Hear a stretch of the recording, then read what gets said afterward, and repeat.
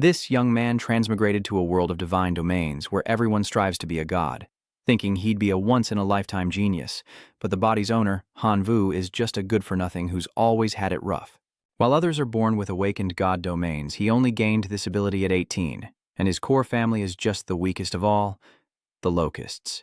Han Yu's divine territory is a lush green spellcasting plain, where swarms of grasshoppers known as the noble yellow insects thrive on the verdant fields. This is Han Yu's core family. He opens the status window to see that his current divine talent is the darling of the heavens. His divine abilities are accelerated growth and life sacrifice, and the number of his family is countless.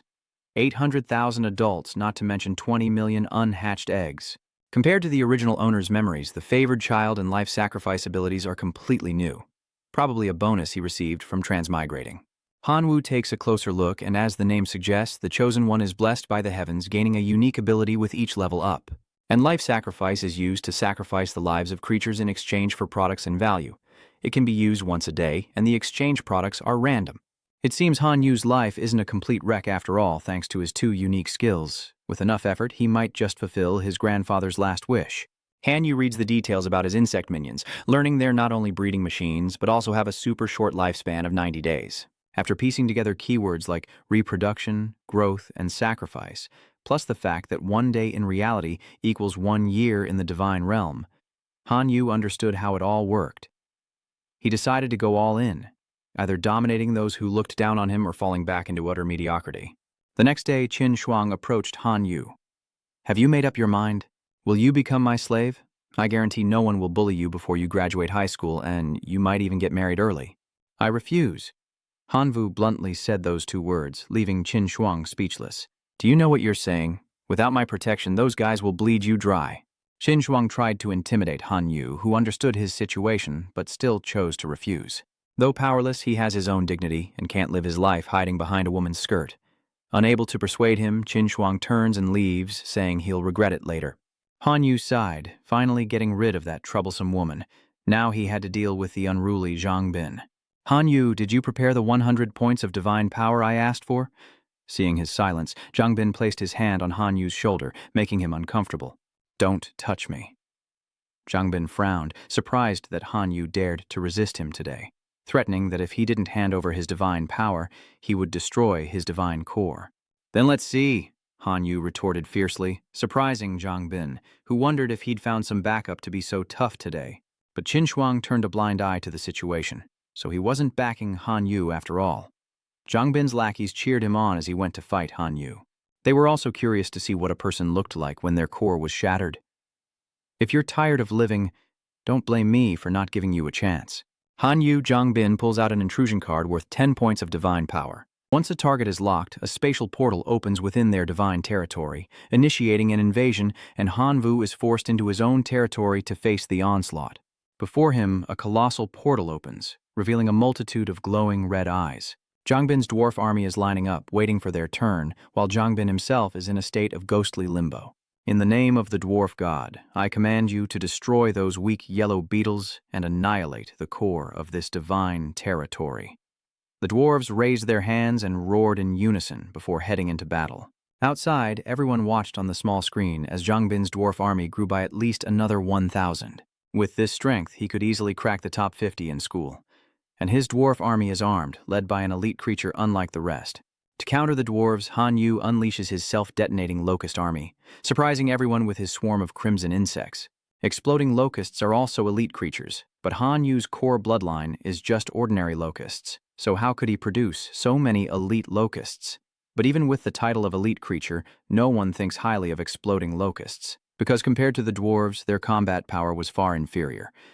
The two armies clashed, and the self-detonating locusts caused grenade-like explosions, pleasing Han Yu. The day before Han Yu made his gamble, he sacrificed 2.5 billion locusts, keeping only 10 million to maintain the species, and was given a choice of 3 rewards. First, 10,000 elite goblin warriors. Second, an inexhaustible spring of life. And third, a sacred artifact that could birth a core noble. 10,000 goblin warriors could solve the immediate problem, but they're disposable. What would he do next time he's threatened? A spring of life is a long-term investment, but it won't solve the urgent problem at hand. So, Han Yu decided to choose the third option, investing in core kin. After a minute of waiting, Han Yu obtained a self-exploding grasshopper, a brainless fanatic who only obeyed the orders of its god, with a lifespan of 180 days. Han Yu grabbed it and threw it like a grenade, the locust exploding in midair. The power wasn't enough to take down a dwarf, but Han Yu had nothing but reproduction speed, using quantity against quality. The result would be revealed when the smoke cleared. After the clash, the corpses of dwarves littered the ground, and the lone surviving elite goblin faced a swarm of self-detonating locusts. Jang immediately ordered his dwarves to retreat before Han Yu wiped them out, but it was too late. He ordered all his familiars through the portal, invading Jang territory as the exploding locusts detonated, sacrificing themselves in Jang domain. He roared at Han Yu, "Get your dependents out of my divine realm." In an instant, even the elite goblins began to fall. Jang hastily surrendered to Han Yu, begging him to withdraw his troops, a request that Han Yu found bitterly ironic. He wanted to destroy Han Yu's divine core, so now Han Yu has the right to destroy his. Jang frantically threatened Han Yu, saying that his parents would never forgive him if he dared to touch him. His father was a demigod, and his mother was about to be promoted. But Han Yu was determined to destroy his core today, to prevent him from causing trouble in the future. Jang tearfully begged Han Yu to stop. "I give up. I promise I won't bully you again. Name your price, and I'll pay it. I want nothing from you except your death." Han Vu showed no mercy to the thug who had once bullied him, but just then, a voice rang out. "Enough, Han Vu, stop it now."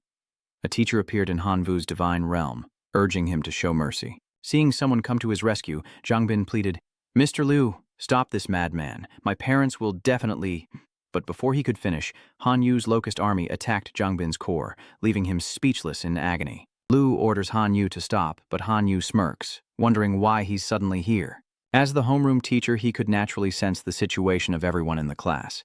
Mr. Liu spoke, portraying himself as a very dedicated teacher. But the truth is, where was this teacher when Han Yu was being bullied and extorted by Jang? In his mind, Teacher Liu thought Han Yu was naive.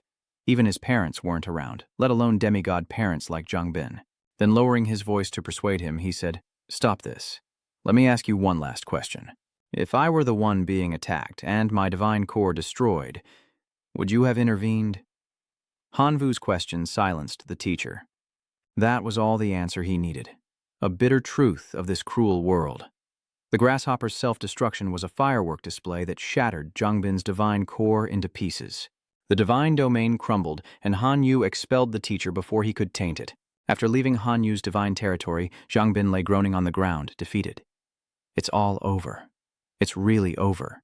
I'm ruined." Liu barged in, yelling at Han Yu to get out of the class. But Han Yu was already gone, leaving the teacher furious and determined to expel him. Meanwhile, inside Han Yu's divine domain, he was assessing the aftermath of the battle. "The numbers have dwindled significantly. It seems I'll have to cultivate more self-detonating grasshoppers in the future." This time, Han Yu also obtained Jang divine realm fragment. Let's quickly merge it into his divine realm and see what happens. After merging, Han Yu's divine domain expanded to over 160 square kilometers, and its core was upgraded to level 2. The rewards are pretty good, so it looks like he can graduate high school here. The question is, can Han Yu remain in this school after destroying Jang core?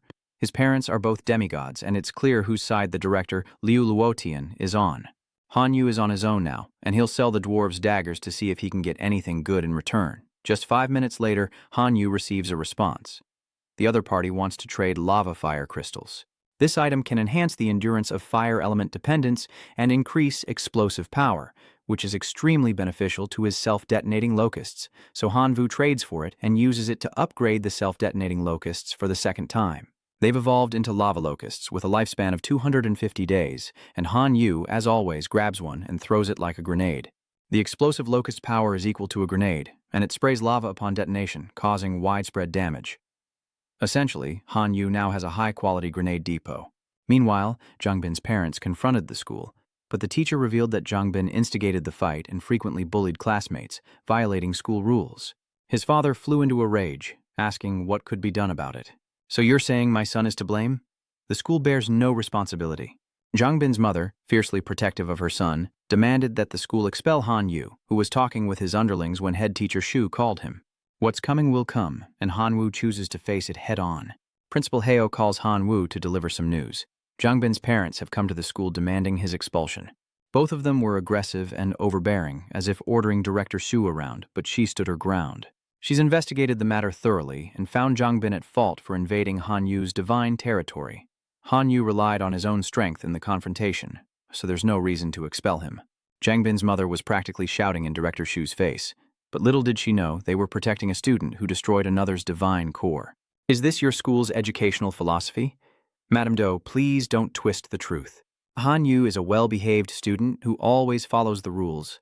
We have plenty of evidence that your son has bullied him on multiple occasions.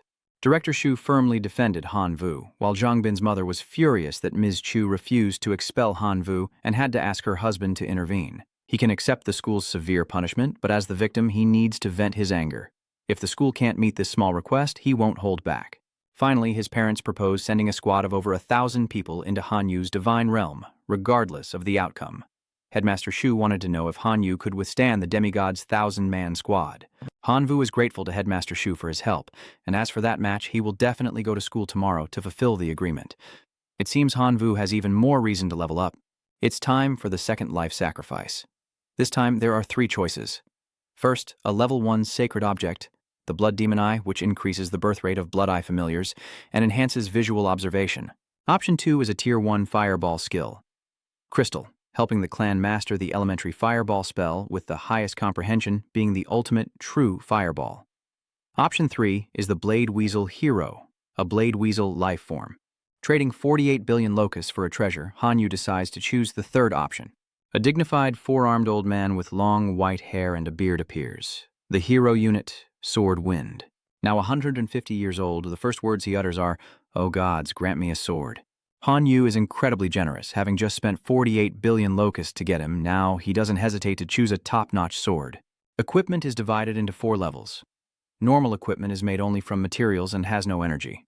Faith equipment has the added masterpiece of faith power, bringing special effects. Godly equipment contains a large amount of spiritual power, possessing a soul and the ability to grow on its own, while divine equipment can only be used by gods, representing divine authority and power. Han Yu generously bestows upon Zhan Tai Jianfeng a Gale greatsword worth 50 points of divine power. He wields the great sword with both hands, 1 sword in each. But Tram Thiet Kiem Fong has 4 arms, so he needs 4 identical swords to reach his full potential. Han Yu is stunned. 1 Storm Greatsword already cost 50 Divinity points, and 3 more would be 150 points. Does he think I'm some kind of rich CEO, but I can't take the upcoming battle with 1,000 demigods lightly, so I'll just have to find a way to buy him the equipment. In Qin Shuang's divine realm, she was practicing connecting with her Thunderbirds when memories of Han Yu saving her from drowning and stealing her first kiss resurfaced. If only Han Yu wasn't so foolish as to not seize the opportunity. Her grandfather is a true god. With 23 demigods in the family, can't they protect you from Zhang Bin's parents? Qin Shuang was startled by a call from Han Yu while she was bad-mouthing him. As soon as she answered, she brought up the matter. He changed his mind. So, you're willing to be my servant? Of course not. Han Yu just wants to borrow her divine power. You want to borrow my divine power? Based on your trash bloodline, you think you can? Don't think you're all that just because you beat Zhang Bin. Your self-detonating beetle is nothing more than food for my thunder sparrow. Hearing Qin Shuang's words, Han Yu hung up. All he wanted was a little divine power. Was there any need to insult him so harshly? Qin Shuang clutched his head in bewilderment. What am I doing? Why did I blurt that out just now? I didn't mean it that way. He must have misunderstood. Then Qin Shuang called Han Yu back to ask for his account number. How much do you want to borrow? And so, Zhan Zhiganfeng now possessed 4 great swords. Han Yu hoped the old man Jianfeng would work hard and not waste the fortune he'd spent on him. The next day, Han Yu arrived at class amidst the whispers of his classmates. He actually dared to show his face. Wasn't he afraid the god domain would be leveled by the demigod's celestial legion? Let's see if he can remain so calm when the god domain's core is shattered. Han Yu had foreseen this. It seems they were just waiting to see him become a laughingstock. Qin Shuang arrived, advising him to withdraw and not compete with the demigods, as even a small team of demigod celestial soldiers could deal with his locust-like army. But Han Yu had no other choice. Speaking of which, Qin Shuang seized the opportunity to persuade him to become her slave. She'll use her family to pressure the Zhang family and see if they still dare to resist. Han Yu knows Qin Shuang means well, but he can't accept her good intentions, telling her to go back so he can prepare to face the demigod. This way, please. Liu Lokthian obsequiously opened the door, fawning as he led Zhangbin's parents inside. Then, he pointed directly at Han Yu, introducing him to the couple. Zhangbin's mother slammed the table, cursing Han Yu, forcing her husband to restrain her tirade. With the Jang family backing him, Liu Lokthian makes his position clear. Han Vu better hurry up and not waste Mr. Zhang's time. But Han Vu waited for Director Hua Mai to witness, not trusting Truong's dog, Liu Lokthian. Does your little matter even warrant Director Hua's presence? My presence here is already more than enough for a kid like you. Now let's get started, or don't blame me for being rude. Liu Luotian put on a show of power, but just then, Director Shu walked in. Mr. Liu, who are you planning to be rude to? Liu Luotian immediately changed his tune, trying to weasel his way out of it. Director Shu, this is a small matter. No need for you to get involved. I was just teaching my students a lesson. Zhangbin's father saw Director Shu arrive and signaled for the match to begin. Han Yu is ready as well, and Director Shu decides to start the match. Zhangbin's father activated his card, leading a pack of werewolves into Han Yu's divine territory. Elite wolf cavalry, led by a captain who had mastered terrifying power. Combined with green orcs and dire wolves and equipped with sophisticated gear, it seems Han Yu is truly doomed this time. Appearing as a spirit, he berates Han Yu, demanding he pay for crushing his son's divine core. The wolf cavalry can clearly be divided into 2 combat units. Rumor has it 1,000 troops were dispatched here, so that's 2,000 combat units before us. Indeed, the Zhang family is second to none when it comes to cunning. The wolf cavalry charges to face Han Yu's exploding locusts.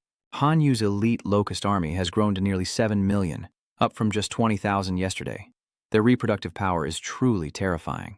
Even the lowest level elites are a force to be reckoned with in these numbers. Sadly, Han Yu hasn't had time to develop, and his future may be ruined by Zhanggang today. Millions of self-detonating locusts sacrifice themselves in vain, only to leave a few scratches on the wolf cavalry. The disparity is immense. Suddenly, dark clouds gather as if a storm is brewing. Indeed, a storm is coming. A storm of rock locusts, descending from the sky to attack the wolf cavalry. The rock locusts explode, unleashing a torrent of molten lava. Everyone is shocked by the scene. The explosive power is even greater than the self-destruction of the Imperial Beetle. What exactly are these creatures? Director Shu asked, hoping a student could analyze their abilities and share the information. After investigating, a student announces the results. They are lava locusts, an elite species. Director Shu and Qin Shuang are forced to reevaluate Han Yu's abilities as another elite species emerges in a single day. Undaunted, Zhanggang knew these insects were no match for his wolf cavalry, and he unleashed his power upon the 7 wolves. They spew some kind of smoke, gathering into a frosty barrier, blocking the locusts' fire. As expected of a demigod, Zhanggang's body possesses tremendous supernatural power to unleash such a wide-range skill. With one move, Han Yu's locust swarm was reduced to only 500,000. There's no way he can turn things around this time. You little brat, I'll show you what despair truly is. Once your core is shattered and your divine domain collapses, you'll be expelled from the academy. Then your fate will be in my hands. Zhanggang ordered his 1,000-man squad to charge and shatter Han Yu's core. Director Shu sighs, unable to watch. It seems this is the end. Look, what's that in front of Han Yu's divine core? Everyone pointed to the figure of the Sword Spirit clan. The old man has been waiting for them since this afternoon. All they know is that the great sword storm in his hand is worth 50 divine power, and 4 of them are worth 200. Where did Han Yu, who's supposed to be broke, get so much money? Principal Shu recognizes the Swordwind family as a species with innate superhuman bodies. But Jang Gang, a demigod, also has the superpowered body of that wolf cavalry captain. If the wolf cavalry captain can hold off the Iron Sword Wind, the other cavalrymen can destroy Han Yu's core. However, Director Hua senses that the Tramtheat Sword Sane is more than just a super being. He's a genuine hero. Zhanggang has struggled for decades to nurture just one hero, while Han Yu, still in high school, already possesses such an elite family. He must seize the body of the Blade Piercer. Once Han Yu's divine domain core is destroyed, the Swordmaster's body will be his. The Blade Piercer remains silent and cold.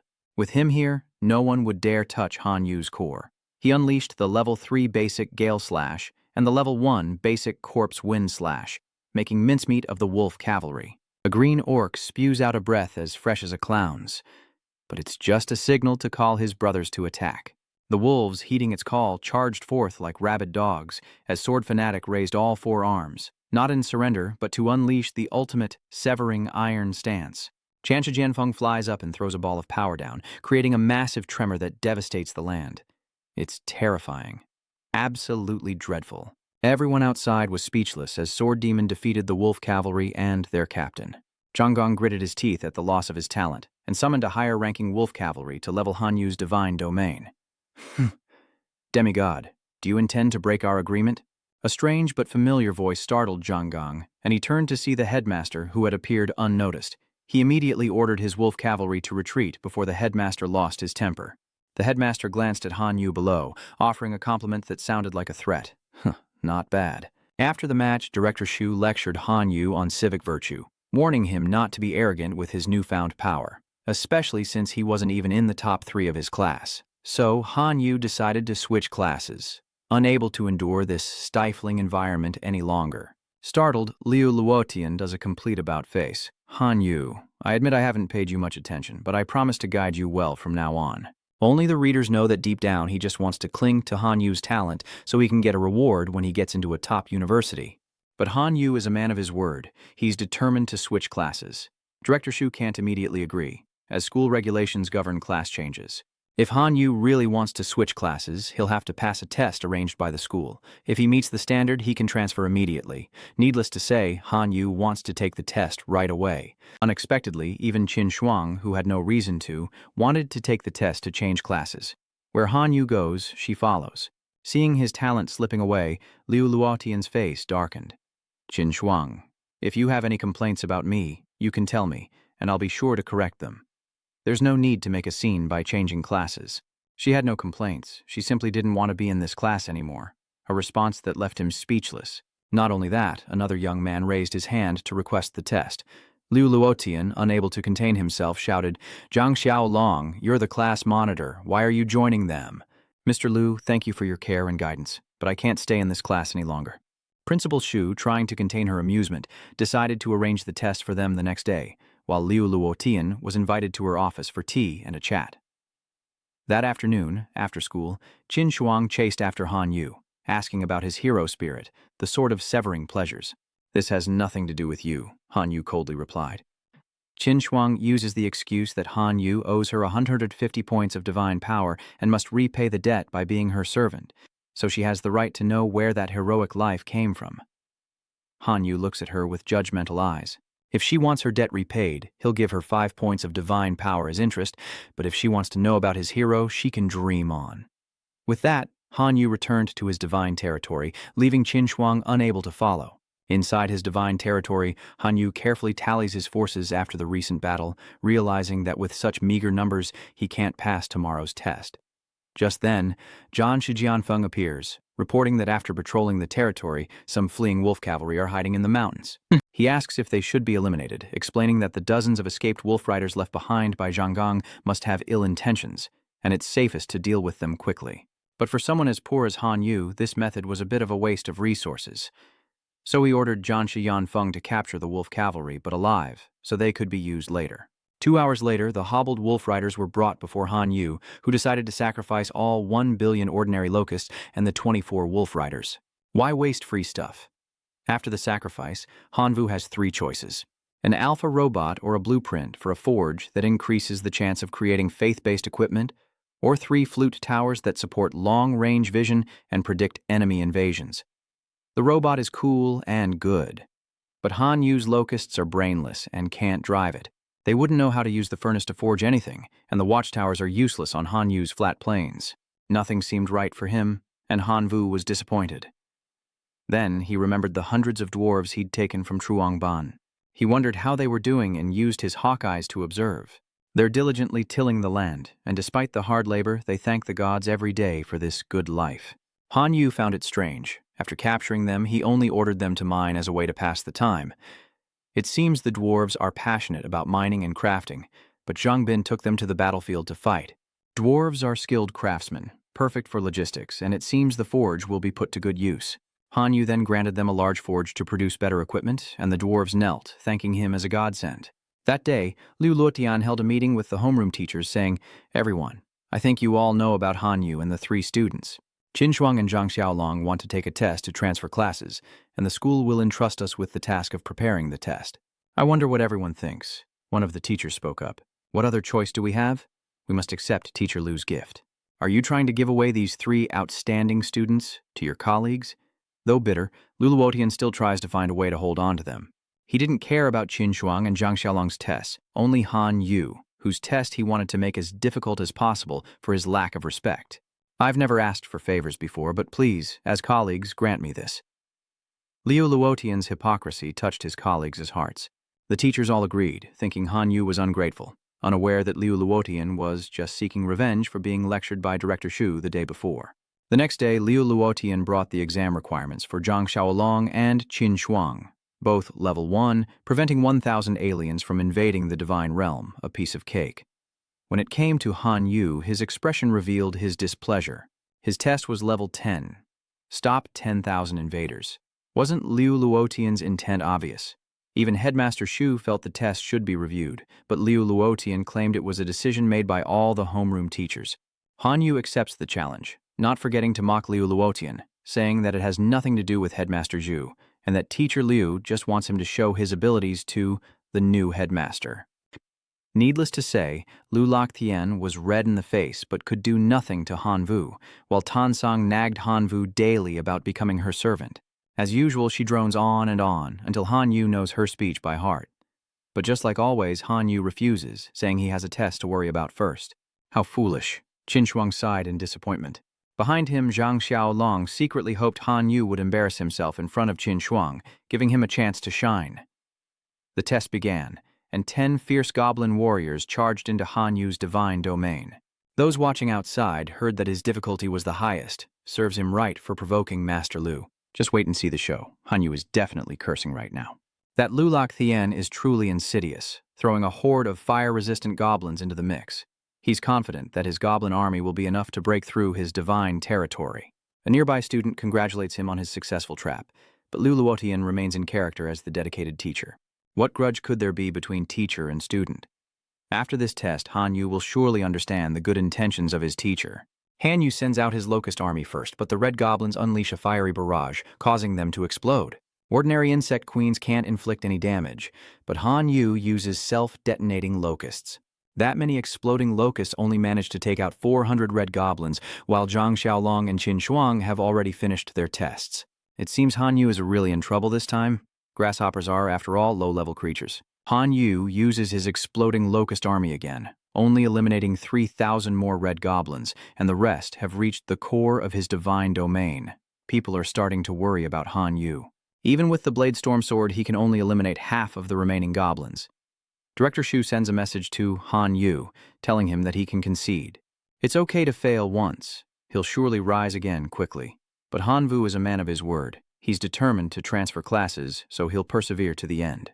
Even with only one man left, he doesn't hesitate, and he's not defeated yet. The blade-piercing sword unleashes a storm slash, taking out dozens more goblins. The goblins combine their firepower, creating an explosion around the Sword of Slaughter. The old man doesn't seem to be able to hold on. No one can stand being dragged onto the battlefield at 150 years old. Liu Luotian couldn't help but smirk. Han Yu, this is the last lesson I'll teach you, so you better learn it well. But before his smile lasted 5 seconds, everyone shouted, "Look, what is that?" A goblin legion appears within Han Yu's locust domain, and it's the very legion Zhangbin abandoned. The green goblins raise weapons newly forged in Han Yu's furnace, protecting their god, while the red goblins are stunned to see their brethren, now their enemies. Everyone was surprised again when they learned that those dwarves were Zhangbin's core retainers, further proving that Han Yu was a rare talent. In just a few minutes, the red goblins were defeated by the green goblins. Han Yu happily praised, "Well done, you almost bit the dust there." Everyone was happy for Han Yu. Only Liu Luotian was bitter, unable to bring him down despite all his dirty tricks. Then the teachers began to fight over talent. Everyone wanted one of these 3 talents in their class. Zhang Xiaolong was devoted to Qin Shuang, but Qin Shuang was waiting for Han Yu's decision to follow him. Han Yu asks Director Shu why his test level was so high, 10 times higher than normal, but it was a decision made by all the teachers in the department, so Director Shu couldn't say for sure. Han Yu hoped to see the results of that vote, as the other teachers began to criticize Liu Luotian, regretting listening to him, and voting yes that day. Only 2 teachers voted against it, and while Han Yu was grateful, he still had to choose between the 2. One teacher, impressed by today's test, believes Han Yu has a knack for training dwarves and promises him an army of at least 10,000 dwarves to compete for a top 10 spot. The other teacher believed in nurturing core bloodlines, offering resources to perfect Han Yu's locust bloodline evolution. Mr. Dian Van, I want to join your class. As soon as Han Yu made his decision, Qin Shuang and Zhang Xiaolong followed suit. With all 3 talents deciding to join his class, teacher Dian Van was happier than if he'd won the lottery. This year, he might actually have a shot at the Outstanding Teacher Award. To welcome the new students, teacher Dian Van has prepared a small gift, a level 2 insect nest architecture card, 1 square kilometer in size that hatches tens of millions of insects each year. Embedding holy relics into the insect nest can maximize its effectiveness. This gift was clearly tailored for Han Yu. Building the insect nest behind the divine territory allows for the use of 2 level 1 sacred objects, the Heart of Violence and Lava Fire Crystal, for additional support, allowing the insect nest to utilize the effects of those 2 items during the insect egg incubation process. That means he'll get 10 million lava locusts every year. After calculating, Han Yu bowed deeply to thank teacher Tianwen. Tianwen doesn't need long thank yous, just improve your grades, so I get a bonus. Director Shu clapped and announced that today's test was just a small practice, and the more important exam is the school-wide test in 7 days. As for the resources to be divided among the classes, Principal Shu need not elaborate on the prize money. In Han Yu's divine realm, he tallied his forces as usual, their numbers dwindling to just over 2 million locusts of all kinds. Han Yu felt pathetic. With this strength, he'd surely be at the bottom of the class in the exam in 7 days, and teacher Tianwen would be incredibly disappointed. It was then that Han Yu noticed the dwarves had renamed themselves rickshaw dwarves. He hurried to see it with his own eyes. Sure enough, they had evolved into elite rickshaw dwarves after a desperate battle. If they were Han Yu's core dependents, that would be the end of the line. Now, he can only speed up development and restore the locust dependents to their former scale. 4 days later, after much deliberation, Han Yu's locusts numbered over 7 billion. He prayed this sacrifice would yield a good item, and finally, he had a choice. First, a second-tier artifact, the law of gluttony, granting the core race the ability to devour anything to evolve, though only applicable to ordinary lifeforms. Second, a hero template, giving Han Yu a transcendent lifeform that can evolve into a heroic lifeform. And finally, 1 point of divinity. Han Yu's eyes lit up at these 3 amazing choices. Each one was so tempting. He wished he could have them all. The law of gluttony can turn ordinary locusts into elite beings, but there's no guarantee he'll have enough food to satisfy them.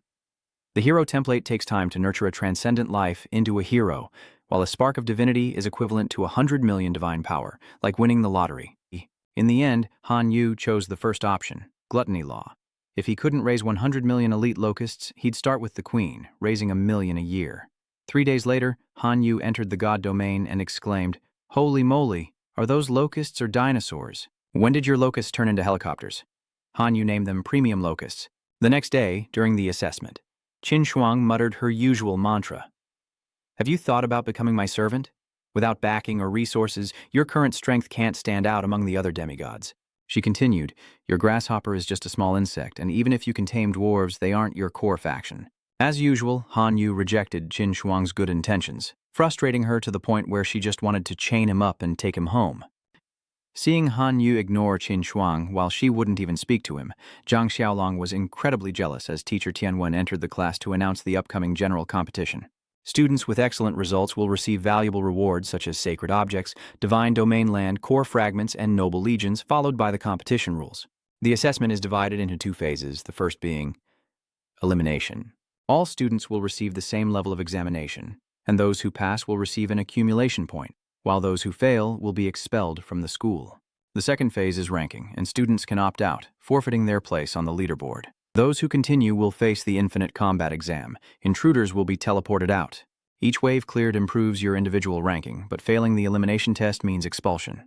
It sounds brutal, but Han Yu is eager for the reward this time. His wait was not in vain. Ranked students will randomly receive a basic resource card. Not to mention the top 100 get special rewards, and the number 1 student receives a divine point. Han Yu is ready to dive in headfirst for that reward. The first round is counting down, and Han Yu prepares his locust and goblin armies for battle. A horde of flesh golems slowly advances into his divine territory. Han Yu didn't expect the school preliminaries to be this intense. Bloodflesh demons are common creatures with elite combat power. 3 inches of thick skin that's hard to penetrate. But they're slow. Han Yu sends in 50,000 explosive locusts to detonate the rocks. The flesh golems barely took 3 steps before being blown to smithereens, and Han Yu could smell the delicious aroma of barbecue from afar. Could this be the effect of the gluttony law, turning them into food for his locusts? Han Yu then ordered the dwarf coolies to rush in and drag all the corpses of the flesh golems back. 15 minutes later, not a scrap of flesh remained of the corpses under his locusts' mandibles. Clearly, he was just feeding his brothers. In the observation room, the teachers lamented the difficulty of this exam, as a third of Mr. Dian Van's class had already been eliminated. This time, the principal led 3 vice principals to the front lines to compete with the Mayuyan civilization for territory. The sight of the flesh golems intrigued them, so they added them to the exam. Demigods shouldn't overthink things. Dian Van was thrilled to see Kan Han Vu using the flesh golems as food for his locusts. What others see as a nightmare, Han Yu sees as just walking meat. Furthermore, his clan's ability to resist the toxins in the flesh of the bloodfiend golem is truly rare. The other teachers began to see Han Yu's locusts in a new light, realizing they could be a new discovery worth studying. Just a lucky fluke. When it comes to strength, those grasshoppers are just flying insects. Meanwhile, Liu Luotian muttered jealously, but teacher Tianwen countered that luck was a talent and the locusts were not weak. Now they've reached the transcendent life form stage. Even if they're at the bottom, a transcendent life form is still beyond a superhuman. Aren't transcendent locusts still just locusts? Goblin traits outshine any overall strategy. Tianwen finds Liu's perspective to be biased, comparing the grasshopper's weaknesses to another's strengths. When it comes to reproduction speed, can anything beat this baby-making machine? Liu Luotian didn't want to argue further. One of his students, Liu Mo, a goblin descendant, is the subject of Liu Luotian's bet that Liu Mo will outperform Han Yu. Dian Wen, not one to back down, also placed a bet on Han Yu, wagering 5 points of divinity. With everyone here as witness, Liu Mo shares Liu Luotian's surname. Turns out he's his own grandson. Liu Luotian spares no expense for his nephew just to surpass Han Yu, dreaming of the day he can finally look down on him. The qualifying round ends with 430 successful candidates, 300 of whom choose to participate in the ranking assessment, while 130 cowardly give up.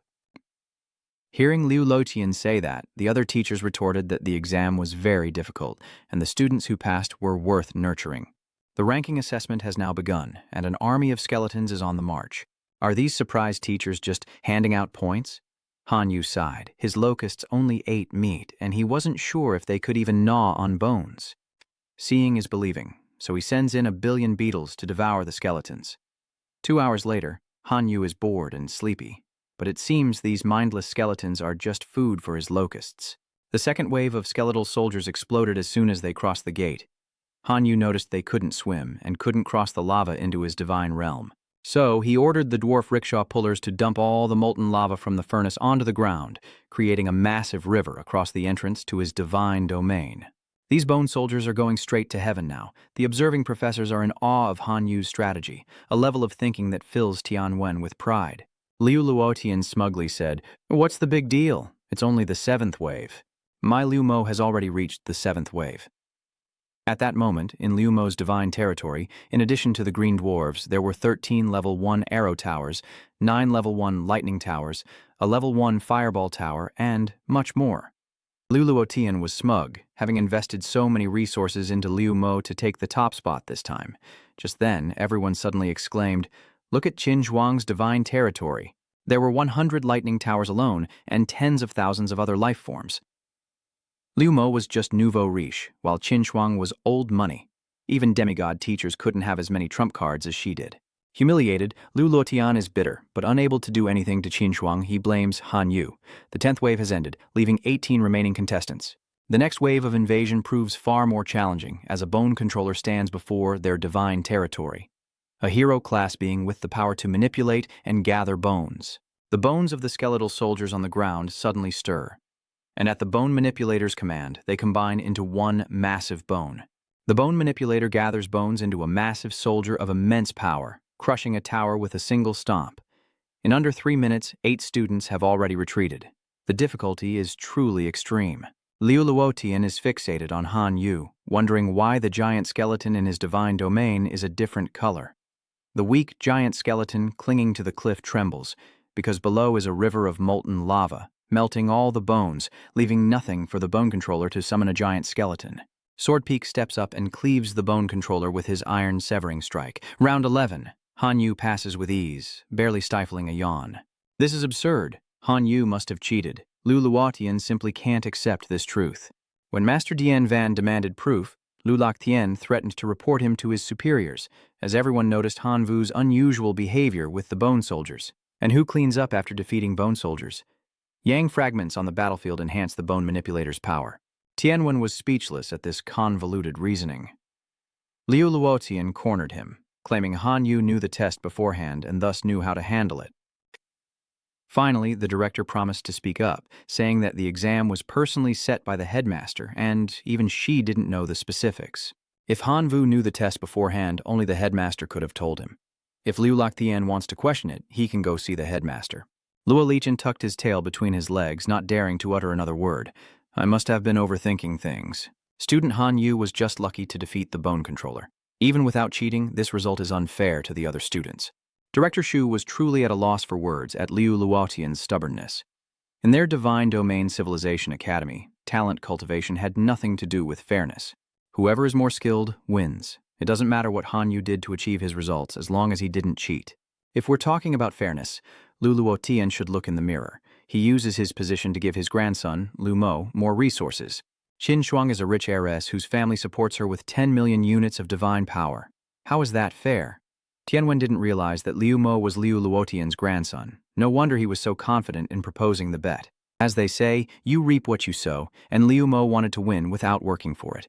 Sure enough, he couldn't fight anymore by round 11 and had to withdraw. The bet's outcome is clear. Han Yu passed round 11, while Liu Mo did not. Tianwen patted Liu Luotian's shoulder, reminding him about the bet, and a reluctant Liu Luotian handed over the 5-point divine card, reminding Tianwen to take good care of it. One day, he'll win those 5 points back. After an hour, only Han Yu, Qin Shuang, and Huang Fei remained, having cleared round 13. In round 14, Huang Fei withdrew, and by round 16, Qin Shuang had also left, leaving only Han Yu, who continued to hold on until round 20. His locust grew stronger with each battle, as countless bone soldiers were sacrificed as food. After 50 minutes, the Divine Realm was briefly at peace, awaiting the increased difficulty of round 21. The door slowly opens, and Han Yu looks up in awe. It's so big! The appearance of the ancient scale spirit master surprises even the teachers at the headmaster's extravagance. Having reached the final stage and even a spirit lord, Han Yu was bored and voluntarily withdrew. The ancient Kirin spirit lord barely appeared before being dismissed, protesting as Han Yu's body was forcibly ejected from the divine realm while he clung to the door. Suddenly, something flew from the spirit lord, whizzing past Han Yu's face and causing an explosion behind him.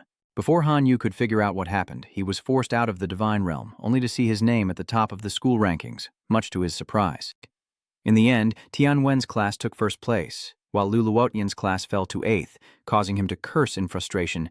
Damn it, my class should have been first. Han Yu proudly accepts everyone's congratulations, rising from a bullied youth to the top of the school. An hour later, the rewards arrived, a plethora of rare exchange cards that made the other students envious. Each exchange card offered a benefit, and now Han Vu had to choose the most suitable one. A truly agonizing decision.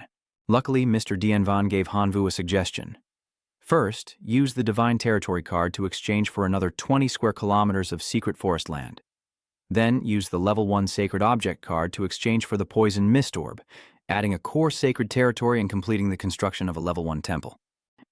Since he could only exchange for one weapon, it wouldn't be enough for all 4 Sword Tempest dwarves, so he decided to find a weapon for the Crimson Dwarf. Han Yu spots a Purgatory Battle-All, but it requires a Fire-type hero life-form to wield, meaning his current dwarf, Seek Lo, can't use it yet. It won't work until Cyclops finds a Fire-type hero.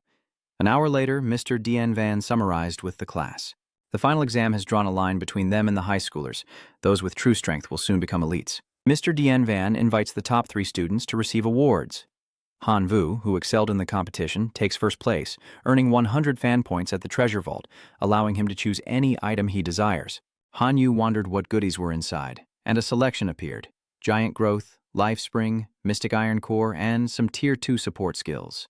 Han Vu chose the Spring of Life, which would strengthen his life force like a flowing river, nurturing life and changing the surrounding environment. During the break, a young man approached Han Vu wanting to trade 100 million units of divine power for 1 point of his divinity. Of course, Han Yu didn't agree. Why would he trade away his divine spark? No reason needed, just agree, and you'd have 100 million units of divine power to change your fate and live a life of comfort. The young man, rich but lacking divinity, assumed Han Yu would take the divine power, but Han Yu flatly refused, saying that even though he was poor, he wasn't desperate. The young man wrung his hands, begging him, saying his grandfather was about to ascend to true God but lacked divinity, and besides the divine power, he would owe Han Yu a favor. Over 100 million divine power is no small sum. With it, he could increase his locust swarm tenfold. At that rate, divinity points would be a cinch to acquire. Han Yu was about to agree when his phone rang. Qin Shuang just transferred 150 million divine power to him in exchange for his divine point. Talk about a silver spoon heiress. Hello, she can transfer 150 million like it's nothing. Not only that, Qin Shuang tells Han Yu, is 1 divinity point only worth 100 million divine power? This is common knowledge here, but since Han Yu isn't from this world, how would he know that 100 million units of divine power can condense into a single point of divinity? But only if it's condensed from the power of faith produced by one's own family and used to condense one's own divinity. If mixed with the power of faith of other gods, the rate of divinity condensation will be greatly reduced. The current market price for divinity is 145 million units of divine power, but no one sells it. Reading this, Han Yu realized he'd almost been swindled and immediately chased the young man away. Now he's about to swim in a sea of money. 150 million divine power falling from the sky is quite the rush. In Han Yu's divine territory, he surveys his landscape. A first-level temple built near the dwarves' forge, and the fountain of life placed near the desert, which will soon transform into fertile land. Next, he bestowed the hell-forged warhammer upon the Red Dwarf tribe, basking in their praise. Great deity, thank you for all you've given us. Furthermore, Han Vu gives them a transcendent seed, later called the Divine Hammer, hoping they will soon become heroic beings worthy of the Hellfire Warhammer in their hands. After finishing here, Han Vu flies away like a true god. Next, there's the venomous pearl that teacher Dian Van told him to choose, its purpose unknown. Speak of the devil and he shall appear. Han Vu immediately answers teacher Dian Van's call. Having just won a bet with Lu Luotian and received 5 points of divinity, Professor Tian Wen wants to share some with Han Yu, partly due to his efforts. One is a divinity card containing a 150 million divine power, and the other is a dark, ominous, demonic egg on the left. This is spoils of war Professor Tian Wen obtained in the Outer Realm, an egg laid by the heavenly demon insect king, refined into a death embryo using the secret method of the poison pearl. Although it's dead, it still produces 10 liters of demon fetus extract every day, and even the lowest level insect race can consume it to become a low-level demon insect. When Han Yu first enrolled, Mr. Dian Van promised to help him complete the life potion for the core family. Therefore, Professor Dian Van will do everything he can to help him, even though people at school often look down on him because they think the Huang Trung clan is trash at the bottom of society. But if they grasp the path to changing life, Huang Trung will become a heavenly demon insect. The tribe's potential can't compare to natural elites like Qin Shuang's Thunderfinch, but it can reach the level of common life forms like elves and dwarves, so Han Yu decides to take the demon embryo since he has plenty of money. The compatibility between the heavenly devil worm and toxicity is very high, so Master Dian Van suggests adding a grade 1 poison orb for surprising results. Besides thanking Mr. Dian Van, Han Vu also asked if he could provide a large amount of meat, even if it wasn't high quality, because the meat in Thuong Than was too expensive for him to afford. Tianwen guessed Han Yu's plan to feed the beetles with meat, so he advised him not to buy it in Shangcheng because the price was high and the quality was low. Recently, the headmaster seized a demonic abyss that surely has a large number of demon corpses. He suggests asking the headmaster for help. Han Vu thanks him and hangs up, then wanders around the divine realm lost in thought. These level 2 sacred objects eat like bottomless pits. The sacred realm's supply of beetles is no longer enough, and even the divine realm's production can't satisfy their hunger. He'd better find a food source, and fast. Han Yu placed the demon embryo egg at the base of an ancient tree, hoping it would produce demon feed, which would accelerate the evolution of the beetles. 2 days later, the demonic larvae were ready to feed the beetles, and Han Yu eagerly awaited the results. The egg cracks open, and a mutated black butterfly emerges. A common grade, heavenly devil insect with a lifespan of 200 days. Although just a common species, its power is 100 times that of the royal worm, but cultivation information is extremely rare. The heavenly demon worm must use demon embryo extract to evolve. 1 drop can assimilate a grasshopper, there are 20 drops in 1 millisecond, and 10 liters is 200,000 drops. If all goes well, Hanvu will produce 200,000 demonic fiend insects each day. And in mere minutes, they've already doubled in size by absorbing the demonic fetus essence. If the law of gluttony works on it, it will soon evolve into an elite creature. Next, introduce the Grade 1 Venom Orb artifact into the core of the Divine Realm to see what happens. The Heavenly Devil Worms have already evolved into elite toxic mist Heavenly Devil Worms, a terrifying sight for anyone with a fear of insects. Meanwhile, the principal was racking his brain over the pile of rotting corpses and bones before him. How was he ever going to dispose of all this? Besides the bones, there are also the corpses of the bloodflesh demons. If sealed in cards, the mental strain would be too great, and the corpses would explode, further polluting the air. Just then, Principal received an unexpected video call from teacher Dian Van, who sheepishly explained that he was calling on behalf of Hanvu to ask for the demon corpses as food for his familiar. Hanvu's core kindred are the locusts that devoured the blood demon corpses during the exam without any ill effects. The headmaster remembers Hanvu as the student who fought the demigod Truanquang a few days prior. He never imagined the tiny yellow worms would be so effective, but sadly, the demon abyss wasn't suitable for their survival. Otherwise, they could have been brought in to clear out the corpses. So, the headmaster had the corpses sealed into a card and gave it to teacher Dian Van to pass on to Hanvu. A day later, teacher Tian Wen called the headmaster again, saying that 100 million corpses of flesh and blood demons weren't even enough to fill his locust's teeth, and he hoped the headmaster could provide them long-term. What? They devoured it all in a day and want a long-term supply? The principal was shocked, but remembered his cool-headed persona and quickly composed himself. Ahem. While the demon corpses are useful, a long-term supply can't be free. The headmaster wants to trade with Han Yu. 1 divine power for 100 demon corpses, with a minimum purchase of 10,000 divine power. Moments later, Han Yu made the purchase, swiping his card and spending 1 million divine power, leaving the headmaster speechless. In the days that followed, the time was ripe, and many venomous sky demon insects were born in Han Yu's divine realm. After fattening them up, they must now repay the favor with their lives, and in return, Han Yu has 3 choices. First, 5 colossal warriors with transcendent life forms. Second, a level 3 toxic burst skill stone, granting the clan basic toxic burst, which hero life forms can comprehend up to the highest level. Finally, a decomposition machine to break down matter and increase pure energy. It was worth the effort for Han Yu to birth 12 billion elite yellow beetle lives to exchange for it. The giant warriors are all transcendent bodies with a terrifying reputation for destruction. Even if he sold them, he could get at least 10 million divine power per warrior. Han Yu told himself to stay calm and not let money cloud his judgment. The second option was also extremely tempting. A level 3 poison burst technique combined with the devil worm and a level 1 poison mist orb would be an unbeatable combo. But his core divine domain is only level 3, and after the gluttony law and poison mist pearl, there's no room for the poison burst technique. Han Yu decided to choose the third option, a decomposition machine that can break down matter, extract energy crystals, and create extremely high-quality, expensive food for his magic law familiars. With this machine, Hanvu could earn money without lifting a finger. The massive machine landed before him, and he tossed in some iron ore to test it out. 5 hours later, he had 3 precious iron crystals, which could be used as food for certain special races, or as forging materials. Each is worth 5 points of divine power. This is Han Yu's path to long-term success. Great God, while we were mining, we were attacked by undead, and 3 of our companions were injured. The red dwarf's chieftain is fighting the undead, and their pleas for salvation reach Han Yu. He didn't know why there were undead in his divine territory, but anyone who dared to touch his descendants wouldn't be reincarnating. Arriving on the scene, Han Yu saw the red dwarf chieftain fighting a skeleton soldier. This skeleton soldier seems to be a leader, not as foolish as the common bones. Instead of rushing to save his followers, Hanvu finds the skeleton soldier interesting and investigates it.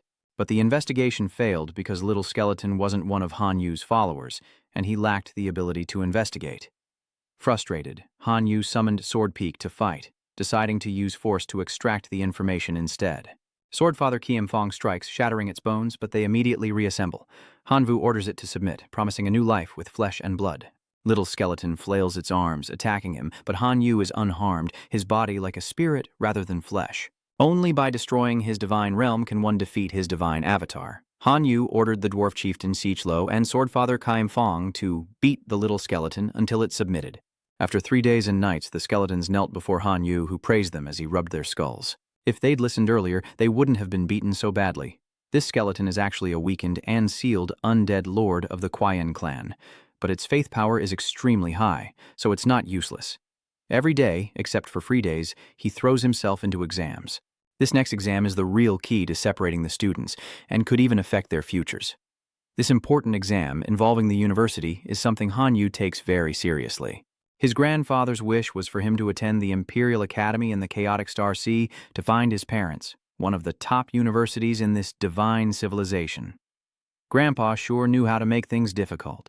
Next, the students will be teleported to the demon realm at coordinates C793826. Specific details will be emailed upon arrival, and each person will have 1 hour to prepare.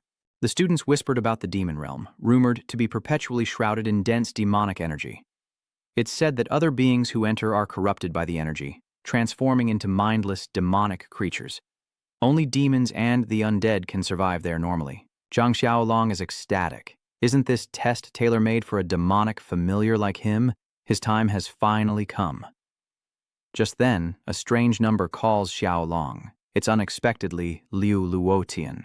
He wants him to take care of someone, and Xiaolong knows it's Han Yu without even being told. If Xiaolong helps Liu Luotian this time, he will definitely reward him handsomely, even sponsoring him with an abyssal dragon demon before the exam. An archdemon is a transcendent being, a powerful race on par with a hero. Liu Luotian is really pulling out all the stops this time. The competition begins, requiring students to transform into familiars. They have 1 chance to summon them each day, up to 100 at a time, and the system evaluates them based on accumulated task points. The mission list is as long as a scripture, so I'll skip it. First, let's choose a familiar. If the avatar dies, the student reverts to their original form. But if their true body dies, they're eliminated. Han Yu has 4 avatar options: a beetle, a dwarf rickshaw puller, a swordmaster godfather, and a frail, crippled, and sealed skeleton lord. This place is thick with demonic energy, so Han Vu chooses to transform into a skeletal lord of the undead to avoid being disturbed. It's a sensation he's never experienced before. 1 gulp from Ale, and like a roller coaster, all his flesh is gone, leaving only bones and clothes. The demon abyss is indeed a paradise for the undead and demons. Han Vu even feels better after transforming than he did as a human. He commands 100 gluttonous emperor locusts to swarm the area, but before they can fly a kilometer, they're corrupted by the demonic energy and all perish. As the rumors suggested, the nemesis of the Qian race is indeed demonic energy, leaving Han Vu no choice but to rely on his newly nurtured 3 heavenly demon insects. Their first task, to fill their empty stomachs. Han Vu sends them to gather fruit, curious to see how the fruits of the demonic realm differ from ordinary ones. As soon as he entered the area, a horde of zombies rose from the stinking mud and advanced towards Han Yu, who wanted to test Little Skull's attack and defense, so he took them all on himself. 10 minutes later, Han Yu had cleared out the undead, giving them a chance to line up for reincarnation, while the 3 heavenly devil brothers harvested countless bone demon fruits. This quest only yields 20 points for the exam, while defeating the boss grants 100. But the boss is a demigod. Han Vu isn't confident in his chances. If that's the case, he'll use quantity to beat quality, focusing on harvesting spirit fruits. After a day, Han Vu stripped the demon realm bare, leaving not a single spirit fruit behind, but since the exam points could only be exchanged once, he came up with an idea. Han Yu messages the class group chat, asking if anyone wants to trade for 100 spirit marrow fruits for Quest 49. Some object, but others agree. Finally, Teacher D and Van had to clarify that only resources gathered during the exam could be traded. The first violation would result in a warning, and the third would result in disqualification. Han Yu strokes his chin, pleased with his business acumen. Now he has all the resources he needs to play the game. Meanwhile, a certain someone, after reading Han Yu's message in the group chat, pinpointed his location and gathered a cavalry of wolves to ambush him. Hours later, Han Yu plummeted in rank, unable to compete due to his weak familiars. If he doesn't take the highest level quest, he'll be at the bottom. What to do? Suddenly, a group of skeletons wanders toward Han Yu. He plots and schemes, but can he, as their new lord, truly control these skeletons? Do you recognize me? Han Yu approached them, and the skeleton soldiers immediately knelt and kowtowed before him. Han Yu was stunned. He couldn't believe it. He'd gained 10 loyal followers with just 1 sentence. Han Yu ordered the skeletons to rise and lead him to their lair to see how many remained. An hour later, the skeletons gathered their kin before Han Yu, including a super cool undead skeleton knight riding a wolf cavalry. Han Yu has really hit the jackpot this time. Luck is a kind of talent, after all. The skeletal knight introduces himself, revealing he was once a member of the First Legion in the fight against the flesh demons. The squad it led was separated from the main army, leaving them no choice but to garrison here, fending off the Rotu invasion. Zombies and flesh demons dwindled in number each day, so soldiers were sent to find demon bone fruit to increase their strength. If they're Han Yu's soldiers, he'll make them even stronger. And a new idea sparks in his mind. The next day, Han Yu's ranking plummeted to nearly 180, creating the perfect opportunity for him to act. Han Wu bestowed bone marrow spirit stones upon the skeletal knights, who then divided the equipment amongst themselves. 10 minutes later, his skeleton soldiers were more bloodthirsty than ever, ready to bring the Blood Fiend's lair here and fight. The Blood Flesh Demon's lair holds 8,000 to 10,000 of them, but Han Yu will take on 1,000 alone. Since a direct confrontation would be difficult, he devised a plan. First, have a skeleton soldier dance provocatively at the cave entrance to cause a commotion. As expected, the male demons inside rushed out like they were in heat, only to find no spring song, but a pile of bone soldiers lying in ambush, ready to attack. The first step goes smoothly, pleasing Han Yu. The Bloodflesh demons can still become soldiers after being destroyed. The Bone Race's method of recruiting new members is truly unique. An hour later, the skeletons had grown to 7,000 strong, while the Blood Fiend nest was down to 3,000. Now this was a fight worth having.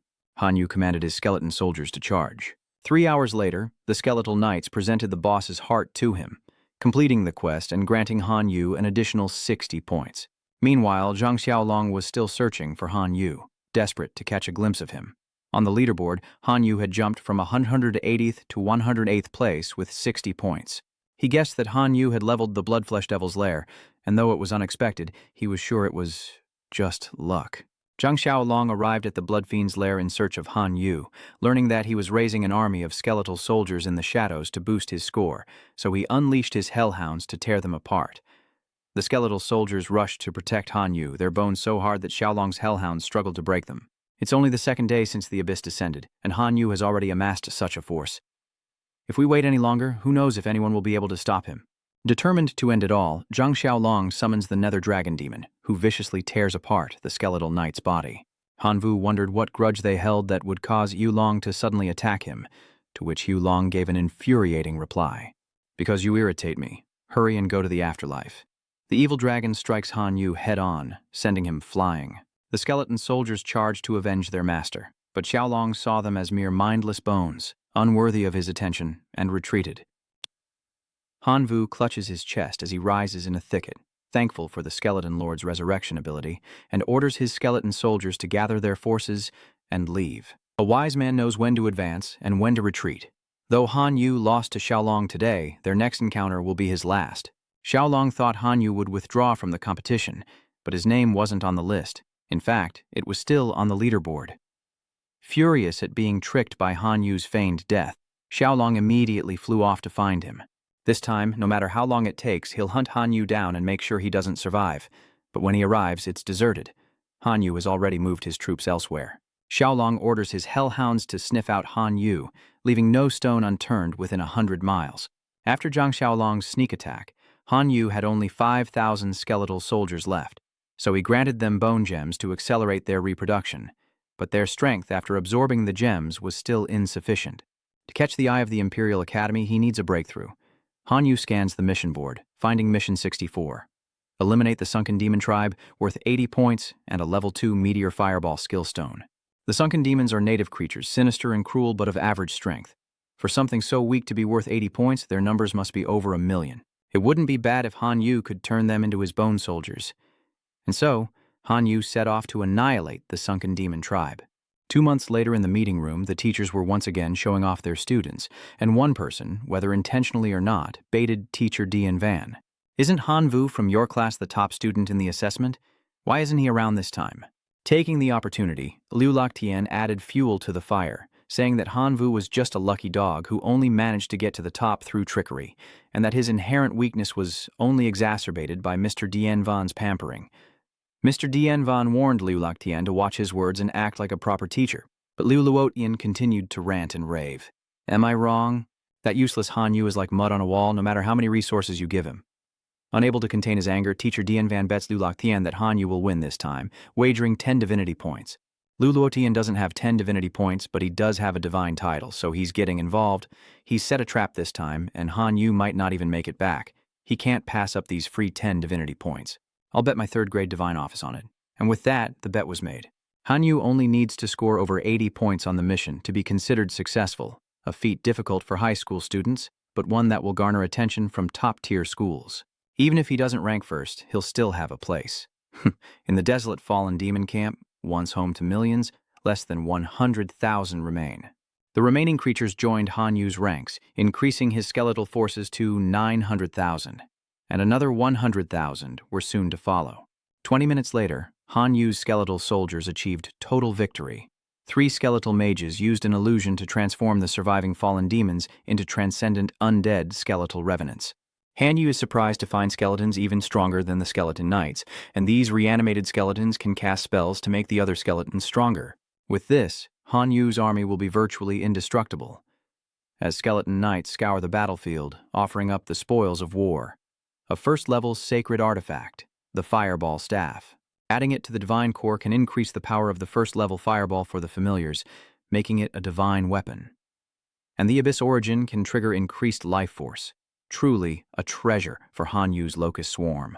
With a 1,000,000-strong army at his command, Han Yu had nothing to fear from Zhang Xiaolong. For now, he'll accept a mission, gaining 80 points, then another 70-point mission to stir up trouble with the native races of the Abyss. 3 days after Han Yu unleashed his skeleton, he climbed from the bottom to 4th place. No wonder teacher Tian Wen sees him as a treasure. So what if he's 4th place? He's not number 1. Liu Luotian still looked down on Han Yu, but then announcements came from various universities inviting Han Yu for interviews after the exam. Even second-rate universities are headhunting Han Yu. The country bumpkin Liu Luotian shouts, "Director Shu, why are you only announcing Han Yu's invitations and not the invitations of the other students? There are 3 students ahead of Han Yu, but according to regulations, they need over 3,000 points and an 80-point mission to qualify. And only Han Yu has done that so far." Next, Qin Shuang also completed the 80-point mission, bringing her total score to over $3,000, and she received offers from other universities. Liu Luotian reassured himself that as long as Han Yu didn't rank first, he would win the bet. Liu Luotian contacted Zhang Xiaolong, reminding him not to target Han Yu anymore, just prevent him from taking any of the remaining 3 tasks. Zhang Xiaolong nodded, setting his sights on the 90-point task. Han Yu reviewed the final 3 missions: eliminate the evil Trent Forest for 80 points, destroy the Minotaur tribe for 90 points, and annihilate the Dark Frog demigods for 100 points. His total score of over 3,000 puts him in 3rd place. Completing 2 more missions would put him in the lead, but it won't be easy. Still, he commands over 20 million skeleton soldiers, 2 hero-level life forms, and many other transcendent beings. So, Han Yu sets out to wipe out the Minotaur tribe. Meanwhile, at the Minotaur tribe, Zhang Xiaolong is forced to join forces with another to attack the Minotaurs for a living. The Minotaur bashed their heads with his club, but after a moment, nothing had changed. Zhang Xiaolong realizes this is bad. If he keeps at it, his entire clan will be wiped out. Time to retreat. We can't even beat this level of trial together, let alone Han Yu alone. Just then, the ground trembled, and as the 2 turned around, they saw Han Yu's army of skeletons surging toward them, 1 mantis against 1,000 bones, too many to count. Seeing the bull demon swarmed, Zhang Xiaolong and the youth charged in to fight alongside him. These bone soldiers may be numerous, but their combat power is weak. Let's attack together. Han Yu won't let them take advantage, unleashing his 2 bone manipulators. The bone manipulators summon colossal skeleton knights to crush their foes, while nearby monsters are resurrected as new recruits. Every corpse around them becomes a bone soldier, increasing their numbers with every fight. Zhang Xiaolong and the other guy retreat in a panic, abandoning any thought of kinship to save their lives. The skeletal knight blocked their path, giving them no escape. Standing atop his rigid companion, Han Vu said, "Truong Hu Long, Tu Doan, long time no see. Han Yu isn't one of your kind. He's Huang Chong." Annoyed by Zhang Xiaolong's incessant talking, Han Yu delivers a swift kick to his face. "No, please. No." Zhang Xiaolong's kneeling for peace comes too late, as he's sent to the Western Paradise in an instant. Seeing this, Si Yin begs, "Classmate Han Yu, we don't have any major conflicts, right? It was just a misunderstanding. I sincerely apologize. Killing me won't do you any good, and letting me go won't hurt you either." Han Yu casually dropped a devastating retort, scaring Ziyin witless, who then offered half his treasures in exchange for his life. Shouldn't he have just said that from the start and saved Han Yu the trouble? With a flip of his hand, Ziyin tucked tail and ran, fearing he'd change his mind. 5 hours later, the bull demon's corpses piled up, and the remaining demons knelt, pledging their allegiance to Han Yu. With the successful completion of this mission, Han Vu earns 90 more points, climbing to second place, just 40 points behind the top spot. 2 missions remain, but before Han Vu can choose, only one remains. It must be because of her resources.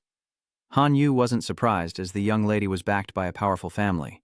Now, to reach the top, he has no choice but to carry out the mission to eliminate the demigod Dark Waz. This is a tough mission for Han Yu. He doesn't like troublesome tasks, but if he wants the attention of the Imperial Academy, he has no choice. So he ordered his skeletal brethren to deploy and head towards the lair of the demigod Dark Warty Goblin. 11 classes have now completed the assessment.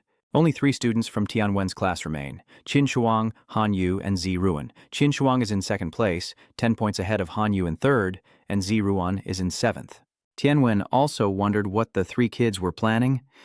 There's no mystery, there's only one demigod mission left. They dare to challenge it, failure means utter ruin. Meanwhile, Liu Luotian seethed with jealousy, his plan to eliminate Han Yu having failed miserably. No one in the 11th grade had ever attempted this quest, and historically, no one had ever succeeded. But Tianwen has great faith in his students. Both Han Yu and Qin Shuang are challenging this final mission.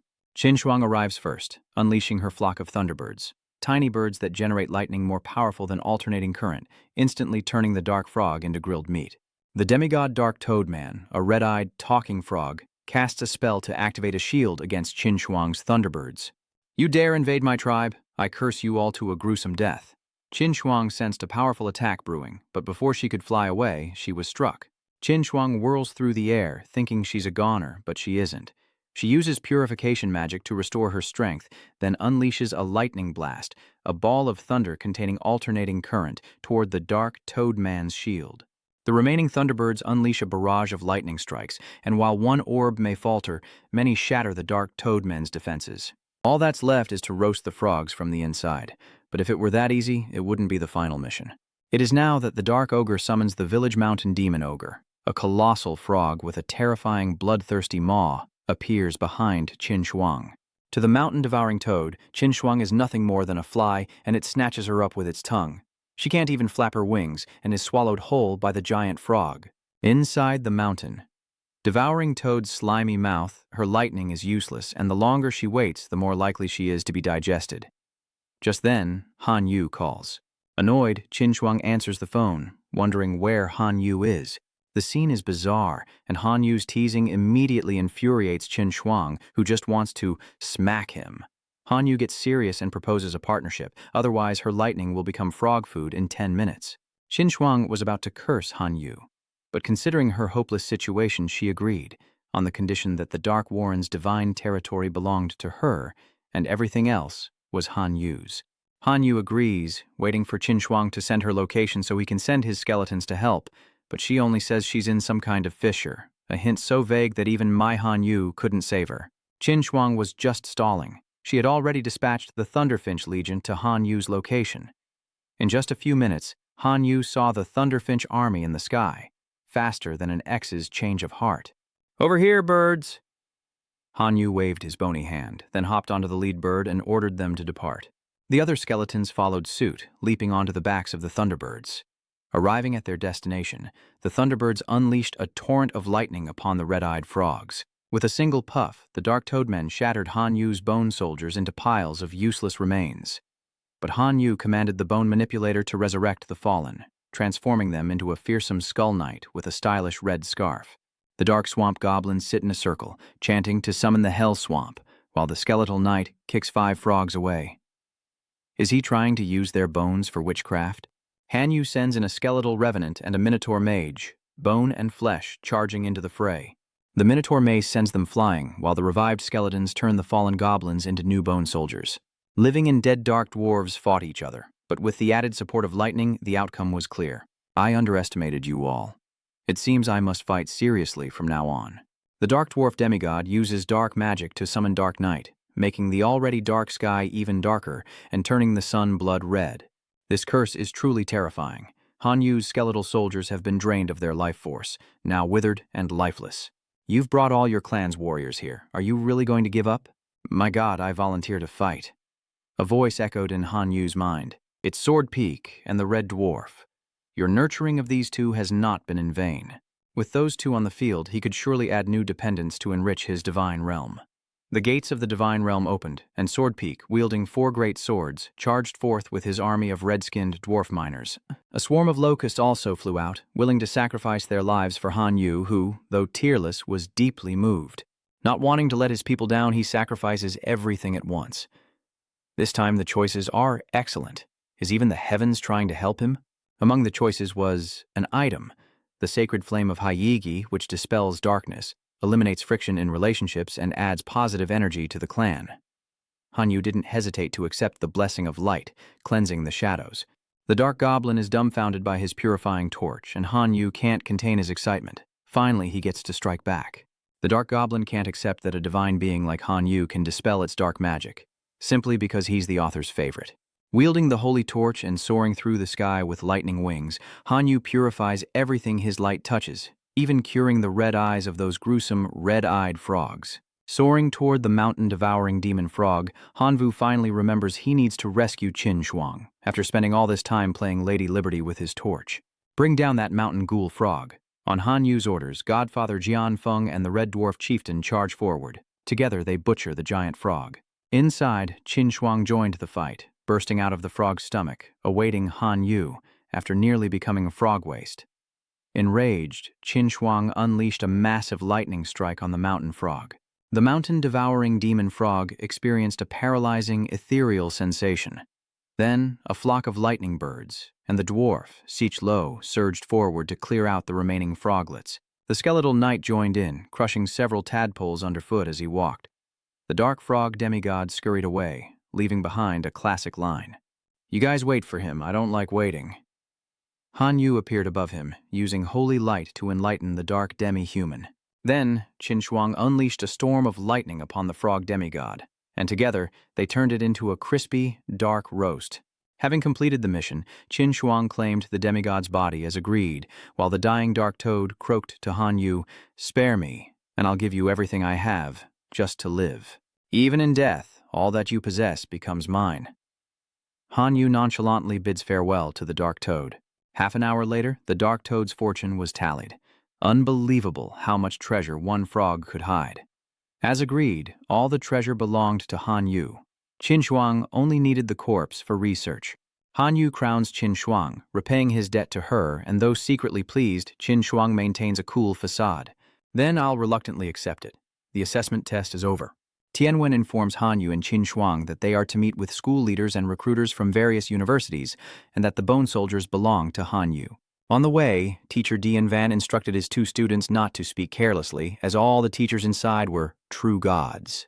Tianwen led them inside and departed, leaving Han Yu to wonder if the 3 true god teachers before him could see his favored son of heaven talent and life sacrifice ability. One of the teachers started with Qin Shuang, whose family was a true god clan with abundant resources.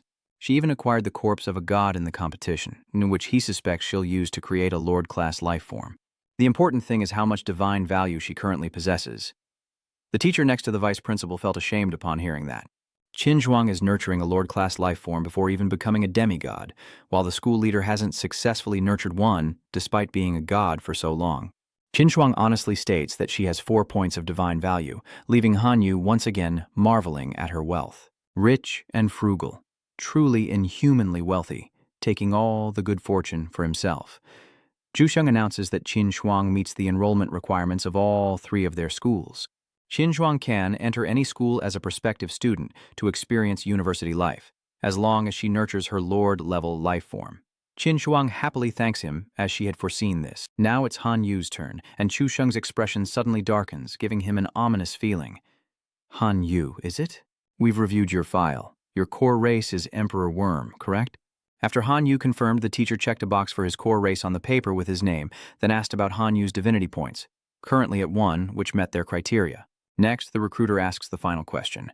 How did Han Yu's godfather of the wind discover the skeletal avatar lord in the demon realm? This question proves that no one knows Han Yu's true abilities. so he sees no need to tell them. However, if Han Yu doesn't answer this question, there's still one aspect of their expectations he won't be able to meet. If Han Yu wants to enroll in their 3 schools, he must continue to excel in the upcoming college entrance exam. Director Shu felt it was a pity that the teachers didn't recognize Han Vu's talent, but Han Vu didn't feel much regret. He'll strive in the upcoming college entrance exam, but to catch the eye of the Imperial Academy, not them. Tianwen patted Han Yu's shoulder in consolation. Gao Academy is a top-tier school that everyone recognizes, so it's normal not to get in. If you're willing, there are still a few top schools that want you as a reserve student. Little does he know, Han Yu only has his sights set on the Imperial Academy. As he left the classroom, Qin Shuang was already waiting for him. After I nurture a life-form overlord, I'll become a reserve student at a top academy. Its resources are perfect for my growth. So, you want to go to the Imperial Academy? Han Yu nodded. His only goal was to go to the Imperial capital's chaotic star sea to search for his predecessor's parents. Qin Shuang retracted her words, resolving to follow Han Yu to the capital. However, as a reserve student, she would have access to resources that would allow her to quickly level up, and they might become rivals. So, she advised Han Yu to seize the opportunity to become her slave while he still could. Han Yu doesn't understand why Qin Shuang is so insistent on him serving her. He makes enough money to live 3 lifetimes, so why would he be her servant? As Han Yu coldly departs, Qin Shuang grows even more fond of him, thinking he's as stubborn as her skeletal subordinates, but also quite endearing. Within his divine realm, Han Yu uses his divinity card. He now has 2 divinity points and a great deal of divine power. His core level has reached level 3, and in addition to his core royal insect dependence, he has many other affiliated dependents. With new faces like the Bone Clan and the Minotaur Clan emerging, Han Yu considers upgrading the combat equipment for these dependents, but more importantly, building a path of advancement for his beloved imperial insects. The first path is the path of depravity, built with the essence of depravity and resources of depravity, which will increase the locusts' resistance and extend their lifespan. Their magic resistance and other stats will increase, evolving into a defensive, counter-attacking form known as the Fallen Locust. The second path uses the hearts of dark goblins to create the Shadow-Dwelling path, granting the locust the ability to phase in and out of visibility while flying. Combined with inflicting some side effects on the enemy, this path is called assassination, so these will be called Dark Curse Spawn. Suddenly, Han Yu hears the thoughts of the dwarf miners. "Oh gods, please forgive our clan. This fool disassembled the sacred scepter you bestowed upon us while he was dismantling ore. Please punish me." Han Yu cursed. After all he'd done for them, they were still causing him trouble. He'd be ruined at this rate.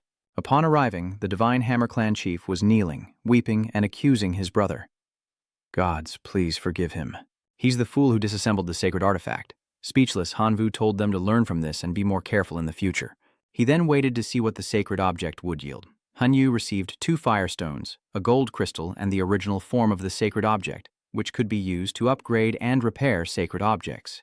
Han Yu was surprised as his law of gluttony had been damaged recently, and he wondered if this sacred material could repair it. Seeing is believing, and since it's already broken, Han Vu has nothing to lose by trying it out. After combining them, the law of gluttony was indeed restored, but only partially. Before, ordinary beings could evolve into elites after eating more than 1,000 times, but now it's reduced to 999 times. If Han Yu had enough sacred object essence, he could completely repair the law of gluttony. But where would he find so many sacred objects to break down? Han Yu then turns to the internet to see what's new, where he finds someone sending out a distress signal. The man has a holy weapon, but he accidentally damaged it, losing its divine power and greatly reducing its combat power, so he's looking for someone to repair it. No one else would take the job, having tried and failed before. But Han Yu is different. Since he possesses holy materials, he should be able to repair the weapon. Han Vu immediately messages the man. If they're still interested, they can contact him. No sooner had he sent the message than a call came in. That was fast. Han Vu wasn't sure if he could completely repair the weapon, but it was worth a try. Since this person has been looking for a solution for a while, there's no harm in trying again. First, send Han Vu some divine objects. The person is afraid of being scammed, so they downloaded the God Realm anti-fraud app. If Han Yu dares to scam me, he'll regret it. What level of holy relic do you need? If it's below level 4, I can give it to you right away, but anything above that will take some time. Han Yu couldn't believe he'd found a sugar daddy with even level 4 holy objects, but he only needed level 1. As soon as he said that, a huge box fell from the sky, nearly hitting him. Damn, did it have to be so fast? After counting, Han Yu saw that there were 100 sacred objects in this package. Should he just take them and run? But then he remembered the guy had downloaded some fancy God Realm anti-fraud app, so he scrapped that idea. Han Yu dumped all 100 sacred objects into the decomposition furnace. 2 hours later, he received 109 sacred materials, pocketed 9, and sent the other 100, hoping he wouldn't get caught. After the successful send, the youth was immediately grateful, exclaiming, "Big brother, you are my savior. I am Yuan Zhang, and I beg you to help me." Han Yu covered his ears, wincing at Yuan Zhang's loud voice. "You're far too kind.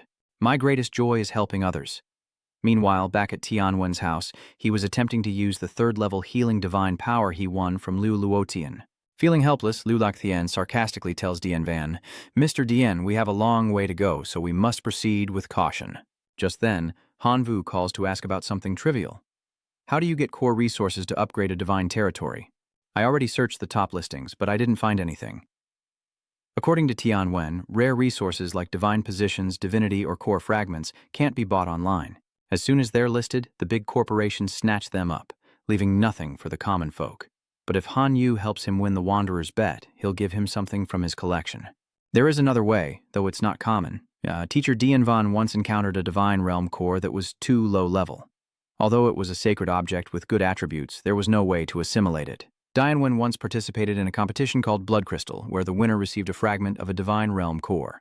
If Han Yu fought other divine realm citizens, or even races from other civilizations, his dependents would suffer heavy losses. But victory would yield a core fragment to salvage the divine realm. Han Yu had just spent a fortune nurturing his dependents, and this was his chance to test their strength.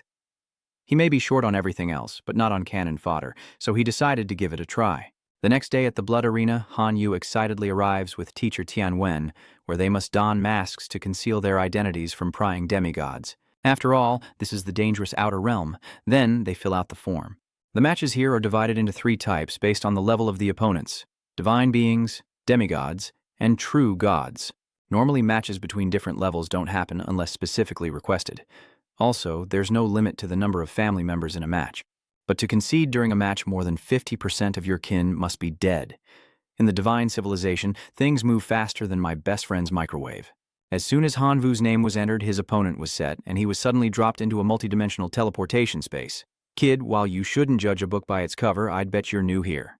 Han Yu's opponent is a young man calling himself Grand Rat, who, despite the silly name, is said to be ruthless. They pitied Han Yu, running into him on his first try. Han Yu overheard them, realizing he'd drawn a tough opponent right out of the gate. Both competitors are instructed to release their familiars. The match will begin in 3 minutes. The big mouse summons a swarm of mutated long-tailed hamsters whose squeaks are deafening. Kid, you've probably never seen this many familiars before, have you? Getting scared? Just give up if you are. If this is a numbers game, Han Vu isn't worried, summoning a fraction of his locust swarm to compete. The rat overlord scoffs, finding Han Vu's familiars even more pathetic than his rats. Let's see if the mice will eat the locusts or become locust food themselves. Mice, prepare to fire. An untold number of mice take aim. At the rat overlord's command, a storm of arrows flies toward Han Yu, who orders his abyss weevils to defend. Each arrow snaps in 2 against the tough wings of the fallen insects. The rat boss orders his minions to flex their tiny arms and fire relentlessly. While defending, Han Vu sent out the dark curse bugs to attack. A dark curse grasshopper circled around, using 3 types of curses to make the rats squeal. But Han Yu uses this opportunity to unleash his heavenly devil insects, and the rats, already reeling from the spell, can't tell rat from grasshopper. The heavenly devil insects released venom from their rears, and the mice, unable to dodge, were crushed in an instant. In the end, Han Yu's kin had a 99% survival rate, while the rat overlord's was just over 20%. The rat tycoon immediately surrendered, fearing his rats would be wiped out if they continued to fight. After his victory, Han Vu received a fragment of the divine realm core. As soon as he touched it, he felt something akin to the power of life sacrifice.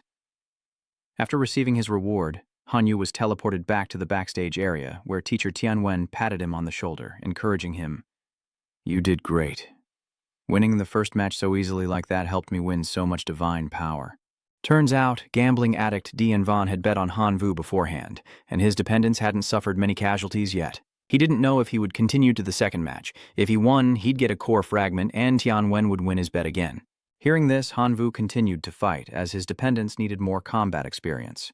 On day 32, Han Yu tallies his losses at 100 million devil beetle larvae, but he's won 89 consecutive matches, raising his core fragment to level 7.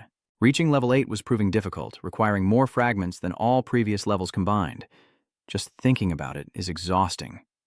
Seeing this, Tianwen suggests a match against a demigod, which could increase the reward tenfold. If Han Yu wins against a demigod, the spoils from his 90 consecutive victories will be multiplied tenfold, meaning 90 ordinary Divine Realm core fragments. After some thought, Han Yu applies for the overlevel match. The audience buzzed with speculation about the upcoming match, some having already heard of Han Yu's swarm. Having only joined Bloodthirst for over 30 days, he's already an unbeatable divine being level killing machine. A demigod uses a very high-level divine core and can carry higher-level sacred objects, not to mention divine authority. Everyone bet on the demigod who could use divine magic, thinking Han Yu was too arrogant to challenge him with his locusts. Mr. Tianwen was sweating bullets as he was the only one who bet on Han Yu at 1 to 100 odds. Han Yu tells Mr. Dianvan to bet 10 million god power on him, but Mr. Dianvan, seeing his big play, only bets 5 million. His entire fortune is riding on you, so you absolutely cannot lose. If he wins, the teacher will buy himself a divine weapon as a reward. Han Vu was speechless. He thought it was for him, but it was actually for the teacher. Why are you so eager to thank me? Han Vu hasn't added any sacred objects since upgrading his divine realm. It seems that the law of gluttony and the poison mist orb are different than before. Viancheng only waits for Han Yu to enter the divine realm to ask if he's refining holy materials today. Han Yu suddenly remembered that last time he said that sacred objects below level 4 could be found. Turns out, in Yuanzhong's divine realm, sacred objects below level 4 are as common as grass. Han Yu smirks and asks Yuanzhong to send him powerful level 2 sacred objects with poison, earth, and fire attributes, and as soon as he finishes speaking, an even larger package falls in front of him. Han Yu exclaimed, "Wow, it really is different when you have money." Inside the package are 2 level 2 sacred objects, the Raging Fire Lava Orb with earth and fire attributes to enhance the clan's defense and resistance and improve their recovery. The second is Shadow Nail with the Dark attribute, allowing the contracted kin to learn the second level skill, Shadow Nail, which shoots shadows and opponents through nails, restricting their movement. Han Yu was extremely satisfied. These 2 sacred objects were perfect for the Fallen Worm and the Dark Curse Worm. Without waiting, he fused the 2 sacred objects, creating a thunderous explosion, and Han Yu's insects evolved again, looking more fierce than before. With the evolution complete, the arena was prepared, and Han Yu was more experienced with this teleportation. The arena roars with jeers. "Crush him, statue master! Show us the power of a demigod!" The burly, bearded Avatar Lord crosses his arms, showing off his strength. "Today is my lucky day. So I've found a newcomer who doesn't know his place. Have you prepared a funeral for the clan?" "That's a lot of talking," Han Yu coldly retorted. Even so, the totem master couldn't resist muttering a few more lines. "Go, my mammoth behemoth legion!" The idol master summons his massive mammoth army as the crowd roars with excitement. The Elephant Lord is truly magnificent. So cool. The Elephant Master rides atop his colossal thunder mammoth, leading the charge with imposing might. A rookie, are we? It's your turn. Han Vu, as always, unleashes his locusts. There are also poisonous demonic explosion bugs raised by the bug nest, devouring law and poison mist, and shadow curse bugs raised by the bug nest, devouring law and shadow spikes. There are also the earth explosion immersion bugs, nurtured by the bug nest, the law of gluttony, and magma flow orbs. I can't help but anticipate Han Yu's power, as his locusts have evolved once again. The 2 sides began to clash, and Han Yu sent in the Dark Curse Insect Squad first. They launched shadow spikes at the mammoth's shadows, immobilizing them. With the mammoths fixed in place, the toxic, explosive, demonic insect army was unleashed. There was no escape this time. Faced with this threat, the Elephant Master remains confident, believing that even if he can raise locusts into transcendent beings, he still can't harm his giant mammoths. "Are you sure about that?" Han Yu asked with a smirk. The next second, an explosion rang out, forcing the mammoths to recoil. The Elephant Master guessed that Han Yu was aiming for overwhelming numbers and wouldn't let him succeed. He ordered the giant mammoth legion to protect the giant thunder mammoth being ganged up on, while Han Vu sent out a swarm of explosive beetles to fight the mammoth horde. The elephants were blasted and burned by lava hotter than your ex. The Elephant Master gritted his teeth, casting 3 savage divine magics on the mammoths, buffing their armor and healing them. The buffed mammoths now have the strength to withstand the berserker beetles, and the Elephant Master crosses his arms, smiling smugly.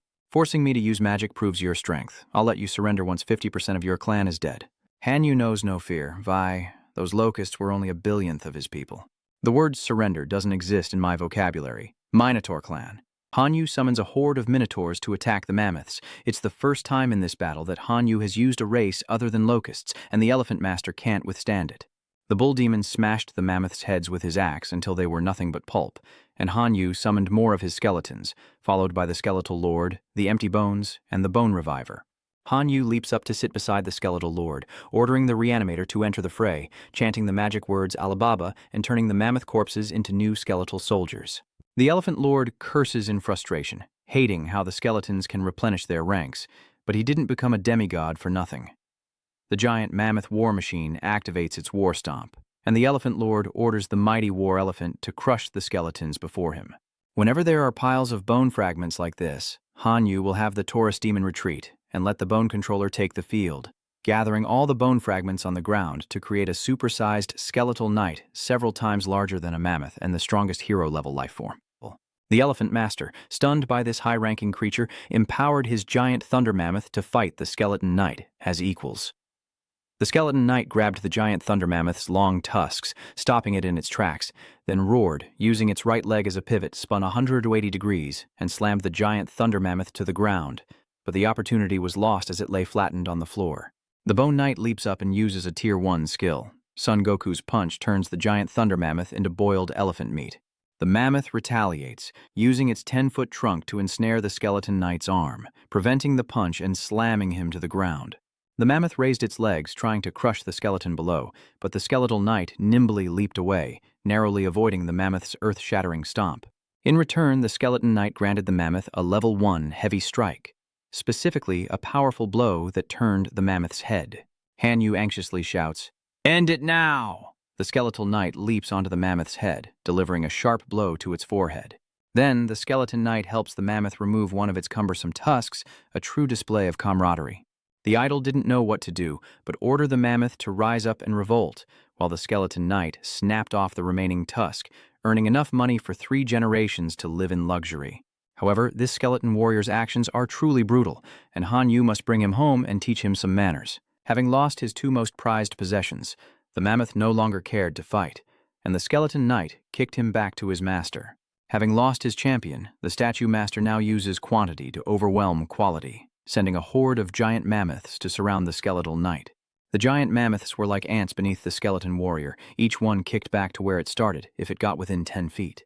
The brutal battle shifted as several behemoths reached the skeleton warrior, swarming it like ants on a sugar cube. Han Wu then sent the Bull Demon King to assist, and swarms of bulls descended upon the giants, loosening the siege on the giant skeleton. But the giants that had fallen were turned into skeletal warriors by the Restorer, fighting under his command. And the sheer number of them turned the tables on Lord Shang. In the end, only a few of Elephant Lord's giants remained, and they dared not advance. He conceded his defeat to Han Yu and Ka Nai. From the Colossus of Elephant Lord, beams of light converged into a crystal, a fragment of a demigod's core, indeed heavier than the common variety. Because of his unbelievable performance, Han Yu is summoned by the administration for a meeting. They had their eyes on him during the match. Even though Han Yu used some tricks, he has the ability, and even the qualifications, to become the heir to this bloody arena, a place that tests and chooses the next master. Any player who wins a challenge beyond their level is eligible. So Han Yu is in shock, suddenly inheriting a fortune, a blood arena with a massive flow of people, visited daily by countless races. The divine power he'd earned from them alone would make him a nouveau riche. But now he's qualified to inherit and run this place, suggesting something shady is going on. Han Yu takes a deep breath. Before deciding, he wants to know how many others are qualified to be the next master, what perks he'll get, and what responsibilities he'll bear. Han Yu carefully considered everything, not blinded by immediate gains, which further impressed the management. Currently, there are a total of 349 heirs in this bloody arena, including 221 divine beings, 118 demigods, 9 true gods, and only 1 chief god. Upon becoming the master of Bloodstar, Hanvu will gain its permanent coordinates. Teleportation can be performed at fixed points without equipment to enter the arena. Each time costs 1 million divinity points, but Hanvu will be allowed to build special arenas in his divine realm to train and nurture his dependents. As for the responsibility, Once the number of heirs reaches 500, the arena will begin the inheritance ritual, specifically choosing the best among those 500 by having them eliminate each other. Based on what he's seen in the Bloodstar arena, Han Yu suspects that inheritance ritual won't be easy.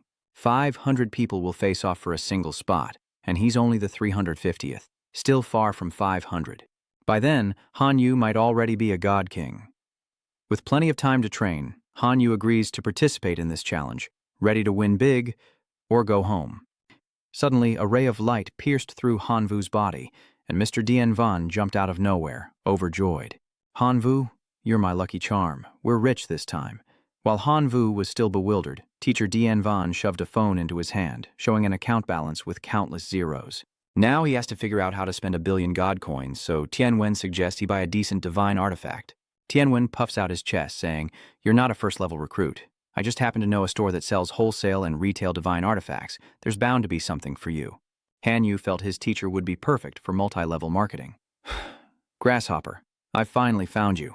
Like a ravenous wolf, Xiangzhe lunges forward, and Han Vu immediately hides behind his teacher, sending an SOS. Master Dian Van Jiang spread his arms wide, showing off his chest to protect the student who just earned 1 billion points of divine power.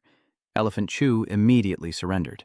He wasn't there to get revenge on Han Vu, but rather to befriend him, impressed by his incredible strength. "I'm Xiang Meng, a freshman at Xijing University." Han Vu shakes his hand. "He's a student at West Capital University. No wonder he's so strong." Xiang Meng thought he looked like a young man, and guessed he hadn't gone to college yet, probably just a prospective student. Unbelievably, Han Yu is still in high school, not even graduated. Xiang Meng can't believe it. Han Yu must be exaggerating. Han Yu then introduced Teacher Tianwen as a witness, who cleared his throat and confirmed that this grasshopper classmate was indeed not a student. Despite offers from many universities, he aims higher, wanting only to join the Imperial Capital Academy, but they have no interest in him. Xiang Meng understands the situation, and seeing Han Yu's vision, he promises to report him to Xijing University for consideration, as the Imperial Capital Academy is one of the country's best, and he's taken a liking to Han Yu. Upon your return, improve your core bloodline as much as possible. This may be Han Yu's chance to catch the eye of the capital. Han Yu couldn't believe that someone he'd just defeated was now offering him a hand. Xiang Meng laughed. "Ha ha ha, you have great potential. The road to becoming a god is long, and it's easier to have comrades to rely on than to fight alone. Furthermore, if Xiang Meng recommends Han Yu to the school and he passes the test, the school will give him an incentive reward. No wonder Xiang Meng is so enthusiastic." Han Yu was very grateful for his help.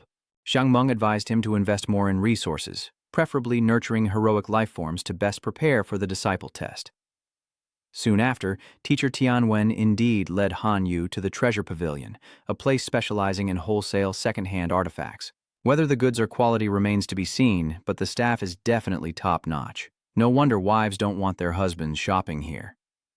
Teacher Tianwen and Han Yu followed her inside, hoping to meet this Grand Master Tony. "All the pro barbers are named Tony. I wonder if this one can deliver. Please, come in." They arrived at the teleportation gate, and upon entering, Han Yu encountered a burly, pot-bellied man forging weapons. "Old Tian, is this lamb you've brought me fat enough?" Han Yu felt stiff and just wanted to run home to his mother. Mr. Dian reminds Tony to be serious, as Han Yu is a student, not his boy toy. Tony slicked back his hair and began to explain the store's mission statement. First, a guarantee never to sell fakes, only genuine, high-quality goods, at exorbitant prices. Han Wu cursed inwardly. What student could afford this place? Having scraped together 1 billion, Han Vu was worried about Tony's impression. But Mr. Dian Van explained that he was all bark and no bite, and his craftsmanship was top-notch. Little did Mr. Dian know, Tony's sweet talk hit a venomous heart. He would have cut ties with Mr. Dian long ago if he didn't bring customers. Tony leads Han Vu to see his works. Behind the red curtain is a spacious, extravagant room filled with divine artifacts. Each product was personally stamped and created by Tony himself, as Mr. Dian followed behind, asking Han Vu which of these artifacts he liked. "Buy it if you like it. I don't have enough to gift it to you," Han Vu pondered, considering he might be looked down upon by the Imperial Academy for being poor. A 600 million god power goo insect pot is worth buying. So Han Vu settles on a second-grade artifact from the lake that can be used to cultivate goo insects. Inside, it contains a space that can gather up to 100,000 insects for a goo ritual where they will engage in a bloody battle. The sole survivor will have the chance to level up, with the highest level being a heroic life form. The gourd also possesses an accompanying divine technique. Insect attraction, though the range depends on the amount of divine power poured into it. Although the level 2 ancient lake doesn't have great power, it's the most suitable divine artifact for Han Yu. Dian Van is extremely proud to have found someone with such discerning eyes. 4 divine attributes or 580 million divine power. Cash or transfer? Tony rushed the sale, startling Han Vu. Tianwen had to pull him back to haggle. After all, they were acquaintances. Shouldn't he get a discount for Tianwen's sake? Tony was reluctant, but the customer was a big spender, so he didn't object. Tony charged Han Vu 600 million and threw in a tracking eye. Han Vu finished shopping and left, not wanting to be ripped off by Tony any further. Tony then chased after him, eager to showcase a unique artifact he'd crafted from the remnants of a lost civilization, prompting Dian Van to squint in curiosity. After inspecting it, Tianwen was furious. "So, Tony, I thought we were friends, but you see me as an enemy?" Tony waved his hands, trying to buy time to explain. "This artifact is called the gluttonous wolf. It comes from a long-lost civilization and grows only by devouring divine artifacts. The civilization of Tamlang favored stealing from others, especially divine artifacts. When a divine artifact chooses its master, no one else can possess it until its gods have fallen. This golden orb may seem useless, but the ruler of that civilization summoned the most skilled artisans in the entire nation. After many eras, this Tamlang was created, growing by devouring other divine artifacts, inheriting their skills in the process. This blatant theft led to Tamlang's ostracization and the civilization's ultimate demise. Of course, Tony offered such a delicious item for the price of only 1 billion divine power. Han Yu hesitated, considering the domineering nature of Tamlang. It even destroyed a civilization, yet its surprisingly low price made him question its authenticity. But Tony only obtained partial rights, so recreating it may have caused errors. However, it can still devour other divine artifacts to grow, only 10 times slower than the original, inheriting only some passive effects and not the accompanying divine techniques. "So it's just a piece of junk?" Mr. Dian Van's words felt like an insult to Tony. Han Yu, on the other hand, wanted it, but only wanted to pay 400 million points since he was broke.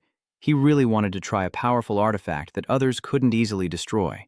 If he gave the artifact to Tamlang to devour, it would further weaken their enemies. Seeing Teacher Dian's attempts to stop him, Han Vu launched into a prepared speech. First, he praises Tony as a master craftsman for restoring a portion of the Tamlang from a tiny remnant, then laments that all he has left is 400 million divinity points. Indeed, Tony loves flattery the most. Hearing Han Yu praise his divine artifact, Tony was overjoyed and immediately offered it for 400 million divine power points, saying money can't buy a true friend, and the Tamlang artifact was his. Back home, Han Yu prepares to test the 3 divine artifacts, starting by offering a drop of blood to bind with the first. The ancient pot stirred first, and Han Yu sent one of his grasshoppers inside to be reforged. A green frog leaped out, snatching the grasshopper and dragging it in. But the Tamlang hasn't moved at all, making Han Vu a little impatient. Don't tell me that old Tony was really selling snake oil. No sooner had he bad-mouthed Tony than the glutton wolf shone, and a cute little husky jumped out, a far cry from the ravenous beast he'd heard about. Unexpectedly, the derpy husky barked, demanding to be fed divine artifacts. It was already affected by the law of gluttony upon being summoned, but he was so poor he was eating dirt, so where would he get divine artifacts? Han Yu then gave it a piece of the divine realm shard to devour, and the derpy husky sat obediently with something to eat. He wondered what his familiars were up to now. The locusts were sensing the weather, and the red dwarves were mining gold with their pickaxes. Meanwhile, the beetle clan are pulling half-ton weights, every creature striving to improve themselves. Thanks to the holy relics he swindled from the Wraith race, Han Yu finally manages to restore his gluttony law to level 3. The effects of level 3 are even stronger. Simply filling their stomachs can evolve them into elite beings. If he restores and levels up step by step, ordinary life forms can evolve into transcendent bodies. But Han Yu's locusts have excess food, meaning all of his creatures can be upgraded to transcendent. Hearing that, Han Yu's eyes lit up. Billions of transcendent beings are about to be born. A week later, it was finally time for the new round of sacrifices, and Han Yu offered 13 billion locusts to the heavens and earth. The reward for 13 billion locusts was a list as long as a scroll. The first choice was 10,000 super mortal night demon hunter life forms. Secondly, the 3-star divine weapon, Tyrant Steel Blade, is both a divine weapon and a sacred object, increasing damage and possessing divine magic. Finally, there's the second-level sacred object, the Purification Stone, which only applies to non-human and non-demi-human races, allowing core dependents to be petrified into a half-human form. Hanyu crushed the Petrification Stone in his hand, and the locusts merged into the pillar of light emanating from it.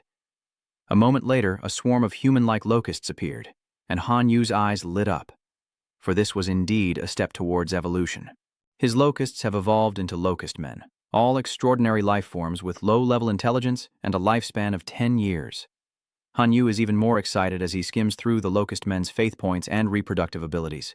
Now let's see who dares to look down on the locusts. Just then, teacher Dian Van called to inform him about the West Capital Academy's test. Tomorrow, a recruitment teacher will visit you at school. The next day, a young man in class offers to sponsor Hanyu with resources. But Flex has raised many demigods and has rare resources that aren't even available online. Hanyu can't miss this opportunity. He needs level 7 to 10 divine domain core fragments, and the young man eagerly agrees. However, the price is a bit high. Even with their connections, it'll cost 400 million divine power points. Hanyu nods, his poverty once again hindering his progress. Knowing how to haggle, the young man offered to waive the 400 million point fee if Hanyu sold him 1,000 transcendent skeletal knights, which Hanyu readily agreed to, as he had a whole farm of them. Seeing how quickly he agreed, the young man regretted not asking for a hero-level bone controller. Just then, teacher Tianwen arrived to take Hanyu to meet the proctor. The balding teacher from before was surprised to see Hanyu again. After all, he didn't think much of Hanyu, who hadn't even passed the preliminary student test, and the West Capital exam was far more difficult than the high school test. To prevent cheating, only core familiars can participate, and Hanyu's core familiar is the lowest-ranked royal bug. This time, Hanvu must infiltrate the border of a giant settlement called Dalong City, a civilization with a rigid class system that could affect both him and his dependents. Once branded a dangerous demonic entity, the professionals in Dalong City will actively hunt Hanyu, pursuing him relentlessly. His mission is singular, even requiring him to hunt down a hero protecting Dalong City. Hanyu inquires about Dalong City's total military strength and the number of heroes within it. According to the teacher, despite being a small border town, Dalong City has a population of tens of thousands, with over 10% being job holders, and a total of 5 heroes. He'll have to find out other information himself, and he has 1 hour to prepare before the exam, so Hanyu asks teacher Tianwen to exchange his points for 3 level 1 relics. Within his divine domain, Hanyu uses fragments from his battle with Xiangming to upgrade it, reaching level 3 and expanding the space. Next, he just needs to load the 3 sacred objects that teacher Dian Van gave him. The first is the poison gland, which can give the core dependents poison attributes. Next is the earth core, which will give the core dependents earth attributes and increase their defense. And finally, the elven bow, both a sacred object and a divine weapon. It allows the clan core to summon the bow as an energy weapon, and Hanvu can summon the true form of the elven bow.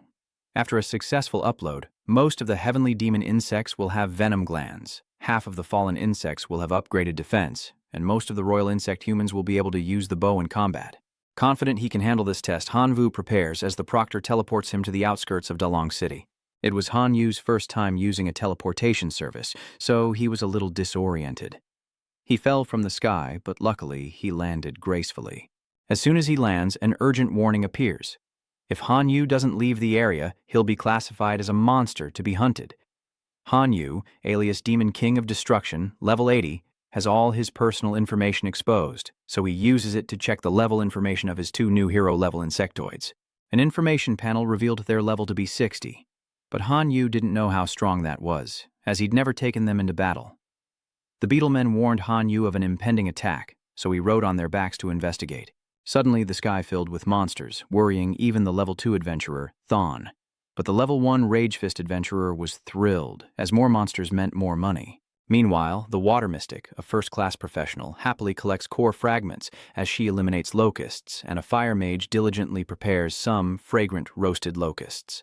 A team of 4 is working together to deal with Hanyu's locusts, while he flies above them, using bioluminescent bugs to scout. Thrawn even, level 3, is a second-class dragon blood warrior. They all wear the same type of badge, but Throne's is silver, the real deal, just for him. Looks like Throne is the leader of this group. He decides to retreat when he sees locusts swarming the sky. But it was too late. Hanyu sent a locust man to descend and toy with them. Danger was closing in. What seemed like ordinary insect soldiers were actually third-stage demons, and Throne ordered everyone to scatter while he held the monster back. Throne unleashes a powerful decapitating strike, but it does nothing.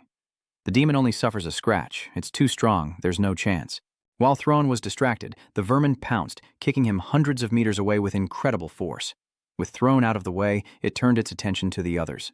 The others scrambled to hide, but the monster was already upon them, gleefully giving chase. With nowhere to run, the F4 were quickly caught, tied up, and tossed aside by the mantis. Han Wu appeared before them, looking displeased as the martial artist's curses echoed toward him.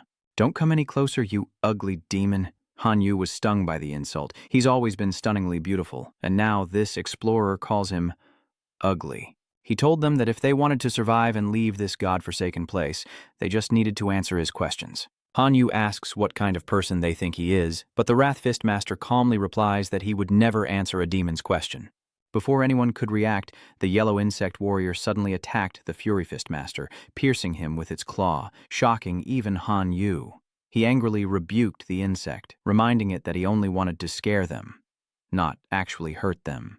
The grasshopper scolded, gaped, and broke out in a cold sweat, while the sight caused the fake first-class water adept and fire mage to turn pale and scream. Annoyed by their fear, Han Vu orders the grasshopper assassins to poison the rest, and Thon impatiently asks what Han Vu wants.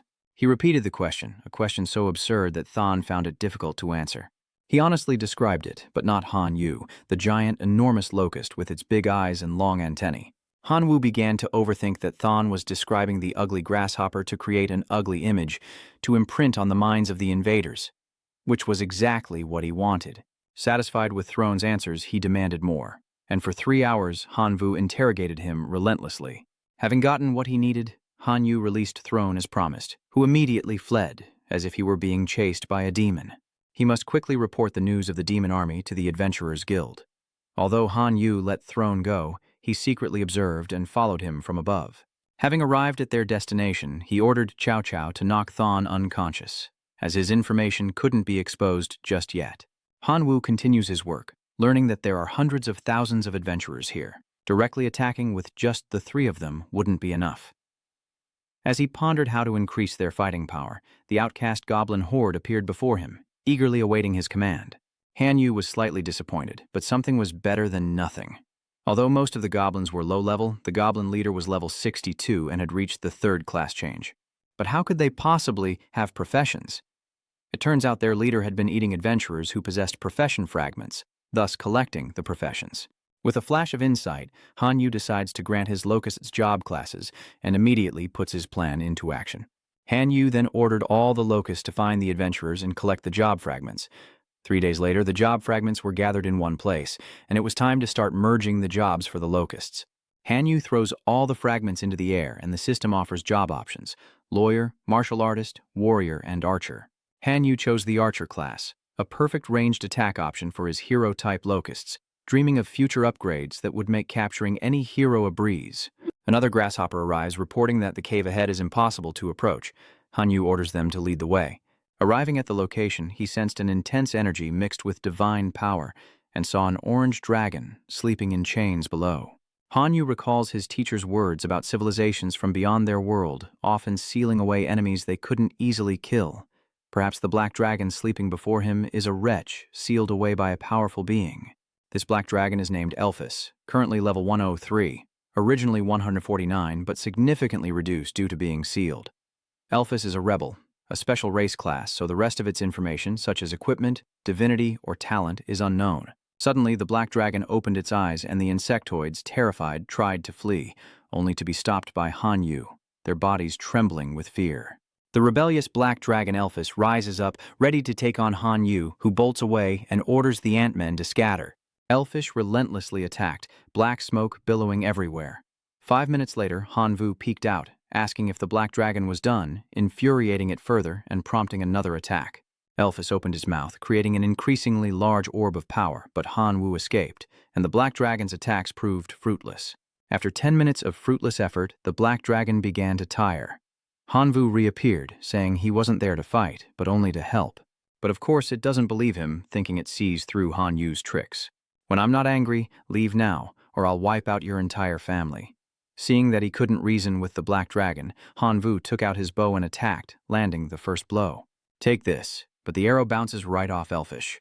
The black dragon scoffed, calling Hanvu an insect, boasting that its defenses were impenetrable, and Hanvu couldn't possibly harm it. Seeing that the bow wasn't working, he switched to a sword, charging forward and slashing at the black dragon, but it had no effect. Not even a scratch. He changed his approach, using 10,000 points of divine power to strike near the black dragon's head. Unable to wound it, he couldn't negotiate, so Han Yu used decapitation prevention, successfully injuring the black dragon.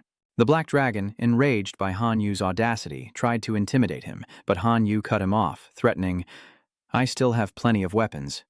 You might just get logged out for good." Only then did the black dragon relent and speak with Hanvu, asking him what he wanted. Hanwu gets straight to the point. He wants to eliminate a hero in Dragon City, but he's not strong enough yet, so he needs the black dragon's help. But Ellie has been sealed here for hundreds of years and cannot leave. The chain that binds it is a special artifact made just for it. Even its dark power couldn't erode half of it, let alone Hanvu's weapon. Hanvu stared at the chain around the black dragon's neck. This lock is a divine artifact? Indeed. The great rebellious black dragon doesn't lie. Hanyu creates a fireball in his hand. He has a way to break the lock on the black dragon's neck, but he doesn't know if it will work. Hanyu's method is to cut the chain in the middle. He plunged the fireball into the chain, severing it before the dragon's astonished eyes. Seeing the chain break, the dragon cried out for Hanyu to cut the rest, even daring to command, "The great rebellious black dragon orders you to do it." Hanyu, displeased with the black dragon's words, asks it to repeat itself, and the ignorant black dragon repeats its command. Hanyu helped the black dragon with one chain link to show his sincerity in needing its help, but the dragon dared to order him around. The black dragon agrees to Hanyu's request, figuring it's easy to physically assault a hero and then get him killed, and it keeps urging Hanyu to remove its chains. But Hanyu has changed his mind. He wants the black dragon to serve him for 100 years as repayment for saving it. The black dragon roared, cursing Hanvu as contemptible trash, saying he was delusional. How could a great, rebellious black dragon serve a mere boy like him? Hanyu said sternly, "I can save you, but I can also make you disappear forever. If you don't agree to my request, you'll just become a stepping stone for me to increase my strength." He even said the dragon was a treasure trove, and its bones would make excellent weapons if it died. Hearing this, the black dragon felt a chill and quickly agreed to serve Hanyu for 100 years, just to be freed as soon as possible. Having been chained for so long, it was desperate. Getting his wish, Hanvu cheerfully handed the black dragon a contract and asked him to sign it. After reading the contract, the black dragon lost its composure, realizing it was nothing more than enslavement. "I don't even think about it. The dragon race will never be slaves." It was still yelling when Hanyu presented it with a fragment of a profession. Black Dragon held back. He knew the dragon was weak and needed to be fed, so he used the fragment as bait. As expected, the black dragon was completely enticed. Just moments ago it was boasting about never doing such a thing, and now it's immediately signing the contract. Hanyu was a man of his word. After the black dragon signed, he released the little wolf to devour the chains, freeing the dragon. Finally, after years of imprisonment, the rebellious black dragon, Elfie, was free, no longer bound by chains. Elsewhere, in the Adventurers Guild of Dalong City, the 5 heroes gather upon hearing of the black dragon's escape from its seal, knowing its power is currently weakened. The Saint Hero believes this is the perfect time to join forces and eliminate the black dragon, predicting it will seek a secret refuge to recover its strength in the vast area outside the city. Finding him will be like searching for a needle in a haystack. They'll need help from the adventurers of Dalong City. Another, the Ice-Fire Sword hero, dressed in white with an air of elegance, insists on striking first to gain the upper hand before the dark energy emanating from the black dragon causes a monster uprising, amplifying their power. The Windwalker hero calmly states, "Those people are overreacting. It's just a black dragon that escaped its seal. There's no need to pay it so much attention," before passing the buck to the Dragon Slayer, who looks reliable. "Is that right? Brother Dragon Slayer." The Dragon Slayer hero, face stern, eyes like daggers. "It's just a dragon. Why all the fuss? I once single-handedly killed a wind dragon, and it didn't disrupt the adventurers in Dragon City." The hero of Limitless hastily warned that this black dragon was unlike any other. According to the ancient texts, it's a traitor to the dragon race and should not be underestimated. The Dragon Slayer hero spoke grimly, displeased. "Are you doubting my strength? After all, he's a Tier 4 Dragon Slayer. Blessed by the heavens, his very purpose is to slay dragons." With just those words, the infinite saint hero was silenced. the Dragon Slayer. Hero decided to deal with the Black Dragon, asking only that the others protect Dalong City.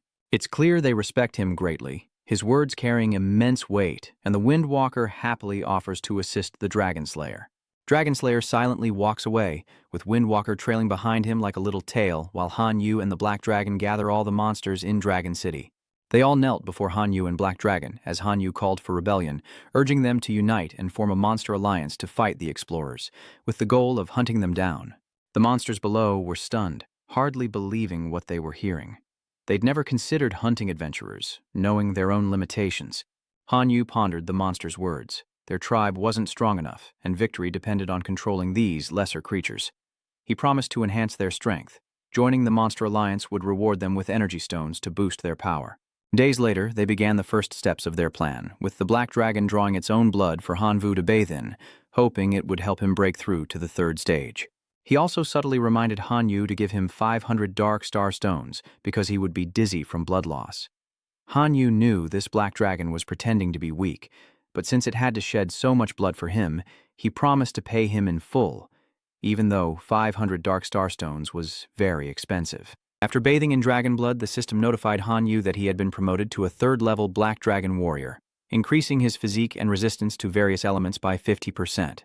His power surged, especially his mastery of Black Dragon transformation, and without hesitation, Han Vu commanded the skill to activate within him. A thick purple smoke began to swirl around him, and in a flash, horns and wings sprouted from Han Yu's body. This is his new skill. His code name is now the Demon King. His level has reached 125, with talents like Chosen of Heaven, Dark Element Detection, Ancient Spirit Black Dragon Armor, and many more. Han Vu is now on another level. Han Yu was confident he was strong enough to duel the heroes of Dragon City, but suddenly, the Black Dragon roared. What's going on? Two streams of blue and red light have appeared in the sky. Two men land. It's the Dragon Slayer hero and the Windwalker hero. They found the Black Dragon's lair, and the Dragon Slayer hero sets his sights on the beast. Once the Black Dragon is dealt with, his Dragon Slayer class will surely reach new heights. Then, he orders the Windwalker hero to shield the area, preventing other monsters from interfering with his grand endeavor. The Windwalker hero raises his hand, creating a green orb of power called the Storm Barrier. A clear blue sky appears over Dragon City. Han Yu and the Black Dragon are trapped within the hero's barrier, and the hero is surprised to see a level 125 Demon King outside of Dragon City. Han Yu had wanted to master his skills before seeking out a hero in Dalong City, but fate had other plans.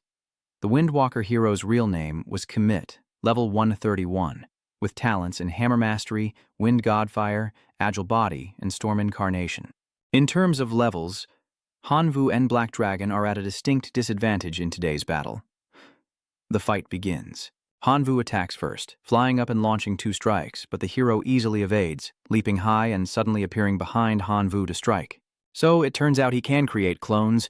Han Vu is attacked from both sides, leaving him stunned. Meanwhile, the Black Dragon unleashed a relentless barrage of attacks as the Locust clan shattered the barrier. It seems he's trying to break the barrier Ka created earlier as the Dragon Slayer battles the Black Dragon. Seemingly at a disadvantage, he had somehow appeared behind the Black Dragon, raising his sword high to strike. The Black Dragon, hit hard, let out a piercing shriek and fell to the ground. The Black Dragon was completely defeated and subdued by the Dragon Slayer, who ordered the Dragon Souls to take it back to Dragon City before turning to ask Xia if he needed help. Confident he could handle Han Vu, he told the Dragon Slayer to return first, and he would follow. The heroic Dragon Slayer said nothing more, escorting Black Dragon and the 2 Dragon Souls back to Dragon City. Han Yu continues his relentless assault on the storm barrier, determined to break through, no matter the cost. The swarm of beetles charges like a storm, shattering the barrier piece by piece. And in moments, the wall crumbles, leaving Ka in utter shock. But Ka arrogantly dismissed Han Vu's recklessness, launching attacks only to be swarmed by the locusts before he could react, finally realizing the imminent danger. If this keeps up, your energy will be depleted. Running away would be ideal, but it's too late. In an instant, the level 131 hero was devoured by the swarm, consumed until only bones remained. Ka logged out, meaning Han Vu's mission was complete, and a message from his master appeared on the screen. Now that the portal back is open, he could return. But in a cruel twist, Han Vu doesn't want to. The teacher knows why he wants to stay. Han Yu wants to rescue Black Dragon. Bound by a century-long contract, he can't abandon him.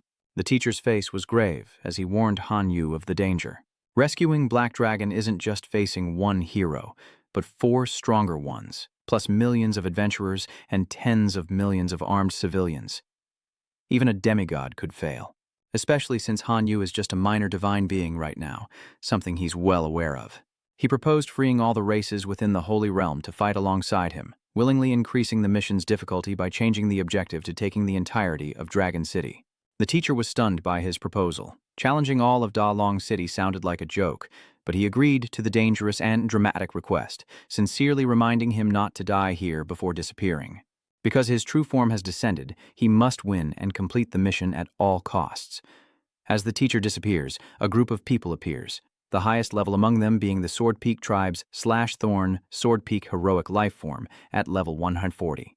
There was also a level 113 Dwarven Smith Hero, a level 135 Taurus Demon, a level 132 Skeleton, a level 86 Bone Reviver, and finally, a level 75 Bone Controller. This lineup pleased Han Yu, but the number of adventurers in Da Long City was vast. Although the Locust clan is powerful, they're insignificant compared to the number of humans, forcing them to seek help in controlling the low-level adventurers. Now is the time for the Monster Alliance to shine, and Han Yu orders the Locust kin to spread the word immediately. The longer it goes on, the more danger the Black Dragon will be in, so Han Yu summons Slash Sword, Wind and Fish Demon Satman to accompany him to the secret forest.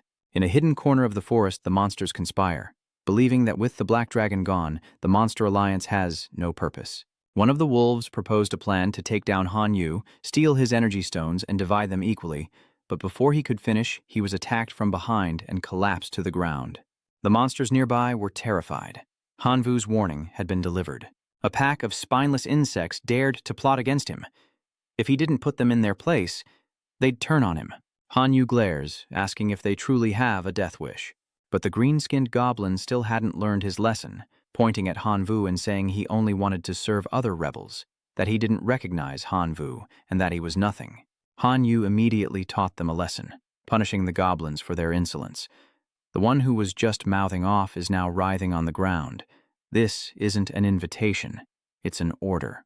The remaining goblins, witnessing this, immediately knelt and kowtowed, begging for mercy and pledging their allegiance. Now filled with fiery determination, Han Yu is ready for a life-or-death battle, and he's determined to save Black Dragon. Han Yu and his monsters head to Da Long City to rescue Black Dragon from the heroes. Inside Dragon City, Black Dragon lies chained, surrounded by onlookers as the Dragon Slayer sits back, enjoying wine and the fruits of his labor. Someone announces that the ceremony to execute the Black Dragon is set up in the square, and Saintess Tuong Vi asks about Hero Feng Han Gia's absence. It's been 12 hours, and even the Dragon Slayer doesn't know if Swiftwind has returned. He tells the commoner that Swiftwind is probably just late, and he'll personally look for him after the dragon-slaying ceremony. Suddenly, the ground shook, spilling the Dragon Slayer's wine and staggering him. From the direction of Han Wu, the monsters had arrived. The horn has sounded, alerting everyone in Da Long City to prepare for the massive monster attack. Chaos erupts in the city. Women and children of Ron House retreat to the shelters, while all the adventurers and men take up arms against Han Vu. Choban has gathered every monster ever spoken of, and they've all appeared together. What's more, a large number of flying monsters, Han Yu's insect swarm, are also present.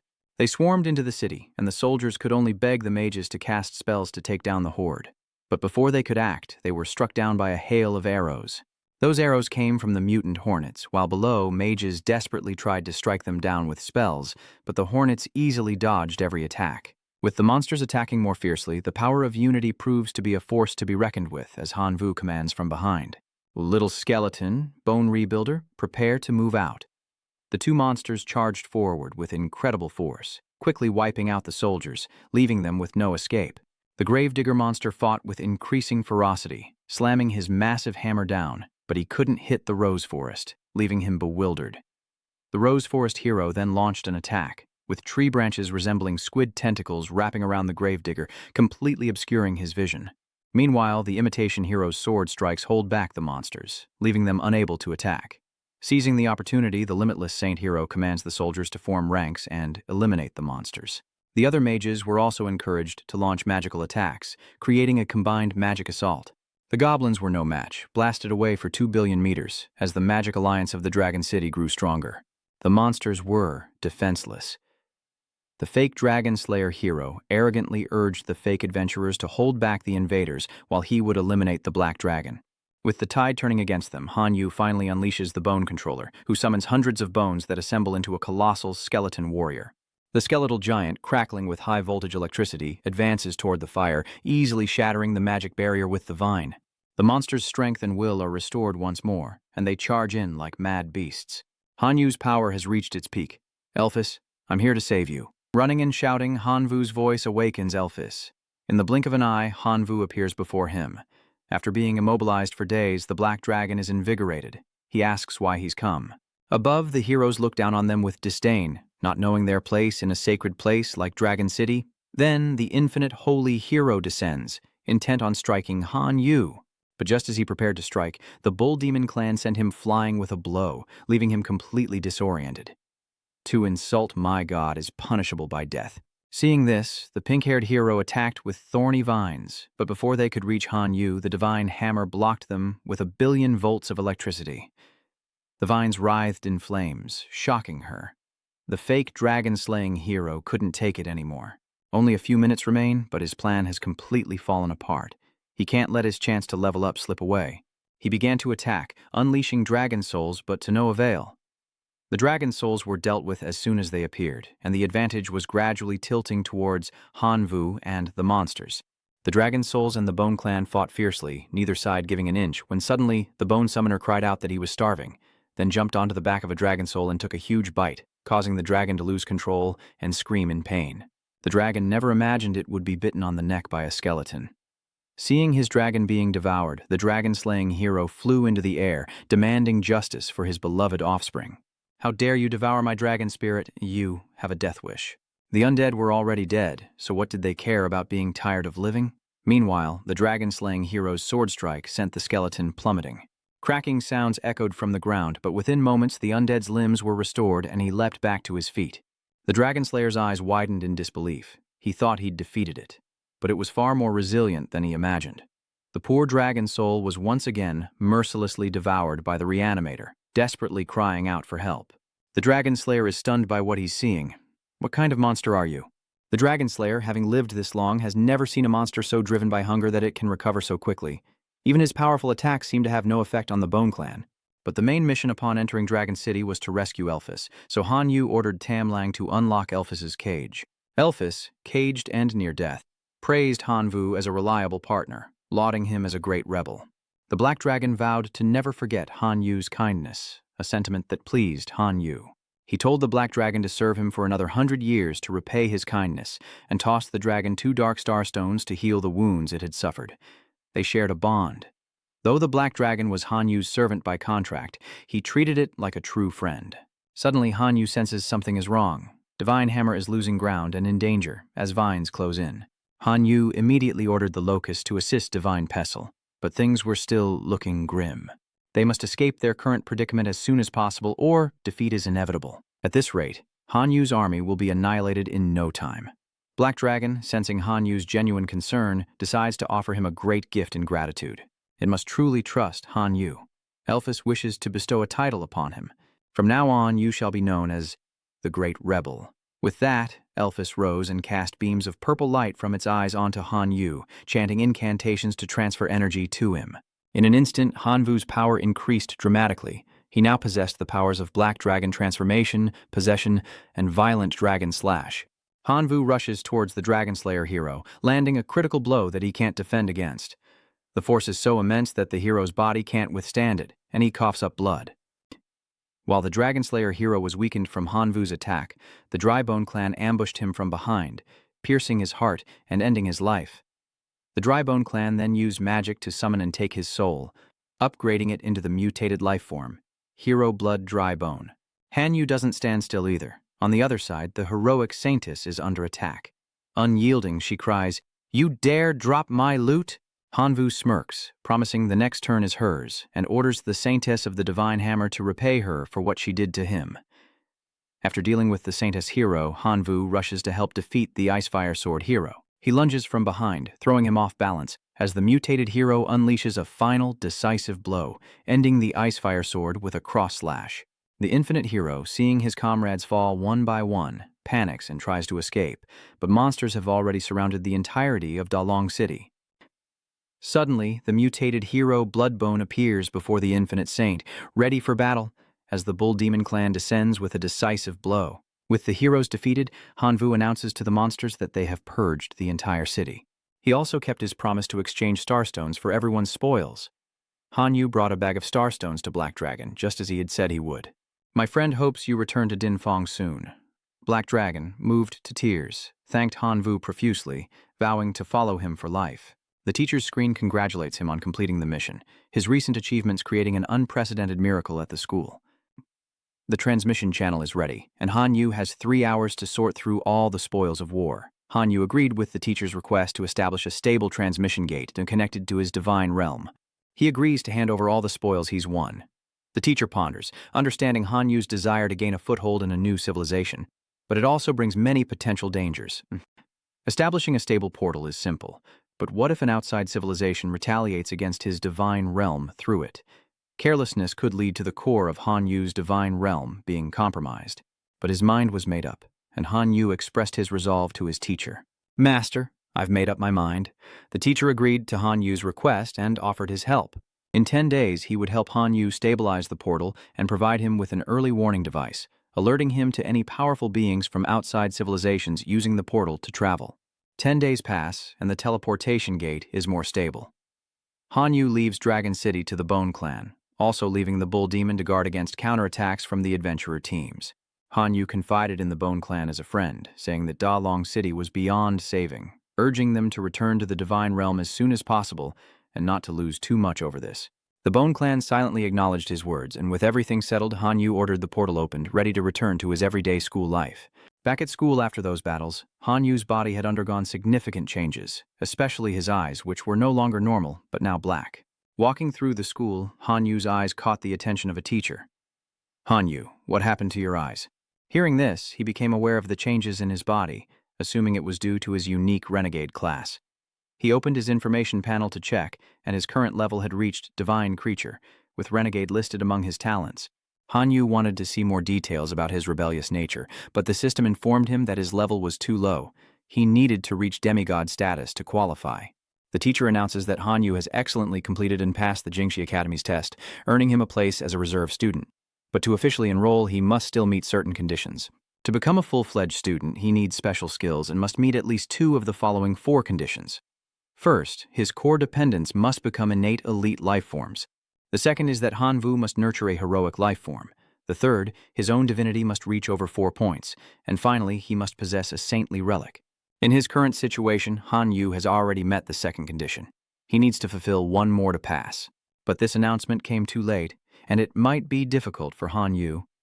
The teacher left after encouraging him to try his best, saying that the doors of the academy were open before him. Hanwu turns to his teacher, hoping for help to quickly gain another divine point, but the teacher sadly shakes his head, saying it's too late. If Hanwu had asked a day earlier, he might have been able to spare a point, but now they're all gone. The teacher suggests Hanyu could participate in the school's assessment in 28 days, with a point as the reward, but he turns away, skeptical. It's hard to believe it could be such a coincidence. "Hanvu, please put away that suspicious look." He swears on his honor that what he said is true, leaving him no choice but to rise on his own. Hanvu returns to his own divine realm, ready to risk it all. Hanyu attempts to gain divinity points through the sacrifice of life spell, but the system shows no points gained, forcing him to postpone it until the next day, where he faces similar disappointing results. For 7 days straight, Hanyu diligently sought divinity points, but his efforts were consistently fruitless, leaving him between laughter and tears, especially since he traded a divinity card for 150 million divinity points. It's too late for regrets now. If only I could have another chance, I would hold on to that divine card and never let it go.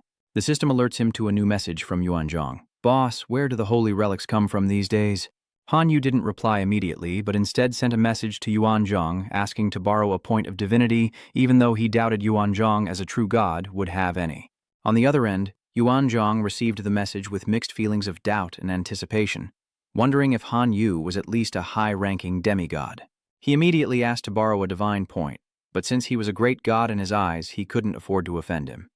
So Yuanzhang immediately sent the divine point to Hanyu. He was overjoyed to receive the gift, but upon opening it, he found a ruined galaxy, not at all what he had hoped for. "What the hell is this?" Han Yu immediately searched online, and a wealth of information appeared before him. The Godly River Ruins, an abandoned Godly River civilization, could be considered a construction project. However, excessive research on this item has altered the mineral structure of this plane, and it carries a certain amount of radiation, leading to diverse life forms. Living in this area, they've been affected by radiation, and over 90% have mutated into genetic monsters. To survive here, these monsters can only consume more radioactive ore to enhance their mutations, fighting poison with poison. However, excessive consumption of radioactive ore causes mutated monsters to synthesize stones that can absorb aberrant genes. Gene stones, which have a special and miraculous effect on nurturing dependence. Even though it's the lowest grade of gene, it's comparable to a third-level relic and worth hundreds of thousands of divine power. Quite popular with demigods and even true gods. This gift is truly valuable. I wonder how many divinity points this ticket can be sold for. A hot new rumor. A god king bought inferior radioactive ore, bankrupting his 100 billion divinity point artificial mutant farm.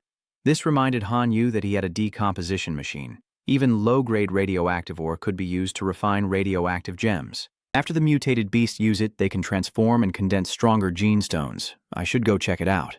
Han Yu gets right to work, heading to a small town outside the God River ruins, cloaked and masked. Since he's in unfamiliar territory, his safety must come first. A man appears behind Han Yu, offering to show him around, putting Han Yu on alert. Give me one reason why I should hire you. The man then boasted about his knowledge of the divine galaxy, even knowing who was good and who wasn't. He rattled off information Han Yu didn't need, so he cut him off and asked if he knew anyone selling radioactive ore. The man asked Han Yu with a puzzled look, "The great god is here for radioactive ore?" The blond man told Han Yu about the recent low-quality radioactive materials, boasting that it was because the other man didn't buy them through him, which caught Han Yu's attention. Then a bald man appeared, walking towards Han Yu and raising his hand in greeting. Seeing this, the blond man rushed to retain Han Yu, introducing the bald man as Mr. Hack, the biggest mine owner in the God River ruins. The bald man, clearly proud, introduced himself further, revealing that He was the biggest radioactive ore dealer in all of Shenhe. Over 70% of the radioactive ore in the entire divine galaxy comes from him, and he assures that he never deals with low-quality materials. Hanvu then states his requirements for the radioactive ore. He needs a sample pure enough to be worth 10,000 points of divine power to take back to the divine domain for testing. He happily accepts the deal, no problem at all. The trade complete. These 40,000 divinity points worth of ore were exchanged for 21 radiation crystals, a cost-effective deal, and Han Yu wasted no time putting them to the test. The first subject is a common wild wolf, a level 1 mutated beast with genetic mutations and disorders. He throws the crystal to the wolf to eat. The wolf devoured it eagerly, and soon the ordinary wolf sprouted horns and a powerful mane. Han Yu is surprised by the ore's effects. The wolf only licked it and already reached mutation level 2. The wolf continues to eat, and another level-up transformation occurs, now at mutation level 3. Han Yu was imagining how great this would be for the God Realm's vampires, but suddenly the wolf in front of him exploded, turning into a red crystal. Indeed, the radiation is dangerous. Without control, one will explode from its power. The red stone, called a gene stone, creates gene mutations for canine familiars, but the side effect reduces their lifespan by 3 years. Suddenly, a voice from behind threatened Han Yu to hand over the stone. It was the demigod Jang. Han Yu retorted, asking what would happen if he didn't. Jang declares that death awaits Han Yu, summoning a pack of wolves to attack, but they prove to be no match. In an instant, Hanvu transforms with the dark dragon art, sprouting wings and unleashing a terrifying power that leaves the wolves in awe before he attacks. Jang ordered the others to jump in and continue the attack, but Han Yu, unfazed by the pack lunging at him, flew straight up into the air. "These fools, I can fly." The demigod Jang is annoyed by Han Yu's childish antics. Using his anti-flight spell, he drags Han Yu from the sky, leaving him no choice but to fall into the pack of wolves, ordering them to attack. Thanks to Jang aerial restriction spell, he has no choice but to flee, and upon seeing the forbidden sea ahead, Han Yu rushes in, hoping the wolves won't follow. But unexpectedly, they pursued him relentlessly, Jang pushing his wolf cavalry to chase Han Yu, leaving him no choice but to flee. Jang followed, furious at his failure to capture Han Yu, but sensing something strange in the air, he ordered his beast to retreat. Han Yu remained hidden underwater, waiting for them to leave before daring to emerge. As he reached the shore, he was horrified to see mutated fish. The river he'd been swimming in must have been contaminated with nuclear waste. The safest course of action is to turn back, but upon checking the map, Han Yu realizes the river isn't marked, so he's lost. Just then, a group of mutated beasts appears before Han Yu, intent on attacking. He calmly faced them, throwing gene stones at the beasts. In an instant, the massive beasts exploded. He narrowly escaped, but night fell, and Han Yu was still wandering in the dangerous wilderness. So he sought shelter, spotting a building in the distance. Godfell is the abandoned home of the Godfell civilization, so that building is likely a relic of this civilization. Either way, resting in that building is safer than being in this wilderness. Han Yu transformed into his black dragon form and flew towards the building, discovering it was an abandoned castle. Though seemingly deserted, Han Yu remained vigilant. He couldn't be sure if wild beasts gathered here or not. Venturing deeper, he discovered scraps of paper scattered on the ground. Light emanates, drawing his attention. There seems to be an energy pulse. Before him, a group of figures in black robes chanted before a strange light, and Han Vu wondered what they were doing. Han Yu lurks behind the wall, observing the mysterious figures in black robes, overhearing them discuss a failed investment and how the God King granted them hundreds of millions to perform today's ritual. The cloaked figures place blue stones in a circle, emitting a powerful light into the sky. Their ritual is meant to break the seal on the ancient civilization. The men in black have successfully touched the seal.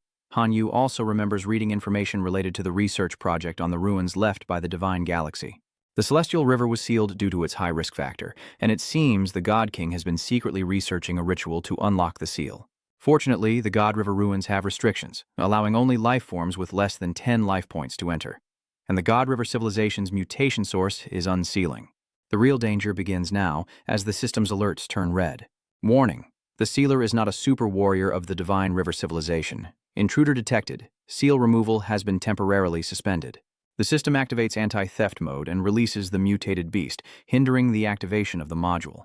The source of mutation is forced out of the seal, and is currently suppressing it, while the men in black clutch their heads and scream in agony from the sound. Han Yu stands by, still trying to grasp what's happening as a voice stirs up the crowd. The voice introduced itself as the source of the mutation, seeking a conduit among those who weakened its seal. The source of mutation invites them to play a game. The winner gets to be its conduit. One of the men in black, displeased, refused to participate in the Origin of Mutation's ridiculous game, even threatening it. He threatened that the God Realm's kin would level this place if they didn't release him, but he underestimated the source of mutation. From the start, they couldn't contact their divine realm, and the rank 6 mutant beast appeared first. Upon arrival, it sent those nearby flying, filling everyone with dread, and Han Vu raised his hand to speak. He explained that he couldn't contact the divine realm, and therefore couldn't summon his familiars, leaving the men in black dumbfounded as to how Han Yu appeared there.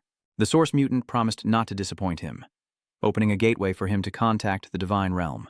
3 hours later, the men in black sat in despair as their familiars were either torn or shattered.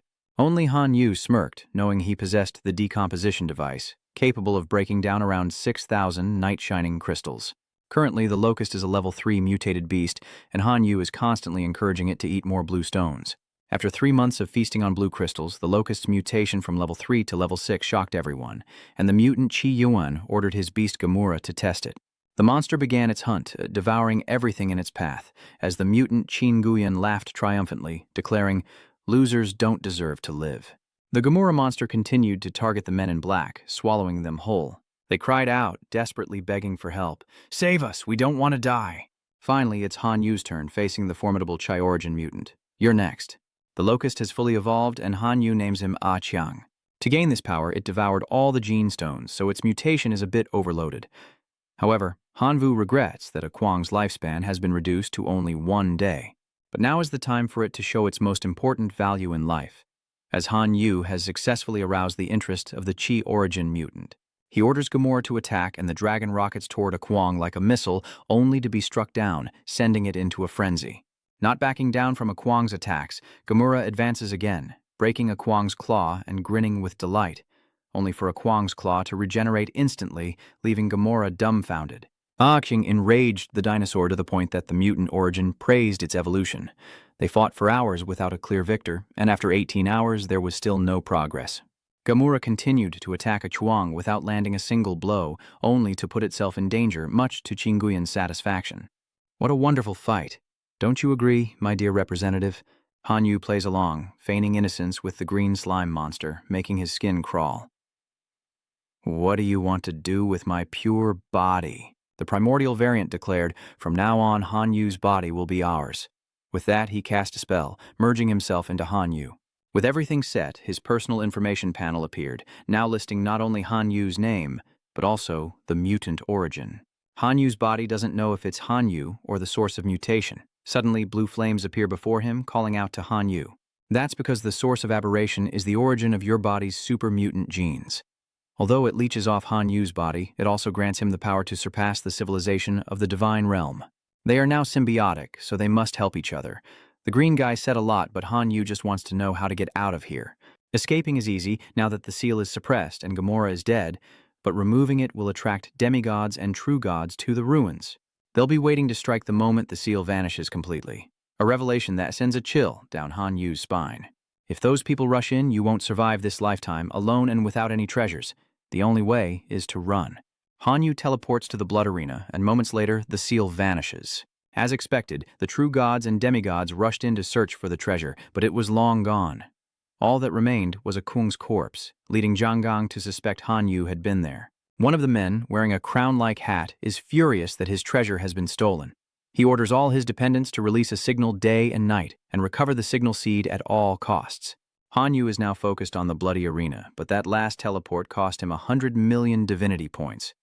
If things continue like this, returning to school won't be easy. The screen displays a challenge from a divine creature inheritor of the evil dragon, giving Hanyu the option to accept or decline, but refusing 3 challenges will forfeit his bloody arena inheritance. Barely arrived, and someone's already looking for a fight.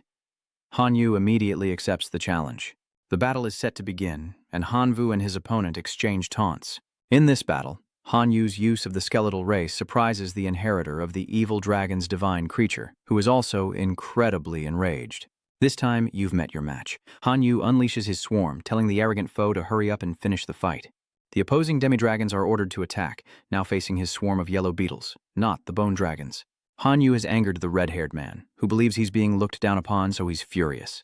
He sits back to watch the fun, telling him to win against the locusts first. The half-dragons breathe fire upon the locust army, and Hanvu can no longer sit idly by, issuing commands to the sunken and demonic locusts. But the half-dragons unleash even more fire, decimating their numbers. The evil dragon's challenge reminder warns that if Hanyu doesn't play his trump card soon, his locust army will be wiped out, causing him great anxiety. If this continues, the locust will be sacrificed in vain. He considers summoning the divine Pestilox demon, but as he prepares to contact the divine realm, the source of mutation stops him. The source of mutation urged him to use the locust swarm to teach the dragonkin a lesson, but Hanyu thought they were no match. A notion the source of mutation quickly dismissed, claiming the locusts were not so weak. The locusts were the creatures that devoured and defeated the level 6 Gamora. The source of mutation affirms that no race is weak, only those who accept defeat. The origin of mutation urges Hanyu to use his directional mutation ability to destroy the arrogant dragonkin. Hanyu complies, not because he listens to the origin of mutation, but simply because he wants to test this directional mutation skill. Hanyu then began the directed mutation on the locust, but would it succeed? And what would be the result? The origin of mutation asks Hanyu which direction he wants his swarm to evolve.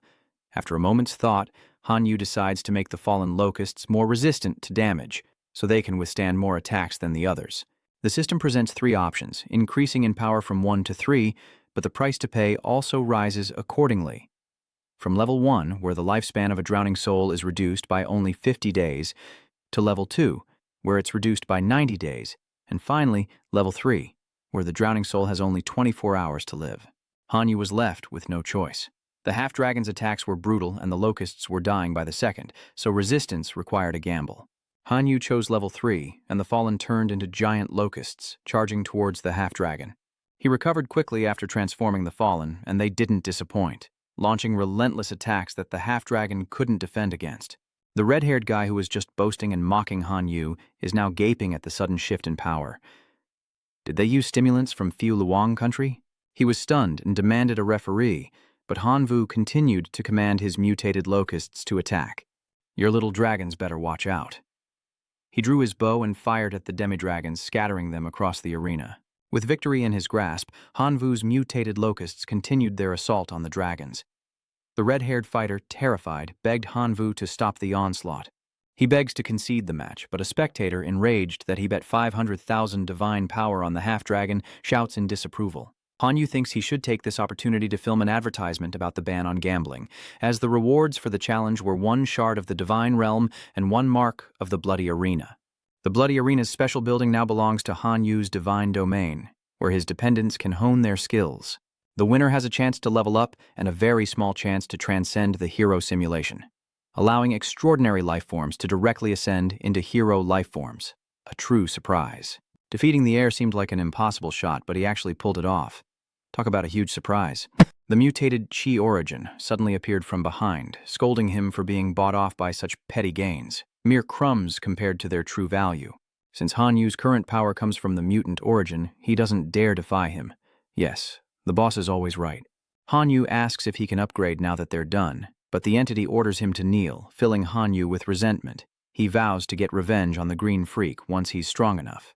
They began a life sacrifice, and a blue vortex appeared, revealing the items within: a 4th-level sacred artifact, the Stormwind battle armor, which grants the clan the ability to summon Stormwind armor; a 3rd-level building that allows clear observation of situations from 10,000 kilometers away; and a flesh and blood puppet crafting book used to create flesh and blood zombies with strong biological properties.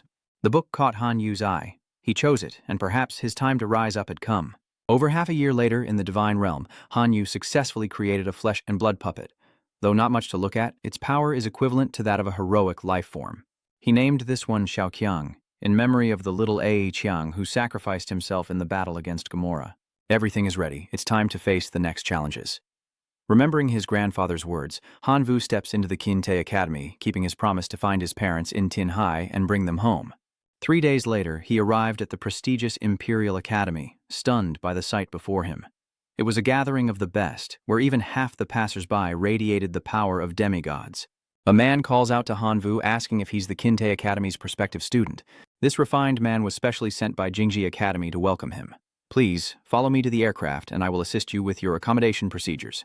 The plane takes Hanvu to a new place, where the man leads him to the dormitory he'll be staying in. Upon entering and finding it deserted, Hanyu inquired about the teachers and other students, only to be told that this place was exclusively for him. Hanwu is floored. This place is extravagant. Is all this really necessary just for a dorm? The man left after finishing his business, reminding him to attend class tomorrow, and Hanyu wandered around, knowing there were many talented people here, so he took the time to absorb divinity in this area. The next day at class, whispers about Hanvu's arrival filled the air. And they weren't kind. They called him trash, saying he'd used connections to get ahead, but Hanvu ignored them. Perhaps those inside were plotting to bring him down a peg. Lost in thought, he was startled by the teacher calling his name from behind, nearly knocking him off his feet. Oh my, it's Kalina. The beautiful teacher of the preparatory class that Hanyu will attend leads him into the classroom to begin the day's lesson. As he entered the classroom, he unexpectedly ran into a familiar face. Qin Shuang excitedly stood up as soon as she saw Hanvu. Hanyu, Qin Shuang's actions have attracted everyone's attention, and they're whispering about how a goddess like her could know you, and how close you seem to be. Ms. Lina introduced Hanyu to the class, mentioning that he and Qin Shuang were former classmates, when suddenly a student slammed his desk, rudely interrupting her, demanding to know why he was placed in the preparatory class. This student's name is Tu Thiet, and his actions have displeased Miss Lina. With a cold expression, Lina reminded him, Shu Thiet, I don't know what the school taught you before, but in my class you raise your hand before asking a question. The teacher's sharp gaze made Tu Thiet tremble as he sat down. I'm sorry, Ms. Lina. I shouldn't have asked so hastily. Please forgive me. It's clear these students fear and respect Miss Lina. After Tu Thiet apologizes, Lina cheerfully suggests they ask Hanvu directly why he's here. The teacher's sudden change of attitude made Hanvu sweat bullets. With that, she left the students to their own devices. But Shu Thiet wouldn't let it go, challenging Hanvu, who flatly refused. Smarting from the rejection, Shu Tai lunged forward, but Qin Shuang, disgusted by the class's antics, intervened. The girl slams her desk and stands up, demanding they stop their pointless actions, as Hanyu watches Qin Shuang, realizing she's always surrounded by sycophants. But soon after, they came looking for Hanvu again, and before he could react, Tansang stepped in front of him, questioning their intentions. What do you think you're doing? If you want to bully him, you'll have to get through me first. The guy refused to back down, yelling at Qin Shuang to get out of the way, even calling Hanyu the type to hide behind women, causing him to frown in displeasure. Hanyu slams his hands on the desk, ready to teach these arrogant fools a lesson, stepping forward to confront them. He just wanted to study peacefully at this school and didn't want to argue with them, but they wouldn't let up. What do you want? Thiet believes Hanvu used connections to transfer and doesn't deserve to be in the same class, so he demands Hanvu transfer out. This idiot then pointed at Hanyu's face, laughing and threatening him, confident that if he didn't leave on his own, they'd make him until he did. Hanyu couldn't care less about these simpletons, threatening him of all people. Hanyu turns to Qin Shuang, mocking the others, asking if it isn't embarrassing to be in the same class as these fools. Caught in the middle, Qin Shuang feels awkward, explaining that they usually don't go too far, but for some reason, they're treating Hanyu differently. So, Thiet and Qin Shuang have no connection. Hanyu was just confirming the situation. If Qin Shuang isn't involved, he's free to deal with them as he pleases. Hearing that Hanyu was going to fight them, Qin Shuang grew worried, advising him not to underestimate Z-Tai, whose core kin were iron-skin humans, a naturally strong form of elite life form. Qin Shuang's lightning isn't even strong enough to be his opponent. Hearing this, Hanyu teases Qin Shuang, saying if he's afraid Hanyu will hurt them, he can just say he won't touch those losers. Qin Shuang immediately denied it, telling him to do whatever he wanted. Shu Tai's group overheard Hanyu saying he would hurt them, and retorted that his clan's arrogance would make him question his life. And so they headed to the arena to settle things once and for all, with Hanyu smiling, confident of victory. Qin Shuang watches Hanyu leave, wondering when he became so stubborn. She vows to help him so he doesn't lose his pride. The system presents several battle modes, but one immediately catches Hanyu's eye, a 10-on-10 match.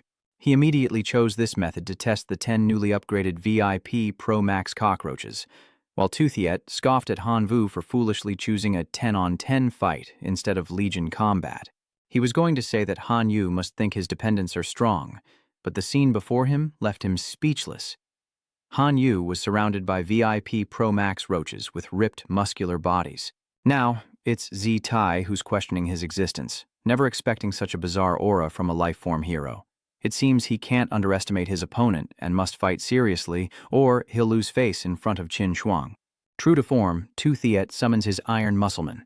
He's confident that even a Lord-level powerhouse would surrender before his team. Their battle is being watched by everyone on screen. Qin Shuang was shocked by Hanyu's lineup. Since when did he have such impressive familiars? The friend next to Qin Shuang then shared his insights on the two teams, explaining that Hanyu's summons were actually puppets, but equivalent to heroic life-form puppets. But fighting Shu Tai's iron-skin puppets is risky. It'd be a shame if they got damaged. This classmate is certain that Shu Tai will easily win. I can't wait to see that transfer student cry later. Everyone around them is talking about the life-form puppets. It cost a fortune to acquire those, and Hanvu brought out 10 in an instant. Qin Shuang couldn't understand how Hanvu, with no one to rely on, had such financial resources. But that doesn't matter now. Let's see what happens, and we can ask Hanvu after the fight. In the arena, the battle begins. Tai Shri attacks first, ordering his Ironskin warriors to suppress their opponents. The Ironskin warriors charge at the Little Strongs, punching them relentlessly, each blow echoing with a thunderous sound. From Thiet wore a satisfied grin, enjoying his perceived victory, but his delusion was quickly shattered.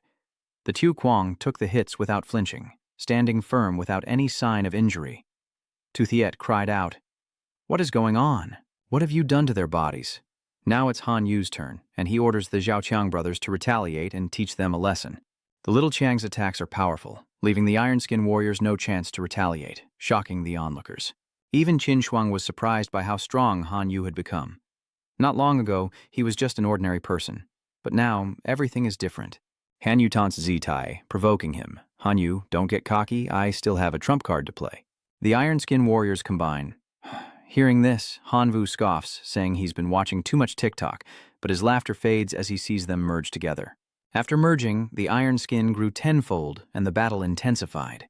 Shuja boasts about his clan's power, certain he'll show Hanyu the true strength of a reserve student. Feigning fear, Hanvu raised his hands to his chin and exclaimed, "Wow, so powerful." Thinking Hanvu was truly afraid, Tsuthi gloated that if Hanvu surrendered and begged for mercy, he might spare the small fries. It lasts for 10 seconds. He starts counting down from 10, but before he reaches 8, Hanvu interrupts, counting down to 0 himself, telling him to save his breath. Hearing Hanvu's words, Thiet froze, threatening him again, saying not to blame him, but as he spoke, he saw the little roaches, who had been on their last legs, now standing before him, healed and smiling brightly. They healed themselves. Hanwoo commanded the cockroaches to crush the iron shell. 10 of them charged in, ripping out wires and spitting their viscous fluids, turning iron skin into a stingray, then into scrap. Shutai's brothers witnessed the battle and exclaimed at the Little Strong's brutal fighting style as Jutai watched his precious mech fall. Now, only scraps remain of the iron skin warrior, leaving him stunned, and Jutai collapses as everything is lost. Back at the academy, Hanwoo strides confidently, drawing the gazes of his fellow students, when suddenly a voice calls out to him, using his old nickname, Grasshopper.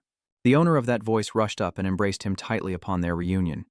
It was Manga, whom Hanwoo had once defeated in the bloody arena. He looks a little different now. He used to have a face full of scruffy facial hair, but now he looks decades younger. He only acted like an old man in the arena to avoid being bullied. This is a school, and there are many female students, so he can't keep up that act. The other students apologized for their past misunderstandings, and he happily integrated himself with them. Mungja put his arm around Hanwoo, introducing himself as Yang Ming, a freshman at the Imperial Academy. From now on, he'll protect Hanwoo. Whoever bullies Hanwoo is against him. Afterward, Xiangmeng introduced Hanwoo to his friends, Xiatian and Yeling, who warmly welcomed him. After Xiangmeng's 2 friends introduced themselves, Hanwoo introduced himself as well, modestly saying that his previous victory over Xiangmeng was just a stroke of luck. Yeling politely replies that luck is also a kind of ability and gets straight to the point. In the school's upcoming exam, the reserve students will enter a low-level secret realm called Zhenchang Town, collected by the Imperial Capital Academy to simulate survival in the outside world. They want Hanwoo to retrieve something for them from within, a request that doesn't sit well with him. He questions why 3 demigods would need help from a newbie like himself. Yeling tells him not to be so modest, and if he's a noob, what does that make Menge? This embarrasses the big guy, who pretends to cough to stop Yeling from mentioning him. Yeling explained to Hanwoo that the corpse town was a low-level secret realm collected by the school, and according to regulations, it could only be used for prospective students to conduct major topic simulations. Demigods like the 3 of them couldn't enter.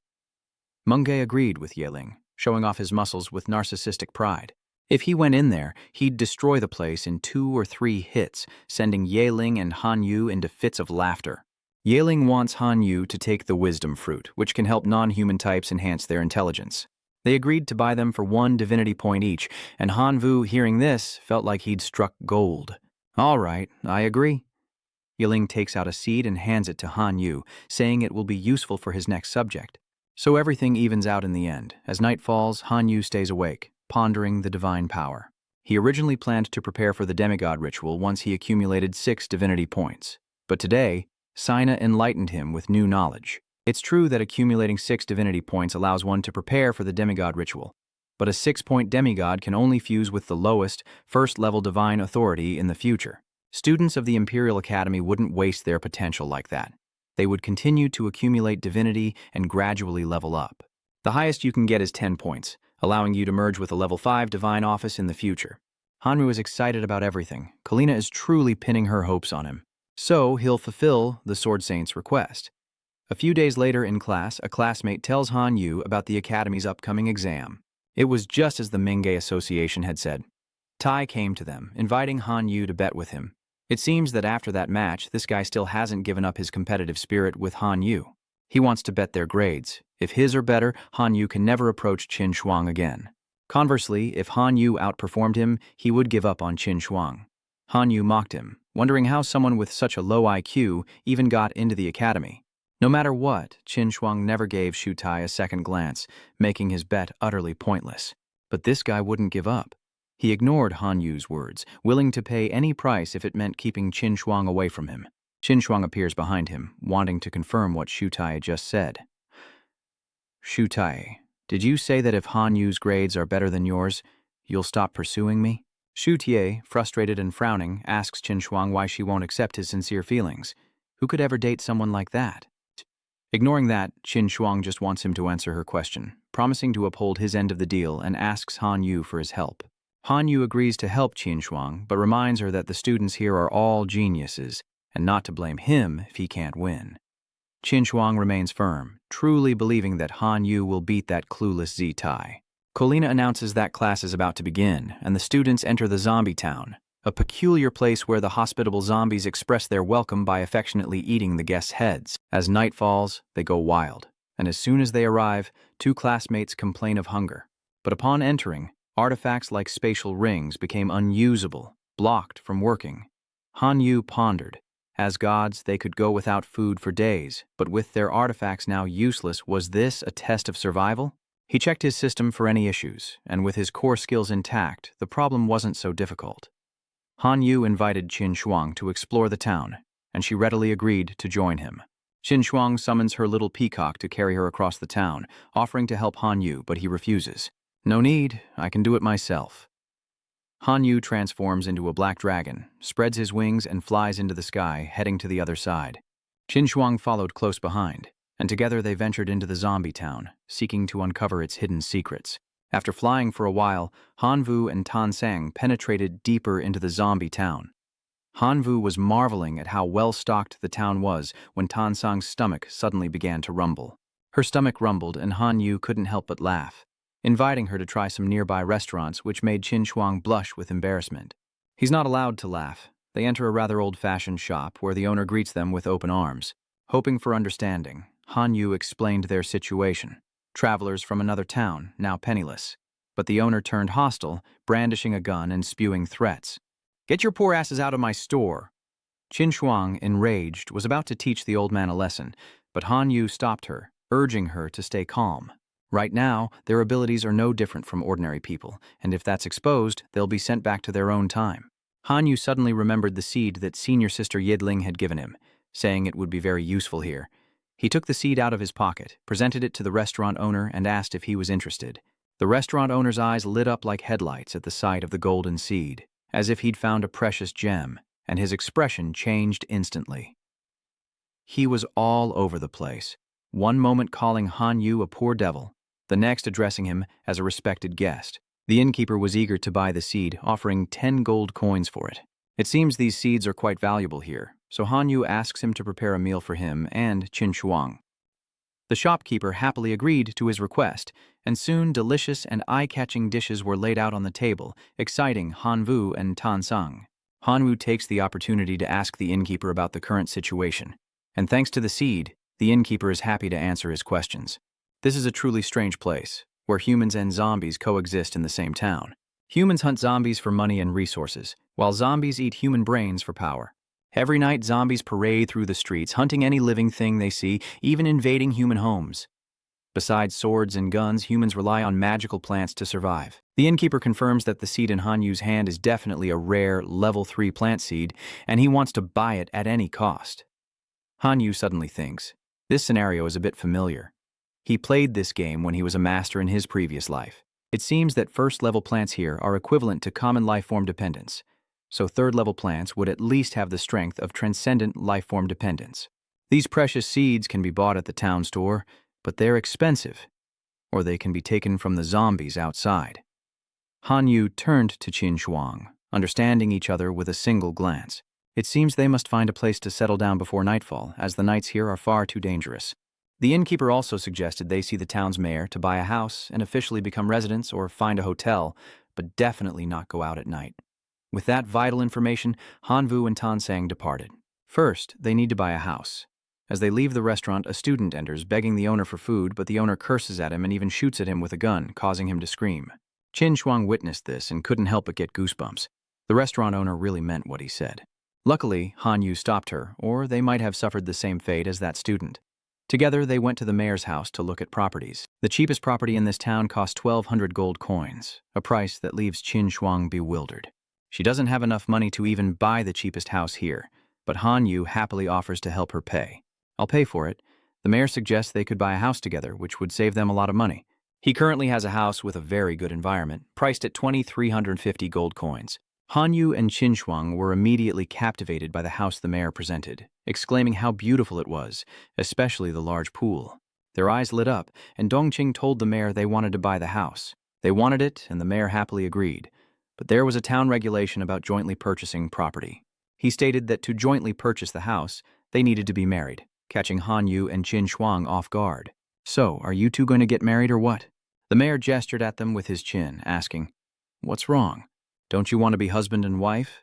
then you can't buy a house together. He then explained that they were a small town with traditions, and promiscuous relationships were not allowed. Qin Shuang put two fingers together, acting pitiful and coquettish. We're not. Who's going to do that? Seeing her expression, Hanvu understood and whispered in her ear, or, how about we? Before he could finish, Qin Shuang quietly agreed, okay. With the plan set, she leaned into him and he wrapped his arm around her waist. Xin Yu said, we agree. Seeing their quick agreement, Jenniger excitedly gave a thumbs up and pulled out a form. That's right. That's how it should be. You two are a perfect couple. Once you fill out this form, you'll be legally married. He then brought out a tray. Here are your keys and seed pouches. These are your keys. The gifts are 130 archer pea seeds and 50 coin flower seeds. May your marriage be blissful. After filling out the forms and receiving their items, the two left, and Qin Shuang spoke with a forced expression. I had no choice but to accept that we have this kind of relationship, but you can't take it seriously. He leaned his head on my hand carefree and said, understood. I absolutely won't take it seriously. Seeing his provoking expression, Qin Shuang's cheeks flushed with anger as she thought to herself, I told you not to take it seriously, and you just didn't? Since when were you so obedient? Along the way, a notice appeared, announcing they'd acquired property and become official residents of Tichfan Town, earning 1,000 points, placing Han Vu and Tan Sang at the top of the rankings. Arriving at their destination, Han Yu's eyes lit up at the sight of the massive, luxurious house, exclaiming how spacious it was. Qin Shuang crossed her arms, turning her head to look down on him. He really is just a country bumpkin. Inside, Qin Shuang headed upstairs, complaining, I'm exhausted. I'm going to take a bath and get some sleep. Meanwhile, Han Vu held the seed bag in his hand, anticipating, it's time to get down to business. 130 pea shooters and 50 coin flowers. Let's see what special skills we can create. As evening approached, the house was shrouded in darkness. Han Yu, hands in his pockets, paced the hallway, muttering to himself. Over an hour had passed. With that in mind, he rushed to Qin Shuang's room to give her the news. But before he could finish, the scene before him widened his eyes and flushed his face. It turns out Qin Shuang was changing clothes, and she finally collected herself enough to scream. Get out now, he hurriedly explained. I didn't do it on purpose. With the awkward moment past, Han Yu looks up at the system panel, which displays plant name, coin flower, plant level, 1, plant ability, coin creation, 1. Coin is created for each unit of chi energy absorbed. 10 copper coins equal 1 silver coin, 10 silver coins equal 1 gold coin, and 1,000 gold coins equal 1 diamond. The plant's lifespan is 1 year. Watching the pea shooters grow rapidly, he wondered just how powerful they would become. Beside them are the details. Plant name, pea shooter, plant level 1. Its plant ability is to shoot peas, 1 per second, damaging undead creatures. Plant lifespan, 1 year. A year later, Qin Shuang approached from behind and asked, What are you muttering to yourself? Han Yu shook his head. It's nothing. He answered subconsciously, then startled, blushing as he noticed Qin Shuang beside him. She gives him a puzzled look. Why are you blushing? Could you be thinking about that? Your face says you are, you sneaky little... No, I wasn't. Qin Shuang angrily points at Han Yu, yelling, I'm warning you, you didn't see anything. Don't even think about it. As they bicker, they hear a noise and turn around. Qin Shuang asked suspiciously, What's that sound? Then she raised her hand and a golden light appeared. At that moment, she yelled and used a light magic spell, summoning a horde of over 20 zombies, their faces filled with murderous intent as they roared with sharp teeth, while R crossed his arms, grinning with glee. Let's see what you can do. The pea shooters open fire, launching a barrage of peas at the zombies. The peas hit the zombies, but they're completely unaffected. Han Yu raises an eyebrow. Is that all? Such touching combat power. He then created a blue energy sphere in his hand and said, Pea shooters. Add dark properties. He imbued them with his power, allowing them to evolve. Red light flashed, and the pea shooters evolved into dark pea shooters. Their peas now eliminate zombies, and the system announces, defeating a level 1 common zombie earns 1 point. Defeating a level 1 flag-bearer zombie yields a small flag, plus 1 point. Defeating a level 1 social zombie earns 1 point. He rubbed his chin, assessing the scene, realizing using dark magic drains too much energy. If we keep fighting like this, we'll be surrounded soon. What do we do? Suddenly, Qin Shuang, as if remembering something, shouted, This is bad. Sute must have bought real estate too. He has 1,300 points now. We'll lose if we keep going like this. Hearing her words, Han Yu looked at the pea shooters and muttered, "No, I have to find a way to speed up the killing of the zombies." He thought to himself, special plants are also considered life forms, so they should have genes that can mutate. With that in mind, Han Yu immediately gathered energy in his hand, unleashing a red light towards them, shouting, "Directed mutation, activate." The system displays a notification. Mutation options. 1. Range mutation, extend the firing range. The cost is 1 month of lifespan for each doubling of range, up to 13 times the original. The pea shooter has 12 hours left. 2. Mutate firing speed. Increasing the pea shooter's firing rate costs 2 months of its lifespan, doubling its speed up to 7 times. The pea has 12 hours left. 3 multi-head mutations, increasing the firing heads for the pea shooter's attacks, at the cost of each additional firing head. Its lifespan is reduced by 3 months, up to a maximum of 5 heads, leaving it with only 12 hours to live. 4 mutated roots increase the size of the pea shooter's roots. The cost is that each time the pea shooter's roots double, its lifespan decreases by 6 months, up to a 3-fold increase, leaving the pea's lifespan at only 12 hours. Han Yu smirks looking at them. Not bad, I must say. So, let's do this. After the mutation, the pea shooter sprouted 2 more pairs of eyes, filled with murderous intent. A golden aura surrounds them as they combine their strength, firing giant peas 10 times their original size, like missiles at the zombies. The zombies were knocked back one after another. The system announced the elimination of a level 1 intellectual zombie, adding 1 point, and the elimination of a level 1 punk zombie. A bottle of hair dye drops, 1 point awarded, eliminating a level 2 common zombie, 2 points awarded. Suddenly, a zombie's massive gray-black foot, as big as a pillar, stomps on the ground, crushing the earth and kicking up dust. Another group of evolved, muscle-bound zombies approaches, led by one wielding a flag. Han Vu assesses that these zombies appear to be of a higher level. The lead zombie charged forward, readying to hurl its flag at the pair. As the flag hurtled towards the pea shooters, it created a shockwave, kicking up dust everywhere. The lead zombie was baffled. Why wasn't anyone hurt? Before it could react, the pea shooters unleashed a barrage of red peas. At the same time, its flag sailed harmlessly over their heads.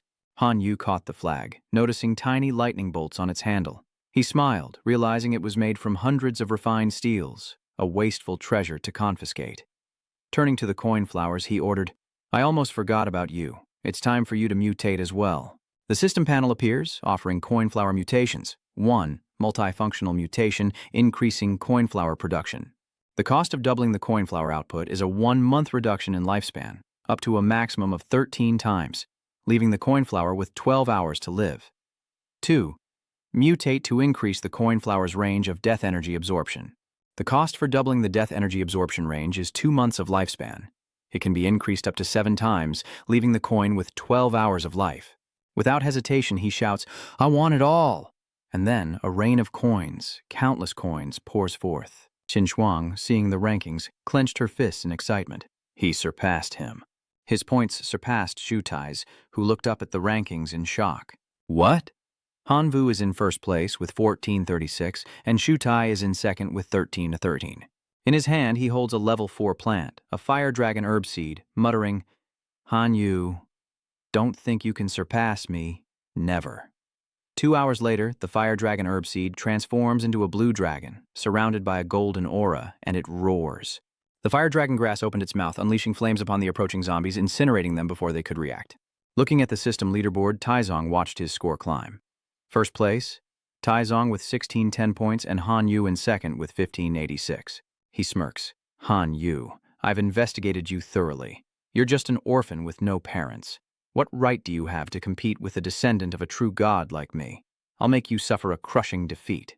Beyond the mountain range, a massive, bizarre fireball erupts, casting a blinding light that incinerates the zombies, even as they shield their eyes.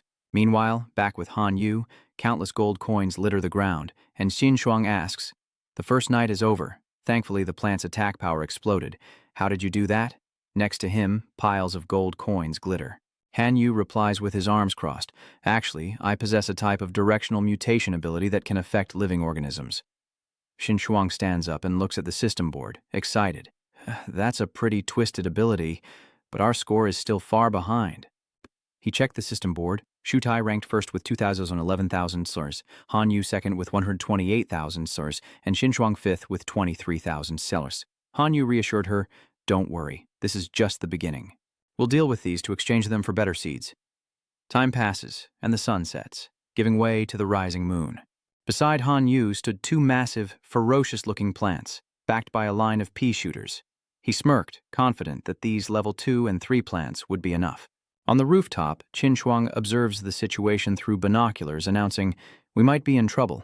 These zombies seem different this time. From afar, a horde of zombies on horseback slowly approaches, and she realizes with horror that they are level 3 night zombies and a level 4 violent dancer zombie. A zombie in a red suit and a pompadour shocks Han Yu. A level 4 zombie king? How are we supposed to deal with that? Qin, unsure of what to do, asked, "What now?" After a moment's thought, he said, "Turn off the lights. Zombies are attracted to electricity. Let's hope the level 4 zombies can't see us." Qin acknowledged the order, nodding, "Yes." And as the lights went out, darkness fell. The two hid to the side and observed the situation. Qin asked, "What's going on? It doesn't seem like anything's happening."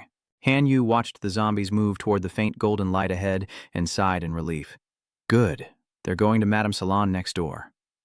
The two kept their eyes on the slowly moving zombie king.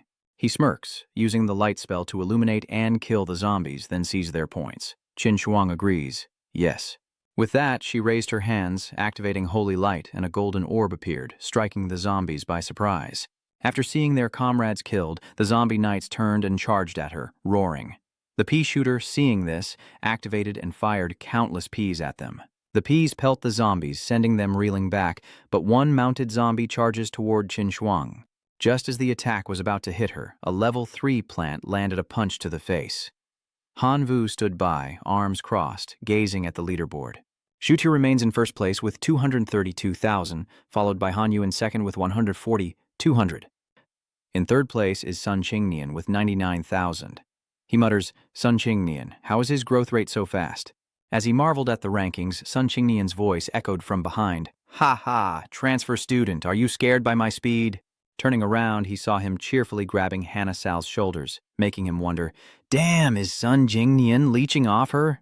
Meanwhile, the conscious zombies used a long log to leap high into the air like high jumpers, and Sun Qingnian seized the opportunity to order the oak tree archers to attack. The archers spew acorns from their front nozzles, bombarding the zombie midair like grenades as Kan Nian grins widely. "Ha ha ha ha. More, give me more. First place is mine." Seeing his smug face, Han Yu frowned uncomfortably, never expecting a freeloader to jump out, with Tan Shuang adding fuel to the fire. "What's wrong? Are you jealous?" "Are you jealous?" Seeing her smirk, he hits her with a fatal blow, silencing her. If he loses, she'll be stuck with that idiot. Meanwhile, the zombie Rain King clenches his fist, raising his hand to the sky to use his ultimate summoning technique. As he finishes speaking, two zombies appear, one old and one young with yellow hair, level 2 dancing zombies. The three zombies combined forces and slowly entered the house. From his vantage point, Han Vu smirked. "Ha, a level 4 zombie has broken through the leech's defenses." The zombie king stepped forward, only to suddenly step on something green, and questioned, "Huh?" Suddenly, the green object sprung up, sending it flying, a spring bean trap. Han Yu stares in disbelief as the zombie king is knocked off his feet by the spring bean trap and exclaims, "What?" He gaped, cursing under his breath. "Damn."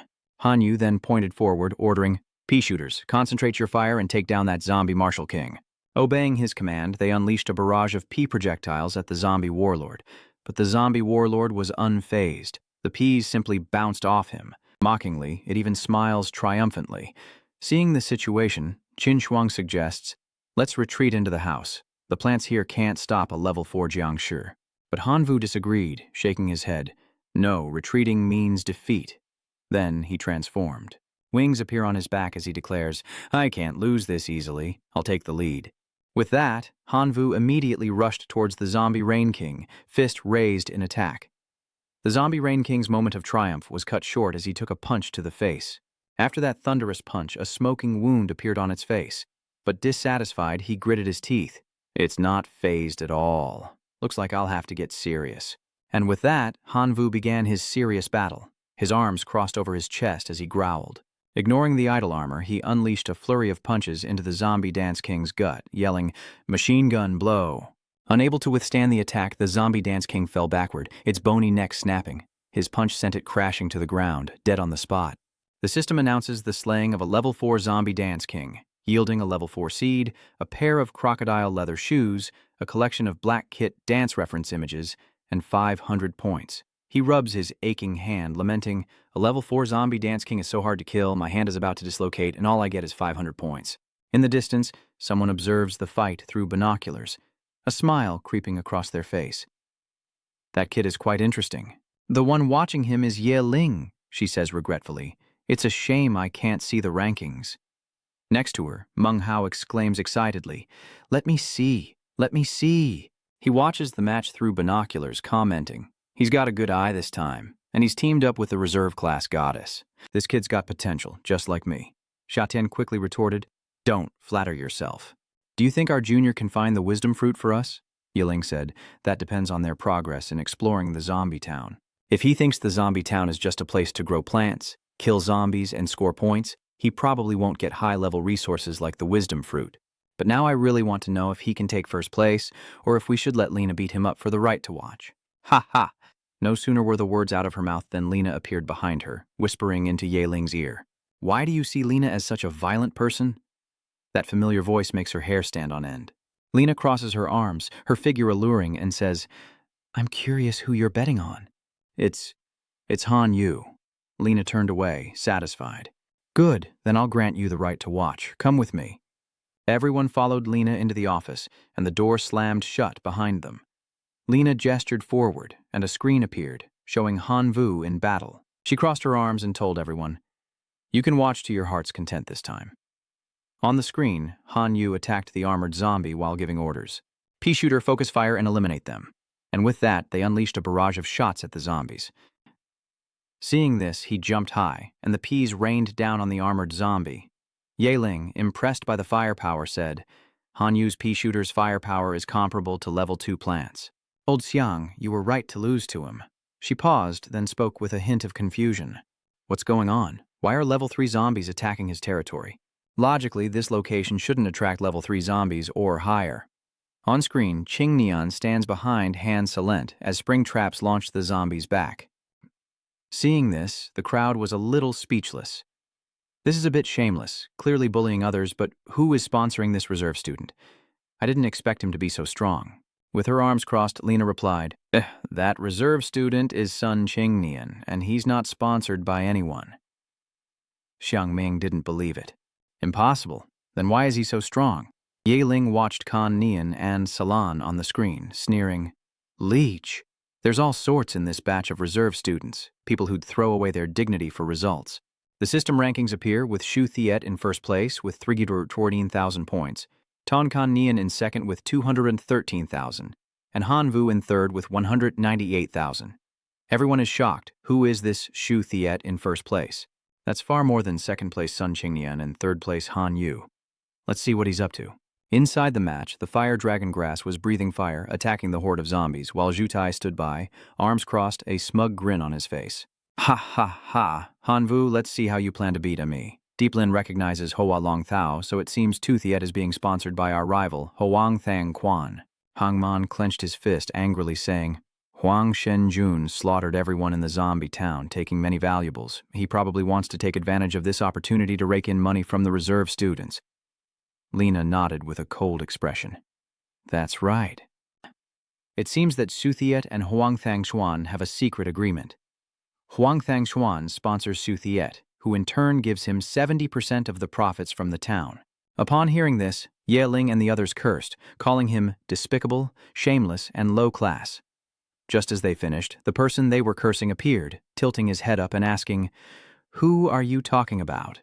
Hangman frowned, looking back to call out the man's name, Huang Thang Quan. He had barely arrived and already wanted to bet with them, as if victory was assured. "So, the three of you are here to see the trainees you're sponsoring? Care to make a bet? To see whose sponsored trainee will achieve a higher rank? Hang Meng isn't so easily fooled." He frowned and refused. "Do you think we're stupid? We already know that the #1 ranked student is your sugar daddy, so you don't even have the courage to compete?" Pathetic failures, attending the prestigious Imperial Academy, yet still supporting and collaborating with each other, forming powerful clubs just to amuse yourselves. You're an embarrassment to us students. Unable to contain his anger, Xiang Meng lunged forward, only to be stopped by Ye Ling. He roared, "Today, one of us has to die." Ye Ling calmed him. "Stay calm. He's trying to provoke you in front of Kalina." After holding him back, she turned to the others and said, "We formed the club to help underprivileged students gather enough resources. What gives you the right to act so high and mighty? You wanted a bet, didn't you? Then let's bet on it. Whose sponsored student will perform better?" Shungun agreed with a shrug. "Fine. The stakes are 10 divinity points. Do you accept?" Yiling's face darkened, but she bit her lip. How could she refuse? With that, Shengjun turned and said, "Then Lina will be our witness. Don't try to weasel out of it when you lose." Only then did Xiang Meng calm down and turn to Ye Ling. "Little Ling, are you sure about this?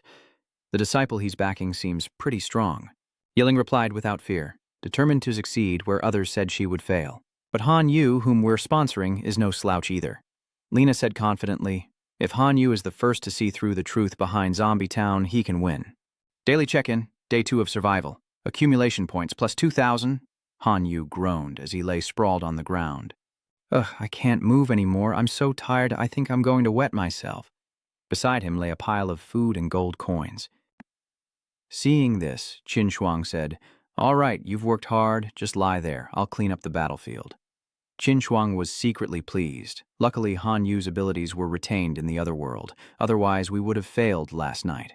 Han Yu laughs, closing his eyes flirtatiously. Okay, my dear wife." Hearing him call her wife, Qin Shuang angrily kicked him, scolding, "What nonsense are you spouting?" Ouch. Isn't that the legally defined relationship here? At least put on a show for yourself. She kicked him and turned to leave, ignoring him on the ground, and said loudly, "I don't care about you, you rogue." Kan Nian's mocking voice came from behind, unexpectedly relaxed and flirtatious. He stood behind her with his arms crossed, laughing triumphantly. "Even with a broken arm, you're only 3rd place, unlike me." Ha ha ha. Hearing this, Qin Shuang checked the system rankings and was shocked to see that Sun Qingnian was in 2nd place, with 356,000 points. In particular, Shu Tai led with 535,000 points, and Han Yu was 3rd with 302,000 points. She worried, "What do we do? He's over 200,000 points behind Zitai." Han Yu calmly stood up, cupping his hands around his mouth to shout, "It's okay.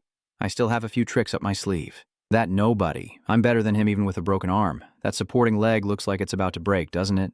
Qin Shuang, standing behind him, covered her mouth and giggled, reminding him, "You're disgusting." Hearing Han Yu's teasing, Qingnian angrily retorted, "Han Yu, just you wait. Tonight I'll be paying your house a little visit." He didn't even bother to listen to him, replying casually, Whatever, as long as you're happy."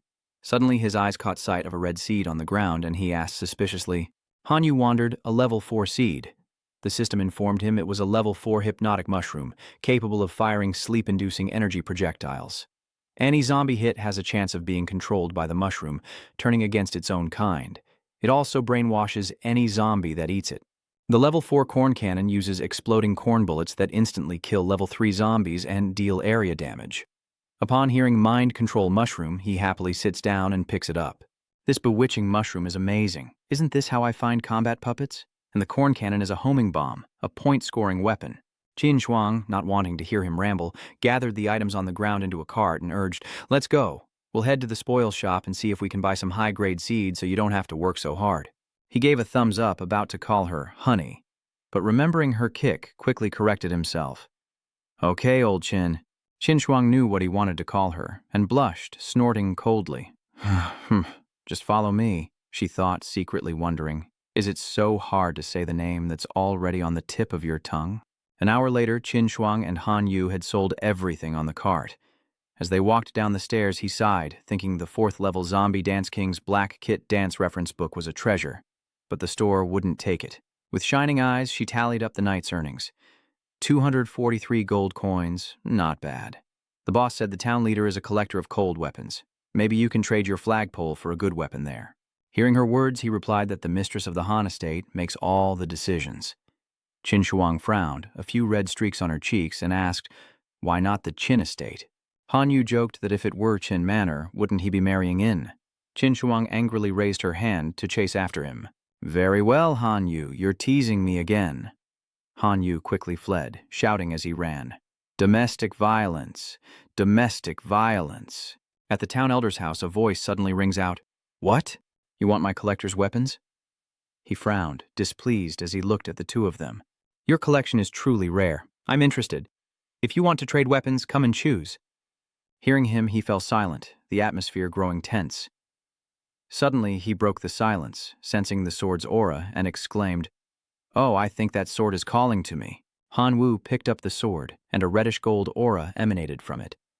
It's definitely resonating with the black dragon blood in my body, he said firmly, then turned back and declared, Chief, I want this. He generously nods, adding a condition, but our hero doesn't have enough to trade. Does he have anything else? Han Vu immediately pulls out an item saying, a Grekit dance collection and a level 3 seed. These are all my valuables. The town leader shook his head, refusing as he made a request. The Grekit dance collection is useless to me. I want 2 level 3 seeds. Feeling it wasn't a bad deal, he agreed. With the deal sealed, he chuckled, offering a friendly reminder. While the Grekit dance collection is useless to me, the town's former dance queen, your salon owner neighbor, might find it interesting. He sheathed his sword and turned to leave, eagerly saying, Let's go visit Sun Qing's sugar daddy. As he stepped out, he ran into Shu Tai, who was approaching with his fire dragon grass. Han Yu exclaimed, Wow, impressive, magnificent. Shu Tai approached, arrogantly declaring, Han Yu, the gap between us widens every day. You've fallen to 3rd place. Just give up now, and maybe I'll be merciful and let you and Qin Shuang be in the same classroom. Ignoring him, Han Yu kept walking, hands in his pockets, and turned back to Qin Shuang, feigning ignorance. Honey, is this idiot a friend of yours?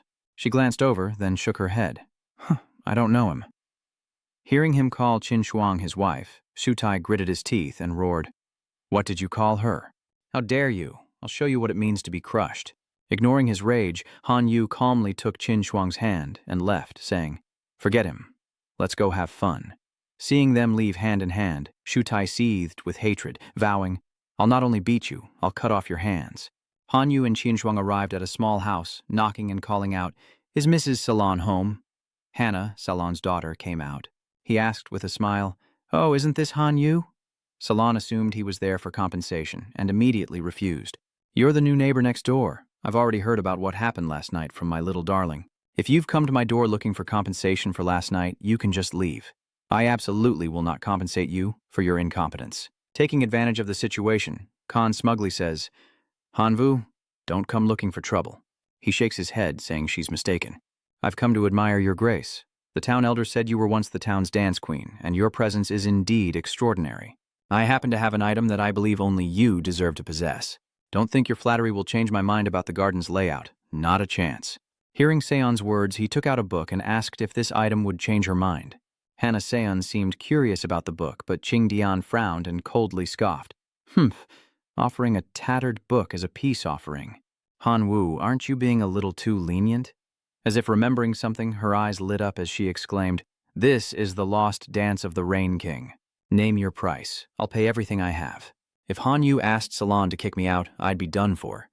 Thinking this, his attitude changed completely, and he said with a smile, Han Yu, we're classmates, what do you say? Ignoring his bootlicking expression, Han Yu handed the book to Hana Salon, saying, Please, keep this dance close.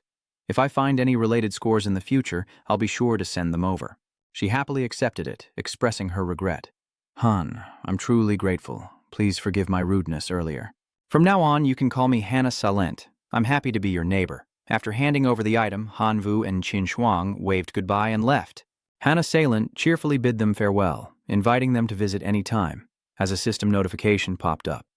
Established friendly relationship with the dancing queen of Han Salent.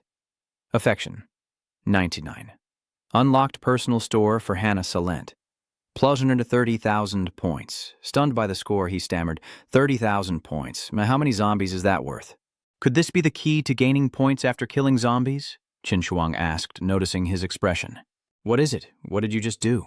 I just received a notification that I've established a new close relationship with the dancing queen, Han Salent, and opening a personal store related to her has increased my score by 10,000 points.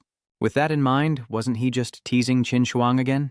This is what a husband should do, no need to be polite. This time he didn't get slapped. Qin Shuang left, blushing. He's so shameless. I'm done with him. As she leaves, he opens the system panel to see what interesting things Silent Granny's shop has. The system announces Silent's shop has level 3 clover seeds for 10 friendship points, a dance course for 20, a mystical dance outfit for 35, and a fruit of wisdom for 90. He happily says, the fruit of wisdom seems like it could complete my senior's request, but it needs 90 friendship points. I'll buy it after the exam. Cut back to their house. Hands in his pockets, Hanvu thinks contentedly. Both level 4 seeds have undergone directional mutation. Tonight I can rake in the points.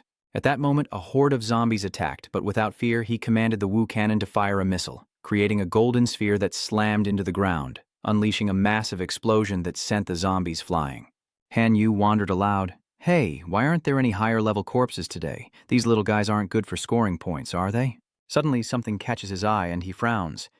In the distance, Han Salon stands at the gate, waving.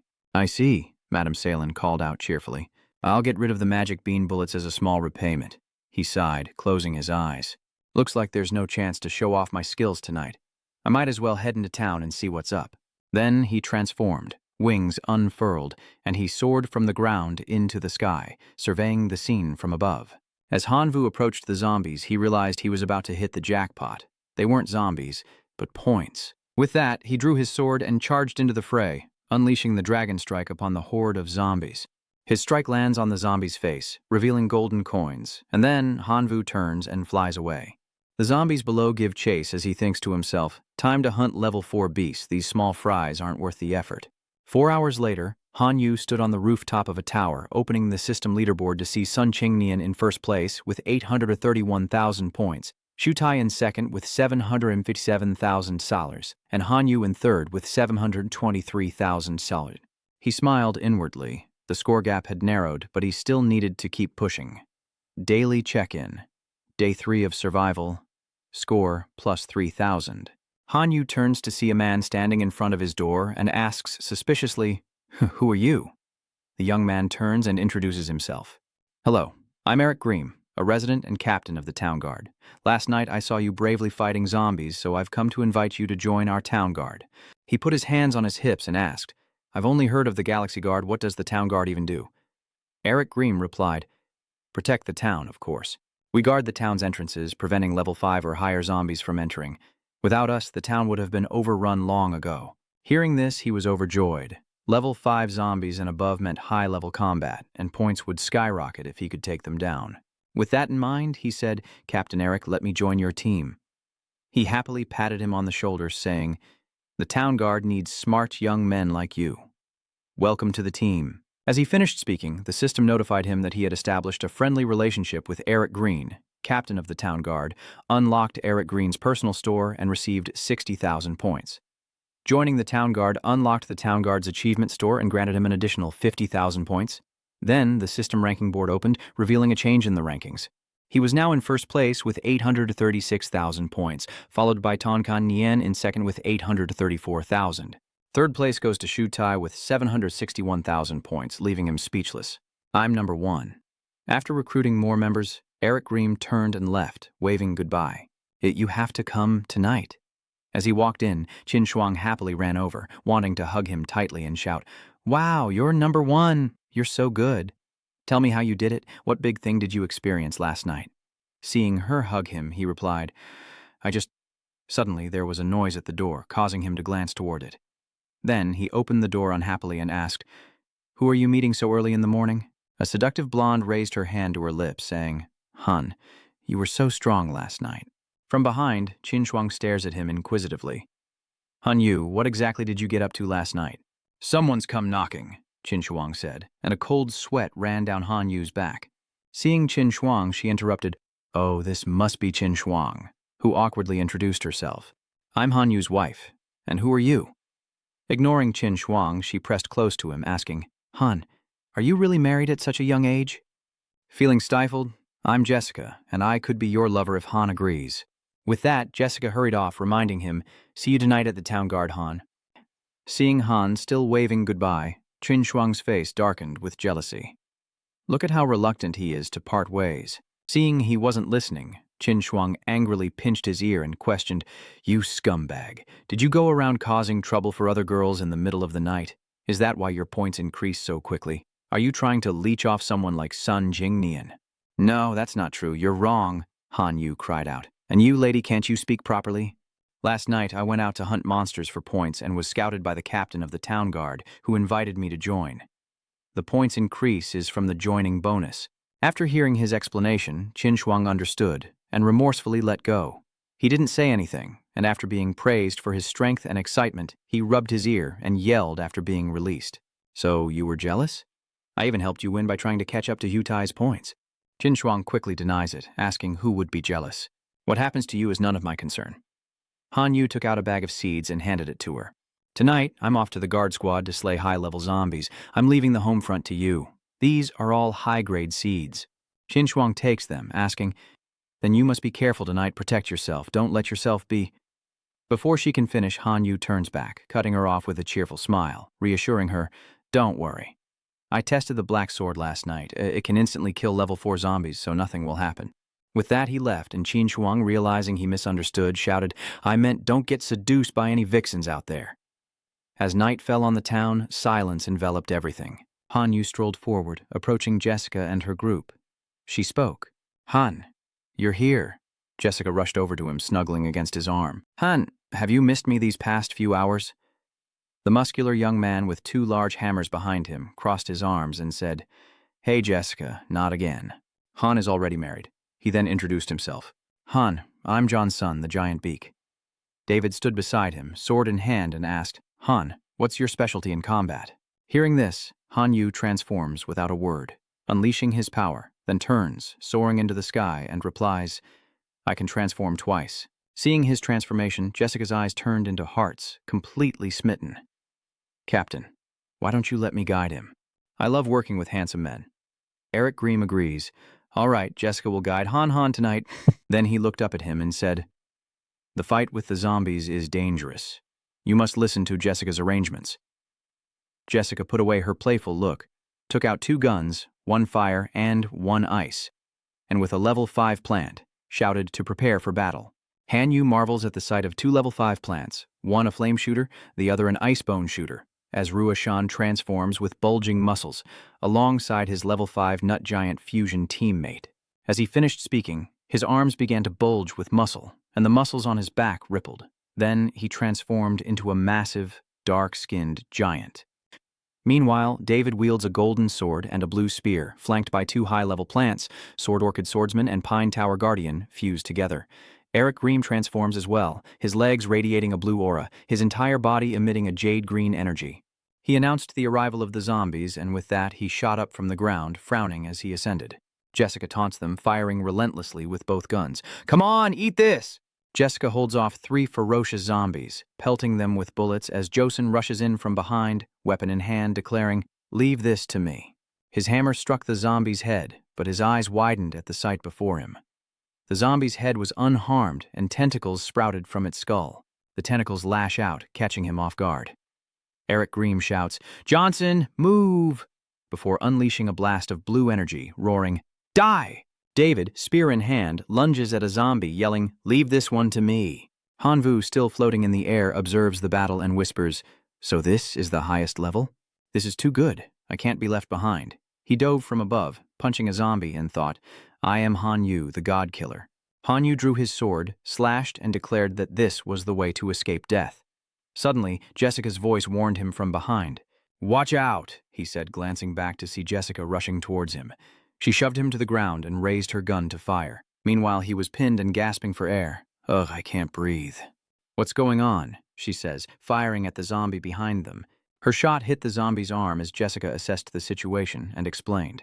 A level 5 zombie's endurance is far greater than a level 4's. Even though you injured it, its attack power won't diminish. Coming to his senses, Han Yu chuckled, Thank you for saving me. She turned and replied, Don't push yourself too hard. Just assist for now and stick close to me. With that, Jessica charged into the horde of zombies, guns blazing in both hands.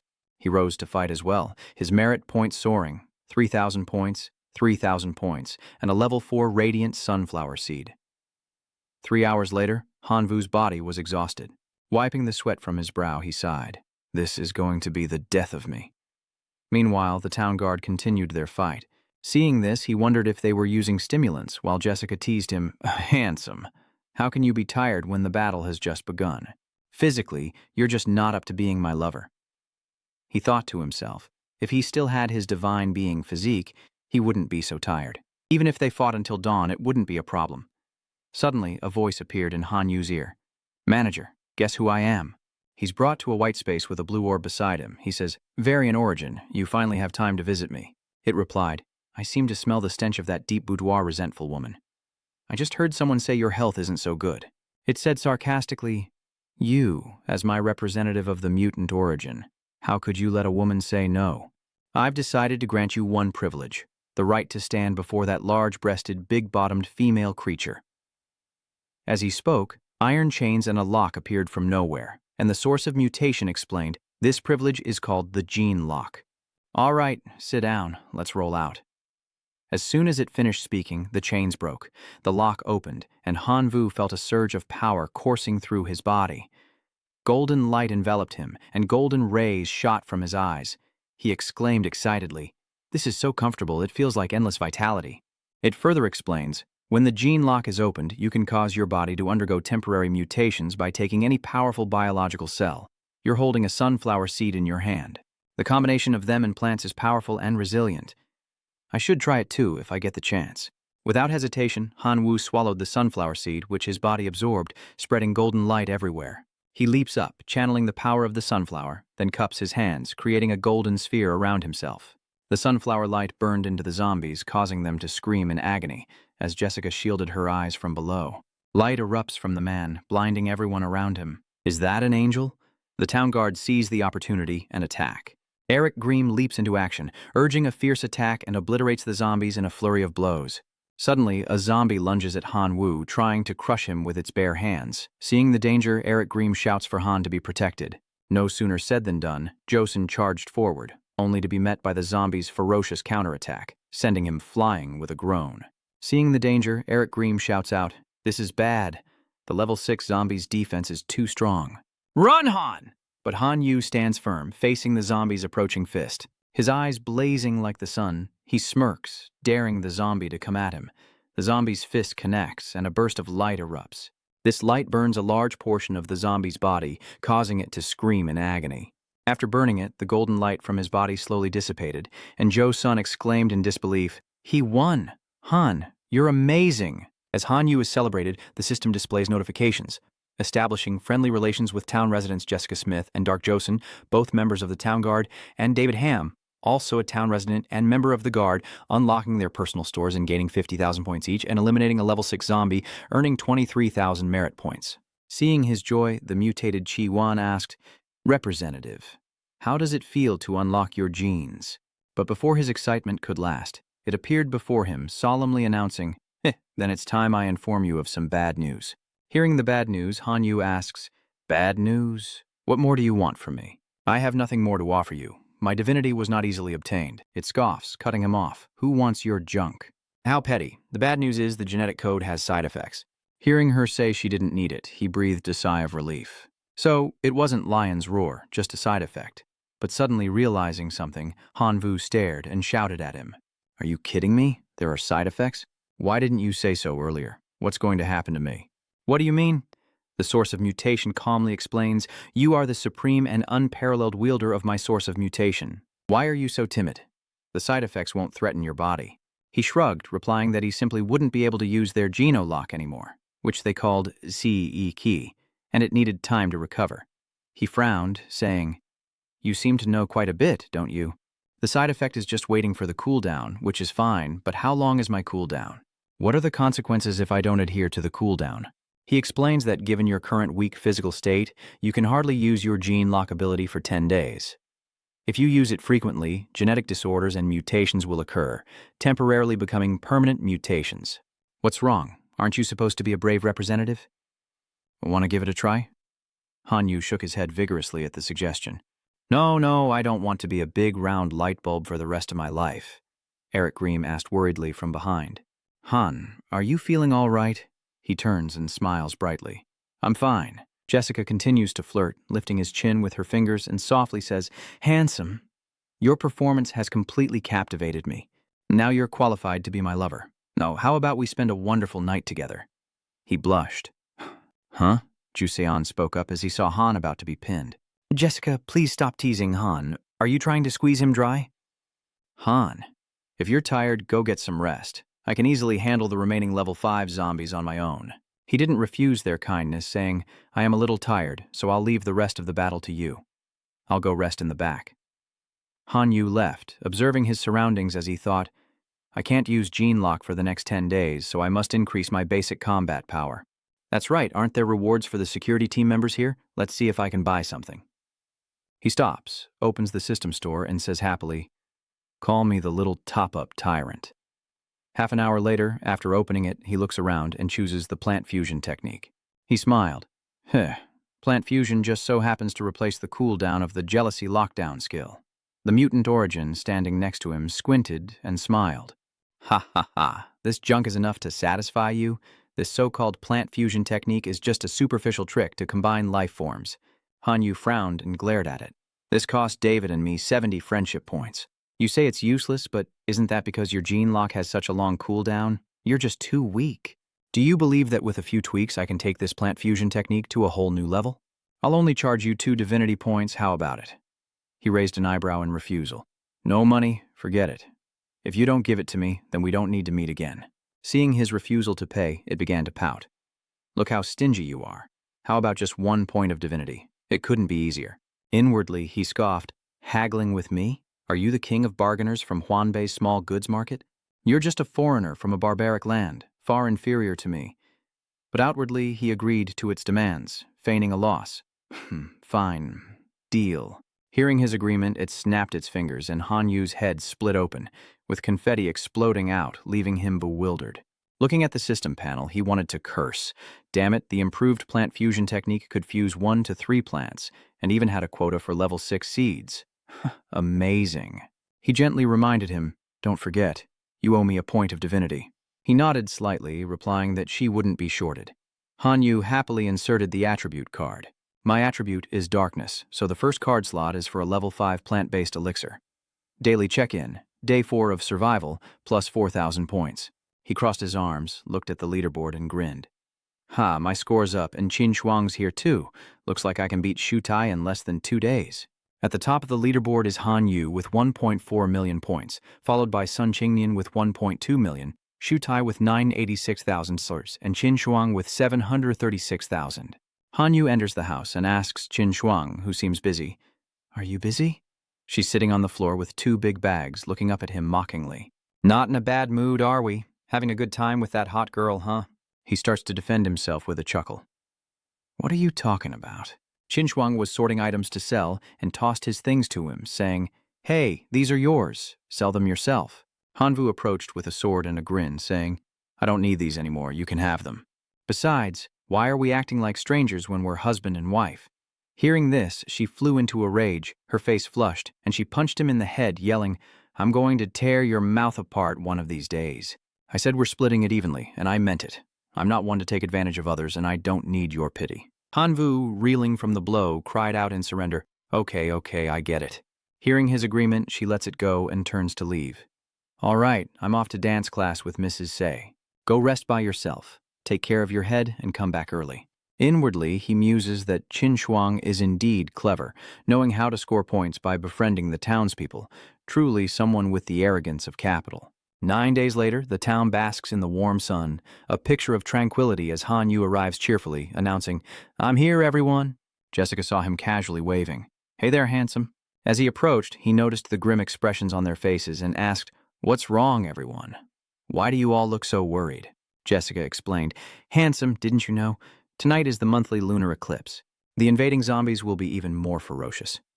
Last month, during the lunar eclipse, Jasmine, a member of the guard, was lost to us forever.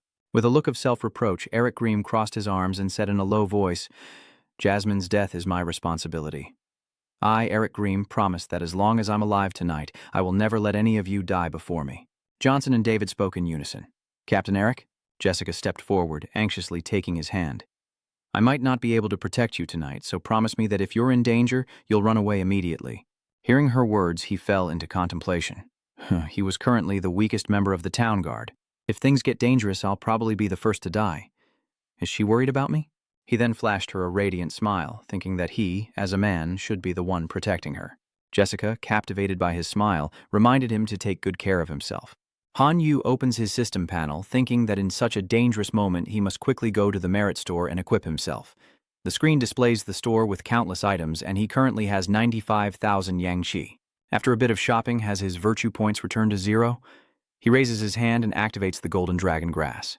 After activating it, black marks spread across his face. Han Yu realized the golden dragon grass, with its giant dragon genes, was attracting the black dragon blood. Yes. Immediately, his body mutated and his power doubled. Eric watches the changing sky with a grave expression. "The time has come," he says, looking up at the sky as it's consumed by darkness. Seeing the sun blotted out, the zombies below began to stir, transforming from emaciated bodies into hordes of six-packed fiends, as Eric Green observed from above. The zombies are mutating, their levels are increasing. Everyone, prepare for a fierce battle. Dusan also mutated, his body becoming muscular as he nodded. "Understood, Captain." David, clad in armor and armed with a spear, prepared to strike as Han Vu, hovering in the air, solemnly replied, "Yes, Captain." The mutated zombies roared as they charged forward in a furious assault. Eric Green created a blue energy sphere and launched it at the horde, yelling, "Stop them!" Meanwhile, Jessica fires at the zombie, but it barely flinches. She continues her barrage, gritting her teeth. "Take this!" The giant zombie remained unscathed. Johansson, holding onto its arm, told his teammates, "Captain Jessica, focus on long-range attacks, we'll hold it back." From afar, Han Yu speeds forward, determined not to fall behind. He draws his sword, unleashing the Dragon Slayer slash across the giant zombie. The smaller ghouls below swarmed him, and without hesitation, Han Yu unleashed a swift kick, striking the lead ghoul square in the face. Eric Green, behind him, praised, "Han, well done." A moment later, the zombies he'd slain lay scattered all around. Seeing the zombies continue their assault, the captain ordered Jessica to find the town leader and ask Jenniger to send reinforcements. Obeying, she ran off, shouting back, "Hold on, everyone, I'll be back." Meanwhile, a zombie attacks David, leaving him bleeding from the shoulder, and he cries out in pain. Seeing this, Yosin rushed forward to fight the Jiangshi head-on, anxiously saying, "Jason, leave me." Seeing their dire situation, Eric Green rushes in, firing at the zombie to help. "I'm here. Hang in there." Seeing who it was, Josin said, "Captain." Eric Green throws a powerful punch, striking the zombie square in the face, but in this critical moment, the system announces that the 10-day cooldown has ended. Seeing this, Han Yu smiled. Perfect timing. He then rushed forward, saying to the three, "Captain Eric, let me buy you some time." Seeing this, he worriedly reminded him, "Han, don't push yourself too hard. Run if things get bad." Han Yu turned his head and smiled reassuringly. "I'm also a member of this town's guard, so of course I'll do my best to protect the people." He then opened his system, reaching out to select the gene, and his body glowed with a faint blue energy as he unlocked it. Han Vu's body unleashed a tremendous power, transforming into spears that pierced through the horde of zombies.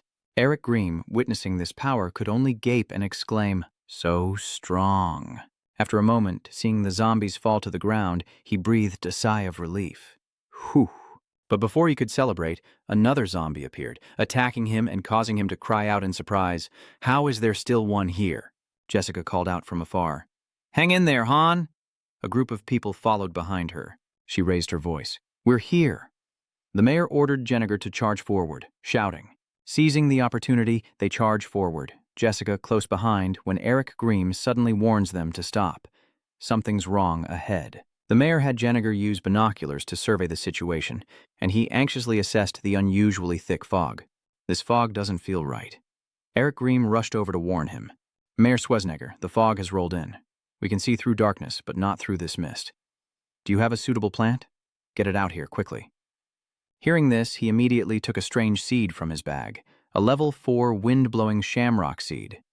Then he planted it in a pot and began to cultivate it. A second later, the seed sprouted, and a clover plant appeared before everyone's eyes.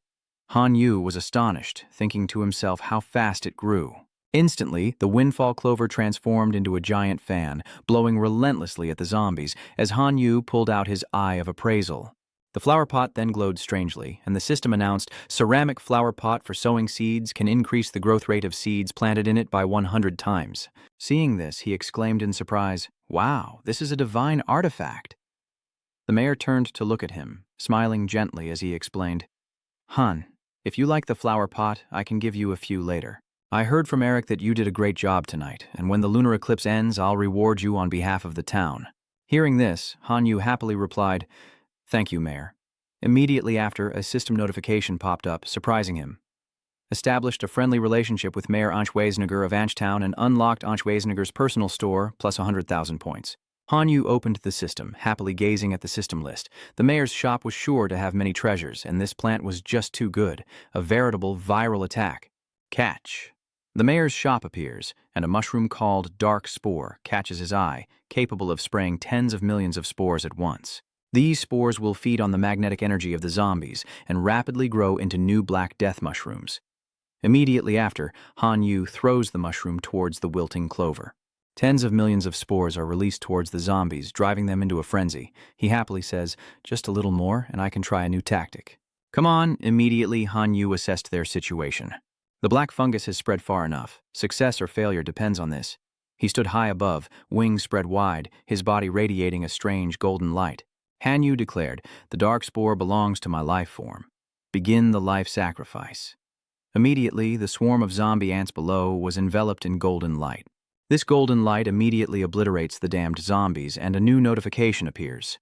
Option 1, a level 9 wisdom tree seed planted in the divine realm can maintain its stability, prolonging the lifespan of the Spring Clan. Once mature, it can produce fruits of wisdom, with a maturity of 1,000 years and a growth cycle of 100,000 years. Option 2, golden flower pots. Special plant seeds planted within will achieve immortality. Option 3, construct level 4. A plant treasure trove built on the divine domain, randomly produced every 24 hours. Create a special plant seed. 50% chance of a tier 1 seed, 40% for tier 2, 9% for tier 3, 0.9% for tier 4, and 0.009% for tier 9. Seeing this, he cursed the system, frustrated by the impossible choice. He sighed, choosing the golden flower pot, saying, "I'll have to choose you. With directed mutation and my golden flower pot, the tree will become immortal, and the future will hold infinite possibilities, eventually leading to a level 9 seed." Seeing the zombies return to normal, Eric Green anxiously warned everyone, "This is bad. The zombies are rising again." The mayor immediately ordered Jenniger, Jessica, and David into defensive positions. Seeing this, Hanyu was confused, thinking that the power of the black fungus was too weak, and he had to seize the time to develop it. He looked at the golden pot and said, "Activate directional mutation." He immediately plants the dark fungus into the golden flower pot, and the system announces a successful mutation, significantly increasing spore volume, spore activity, and spore growth rate. Hanyu approached the mushroom chuckling and triumphantly ordered, "Perform 3 qualitative mutations simultaneously for me." The clover then immediately grew larger, and he hugged its trunk tightly, exclaiming, "Hi!" Tens of millions of mushroom spores spread towards the zombies, and Eric Green happily announces the situation. The horde's speed is decreasing. Hearing this, the citizens below erupt in cheers. "That's great! That's right! That's great!" The mayor warned Jenniger, looking up at the sky. "The eclipse is entering its final phase, and the zombies' counterattack will be especially fierce, so be careful." Suddenly, Hanyu realizes something is wrong. As the lunar eclipse arrives, the zombies sprout horns, becoming even stronger than before. Seeing this, the mayor signals Jenniger to retreat, focusing everyone on the entrance as the terrified citizens scatter, whispering, "Are we going to die? I'm so scared." Hanvu thought to himself, seeing the people's morale plummeting. They couldn't win like this. He had to rally them. Immediately, he soared into the air, lifting everyone's spirits. "Zombies are nothing we can't handle. We can definitely win." Meanwhile, Hanvu dodges a horde of zombie fodder, taking them all down. The people rejoice at the sight. They cheered. "Yes, great hit, that's great." Hanvu turned back happily to look at the people below and called out to everyone. Suddenly, a strange blue tentacle shot out, ensnaring Hanyu, leaving him confused and bewildered. Chi-King cries out. "Ah!" Jessica sees Hanyu in danger and rushes towards him, shouting. "Han," Eric Green said, grabbing her hand, "you'll be walking to your death at this rate. We must combine our strength to move forward." He stepped forward, his voice resolute. "Han, hang in there. We will save you." Enraged, Hanyu tore through the tongue binding him and roared, "Get this disgusting tongue off me!" He flapped his wings and soared into the sky, preventing the zombies below from acting. Hanyu turned in another direction, calculating the situation.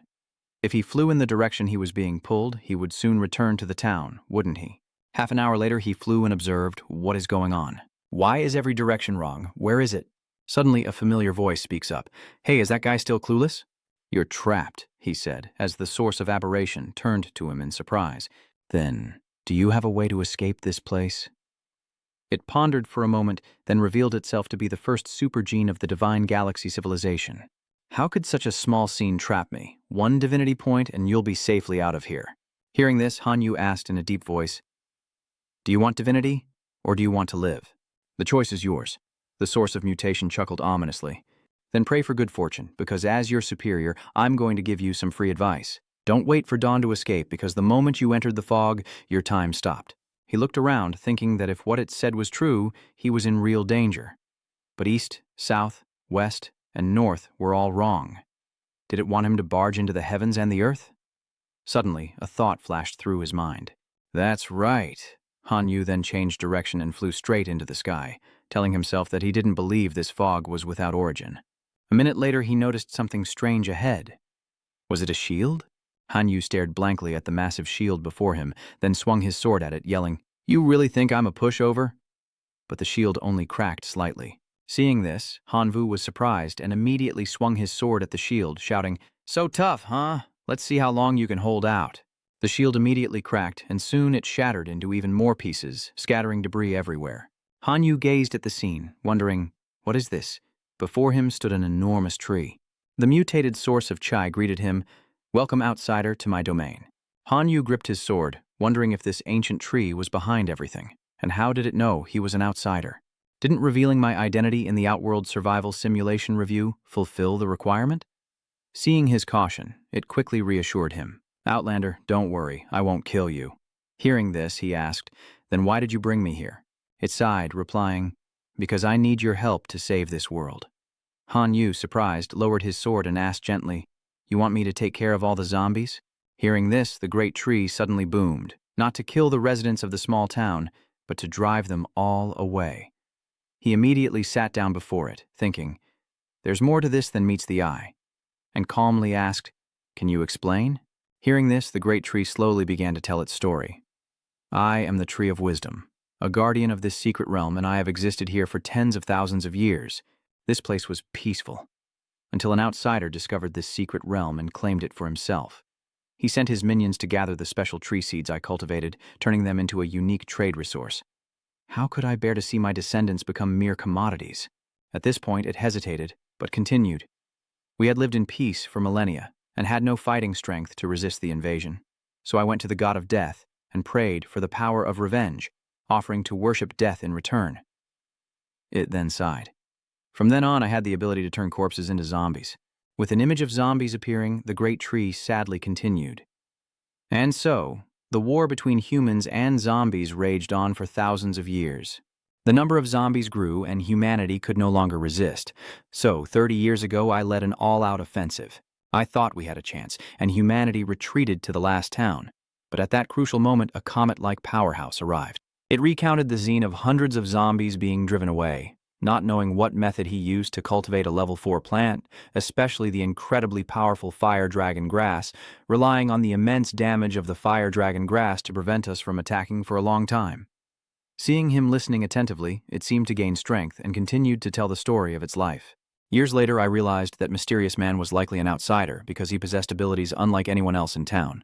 And today, as I launched another all-out assault, I noticed you possess abilities remarkably similar to his. Hearing this, Hanyu asked in surprise, So you want me to betray the town and help you? It then proposed its idea. If you're willing to help me, I'll give you 10 wisdom fruits.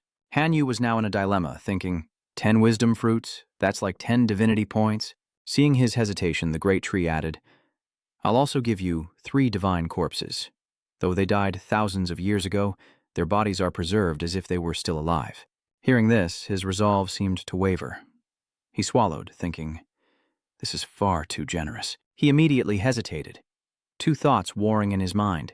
First, whether he could repel the humans, and second, that this zombie town was a treasure of the Imperial Academy, and the god behind it was likely a high-ranking leader of the Imperial Academy.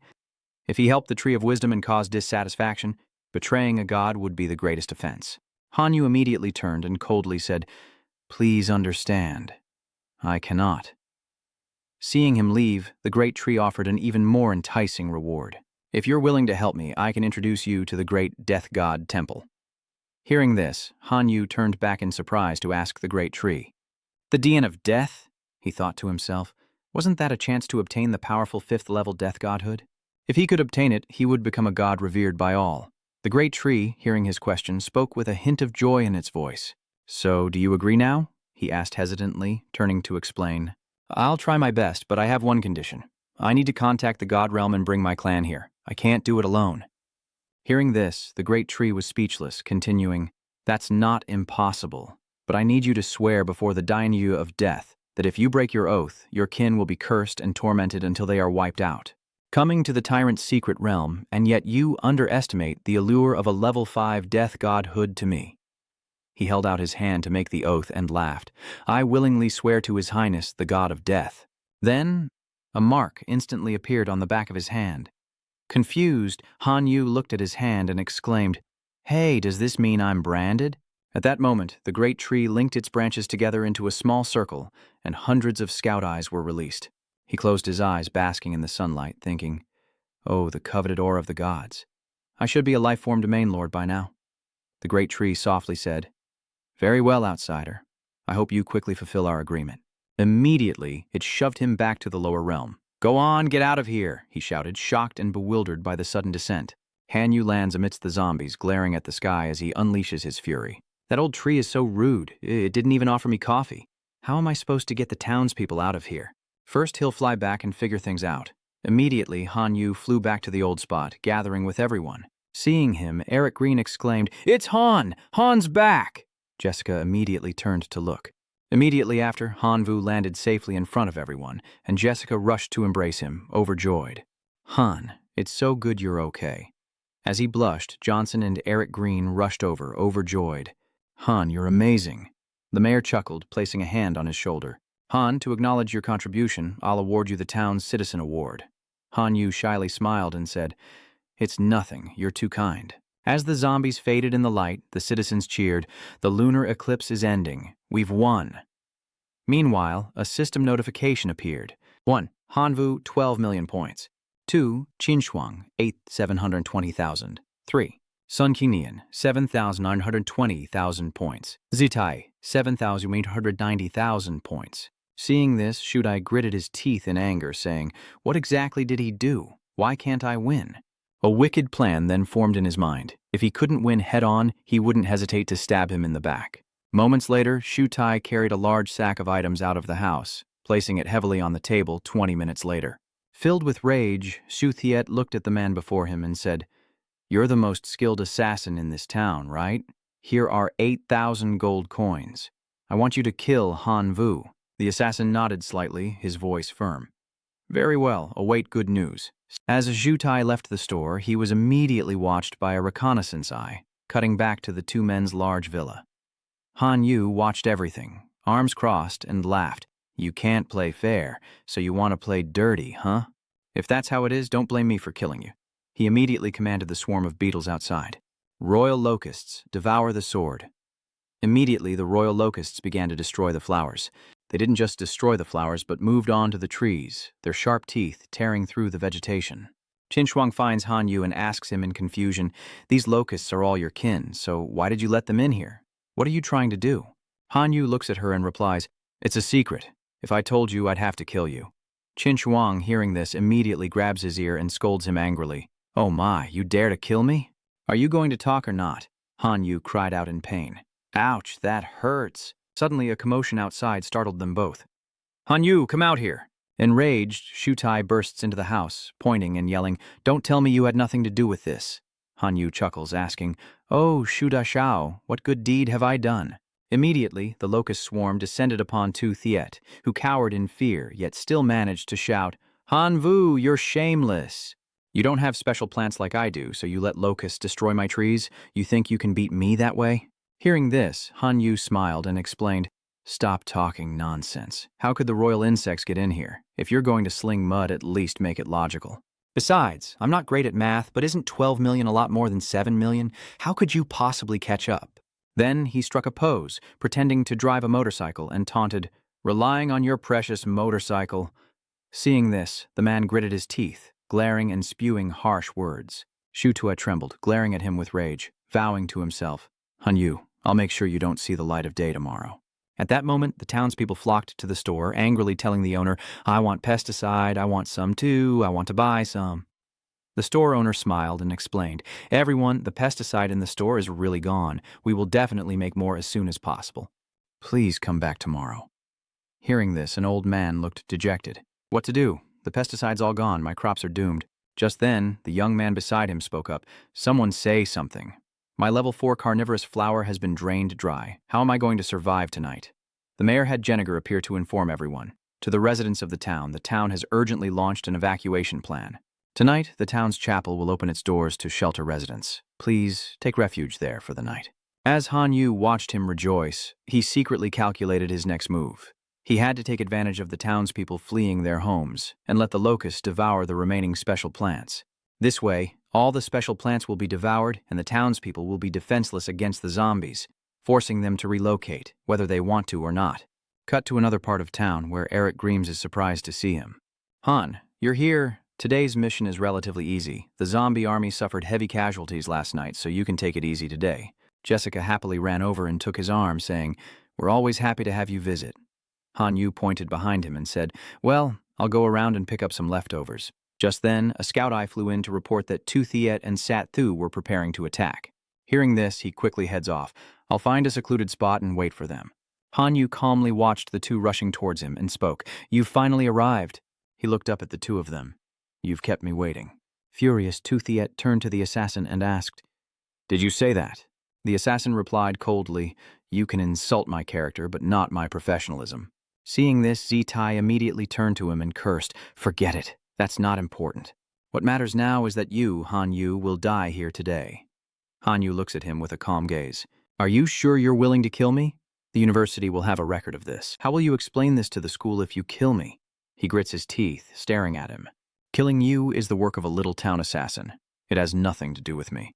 Why are you wasting time talking to a dead man? I'll have to step in." He immediately took an offensive stance, preparing to unleash the phantom tendril thorns as a thorny whip shot out towards his opponent. He lunges forward, dagger aimed at his face, yelling, "Phantom spawn!" A light flashes and he cries out, "What?" Using Golden Dragon transformation, he shattered the dagger's tip, then mocked, 8,000 gold coins for this." Hearing this, the assassin turned around in a rage, yelling, "Shutie, you son of a bitch, did you sell me out?"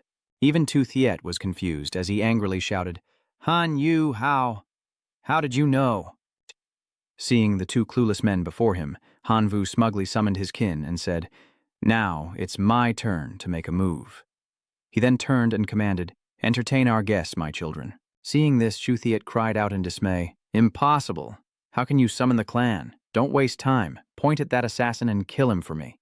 Hearing this, the familiars all rushed towards him, leaving him in a desperate panic, while Han Yu slowly approached Tu Thiet with his sword and said menacingly, "As for you, I'll personally take care of you." Seeing him approach, he screamed, hoping to intimidate him. You can't kill me. The Academy will know about this. What will you say to them if you kill me?" Upon hearing that, Han Vu froze in surprise, then smirked with satisfaction. "Oh, right, that's true. In that case, I'll just throw your barely alive body to the zombies. After the zombies kill you, it'll have nothing to do with me."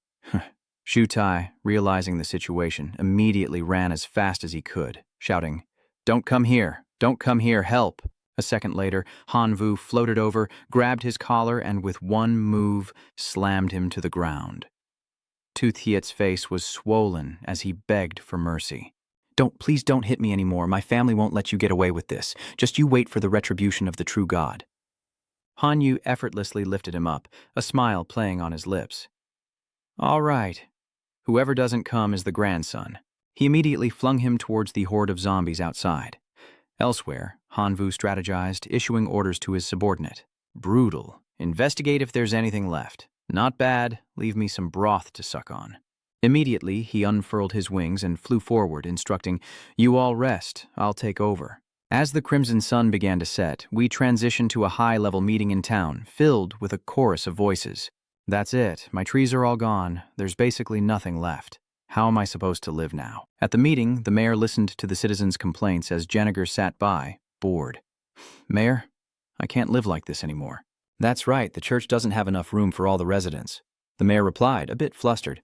"I know things are tough," the mayor began, but Han Yu cut him off. "I have another way." Surprised, he asked, "Han, what are you suggesting?" Han Yu smiled and proposed, "We'll go to another world." The people, hearing Han Vu's words, looked at the mayor in surprise and asked, "Can we go to another world? I can't stand living here anymore." "Indeed, with the constant zombie attacks, I haven't had a good night's sleep in ages." Mayor Chozenegar was also surprised to hear his words.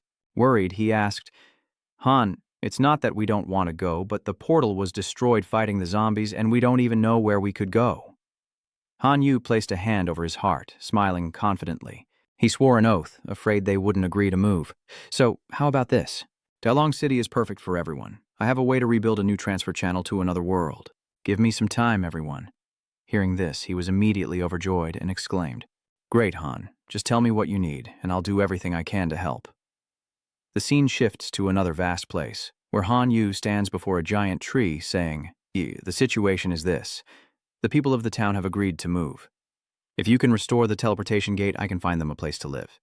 Hearing this, he laughed, looking at him and exclaiming, "Excellent, I've finally waited for this day. Thank you, outsider.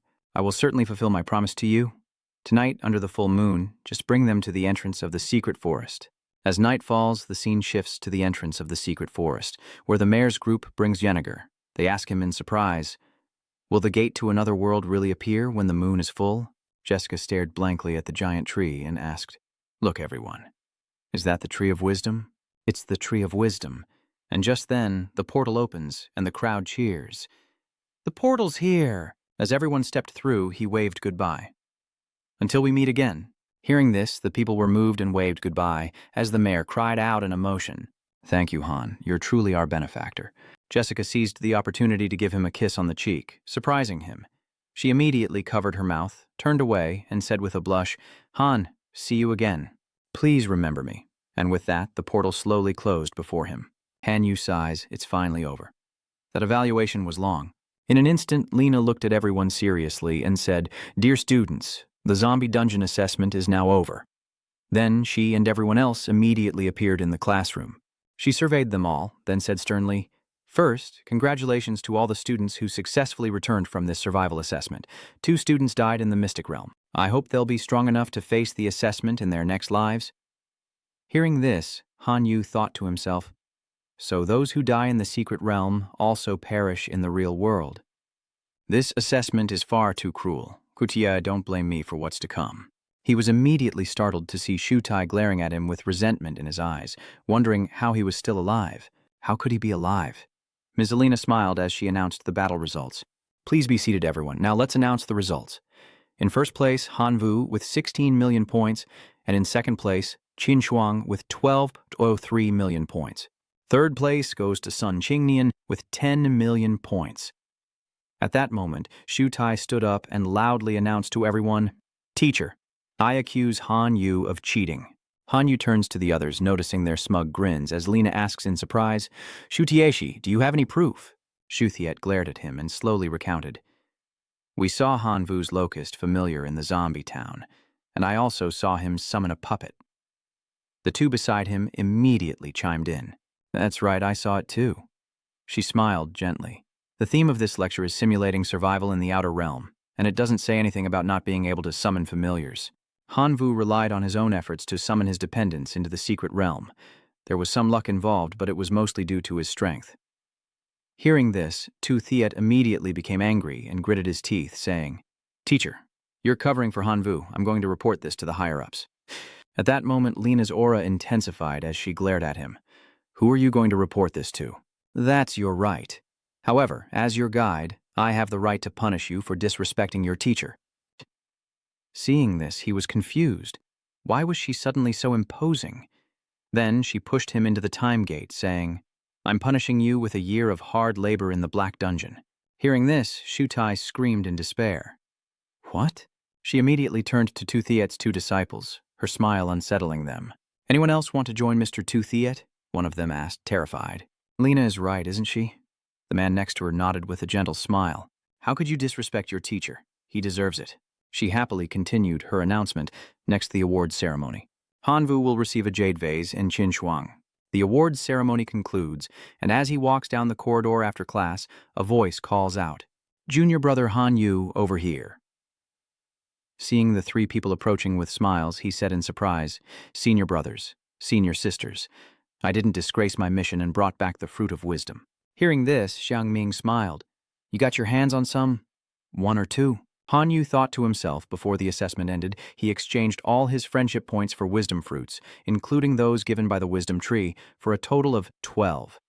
He had already used 9 to exchange for divinity points. Feigning reluctance, he apologized, saying his abilities were limited, but 9 divinity points were still a good number. Before he could finish, Yatian gave him a thumbs up.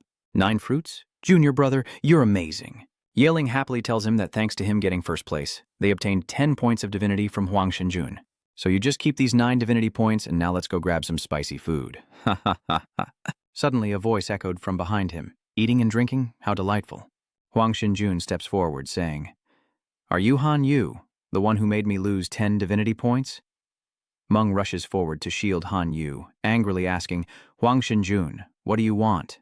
You don't understand what's happening? Ask Meng what's going on." Yeling smiled, explaining, "Someone lost and is furious." Xiatian explains that his name is Huang Shenjun, and he's always been at odds with them, provoking them before the exam, so they bet on who would get first place. "Junior, you helped us win 10 points of divinity." Han Yu looked at the man before him and asked in surprise, "Senior, who are you supporting?" Xiatian smiled and answered for him, "It's the kid who used the fire dragon grass." Hearing this, he chuckled derisively. "Shutai? Then Senior Huang must be blind." Enraged, Huang Shengjun glared at him and shouted, "Say that again if you dare." At that, Xiang Meng and the others charged toward him, laughing. "What can you do if I say it 10 times? Realizing the situation, Huang Shenjun decided to flee, threatening as he ran. "You better watch out. Your next intensive class is combat training with me. Cross me, and I'll show you what hell really is." Xiang Meng then said to him, "Junior, we're sorry. We made a bet and got you into trouble with Huang Shenjun. We won't be able to protect you during the focused learning session." Han Yu placed his hand on his senior's shoulder and said, "It's okay. I've been threatened plenty these past few months. Didn't I turn out just fine? I gained a lot from this class, so I'm going back to improve myself." Ye Ling then added, "Junior Han Yu, come find us if you need anything." Xiatian nodded slightly. "We'll definitely support you." The scene shifts to another vast location as a voice announces, "Your Highness, a demigod seeks an audience." Then, the God King ordered him to be brought forth and asked from his throne, "Demigod, why do you seek an audience with me?" The man immediately reported to the God King, "Your Majesty, I am Jang, and I've come to report a clue related to the ruins of the God River. I have a suspect." Hearing this, he immediately stood up and urged, "Quickly, if this is true, there will be a generous reward." Zhang Gang immediately stood up and opened the box. Inside was Han Yu's locust. He reported, "Your Majesty, I found this locust corpse in the ruins at God River. Coincidentally, I know a God Domain locust player named Han Yu, and I believe he's involved." Hearing this, the God King asked in surprise, "Han Yu, what else do you know about him?" Zhang Gang immediately recounted everything. A high school student, orphaned, now a provisional student at the Imperial Academy with a divine creature level. Hearing this, the God King flew into a rage. "You think some divine student could enter the river ruins and defeat the 6 demigods I sent?" Seeing the God King's fierce attitude, he immediately knelt and kowtowed, fearfully saying, "Please calm your anger, God King." At first, I didn't believe Han Yu could reach the river god ruins, but I took Han Yu's picture to investigate the area and, indeed, discovered clues that Han Yu had been there. He stood there, recounting everything. I found out that Han Yu once bought a batch of radiation ore at the radiation ore shop with a record of divine power payment, and the inn's divine domain registration machine also has a record. The God King glared at him menacingly. "Demigod, you better not deceive me with false information, or I will never forgive you." He then tossed a yang coin at the man, telling him to take his reward and leave. Zhang Gang was overjoyed to see the coin and thanked the God King profusely. The God King then ordered his subordinate to take a signal device and investigate this Han Yu for him, wanting to confirm whether he had stolen his treasure. His eyes flashed with coldness. "If it really is him, I'll turn him to dust." Meanwhile, Hanvu suddenly sneezed violently, wiping his nose and sighing. "Looks like it's getting cold. I need to level up in my next subject." Han Yu smiled at the pot and said, "Kalina's gift is truly something. It can bind special plant seeds to the jade flower pot, yielding special plant seeds with each growth cycle. The growth cycle is linked to the plant's level. The higher the level, the longer the growth cycle. After using it for the first time, he smiled in satisfaction.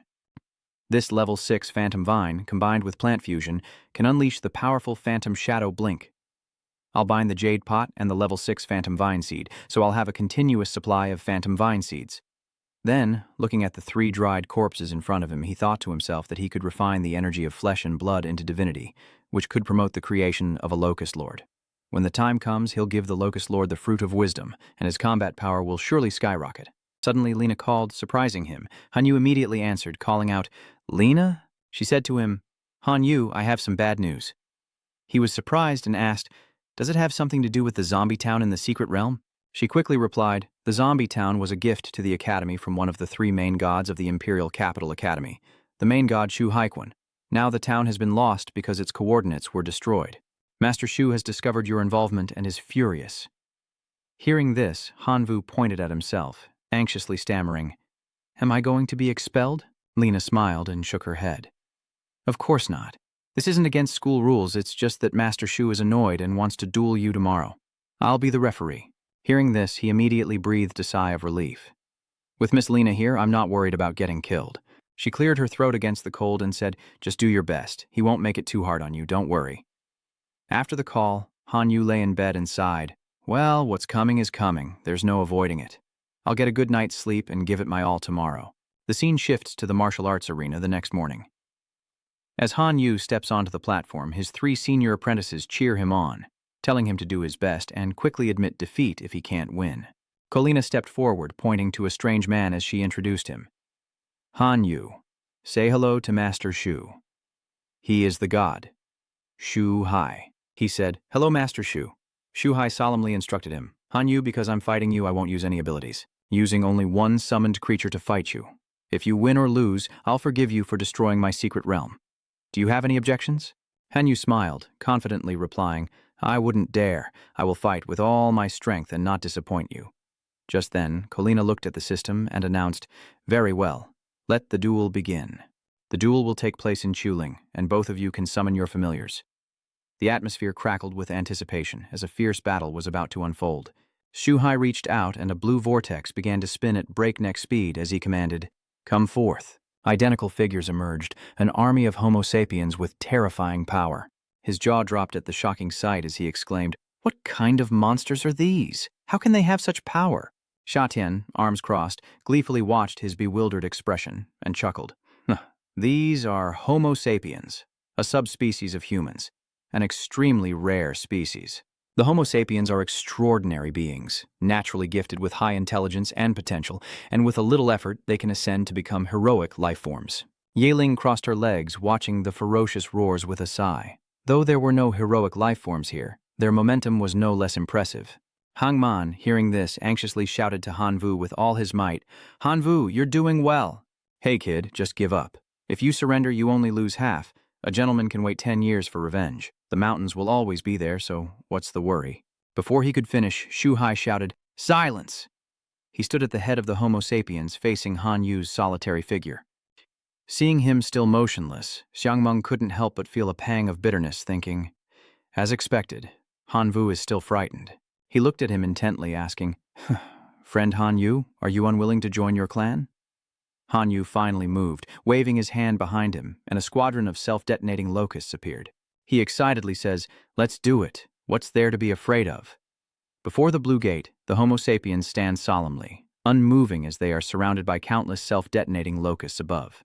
Shu Hai was initially disappointed, but now he witnesses a terrifying scene. A transcendent life form striking him like a bolt of lightning, and the numbers are truly terrifying. But it doesn't end there, as his eyes widen once more at the horrifying sight. What? A powerful being appears before his very eyes. It emerged, standing out amidst the self-detonating locusts, causing Chu Hai to recognize the spirit creature in shock, his gaze then shifting behind the swarm. These red figures, their faces betraying a savage nature, deliver another shock.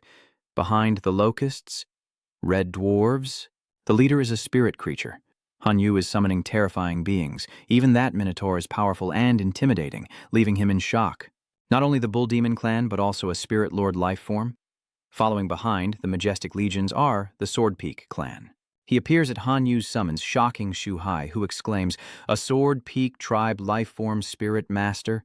What other tribes do you have? I'm speechless." From the gate with the barrier, a series of skeletal soldiers marched in unison behind a skeletal commander. Their presence was not to be trifled with. Shu Hai was utterly shaken by Han Yu's armies, wondering, now he has a bone race too? He stared at Han Yu's powerful individuals, his mouth agape, his brow furrowed at the sight. There are 5 types of spirit life forms, and even a bone controller, the strongest combatant among hero life forms. Not even demigods could gather an army like this. Is this kid really just a divine being? Even Jiang, who was just watching, was shocked by his powerful summoning ability. He keeps going on about it with Xiatian, damn it. He thought he would be defeated in the bloody arena, but now that he thinks about it, he didn't even have a chance. Xiatian, who was also gossiping, comforted him, telling him to be confident, saying that perhaps not many freshmen could create a formation like Han Yu. Unlike those 2 troublemakers, Ye Ling watched him fight intently with an admiring look, praising him endlessly in her thoughts, believing that if he could officially enter the Imperial Capital Academy, he would definitely rise to the top.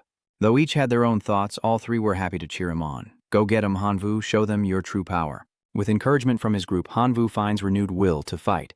At his command, they will all obey. The Locust Self-Destruction Squad is deployed. With their master's command, the Locust army quickly flies towards the motionless Homo sapiens. Sword, dance, attack. Yet the Homo sapiens remain calm, simply raising and clasping their hands together, murmuring in unison. From their murmurs, a shield materialized, rendering their attacks useless. Seeing his counterattack fail, Han Yu cried out in alarm. What?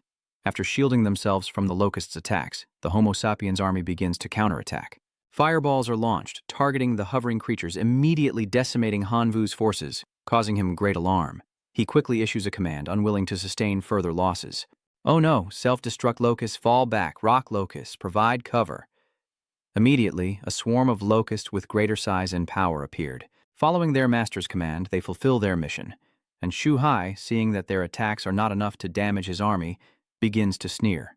He shouts, "This level of defense is not enough to stop the Homo sapiens." Against the orange sky and desolate wasteland, Shu Hai's army stood tall, and with a single word, the Homo sapiens attacked in unison. Ha ha! From afar, Han Yu and his myriad of rock locusts were utterly shaken by the sight of the nexus of a barrier. He couldn't help but exclaim in panic, "What the hell, is that a spirit bomb? Did this god watch Dragon Ball?" Shu Hai immediately raised his hand, unleashing a burst of power from his palm along with his command. Upon receiving the order to attack, his army launched a fierce, annihilating strike. Seeing the weakness in his forces, Han Yu quickly summoned the powerful divine hammer. "We can't keep this up. We have to find a way to break through the Homo sapiens' shell." The divine mace takes the field, receiving the order and raising its massive hammer to strike a devastating blow against the Homo sapiens Huai, its form suspended in midair with the force of the swing. A striking red figure against the sky, the god-beak's ferocious face contorted as his hammer fell, unleashing a blinding surge of power. The hammer created a perfect crack in the Homo sapiens barrier, and Han Yu immediately ordered his troops to attack. "It's working! Rock locusts, attack!" On command, the locusts swarmed the towering humanoids. The 3 onlookers were overjoyed at the sight, encouraging him. Little Han Yu might actually succeed. Even as his defenses are broken, Shu Hai remains unconcerned. He watched Han Yu and his mighty army and quietly said, "The game has only just begun." Against the vast sky, swarms of locusts engulfed the Homo sapiens army. Hanvu considers the situation. Though the locusts are numerous, their combat power is low. But if they can take down even a few Homo sapiens for every 10,000 locusts, there may still be hope. His eyes darted back, and the sight of the mighty skeleton lord behind him stirred something within. "My escape route is here," he gestures with his hand. "Go, undead lord." Hanwu's attention now shifts to the Homo sapiens struggling against his locust army, a sight that fills him with awe. The Homo sapiens are too strong, their combat skills are all god tier. Realizing the advantage is shifting towards them, he's stunned, his face frozen in contemplation. "This isn't good. Too few humans are falling. I need to increase the locust's attack power. Origin of mutation. Your opponent this time is too high level. To avoid detection, I'm initiating directed mutation and a temporary block. We'll meet again." Hearing these words from the source of mutation, Han Yu flew into a rage. "Hey, are you kidding me? Bullying the weak and fearing the strong." He cursed and pleaded, but there was no response, and feeling like he was about to ascend, he could only despondently hope.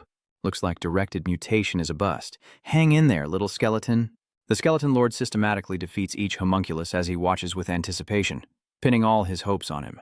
As he spoke, the skeletons were immediately bathed in a brilliant mystical light, and Xiangmeng was overjoyed to see Han Yu gaining the upper hand, his heart filled with admiration. It's coming. It's coming. The finishing move is coming. Everything is going according to plan, but unexpectedly the skeleton lord is behind the bone soldiers doing something mysterious. Unexpectedly, a massive explosion erupts before them, and a horrified Han Yu cries out, "What's going on?" Shu Hai, standing triumphantly above, speaks words that strike at Han Yu's very core. Han Yu, the wind spirit race, truly has a great advantage. Their method of seizing war to fuel war is a nightmare that has terrified civilizations for millennia. He looked down on the tiny figure on the ground with the smugness of a fisherman, but that was just history. After countless studies by Divine Realm players, there are now countless ways to suppress the undead, even for true gods. Almost everyone has a trump card unaffected by necromancy. If you consider this your ace in the hole, your path ahead will be quite bumpy. Hearing this, Han Yu paused to consider the problem, as everything seemed to indicate his side was about to fall. The locust swarm attack is ineffective, dealing little damage. The skeletons can't be summoned. The skeleton soldiers and puppet masters are completely suppressed, and there aren't enough ogres and dwarves to satisfy the human army. Is defeat inevitable? At this moment, the Iron-Cut Sword and Bull Demon Tatman are fighting tooth and nail to defeat the Homo sapiens. The sounds of slaughter echo as Homo bodies are severed by the Iron-Cut Sword's sharp blade. The massive Taurus Satman furiously strikes down the Homo sapiens. It may seem like they're winning, but in reality they're fighting thousands of Homo sapiens alone. Han Yu worriedly said, "This isn't good. Though Zantetsu Kenpo and Gyuma Satsuma seem to have the upper hand, they're surrounded. At this rate, they'll die from exhaustion." Seeing the unstable situation, Han Yu released his strongest fighter. A yellow humanoid flies up, bow drawn at its master's command, and a powerful arrow is unleashed. That arrow soared into the sky, piercing the sun's rays and drawing the attention of every Homo sapien, before multiplying into a rain of arrows aimed right back at them. Shadow Arrow Rain, black arrows carrying dark corrosion and petrification. The Homo sapiens army is now affected by corrosion and immobilization, leaving Han Yu in awe of its power. As expected of the wisdom fruit, just a little bit of dark radiance has evolved them this far. While they're struggling with the myriad arrows, the iron-severing sword wind and bull demon assault work together to scatter the Homo sapiens. The two of them sent the small Homo flying, but despite the devastating blows, they quickly recovered and regrouped. He watched them multiply, a growing unease settling in. These Homo sapiens recovered too quickly. Something caught his eye, surprising him so much that he exclaimed, "Whoa!" The black dragon Anpheus was doing a perfect somersault right above him. It greets him with delight, a reliable comrade. The great black dragon has come to his aid. With its massive form, Anpheus simply waved its tail, and a group of powerful beings appeared. The 10 little terrors were here. This summoning piqued the interest of the trio, and Yeling quickly pulled Jiatian over to point it out. "Jiatian, look quickly. It's a black dragon. Pure dragon blood. I didn't expect Han Yu to hide such a treasure." Xiangmeng exclaimed, "Heavens, it's a purebred dragon. It could even ascend to the level of a life-form monarch." Hearing this, Xiatian couldn't resist teasing Xiangmeng. "Mengzi, you didn't lose unfairly." This sent him spiraling, squatting on the ground, drawing circles of resentment. Looking at Anpheus's black dragon, Shu Hai couldn't help but admire him, a rare talent that surprised him, already this powerful as a mere trainee. Xiandu is truly brilliant. With that thought, he spoke, "Listen, Han Yu." However, Shu Hai then turned his attention to the 10 little powerhouses summoned by Amphiphaius, a bit concerned. What kind of monsters are these? New species appeared before Shu Hai, broadening his horizons, but they couldn't fight forever. After all, they were students, so he hesitated. Their combat power was strong, and their recovery ability was even more terrifying. At this rate, it's hard to say who will win. Finally, he proposes a truce. "Han Yu, why don't we call a truce?" Han Yu asked, looking suspiciously at the black dragon Anpheus, who was flying towards Shu Hai, ready to attack. "Cease fire." Hearing this, the black dragon Anpheus roared in anger. No, Anpheus doesn't agree. Xiangmeng couldn't contain himself and shouted, "Am I hearing things? Lord Shu Hai is proactively requesting a ceasefire." Shi Tian chimed in, "Brother, is even God Hua Hai afraid of Han Vu?" Yiling's eyes lit up with excitement. "Hey, good heavens, if word gets out, then Junior Han Vu will—" A familiar voice chimes in. Hanvu will what? You kids know nothing, Lena declared to the group. If Master Shu were to go all out, Han Yu wouldn't stand a chance. Master Shu values talent, Yiling stammered in surprise. Aunt Lena, Lena continued with a confident expression. The strength Han Vu showed in this match has been acknowledged by Master Hua. He wouldn't pass up a talent like that. It seems your junior Han Yu is about to hit the big time.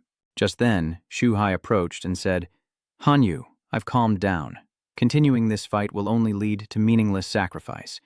Besides, I intend to give you the remaining mechanical army as a gift. Unwilling to back down, Black Dragon Anpus angrily shouts, Don't stop, keep fighting. Seeing this, Han Yu turns to him in a fluster and says, Shh, don't cause trouble. He then put on a bright smile and asked, Mr. Shuhai, are you serious? With his hands clasped behind his back, Teacher Shuhai sternly says, I'll give you the intrinsic noble heart, but on one condition. Once you officially enter the Imperial Academy, you must join my disciples. Hearing this, Han Yu points at himself in surprise, saying, join your disciples? Before he could react, Kalina grabbed his shoulders and urged, Hurry up and thank Master Shu. She quickly emphasized. Shu Hai is one of the 3 most famous instructors at the Imperial Academy, not only powerful but also a top-notch teacher. She gives the example that every year the number of students wanting to be Zhu Hai's disciples could form a line 500 meters long. Han Yu glared at Lena, muttering, Only 500 meters. Even with 2 people per meter, that's just 1,000 people. But hearing his words, she proudly raised her head. That's right, the Imperial Academy only accepts 2,500 students each year. Convinced, Han Yu bowed deeply and said respectfully, Teacher, I agree to become your student, and I can formally accept you now if needed. Master Shu Han then said solemnly, Good disciple. I'll take that as your agreement. Take the remaining 820,000 noble-blooded humans into your divine realm as a small token of my help, but the apprenticeship will have to wait until you officially join the Imperial Academy. He raised his head proudly and said, I don't care about anyone else, but if you want to be my student, you must hold yourself to a high standard. Before officially joining the Imperial Capital Academy, you must advance to a perfect demigod. Understood? Still bowing, Han Yu carefully replied, Understood. That means your divinity must reach a perfect 10. Then, Master Shu Hai's voice turned serious. Furthermore, you must obtain clues related to the death god's divinity of death. This is another challenge. Complete these 2 tasks, and you will officially become my student. Immediately after, the top students rushed over, saying loudly, Congratulations, Junior Han Yu. Before they could celebrate, Shu Hai said sternly, Have you gossiped enough? What you saw today is not to be revealed, especially not to your teacher. Understood? Shitian replied with a grin. Mr. Shu, you know our teacher's personality. Understanding his meaning, Shu Hai threw 3 gold cards into their hands, scoffing. Seeing this, the 3 smiled secretly to each other, and Zhetian flattered, Got it. We wouldn't say a word even if you beat us to death. Seeing this, Lena couldn't help but interject. The 3 of you are incredibly bold, daring to take advantage of even a chief god. Cut to the next morning at a building, Qin Shuang nervously fidgets with her skirt and says shyly, Han Yu, can you help me with something? My family wants to arrange a marriage with Shu Ti's family, and I'm the poor sacrifice. Hearing this, Han Yu frowned and replied, What era is this? Why are they still pulling this kind of stunt? Did your parents agree to this? My parents only recently obtained demigod status, so they can't change great-grandfather's mind. My great-grandfather is the only true god in the family, and his decisions are divine will. He asked curiously, Who is the marriage partner? Shu Tai? Qin Shuang said, not daring to look up. Originally, the marriage partner was Shu Tai, but after Shu Tai failed in class, the marriage partner was changed to Shu Tai's older brother. Hearing this, Han Yu understood, and replied, It seems the Zhu family is determined to marry you. How can I help? If I can do it, I'll do my best. Hearing him say that, Qin Shuang must have felt a little relieved, and she said emotionally, Han Yu, thank you. With a provocative look, he turned to Qin Shuang and smirked. No need to thank me. After all, we were husband and wife for a time. Hearing this, Qin Shuang couldn't contain herself and slapped him, yelling, Shut up! Caught off guard, Han Yu cried out in pain, tears welling up. Ouch! Surprisingly, he turned to Qin Shuang with a red cheek and said, That's more like you. So, don't be upset. If you don't want to, I'll go back with you and cancel the arranged marriage. Perhaps his words struck a chord with her, as Qin Shuang spoke with her eyes closed. Okay, I agree. Cut to 3 days later at the Qin family estate. Amidst the towering buildings under the setting sun, 2 voices clash. You're not a princess, are you? The other person replied calmly. Though Qin family manor can't compare to the capital, it's still a major city of 10 million. Just then, a servant entered, saying respectfully, Miss, the master and madam have ordered me to escort you. They await at the main house. Seeing Uncle Jang arrive, Xin Shuang politely replied, Thank you for your trouble, Uncle Jang. Oh, this is my friend. Han Yu looked surprised at the introduction. Oh, so you're a classmate of the young lady. You must be one of the genius youths from the Imperial Academy's preparatory class. My apologies, Han Yu replied politely, mirroring the man's demeanor. Uncle Jang is too kind. Without delay, they quickly reminded each other to get in the car and set off. In the car, Qin Shuang sat silently, a hint of sadness in her eyes. Seeing her mood, Han Yu, sitting next to her, patted her back in comfort. It's okay. I'll protect you if anything happens. Hearing that seemed to ease Qin Shuang's tension, and though she couldn't manage a smile, she forced out a single word. After a while, the two looked out the window, Qin Shuang anxiously saying, We're here. The car stops before towering iron gates, revealing a brightly lit mansion from which a loud voice booms, Last year, my wife and I received no share of the family profits, and now they want to marry off my daughter. That's absurd. If anyone wants to go through with this marriage, they can do it themselves, but my daughter won't. Sixth brother, you can't say that. Shuanger has enjoyed the family's resources since she was little, so she should share for the sake of the family. Behind the large door, the two clearly heard the argument inside. Third brother, which of your children hasn't benefited from the family's resources since they were young? Why don't you all share for once? Your daughter wasted resources to get into a second-rate university's prep class through connections. I think she's perfect for a marriage alliance. Marrying her off would save the family resources. Another voice interjected. Sixth, watch your tongue. Show some respect to your third brother. Unable to contain himself, Han Yu judged this family to be utterly chaotic, treating their children like merchandise. Unable to remain calm, Qin Shuang burst in, shouting, I don't want to marry that wretched Shu family. Inside, a line of guards stood at attention as the red-clad Third Master Qin, seething with anger, spoke, Outrageous! How dare you interrupt your elders? Guards! Miss Shuang is tired. Take her back to her room to rest. Seeing the gravity of the situation, a man in glasses tried to mediate. Shuang, as a member of the family, you should contribute to the family. They're also a true god bloodline with vast wealth. You won't lack for resources after you marry into their family. Her father rushed in front of her, shouting, I'm here! Let's see who dares lay a finger on my daughter.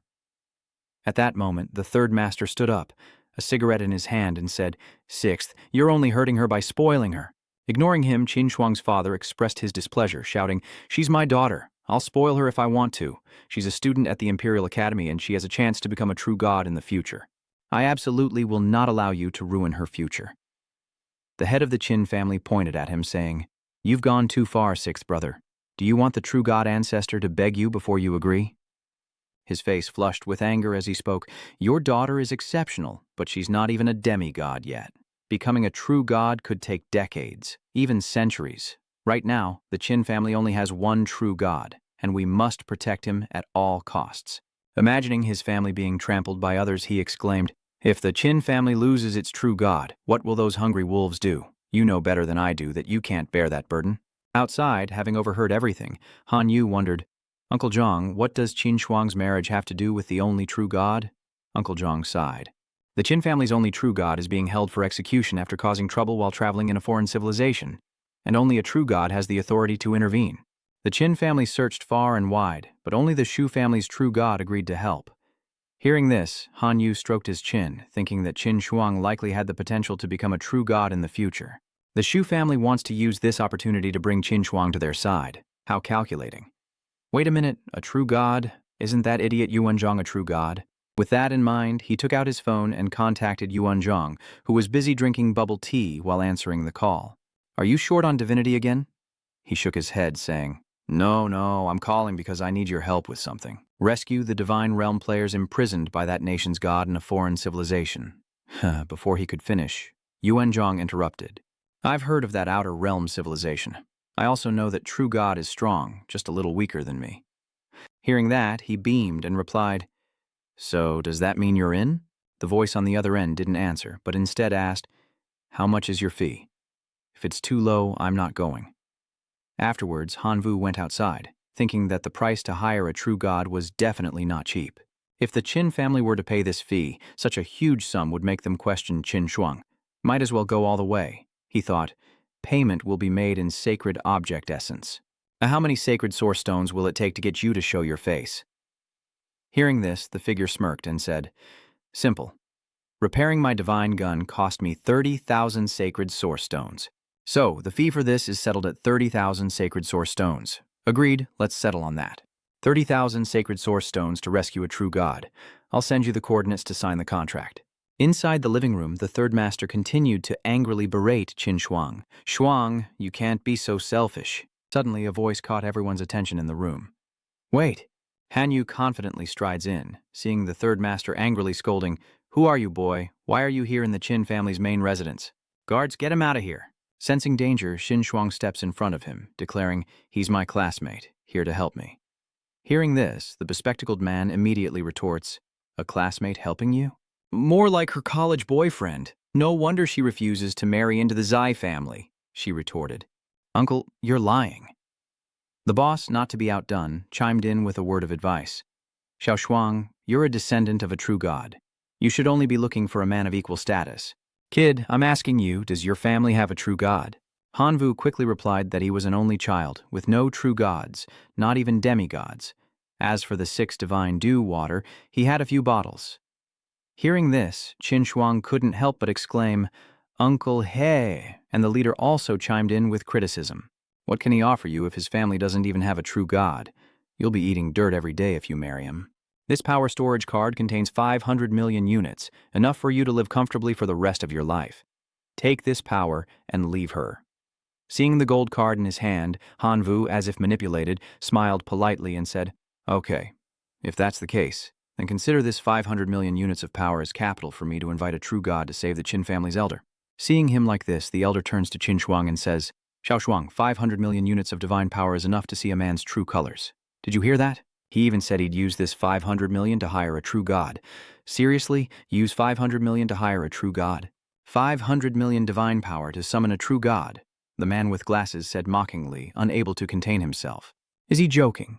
Does he think true gods are like roadside cabbages that you can just summon at will? I think this kid is just stalling our rescue of the true god. Despite disagreeing with the previous plan, Qin Shuang's father, sensing Han Yu's unreliability, offered a warning. Even though this kid is willing to stand up for Shuang'er, he shouldn't talk nonsense. Shuang'er, before you say your friend, Shuang'er interrupted, if Han Yu says he can use 500 million units of divine power to summon a true god, then he definitely can. I believe him. Seeing his granddaughter's persistence, the leader angrily challenged, Kid, if you say you can use 500 million units of divine power to summon a true god, then do it. Let me see how you'll summon a true god with just that. Sensing their disdain, Han Yu retorted confidently, Who said I wanted to summon the Shu family's true god? Are there no other true gods besides them? The leader, losing his composure, yelled, I think you're just stirring up trouble. Take your divine power and get out. If it weren't for your being a classmate of little Shuang, I would have noticed something strange. The third elder interrupted, Big brother, wait. The leader was shocked to realize this was the pressure of a true god. Not wanting to keep them waiting, Han Vu spoke, The one I invited is another powerful true god. It seems he has arrived. Unable to believe his eyes, the third brother said, That's right, it has to be. The Qin family has stood strong for so many years. How could the family head's misfortune not bring a few true gods to help? The man in glasses chimed in, Kid, once that true god arrives, your lies will be exposed. Impatient, Han Yu replied with a bored tone, Yes, you're all right, okay? Go ask him yourselves when he gets here. Meanwhile, Yuanzhong silently observed everything from afar. The true god Yuanzhong hovered above, silently observing everything, and as he landed, the crowd rushed forward. As he ran, the Qin family head said anxiously, Welcome, true god. You must have heard of my ancestors' plight and came to help, right? Yuanzhong looked at him without respect and said, A demigod. Insignificant. Hearing this, the old man sheepishly turned away, stammering. Meanwhile, Han Yu snickered, covering her mouth, as Yuanzhong wasted no time asking who she was. Qin Shuang, watching the three from afar, wondered if this revered deity was a friend he had invited. Meanwhile, the third and fifth masters, Dongqing, wondered, could this kid really have the ability to invite a true god? Hearing his name, he looked worried. It's me. Yuanzhong looked surprised. Oh, really? He points at him, thinking it's this kid. How could I call a demigod my brother when he hasn't even reached the level of a divine being? He thought, before asking aloud, Are you really the Han Yu I've been talking to? Surprised, Han Yu pulls out an object to prove his identity, saying, "It's me, isn't it? You recognize this holy source, right, Vian?" After confirming it was him, Yuan Zhong put his hand on his shoulder and said, "I didn't expect you to be so young." Han Yu happily responded, "Hey, you look pretty young yourself." Entering the living room, he looked at the people before him and asked, "Are these all your family members?" Han Wu glanced at the head of the Qin family and said, "No, I have nothing to do with them." Seeing his gaze, the old man quickly realized, thinking, "Damn it, this kid is playing it safe." Quickly losing face, he turned to Qin Shuang's father. "Sixth brother, that kid, that Han Yu, is your daughter's classmate. You have to convince him to help the Qin family." The third master added, "That's right, sixth brother. We're all members of the Qin family. We share the glory and the hardship. Don't let petty grievances cause trouble for the Qin family now." The fifth master of the Qin family chimed in. "Think about it, sixth brother. If this true God helps, your daughter won't have to marry into the Tu family. Isn't that what you want?" Seemingly at a loss for words, he looked at his daughter, who stared back, equally puzzled. Qin Shuang's father approached her and said, "My daughter, I never imagined you had such good judgment, and the person you found is even more capable than anyone in the family. You must seize this opportunity. If your grandfather can be saved, you'll be the family's greatest hero. Then we'll see who dares use your marriage as a bargaining chip." Qin Shuang lowered her head, blushing shyly. "Dad, what are you talking about? We're not like that." Seeing his daughter blush with embarrassment, he laughed and continued, "It's only a matter of time. I know your personality. If you didn't like this kid, why would you bring him home? Besides, this young man doesn't seem bad at all. We'll go talk to him." Looking at Han Vu, Qin Shuang hesitated. Han Vu, before she could speak, Han Vu turned and said, "Qin Shuang, you're just in time. He's already agreed to help you save the Qin family's true god. Tell your family to bring any news or tokens related to the Qin family's true god, and he'll set off immediately." Seeing this, Qin Shuang asked, "So soon? What about the rituals? Is it really just 500 million divinity points?" Before she could say anything more, Han Yu silenced Qin Shuang, saying, "Don't worry about the formalities, just do as I say." She wondered how 500 million god points could possibly be enough. Han Yu must have covered the difference. He's so good to me. Meanwhile, the warden turns to Qin and says, "Don't forget what you promised me." The boss quickly replies, "Oh, I won't forget." Soon after, the henchman departed, and Han Vu called out, "Rest assured, boss." Meanwhile, the Qin family beamed with joy as the eldest said, "Han Yu, you've worked hard. Are you hungry?" The third brother chimed in, "Han Yu, now that you're visiting the Qin family, let me give you a tour." Hearing this, he pulled Qin Shuang in and said, "If it weren't for Qin Shuang, I wouldn't be here. So she's the one who deserves the credit, and she's the one you should all be thanking." In the distance, Qin Shuang's father looked at Han Yu with pride, saying, "Good, very good. This kid is quite something." Ha ha ha. Cut to 2 days later at the Imperial Academy. Meanwhile, in the hallway, Shu Tai blocked the other students and asked, "Have you seen Han Yu and Qin Shuang?" The person on the left said, "They're not at the sports field." And the person on the right added with a panicked expression, "Not in the cafeteria either." Hearing this, he angrily cursed, "Damn it! They still haven't shown up after 2 days. They must have gone to the Qin family together. I won't let them get away with this." Cut to the Shu family hall where an angry voice booms, "Mother, I'm sure Qin Shuang has taken that brat Han Yu back to the Qin family. They're disrespecting us." The Zhu patriarch and his 2 sons are consumed by rage. His son's bride-to-be has run off with another man's son. If word of this gets out, what will people say? "Zai Tai, Zai Gong, come with me to the Qin family." They both grit their teeth and say clearly, "Father." Si Tai thinks to himself that Han Yu is done for this time, while Han Yu and Qin Shuang meditate peacefully.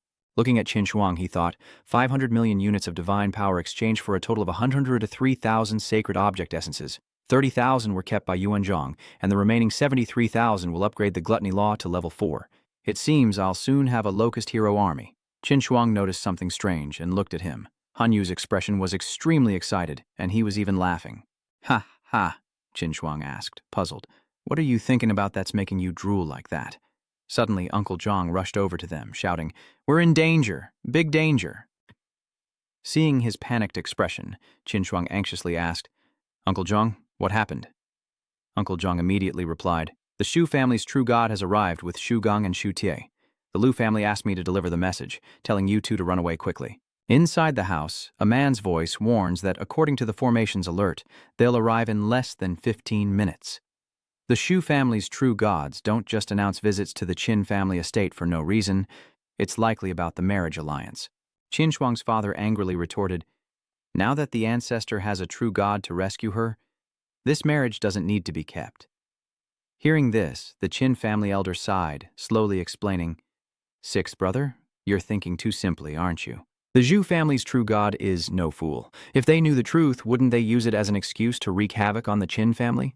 Then why don't we just keep them in the dark and delay things further? Qin Shuang's father retorted, his anger flaring. Delay until the ancestor returns? The third elder looked at him and said, It's that simple? Do you think the Zhu family's true god is a fool? He's come in person this time, so he's definitely planned everything out. Fifth elder sighed, slowly saying, Without a true god to protect us, if the Zhu family's true god really wants a marriage alliance, we should agree to his demands. Otherwise, the wrath of a true god would bring disaster to the tens of millions of citizens of the Qin family estate. Don't forget, it was my son-in-law's true god friend who rescued the ancestor. He's the true benefactor of our Qin family. Old third immediately retorted, that was just a last resort. Sixth brother, do you want our entire Qin family village to suffer because of your daughter? He immediately pointed at him, yelling, Third brother, I've had enough of you. What do you mean my daughter is implicated? Explain yourself. Hearing this, the eldest brother immediately scolded the two. You both have children. Can't you be more mature? He slowly told everyone his idea. We can't offend either of them, so let's organize a martial arts contest to find a husband, and whoever wins gets Qin Shuang. The three were immediately confused, and her father angrily said, Do you see Xiao Shuang as merchandise? Fifth brother gave a thumbs up in agreement. I think Big Brother's idea is great. This way the Qin family won't offend anyone. The third master chimed in. Sixth, don't hesitate. This is the only way to protect the Qin family. Just then, a stern voice echoed, startling everyone. Why isn't anyone from the Qin family here to greet this true god? The eldest son led the group as they rushed out to welcome him. Venerable ancestor, your presence illuminates this humble abode. The venerable ancestor loudly commanded everyone to stop with the pleasantries. This time, I've come to arrange my grandson's wedding before heading out to save your true god. Go get Qin Shuang. The leader stepped forward, saying, Elder Shu, her friend has invited a true god to save our true god. Please, show mercy and give her a way out. Hearing this, the elder was enraged, shouting, A demigod dares to defy me? You think I won't lose my temper? A great light appears, filled with terrifying power, and the leader and the others immediately kneel, begging, Please, elder, withdraw your power. Suddenly, Qin Shuang rushed in, shouting, Stop! Don't destroy my home! Then, Tiuzher pointed at Han Yu, who was running towards them, and spoke. That's him, Han Yu. Shugang nodded in response. Excellent. He won't live to see another day. Then, the old Master Shu slowly approached Qin Shuang, challenging her. Girl, if you want me to spare the Qin family, then obediently marry my grandson. I won't mistreat your family. Hearing this, she immediately retorted, Who would want to marry your grandson? Keep dreaming. Lao San rushed to stop her, turning to say, Lao Liu, advise your daughter, don't anger old ancestor Shu further. The eldest also spoke up obsequiously. Please don't be angry, Master Shu. This girl doesn't know any better. When my master returns, we will certainly discipline her. Elder Shu glares at Han Yu, seething. This is the Qin family's benefactor you speak of. You're here to ruin the relationship between our two families. If you can't give me an explanation today, you won't leave here alive. Does the Divine Realm's civilization forbid helping the Qin family? Immediately after, Shu Tai rebuked him. Han Yu, you have some nerve disrespecting my grandfather like that. Han Yu chuckled. Is stating a fair point disrespecting your grandfather? Is the Zhu family's god so petty? Shugang glared at him angrily, cursing him. Han Vu, if you know what's good for you, you'll leave, and the Chu family will forget this ever happened. But if you stay, I'll take it as a challenge to the Shu family. He smiled, looking him straight in the eye, seemingly unafraid as he calmly spoke. So, what if I provoke the Zhu family? I'm not going anywhere. He immediately prepared to unleash his power, rushing towards him. How bold. Then today you'll meet your end here. Immediately, Qin Shuang's father jumped in to mediate, saying, Hold on, everyone. The old ancestor interjects, stating this is a battle to defend the Shu family's honor. The Qin family better think long and hard before deciding to act. He then rushed towards Han Yu with incredible speed, activating his divine power and catching him off guard. His next move was to open a portal towards him, laughing triumphantly. So, your divine domain still has unexplored wilderness? How backward. Hundreds of soulless suits of armor materialize before him. Seeing this, he slowly contemplates his own plans. These armored soldiers are strong, versatile, and far superior to Shu Tai's iron-skin warriors. Seogang stood with his arms outstretched, shouting commands, "Steel-clad soldiers, crush every Dai Tak you see." At that moment, Han Yu summoned the beetle men and issued a challenge. "Come on." The two sides clashed in a fierce battle. At that moment, a yellow insect warrior charged forward, attacking a steel armor soldier, drawing its sword and launching a direct assault. The armored soldier quickly dodged the blow, narrowly avoiding the sword, while another insectoid seized the opportunity to leap onto another armored soldier. Shugang glared at him, gritting his teeth. "I underestimated you, but no matter how strong you are, you'll be limited by this move." He raised his hand and shouted, "Armored soldier, enter the fray," as a colossal arm materializes. Immediately, Shugang smirked at Han Yu, having summoned the steel armor divine soldier. Its eyes were ferocious as it charged towards the locust swarm with its sword. Seeing this, it was shocked and confused as the golem's slash instantly severed one of the locust's arms. Seeing this, Han Yu was stunned. This was a high-level locust lord who had consumed the fruit of wisdom with limitless potential. Shugang, seeing his reaction, immediately burst into smug laughter. Clearly, a life-form lord couldn't withstand a single blow. Grasshopper kin truly are trash. He then smirked and said, "Grasshoppers are weak? Very well, then I'll show you the terror of the locusts. Initiate directed mutation." At that moment, the dwarf locusts immediately began to transform, causing Zgang to exclaim in confusion. "What?" Hanvu points forward, ordering the giant locusts to attack. Immediately, he pointed forward and shouted, "Mutated locusts, charge!" And they surged forward at his command. Realizing the situation, he immediately ordered a retreat, forming an armored defense. The divine soldier retracted his sword, transforming it into a massive shield, the great sword dissolving and reforming. Seeing this, Han Yu smirked, knowing this was only the beginning of his counterattack. The real show was yet to come. He calmly spoke, and immediately the locusts, activated by the source of mutation, began to evolve into locust humans. Then, the locust warrior struck the golem armor, causing it to exclaim in confusion, "How can it break through the golem armor's defense?" "Now," he chuckled, "it's my turn to gloat. Tell me loud and clear, are locusts still weak?" Seeing Shugang's silence, Han Yu continued, "No answer? Then let me show you their power." He then tossed the core toward the armless yellow turban, commanding, "Here are 1,000 poison cores. Avenge yourself." Immediately, a green aura enveloped it, a gaseous cocoon, and the armored beetle's arm was restored. Stunned, it gains a powerful corrosive poison ability, regenerates its arm, and immediately lunges toward the armored soldiers for revenge.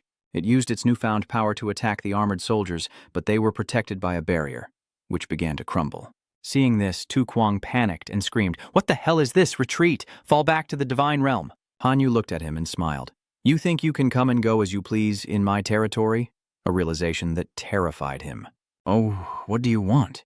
He was bewildered by the people behind Han Yu, the four great overlords. Shugang collapses to the ground, scrambling backward as he stammers, "How can there be monsters like this?" Just then, a strange disturbance occurs at the gates of the divine realm. The black dragon Amphiphaius appeared before Shugang, causing him to tremble and repeat his earlier question.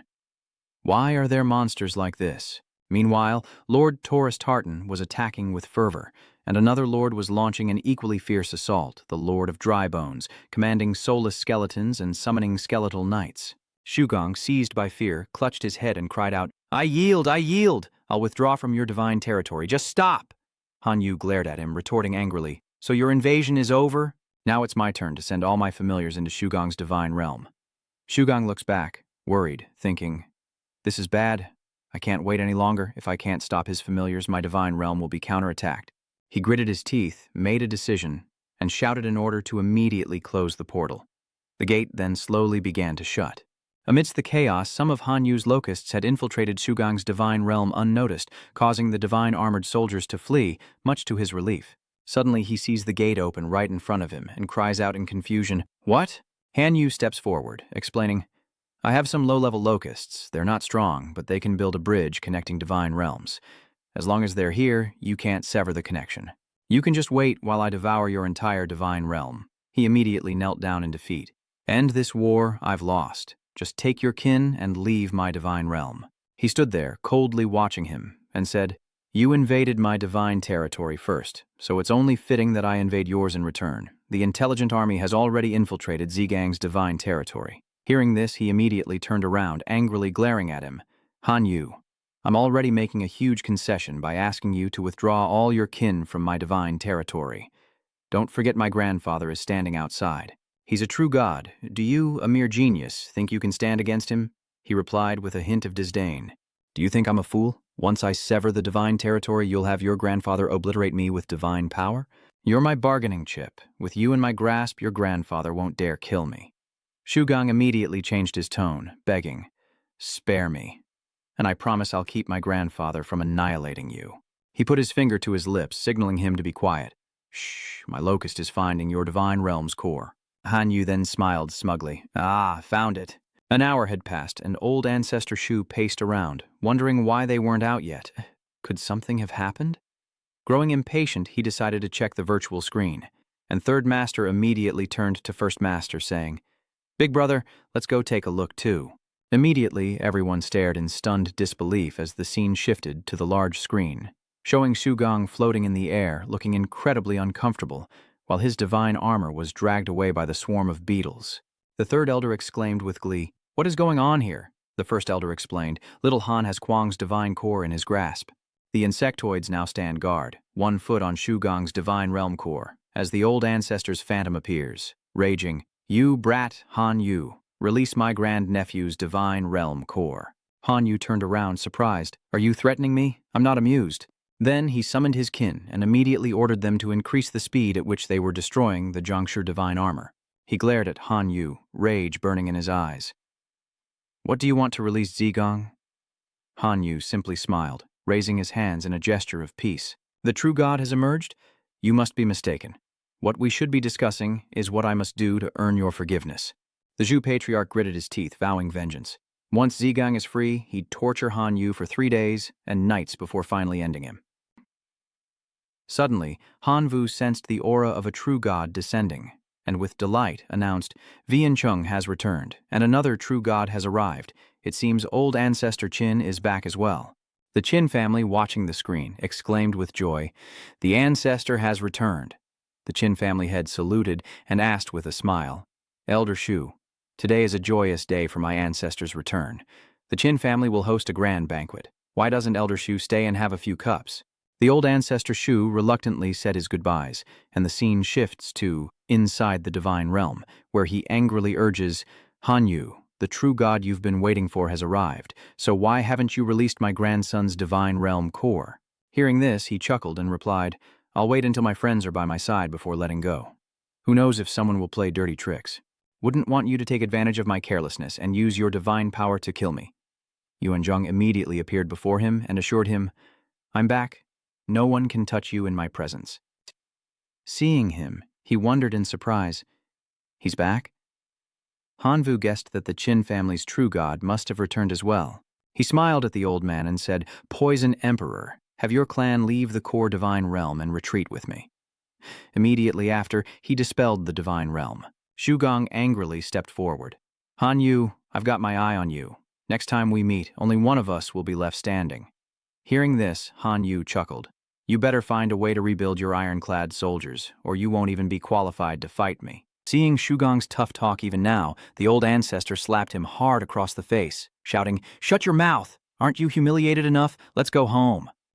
Seeing them flee, the Qin Patriarch angrily cursed, You old fool, you dared bully the Qin family's descendants when I was in trouble? My Qin family will sever all ties with your Shu family. The marriage between Shuang'er and the Zhu family is never to be mentioned again. The Qin family watched the Zhu family's pathetic retreat. The Qin family elder then handed him an item, saying with a smile, Young friend Han Yu, thanks to your intervention and the divine being's help, consider this resource a token of our gratitude. He looked at the item in his hand with surprise. A primal stone that can help any life form restore their bloodline, returning it to its original ancestral state. He frowned, worried about his grasshopper. Could he revert the grasshopper to its most ferocious form in history? That would be terrifying. 3 days later, a voice broke the silence. Junior Han Yu, we've brought you some intel. Hathian and the others happily called out to Han Yu. Over here, over here. He smiled as he approached the three and asked, Brother Ma Man, Brother Hathian, Sister Diep Lin, what goodies do you have? The next class is about to start, and Huang Shenjun will surely target you. "This is the detailed intelligence file on Huang Shenjun that we prepared for you," Xiatian said. Though loath to admit it, he's the top dog among the freshmen, so be wary. His key familiars are just ordinary goblins, yet he's led them to such achievements. He truly is a super genius. Yeling smiled, praising him. "Junior Han Yu, you've achieved so much with your humble locusts. Aren't you far better? Why fear him?"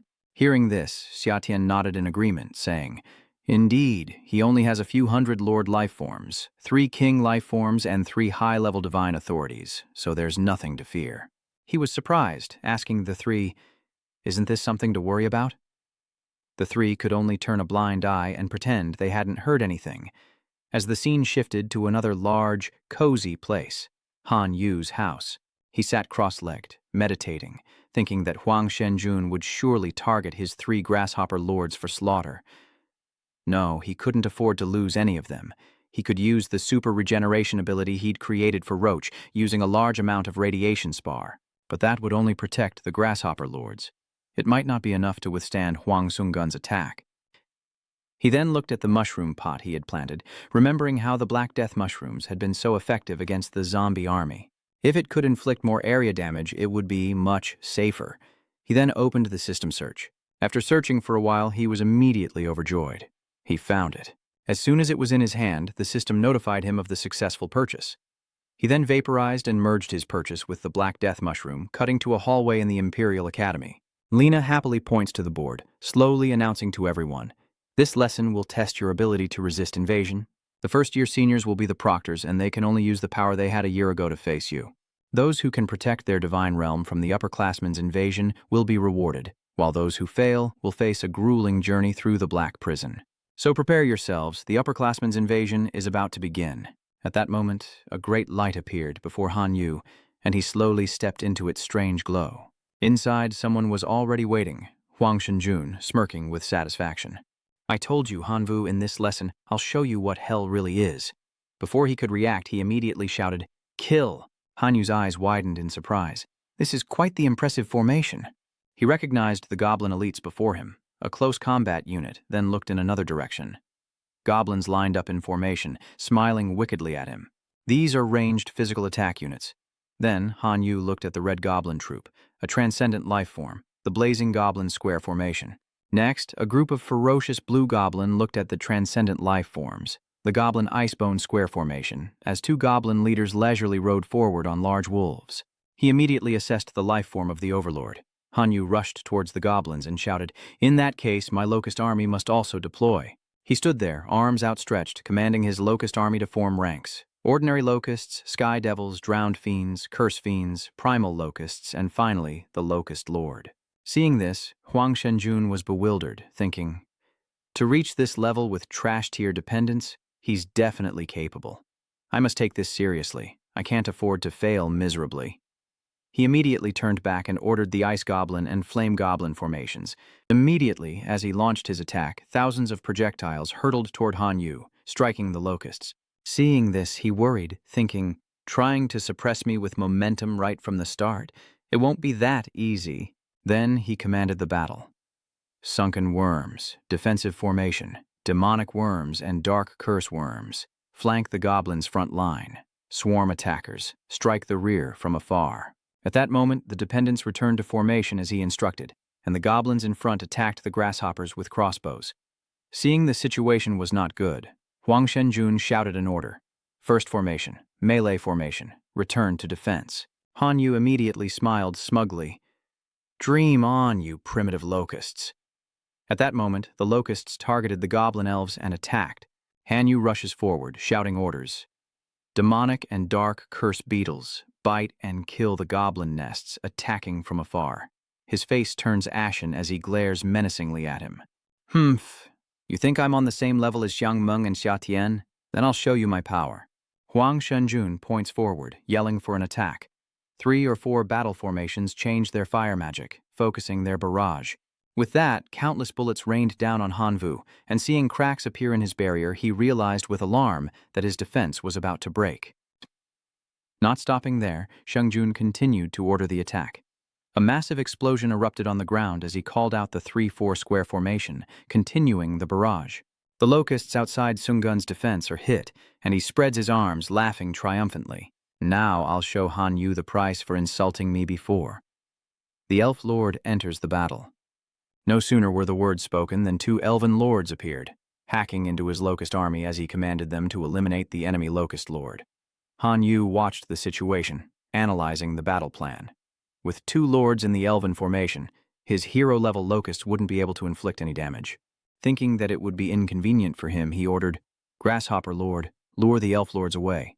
Hearing Han Yu's command, the locust lord turned and flew away as fast as it could, with the 2 elf lords in hot pursuit. Seeing the elf leaders fall for the trap, Han Yu seized the opportunity and ordered, "Locust army, spread the black death mushroom spores and infect the elf formation." The black deathcap mushrooms silently commanded from above, and countless spores rained down, infecting the elf lords. Before a black mushroom sprouted from one of their heads. The victorious army stared in disbelief, exclaiming, "What is this?" Han Yu smirked as he watched the goblin lords tear the black mushrooms from their heads, thinking, "The time is almost here." Now the real show begins. In less than a second, a massive explosion erupts within the goblin lord's formation, and he cries out in alarm, "What kind of attack is this?" The goblins gape in shock as the mist clears. As the mist cleared and the elves were unharmed, Shungjun burst into laughter. "Ha ha, is this the kind of magic you use? Is that all the attack power you've got? Are you trying to tickle my elf?" Hanvu calmly explained his technique to Thang Quan. "This is called a continuous regenerating cannon, and it will keep exploding like this. And each blast will only get stronger. How many of these can your elites withstand?" No sooner said than done. Another massive explosion echoes. One by one, the elves fall to the ground, some clutching their arms and screaming in agony. Feeling betrayed, he cursed, "You bastard!" Then he raised his hand, unleashing a green aura towards the goblins, chanting, "Divine wood!" The energy he unleashed enveloped the goblins, healing them with a blessing of restoration. Han Yu watched his grasshoppers benefit and laughed with glee. "Aha, so Senior Huang Shungjun is an ally after all?" Shungjun frowned. "Are you stunned? You blow one up and I'll heal one. Let's see who gets scared first." Before he could finish, another explosion ripped through the demon formation, leaving him in stunned disbelief at the scattered remains of his severely depleted forces. Seunggun was dumbfounded. This couldn't be happening. Weren't the explosions only supposed to get a little stronger each time?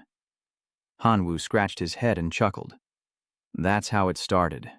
But with the senior's amazing divine magic, it seems my orbs have grown a bit more." Hearing this, he gritted his teeth in anger, asking, "What?" He saw a goblin with a huge black mushroom growing on its head, staring at him, and Seunggun cried out in shock. Oh dear." Hanvu, sitting cross-legged on the ground, hand on his chin, winked and pretended to advise, "This isn't good. At this rate, the next explosion could wipe out the senior's army." He frowned, sweating, thinking this class was originally meant for the reserve students to show their strength.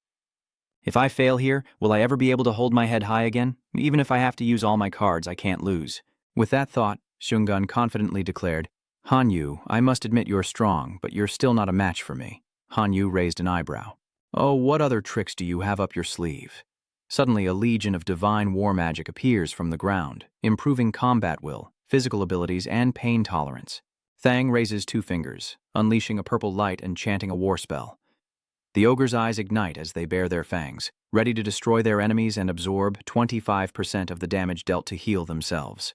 The excess will shift into an amplified state, increasing the body's mobility accordingly as he raises 2 fingers and shouts, "Earth Divine Art." As he finished speaking, each goblin was surrounded by a layer of light, providing a damage-absorbing shield to protect themselves, absorbing the power of the earth and continuously healing their wounds. Seeing this, Thang Quan sighed, wiped his sweat, and said, "All right, now it's my turn." The poisonous mushrooms on the elves' heads fell off on their own. Hanyu stared in disbelief, his ultimate move so easily nullified. In their hands, swords materialized as they cried out, "The elven god bestows his grace. Brothers, follow me and exterminate these locusts." Then they charged forward, shouting, "For the glory of our god, kill." Meanwhile, Hanyu raises his hand, ordering the locusts to attack, and the swarm fights with reckless abandon. Elsewhere, Lena watches the battle intently with the other teachers, asking, "Any suggestions on how to score the reserve students?" The bald teacher spoke in support of Qin Shuang, saying that the life form of the lightning sparrow, raised by Qin Shuang, had great training value. She deserves a place in the Imperial Capital Academy. Contrary to him, the teacher with glasses shrugged in support of Shu Tai. Shu Tai's Iron Man is also excellent, and rumor has it his brother possesses an even rarer armored soldier familiar. Perhaps we can convince Tu Thiet and even bring in his brother to the Imperial Academy. I heard he's also planning to go into logistics. Truly a promising seed. Lena suddenly brings up Han Vu. What do you all think of him? The teachers focused on the screen, watching the battle between Huang Shenjun and Han Yu. The bespectacled teacher said, "This is a typical defeat. I don't think Han Yu is strong enough." The bald teacher shook his head, disagreeing. "I'm not so sure." Huang Thangquan, the top freshman, was forced to go all out within the rules, proving Han Vu's ability. Lena frowned, reminding everyone that Han Vu still had 5 powerful familiars yet to fight, and had already fought brilliantly with just the Locust clan, so he deserved a good grade. As soon as she finished speaking, the others nodded in agreement, their voices echoing through the room. "Agreed. I concur. I agree as well." On the battlefield, a furious Huang Shenjun points at Han Yu, yelling, "Goblin army! Kill their leader!" Thunder suddenly booms in the sky, signaling the end of the match. Both sides wondered, "It's over?" Lena's announcement left them stunned. This mock battle is over. Shungun grits his teeth in anger, cursing inwardly. "Damn it, I was so close. I brought 100 million goblins and now only 50 million are left alive." The goblin hero lost several, even a lord, while that kid's lords are still alive. What a loss. She announces with a smile that students who failed this assessment will be expelled. And now, the results will be announced. Those with excellent results will receive the opportunity to personally participate in the war beyond the realm. She tapped the board, announcing the top students: Qin Shuang, CJ, Sun Qingnian, Qian Lili, and Niu Fang. Han Yu sat below, despondent, knowing his results would be poor. Am I going to be expelled? I did lose pretty badly after all.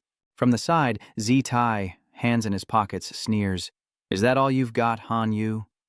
Qin Shuang offers a comforting smile, saying it's all right, everyone saw his ability, and his opponent was senior Huang Shenjun, after all. With arms crossed, Shu Tai smirked triumphantly. What's there to say? He lost, that's all. Lena's words left him speechless, and Han Yu congratulated the 6 students who received excellent grades. Hearing this, Su Thiet looked as if he'd been punched in the face, grunted in dissatisfaction, and raised his hand, saying, "Teacher, I have a question." Lena raised her eyebrows and asked, "What is it, Su Thiet?" From Thiet leaned over to Han Vu and asked, "What are the standards for evaluating performance in this course? How can someone who was defeated by a senior still receive an excellent grade?" Lena smiled, explaining, "Your grades are the result of a joint evaluation by me and several official instructors from the Imperial Academy. Although Han Vu lost his match against Huang Thangquan, his performance was praised by all the teachers. Therefore, the teachers agreed to give Han Vu a good grade." Then she glared at him. Is Zhu Thiet satisfied with this answer? Shu Thiet shakes his head, his hair standing on end. "I have no further comments, teacher." Satisfied, Lena slams her hand on the desk, declaring the results final. The 6 students who received good evaluations have 1 day to prepare, after which the Dido Academy will take them to the Outer Realm for a real Outer Realm battle. With that, she decisively left, slamming the door shut, the previous strike having shattered the table into pieces. Tirth sweats bullets. Kalina is terrifying. This table was made from a 10,000-year-old tree. The guy next to him cowers, as expected of the war goddess of invasions. He abruptly stands and leaves, scoffing. Don't celebrate too soon, Han Yu. We'll see." Sun Qingnian runs over, sidling up with a grin. "Hey, I've got some insider info for you. It seems Zhu Tai and senior Huang Shenjun are colluding and plotting against you. Good luck." Then he turned and waved goodbye. "I'm off to find my sugar mama. Good luck to you." Qin Shuang, standing next to him, said, "So envious, huh? Then you should go too." Han Vu turned around and pouted, "I despise freeloaders who don't rely on themselves." Qin Shuang leaned against the door, rolling her eyes. "Hey, the strong horse is waving outside. Junior Han Yu, take a break." A voice echoed in a temple. "Among the extraterritorial civilizations that the Imperial Academy is invading, there are 3 suitable for prospective students." Xietian said, "They are the Rune civilization, the Totem civilization, and the biochemical civilization. There are some things we can't reveal, but we have this for you." Yealing handed Han Yu a brocade pouch, saying, "These 3 pouches contain information about the 3 civilizations, along with some support items, but you can only open them after you enter the civilization." Han Yu took the 3 pouches, thinking, if I want to officially join Master Shen Suhai's sect, then ascending to perfect demigod is a prerequisite. In this trial by fire, I must prove myself and grow stronger. As Yehling's group held up a banner, they cheered, "Go, Junior Han Yu!" A day later, Lena gave Han Yu and Yeling 2 rings, explaining that they were God Realm login devices, allowing prospective students who were still only divine beings to connect to the God Realm. The others are already waiting on the roof. Let's go. Then the group quickly moved onto the spaceship, which flew into the universe through a wormhole. The spaceship soared through the cosmos as Han Yu gazed out the window when suddenly the system announced the official start of the extraterritorial war. The space vessel landed in a desolate place. Han Yu stood on a rock, gazing into the distance, then took out the brocade pouch, muttering to himself, "Let's see what my seniors gave me." Suddenly, the 2 pouches in his hands dissolve into dust, leaving him speechless in disbelief. What the? They're gone. Only one left? Hanvu wondered, opening the remaining red pouch. Let's see what's inside. Inside, he finds a scroll and some runes. He unrolls the scroll and reads, "This dimension falls under the dominion of the Rune civilization." Runes are the source of power in this dimension. The Rune civilization records that there are 26 basic runes in the world. These runes are arranged in combinations with billions of possibilities. Among these billions, the combinations that can produce a stable effect are called runic languages. Powerful rune words can even change the world. Reading this explanation, Hanyu takes out the runes from his bag. According to this explanation, the characters on these 10 cards represent a type of energy called dimensional essence, a source of power that can enhance the will of a dimension. The more planar essence you possess, the higher the level of life forms born in the outer realm, war. Planar essence is a consumable item used to communicate with the divine realm. The most common way to obtain dimensional essence is to hunt life forms on this dimension and extract it. After a moment's thought, he casts a talisman. Then, the 5 little strengths enter the stage, and Han Yu's eyes turn cold with murderous intent. An hour later, he sat on the ground, grinning. After an hour, he'd gathered 0.5 units of dimensional essence. Why even fight anymore? Looks like I need to increase their numbers. Seeing the rune cards he had, Han Yu released them, summoning locusts to attack. Still 5 cards left to summon 50 primal locusts each. He observed from below the cliff, aimed, and commanded, "My children, go forth." Obeying his order, the locust army flew straight down, seizing the encampment. Meanwhile, Shu Thiet held a box with satisfaction, saying, "Senior Huangthang Quan indeed has many treasures. This iron-embroidered demon's energy surpasses a life-form lord. It will surely eliminate Hanvu." From his pocket, he retrieves a plastic bag containing a black string. According to Senior Huangthang Quan, inserting Hanvu's hair will allow the iron thread demon to identify and eliminate him. Shuja then placed the string directly into the box, and a purple aura enveloped it, shocking him. Zhutai hands the box to his subordinate and orders, "Go smash that porcelain jar." The subordinate does so, shattering the box and releasing a thick cloud of smoke. From the purple smoke, a massive demon emerged, the very incarnation of evil. Seeing Shutai's subordinate before him, the demon tore him apart with his bare hands, sending Shutai into a frenzy. "How brutal. Hanvu, your end is near." Ignoring Zhutai's nonsense, the demon turned and quickly left, roaring that the enemy who imprisoned Ao for thousands of years needed blood to atone. Meanwhile, Hanvu has successfully fought the wolves, holding 10 of their cores. He closes his eyes, thinking it's time to level up, unlock the Black Dragon transformation, then takes out the rune in his hand, using 5 more cores to summon the quintuplets. With their numbers complete, the 10 little powerhouses enter the stage. A pair of massive wolf paws pound the earth, followed by a red-eyed wolf with a mark on its forehead. Hanyu commands, and the 10 little powerhouses charge forward as a terrifying roar echoes through the forest. The Wolf King's cave was a vast cavern within the Rocky Mountain, and inside lay a scroll, a fang, and 4 stones bearing symbols. Surprised, he exclaimed, "Huh?" Hanyu curiously picked them up and was stunned. It's the language of runes. Hanyu sat down and began arranging the stones he had collected, laying out each rune he had gathered. The system announced, "Rune word, feral, low level, affects the body, increases strength by 10%, defense by 20%, and wound recovery speed by 20%. Effective on bladed weapons with a 20% chance to cause bleeding, a 15% increase in attack speed, and a 10% lifesteal effect." With the arrangement complete, Hanyu immediately tore off his shirt. Feeling the changes in his body, he muttered that wildness was being grafted onto him. He tried to circulate his inner energy, and his body felt completely different. Suddenly, a noise outside makes Hanyu frown and wonder, what's going on? He immediately transforms into a dragon and rushes outside. Landing, Han Yu summoned his subordinates, but a cat appeared, leaping onto the little strongs, attacking and crying, "Meow!" It used its sharp claws to cut Han Yu's men in two, using the 8-section slash. Han Yu frowned. "A cat demon, a life-form lord, and little Changs. I command you all to charge and kill." The cat demon, unafraid, leaped in, tearing the little Changs apart with its severed limbs. Even Han Yu was struck, but to the demon's surprise, Han Yu's leg quickly regenerated. The demon cat grits its teeth, glaring at him, claws outstretched as it lunges towards Han Vu, screeching in fury. Meow! Suddenly Han Yu's aura explodes as he snarls. Perfect timing. The cat demon lashes out with its claws at top speed. Cat. Han Yu clenched his fists, his eyes gleaming as red energy swirled around him. Black dragon transformation. Before it could land a blow, he delivered a devastating punch to its face, instantly killing it. The system announced the successful slaying of a lifeform overlord, granting him 2 units of dimensional essence. Hearing this, he smirked. Excellent. This should be enough power to summon the Bone Army. Maybe I can even ascend to a demigod in the outer realm. 3 days later, as Jojo buzzed around Han Yu's ear with a reminder, he commanded his army. "Army, move out, target the cave." With that, he quickly departed, arriving at the cave entrance where a stream of purple gas emanated. Han Yu paused, thinking, something's not right. There's a human presence in the cave. Could someone have discovered this place before me? He cautiously observed, then slowly entered. Suddenly, a heat wave strikes, catching him off guard, and he cries out in pain.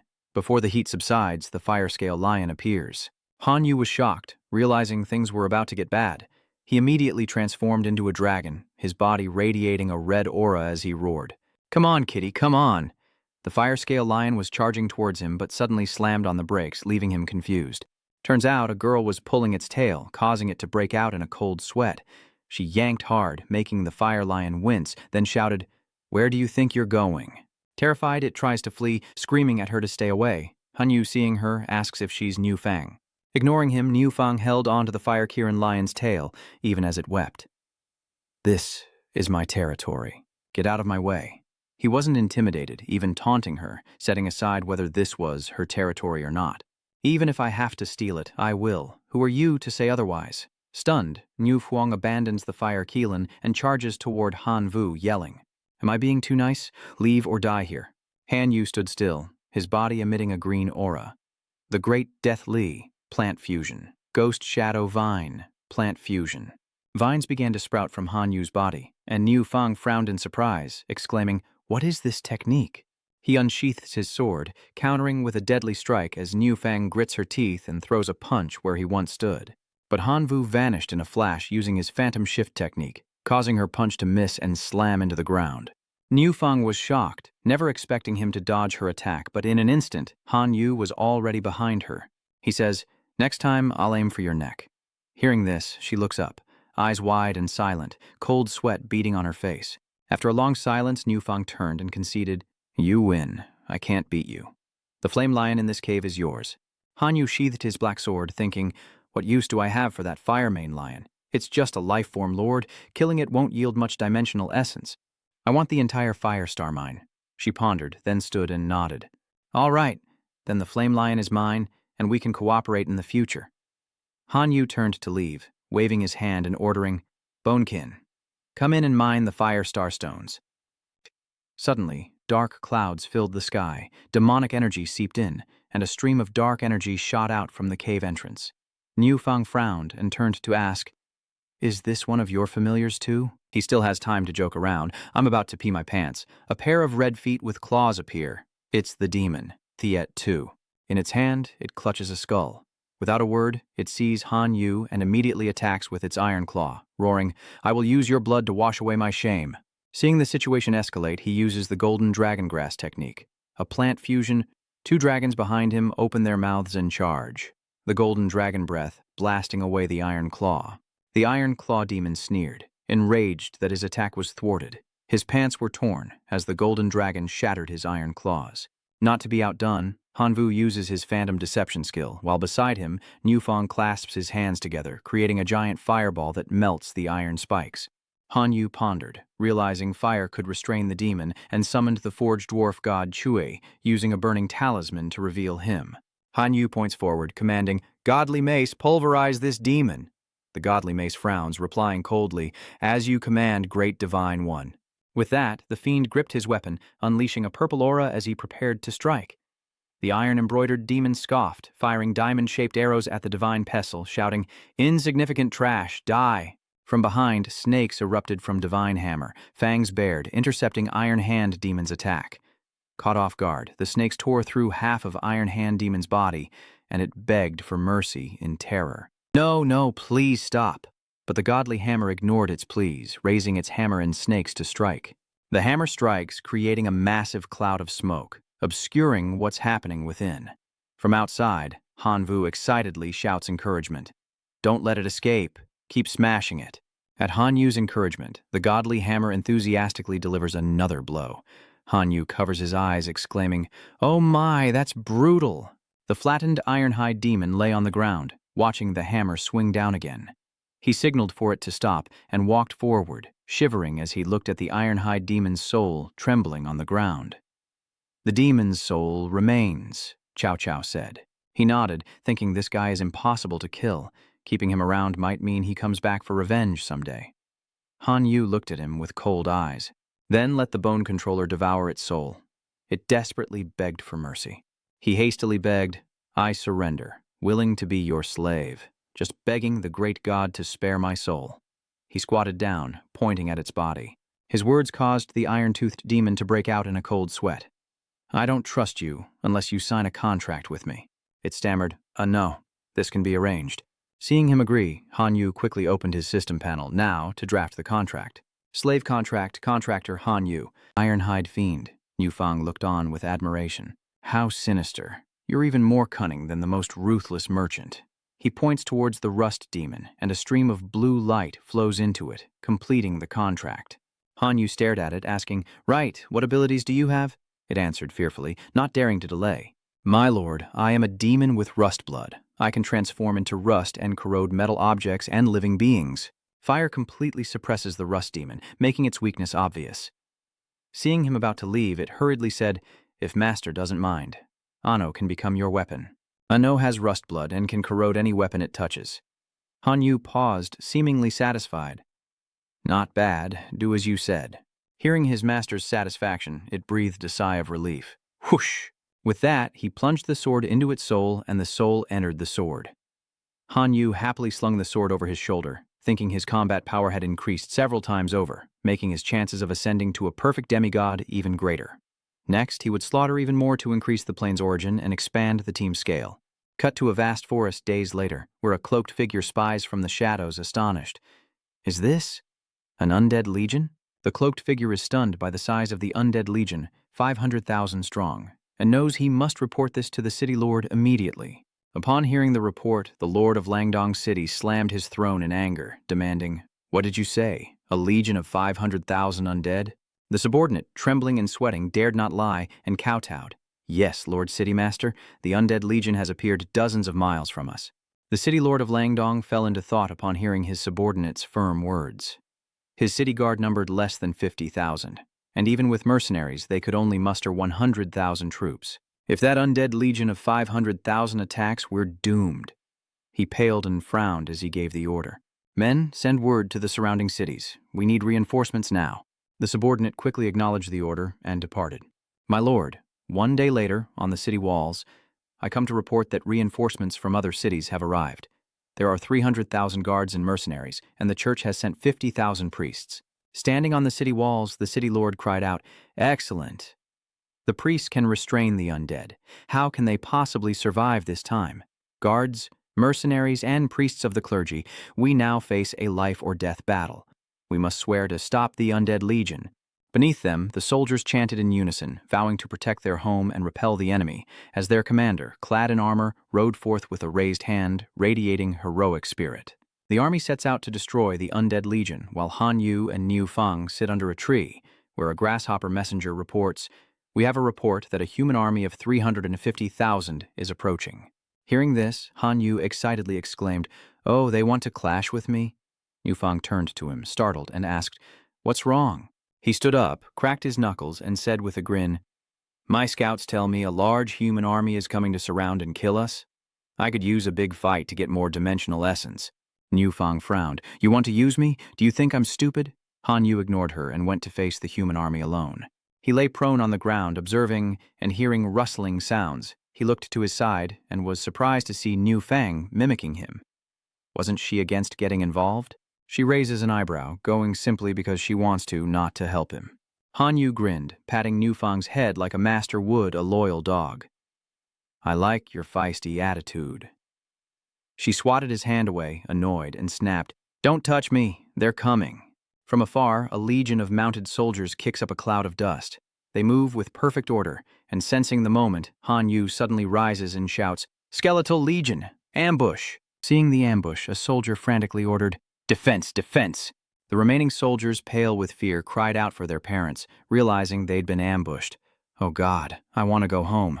From afar, skulls and sharp hands charge forward as the Skeleton Legion clashes with the soldiers. The Skeleton Legion, controlled by the Necromancer, slaughters indiscriminately.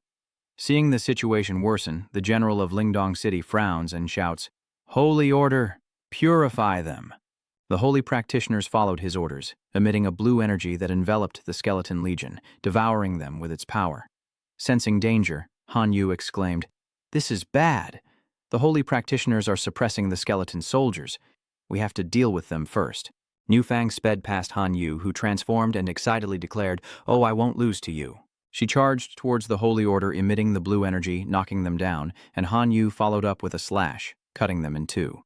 Back to back, he shouts the order, "All troops, charge!" The Skeletal Legion obeys, launching a full-scale assault on the human forces.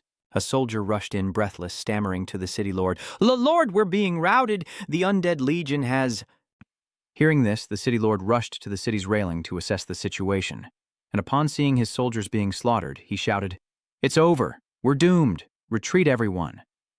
A few hours later, Han Yu, looking weary, said, 350,000 skeleton soldiers for a few thousand planar origins? What a loss, unlike you." Niu Fang, beaming, replies, "We're rich. We're really rich this time." Han Yu immediately dampens her enthusiasm. "That's all you're getting. Let's split the spoils. There are runes." Opening the system panel to check the low-level giant strength, it enhances muscle strength by 40% and works with hammer-type equipment, adding a shattering effect, low-level fire, and the ability to learn fire magic. Fire resistance increases by 20%, fire affinity by 15%, effective on staves, with the added skill of Fiery Orb. Fire magic power increases by 20%, effective on armor, with the added skill of Fiery Shield. Fire magic damage reduced by 30%, medium-grade protection, effective on armor-type equipment, accompanied by the Aegis Radiance skill. Armor durability increased by 50%. He stroked his chin, noting that he still had 4 rune slots available, but these ranks were too low to reserve for the familiars.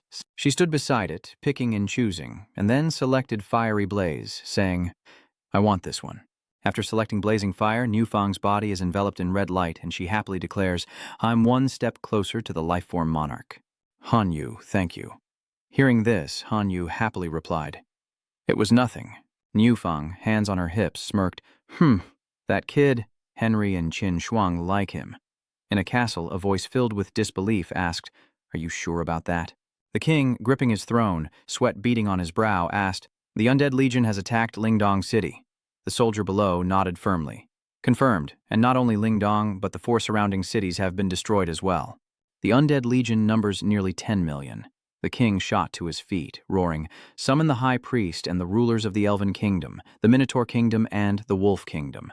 In the conference room, the king summoned his ministers to discuss strategy, and they exclaimed in shock, "The Undead Legion is that brazen?" The Wolfman sitting next to him suggested, "We must unite against the enemy." "My Wolfman army is ready to deploy." The Elf Queen nodded. "So will my Elven army." The king frowned. "The combined forces of our 4 nations, along with the clergy's holy army, will surround and eliminate these undead." In the princess's chambers, she and Sun Qingnian were intimately entwined, as she revealed, "My father will primarily ally with the clergy, minotaurs, elves, and werewolves to jointly subjugate the Skull Army." Qingnian opened his eyes, his lips against her chest, and asked, "Really? He's already plotting to defeat Han Yu. Who else could control the skeletons but him? Han Yu? In just a few days of invasion, you've become such a force that it takes a four-kingdom alliance to stand against you. He truly lives up to my expectations. Qing Nian stared ahead, his eyes downcast in thought. Having been by the princess's side for so long, I've finally found a clue to ascend to demigod.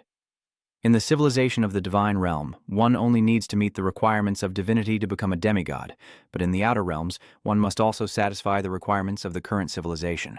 He's always wanted to ascend to demigod status to defeat Han Yu. In this Rune civilization, ascending requires possessing a special grade Rune incantation. But there was one thing he always found difficult. Even the royal family had never truly obtained this Rune incantation, which showed just how difficult it was.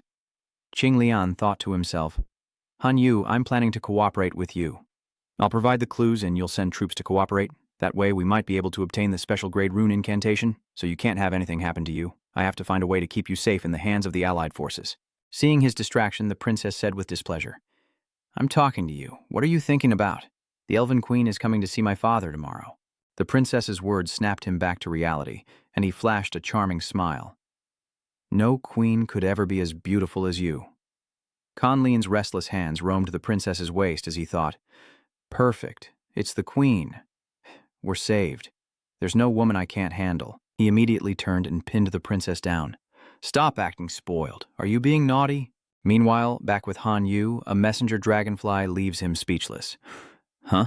The allied forces of 4 nations and 1 guild are closing in, but Niu Fang puts a hand on his shoulder saying, what's there to fear?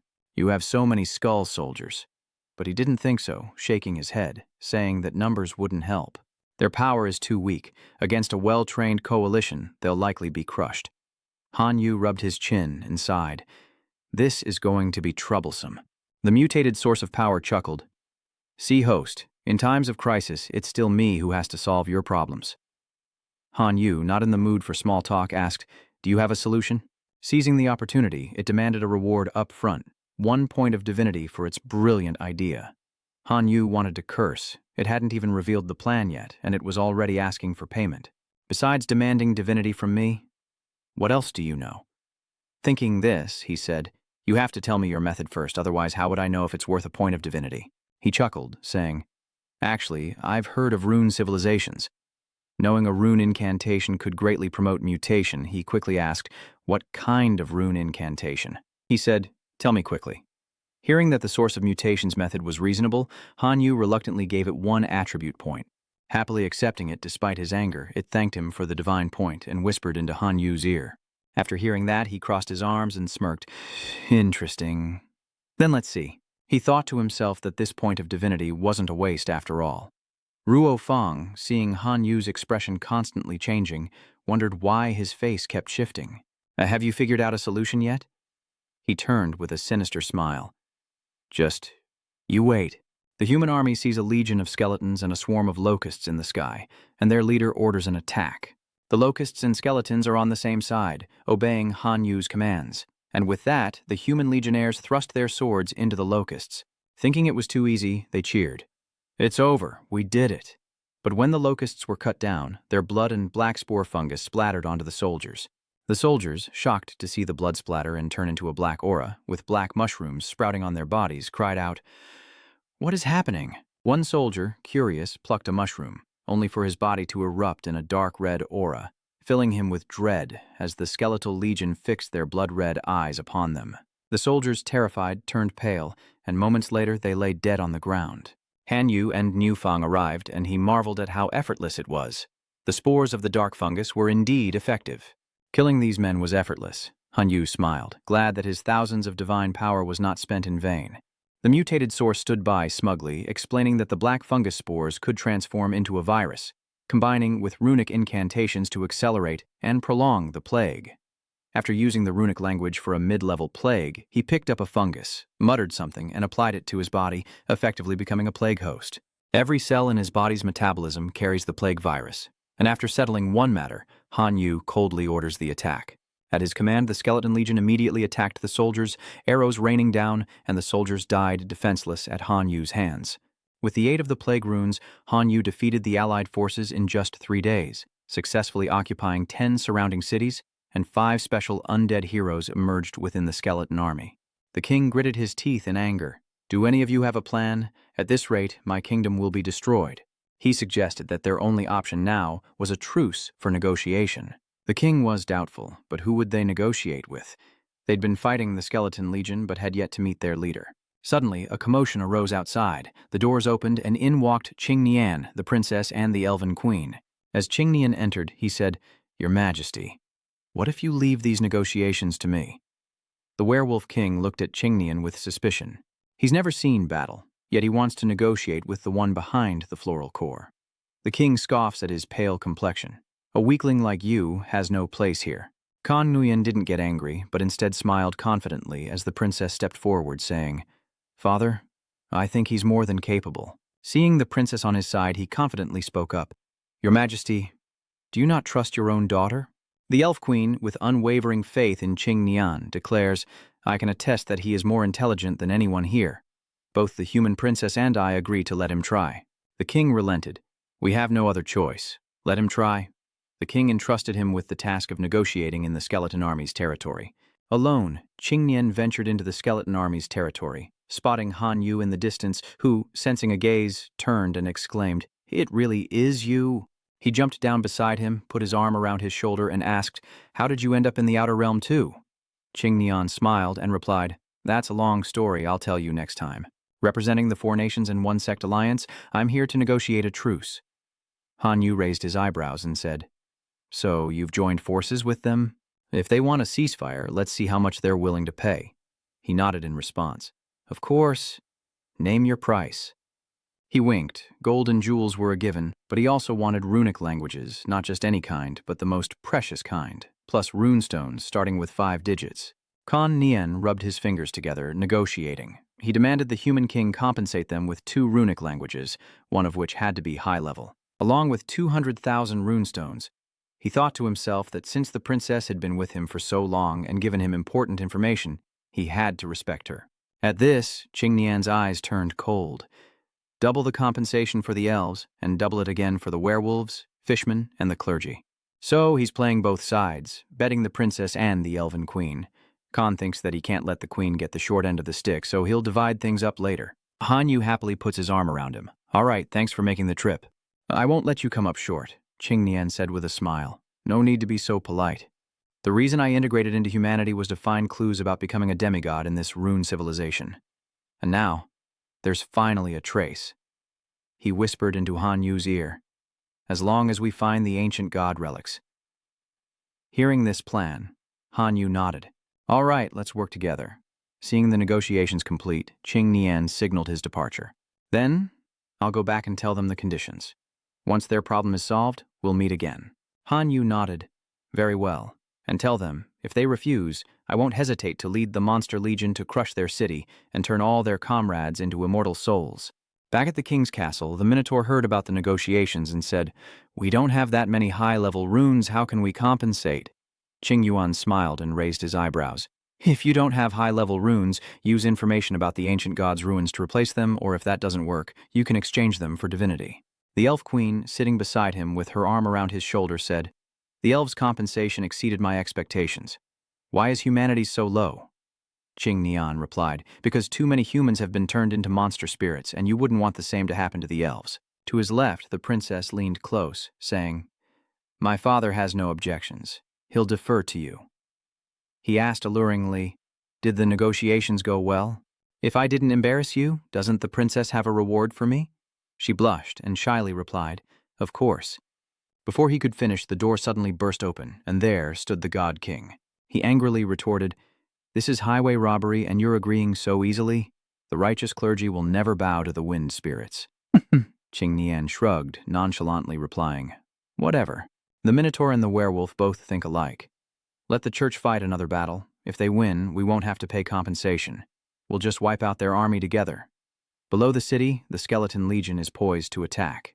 The God King frowned, thinking, "Even when the allied forces fought together, though we sent a large number of holy officers, we never touched the core strength of the clergy.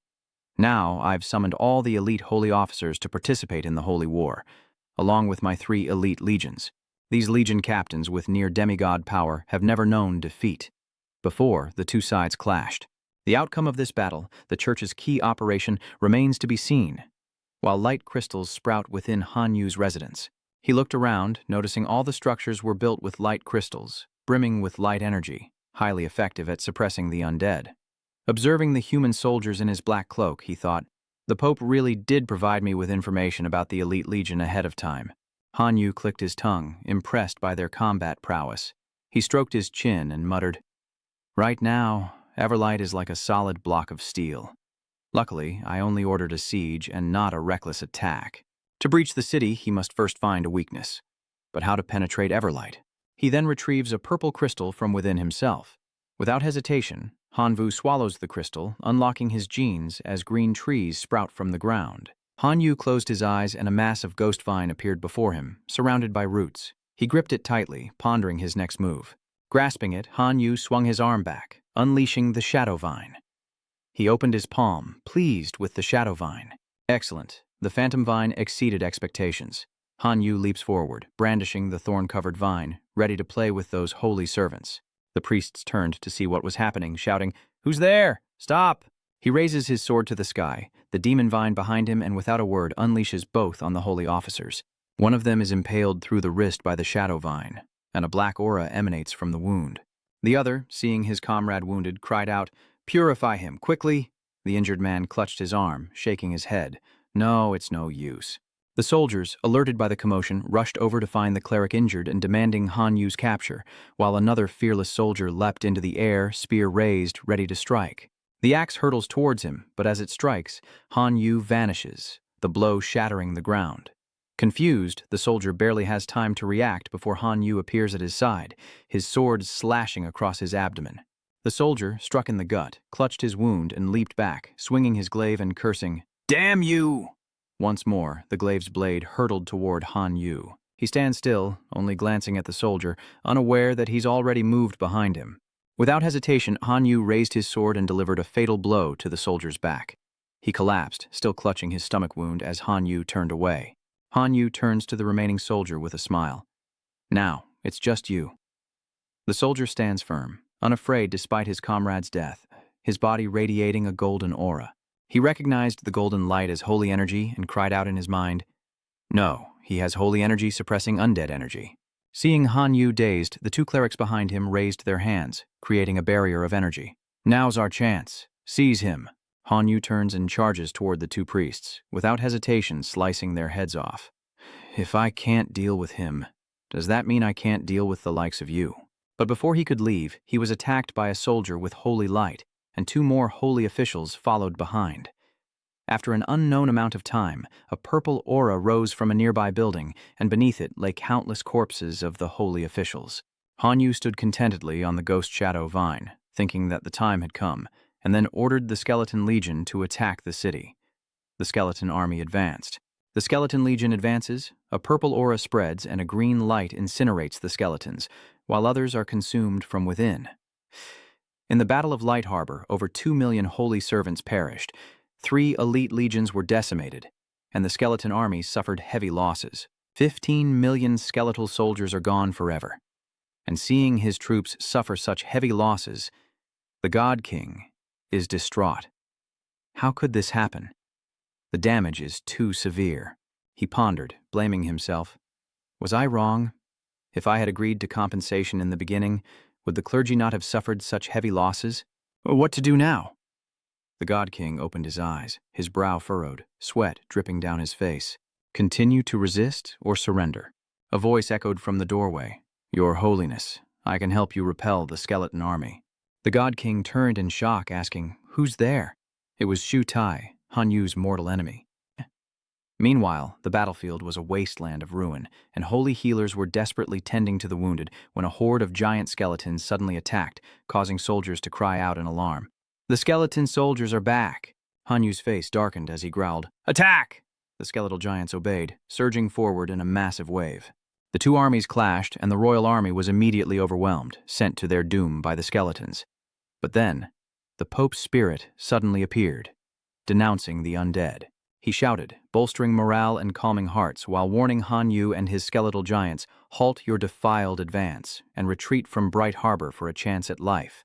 Otherwise, divine judgment will descend. From within the spheres, iron soldiers emerged, marching forth with earth-shaking steps, a holy army with fists of iron, ready to crush these wretched undead.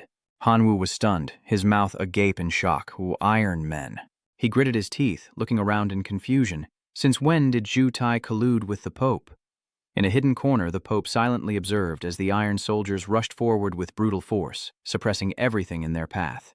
Breaking the skeleton's neck, the cleric quickly regained his momentum, summoning power and shouting to kill, crushing these hateful undead and avenging his fallen brothers. The justice of the gods descends. May our God live forever. Hanyu's face darkens as he raises the stone slab in his hand, coldly ordering the skeletal giant to attack, and immediately, fragments of purple aura fall from the sky. Those purple fragments gathered, forming a colossal giant, radiating intense killing intent. At the same moment, something suddenly shot across from the other side, a hazy aura gradually becoming clear. Wherever it passed, the Iron Men were crushed. The giant Iron Man moved with lightning speed, attacking first to gain the upper hand. It lands a direct punch on the giant. The Pope watches intently, then orders, "Sitai, release more iron soldiers. No matter how much original dimension you need, the clergy will provide it." He carefully watches the battle through the communication orb. Shutai is excited, grinning from ear to ear, and immediately nods in agreement. Just as he said that, another legion of iron soldiers appeared from the sky above Jiao Citadel. A few minutes earlier, inside the Pope's office, Shutai confidently greeted him and proposed a partnership. "My iron golems can hold back the army, but I need you to trade primeval dimensions for them." The Pope frowned, skeptical. "Why should I trust you?" Shutai smirked slyly, persuading him, "I can let you inspect the goods first. You decide. Tomorrow, Hanyu will surely lead the Keelan army to attack again. Then you can decide for yourself." Ending the flashback and returning to the present, the Pope's side, with the aid of the ironclad soldiers, has gained the upper hand, and the Holy Knights are hunting down the skeletal soldiers. With that, he ordered a retreat, and the undead legion successfully withdrew. Inside the forest, Niu Feng approached from behind, curiously asking his intentions. Now that Light Harbor was heavily guarded by the Iron Men, what would he do?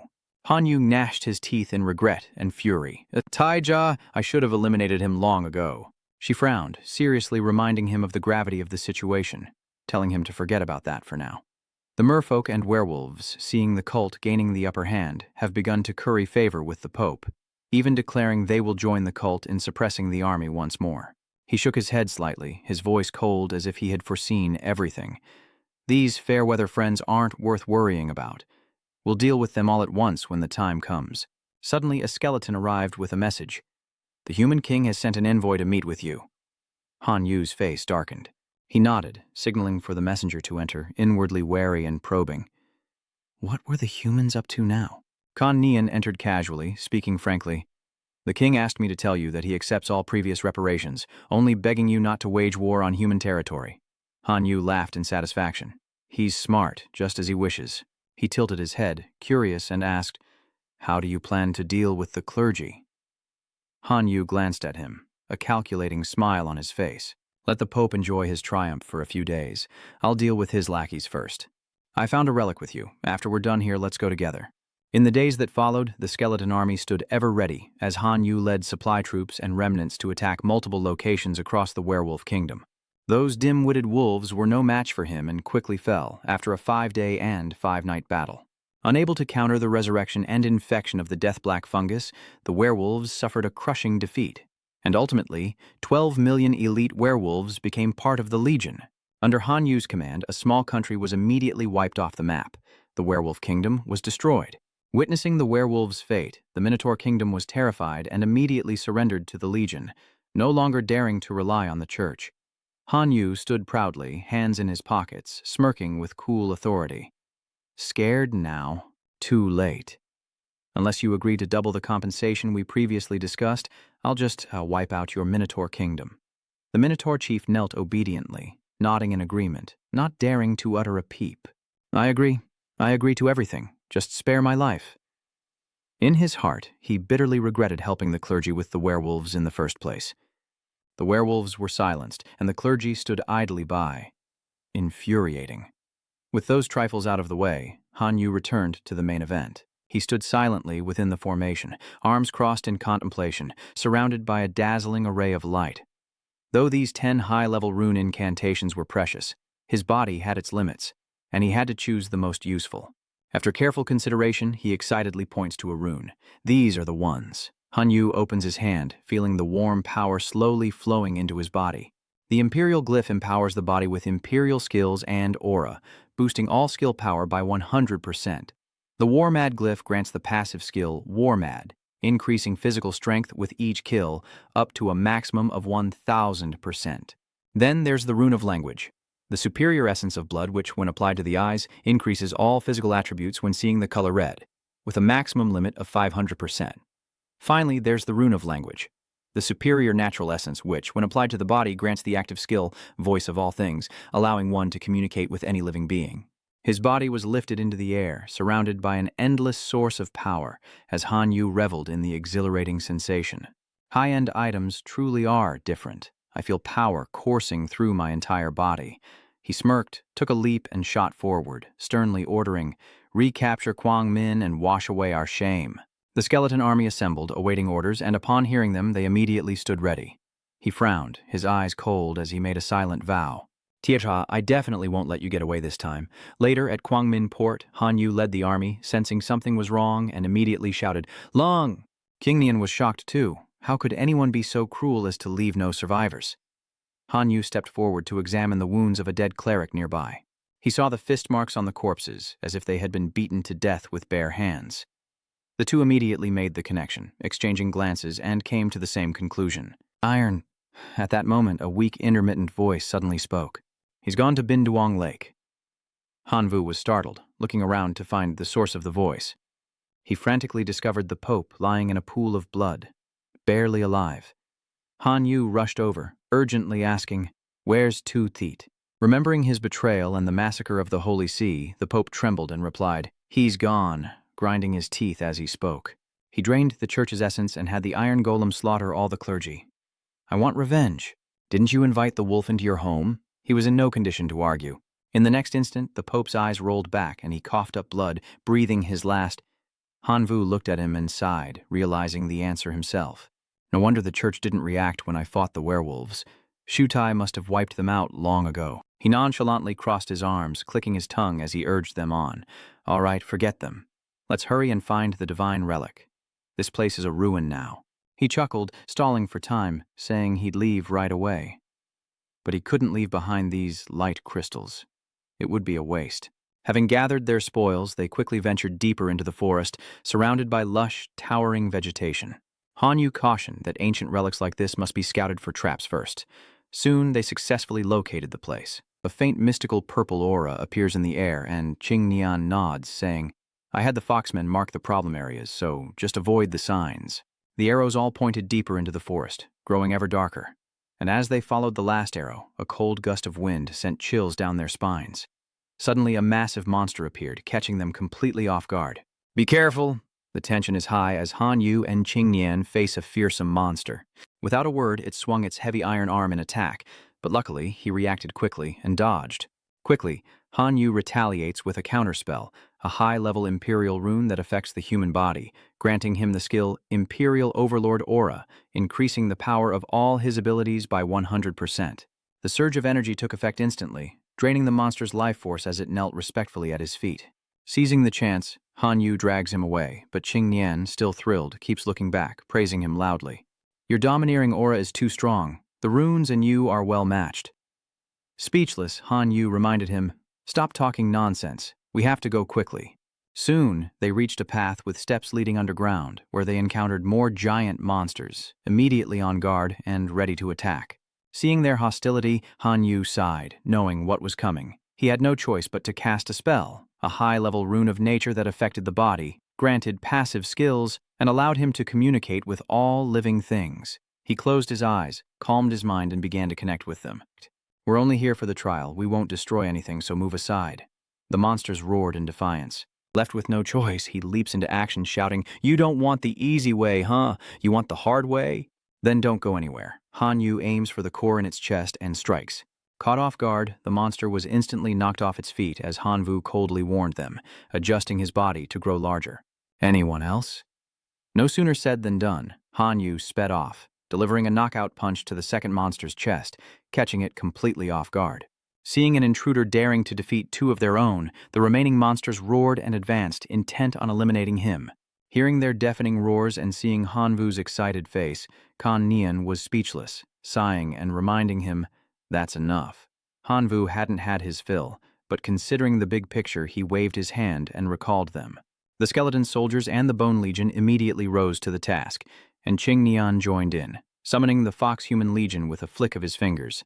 Wasting no time, the skeleton soldiers and fox warriors joined forces, holding back the monsters as Han Yu and Qing Nian hurried downward, the latter glancing back at the fierce battle with a sigh of relief. Damn, I'm glad I brought him along or I'd be dead. Below the secret realm in a vast stone cave, countless swirls of light float above the protruding stalactites. Kan Nian excitedly shouts that this is the place, a trial area where upon passing the challenge, one can ascend to a demigod and receive a special corresponding secret rune. Just then, they hear the resounding sounds of battle approaching from behind. The monsters are probably closing in. Lost in thought, Hanvu looks around, realizing there's no turning back now. He has to risk it. After all, Kan Nian has already rushed ahead. He excitedly leaps towards a blue rune, declaring it a good fit for him, and kindly reminds Han Yu before entering. "Be careful, too," he said. Seeing him warp away like the wind, Hanvu grimaced helplessly. How quickly he shrinks back. He looks around for a moment, then approaches a vortex and chooses a rune for himself. Choose this one. As he stepped inside, he was struck by the desolate scene of a barren land with only wind and high mountains. The benevolent system then reminded Han Yu that in this famine-stricken area he must constantly eat to survive. As soon as it finished speaking, his stomach rumbled.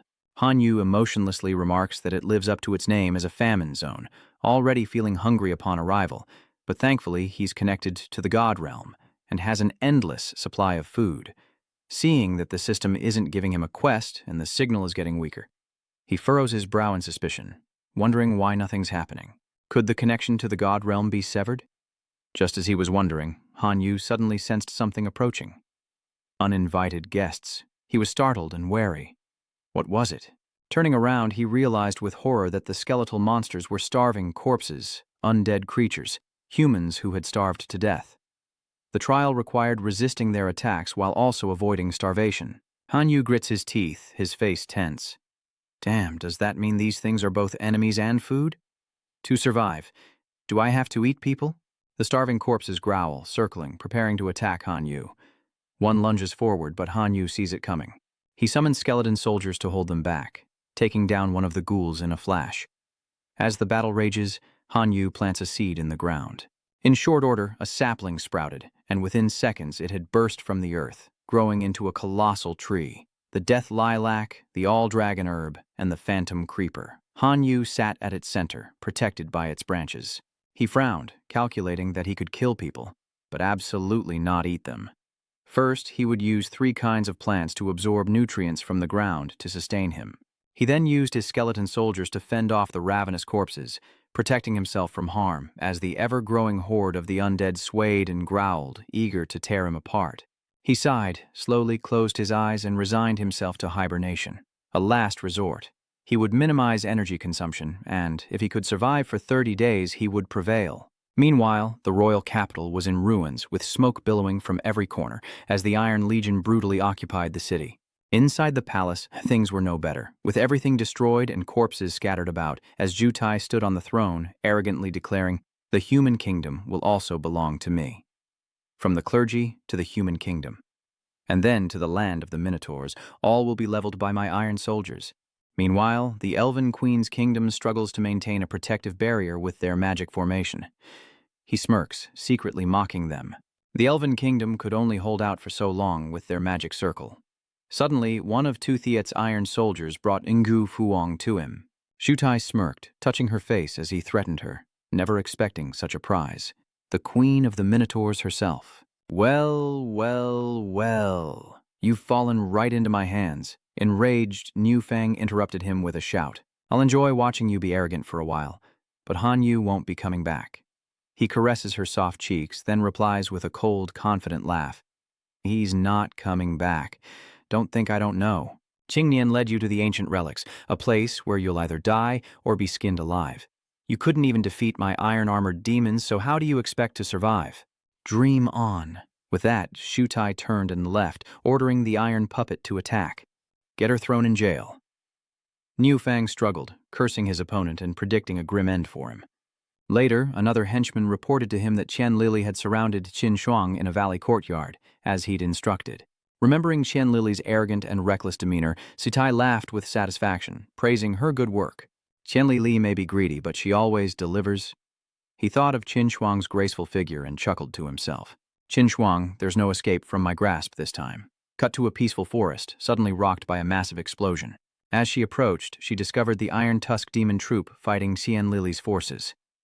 Qin Shuang was stunned by the sight, wondering to Shutai's Iron Man, why is he here, and why is he fighting Qian Lili? After some thought, she nodded expectantly, hoping they would both be hurt so she could escape. A moment later, a massive explosion rocked the battlefield. The sounds of fighting echoed, but only for a moment, before everything fell into an eerie silence, devoid of even a breath. She was confused and surprised that there was no sound. As she hesitated, Qin Shuang heard someone call her name. Classmate Qin Shuang, I knew you were here. It was Shu Kui who arrived, feigning kindness as he approached Han with a smile, saying, I heard that Qian Lili wanted to hire someone to kill you, so I rushed here. I'm glad you're okay. I chased her away. She replied with a few polite words. Thank you. Shutai approached her, offering words of concern. Qin Shuang, you're being too polite. It was nothing. Sensing his ill intentions, Qin Shuang quickly dodged him, approached the giant bird, and gave an order. Let's go. Shutai frowned, immediately asking with curiosity, Classmate Qin Shuang, you want to leave? He approached her, smiling, and gently made an offer. Why not stay and work with me, and together we can resist the local forces of the Rune civilization and split the rewards. Before approaching Qin Shuang, Shuti met with Qian Lili to negotiate a deal. With her loudly demanding her due, I forced Qin Shuang into the ravine as you asked. Now pay me the rest of the money. Shutia praised her, but then compelled Qian Lili to help him with one more task. Well done, but you still need to help me complete one more scene to receive the rest. She frowned in suspicion. What play? He simply replies, defeated by my ironclad army. Dian Lili points an accusing finger, agitated. Are you kidding me? I summoned a legion of 2 million giant stone men, consuming countless dimensional essences. There's no way you could have defeated them. With a cold indifference, Tu Thiet threatened her with his forces. Perhaps I could bring my 30 million ironclad legion here to negotiate. Qian Lili reluctantly conceded, leave me at least 500,000 giant stone men and double the remaining payment. She weighed her options, knowing she couldn't afford to turn against him. Her stone giants were strong, but his iron soldiers had the advantage in numbers. If she broke off the relationship, she wouldn't get the money, and her giant rockmen would be gone. Having achieved his goal, he smiled with satisfaction. Okay, no problem. Back in the present, Qin Shuang firmly refuses his help. Classmate Shu, I appreciate the thought, but I have other matters to attend to, so I'll take my leave here. As she turned to leave, Shu Ti announced, You're looking for Han Yu, aren't you? Let me tell you, Han Vu is dead, and my Iron Beast demon killed him. Qin Shuang wasn't easily fooled and retorted. Han Wu was powerful, and the Iron Beast Fiend may not have been a match for him, especially with his skeleton soldier legion. But before she could finish, Shu Tai impatiently cut her off. Your pathetic skeleton army wouldn't last a second against my iron soldiers. Goodbye. Before she could react, a deafening crash echoed. Qin Shuang turned back to see the Iron Beast demon holding onto her giant bird, and she angrily questioned him. Taishi, what do you mean? He drops the pretense and cruelly smirks, coercing her. What do I mean? I want you to stay with me, of course. Let me tell you, I'm the strongest one here now. You'll do as I say, or you'll never leave this ravine. From Tai strangled Qin Shuang, lifting her off the ground with one hand, taunting her, asking where she could run. She cried out for him, Han Yu, save me, save me. Hearing this, he frantically called out her name, Qin Shuang. Startled, Han Yu wakes up, relieved to find it was just a dream after so long in seclusion. He wonders how Qin Shuang is doing. Then, seeing his own thin, bony hand, he was stunned with surprise. Unable to believe his eyes, he looked himself over, confused as to how he'd become so emaciated. Lost in thought, the sounds of fighting between the starving corpses and skeleton soldiers distracted him. Han Yu slowly rose to his feet, startling both sides into silence. Seeing the losses on both sides, Han Yu smirked. 30 days have passed so quickly. After 30 days of hardship, he successfully obtained the special Emperor-level Rune of Language, which effectively helps the host control the digestive abilities of living beings. Han Yu picked up the rune in his hand with satisfaction, and without hesitation decided to absorb the special Emperor-level Rune of Language. Within Han Yu's mind, the special Royal Gut rune merges completely, forming a small vortex in his consciousness, and as he sees the abundant energy restore his body, he wonders, have I reached the demigod realm? What's more, the path to the outside has opened. Han Vu turns around and discovers the way out. Worried about Qin Shuang, he immediately decides to leave first and figure things out later. Han Yu goes first, followed quickly by the skeleton army. He just exited the rune secret realm when it immediately closed. Han Yu took a deep breath, eager to test what breakthroughs his upgrade had brought. At Han Yu's command, the system quickly responded. Name, Han Yu. Title, Outer God Demigod. Class, Level 3. Supergene Warrior, Divine Talent, Chosen One of Heaven, Unique Rebel. Godlike abilities, Directed Mutation, Unique Life Sacrifice, Jealousy Lock, and the Yellow Flag. Skills, Extreme Severance, Possession, Explosive Dragon Severance, Black Dragon Transformation, Blink, Plant Fusion Technique, Emperor's Aura, 9 points of Divinity remaining with 5 points of Divinity in the process of being absorbed. Once he reaches 10 points, he can ascend to Perfect Demigod in the Divine Realm. With 39.7 million units of divine power, over 322,740 units of self-generating divine power, 49.8 million units of faith-based power, a level 10 core, a level 4 sealed gluttony law sacred object, a level 2 petrification sacred object, a level 2 shadow nail sacred object, a level 1 venom gland sacred object, and a fairy bow sacred object. Han Yu dejectedly rubs his head. Leveling up to demigod only granted him 1 divine ability. How stingy. Luckily, the source of aberrations has increased to level 2, granting him the gene-locking ability. He quickly regained his composure, sighing in resignation. At least he'd become a demigod in the outer realm. After absorbing all the divinity and reaching perfect demigod status, he was finally satisfied. But just as he spoke, a door suddenly appeared above his head. Before Han Yu could react, Qing Nian emerged, falling squarely on top of him. Speechless, Han Vu looked at him, half-conscious and delirious, constantly boasting, I finally became a demigod. He kindly threw Jing Nian back through the gate, saying, Is it really that bad? This weekend? All right, get some sleep. Suddenly, a loud noise erupted near the exit. Startled, Han Yu leaps to his feet, peering towards the sound, wary and suspicious. Another battle rages outside. The noise was Chen Lili's soldiers fighting the gatekeeper monster, and following the sound, he was shocked to see her. Han Yu wondered aloud why she was there, and knowing about his relationship with Qin Shuang, Chen Lili immediately smiled and proposed a deal. You and Qin Shuang are close? I have some news about her concerning her very survival. Do you want it? 10,000 dimensional origins? Without hesitation, Han Yu transferred 10,000 units of planar origin to her, then urged anxiously, Quick! Qian Lili secretly regretted her offer, thinking he would have paid more, but she kept her word and revealed the truth to Han Yu. Qin Shuang is trapped in the valley by Zhu Tai, unable to escape. What?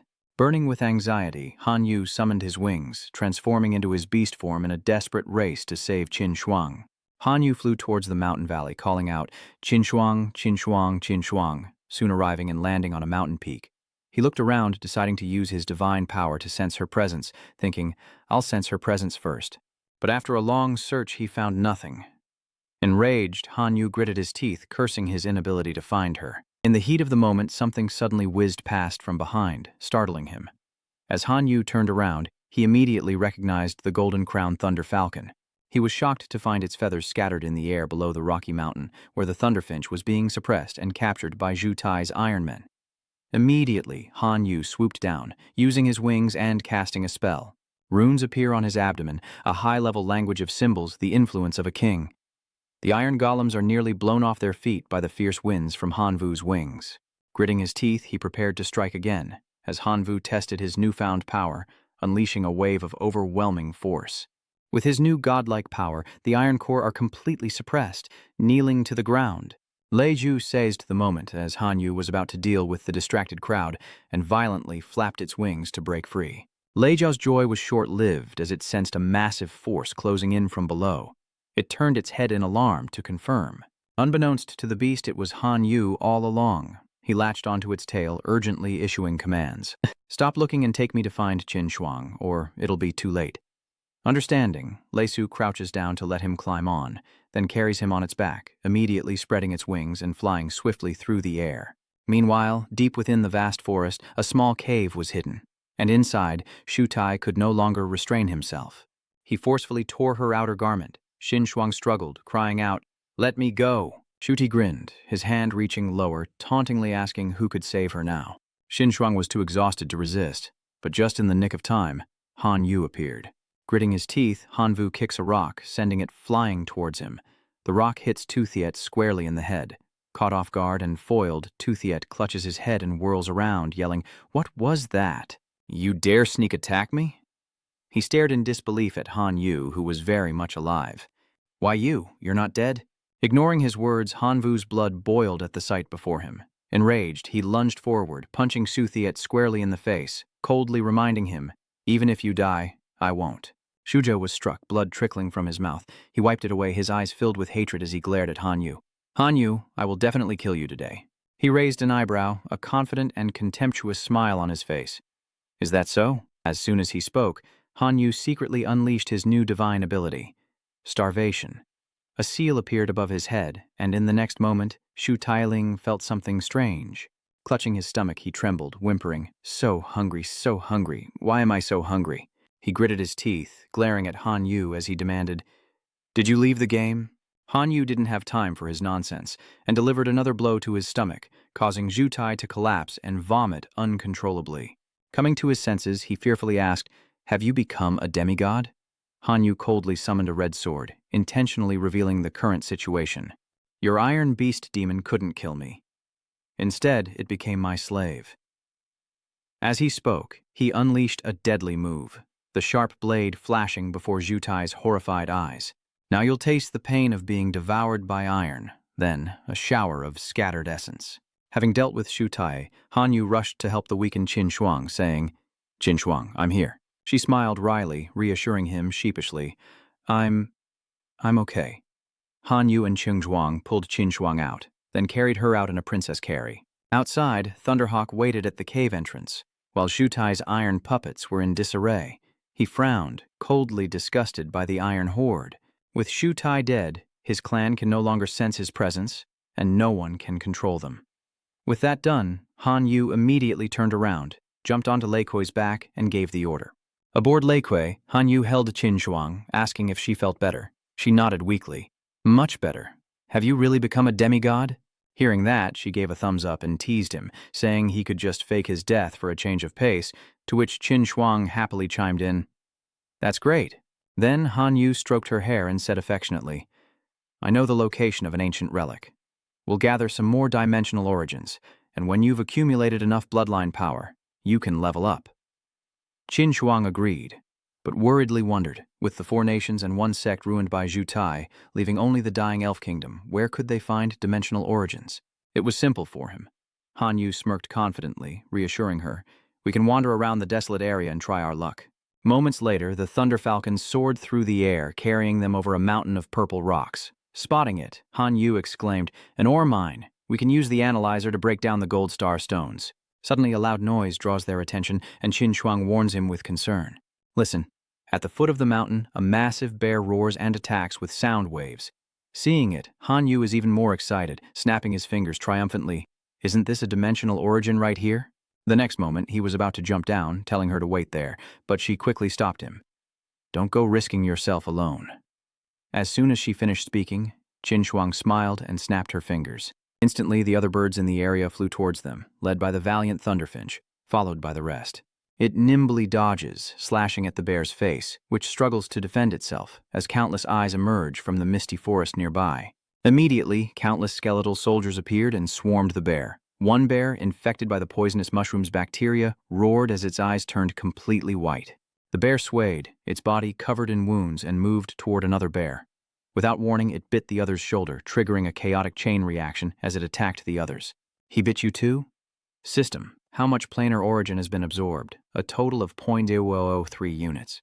With promising results, Han Yu and Qin Shuang celebrated with a high five, their teamwork paying off. Then, the Thunder Sparrow landed, and they stepped onto the ground, followed by their legion of skeletons. He gently nudged his head against hers, instructing, Rest here for a while and gather enough planar essence. Qin Shuang blushed and nodded at Han Yu. And so, time passed. 10 days later, the dwarf army worked tirelessly to gather iron ore. Qin Shuang shyly pushes away the porridge Han Yu is feeding her.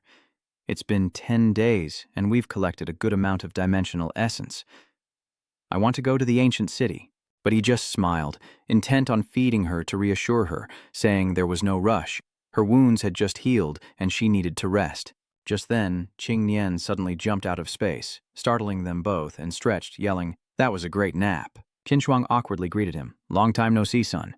However, Qing Nian didn't respond, furrowing his brow as he eyed the two, his golden head darting back and forth. "What the heck is this? How did you two meet?" Han Yu stared at him blankly, bitterly thinking to himself, of all the times to wake up, he had to do it now and get in the way. Han Vunan frowned, delivering a sarcastic remark like a bolt from the blue. "You have time to worry about us? Shu Tai killed your Emerald Princess, and the Elf Queen is on her deathbed." He was shocked and asked again, "What did you say?" Helpless, Han Vu briefly recounted recent events, and Kan Nien, consumed with rage, cursed in fury.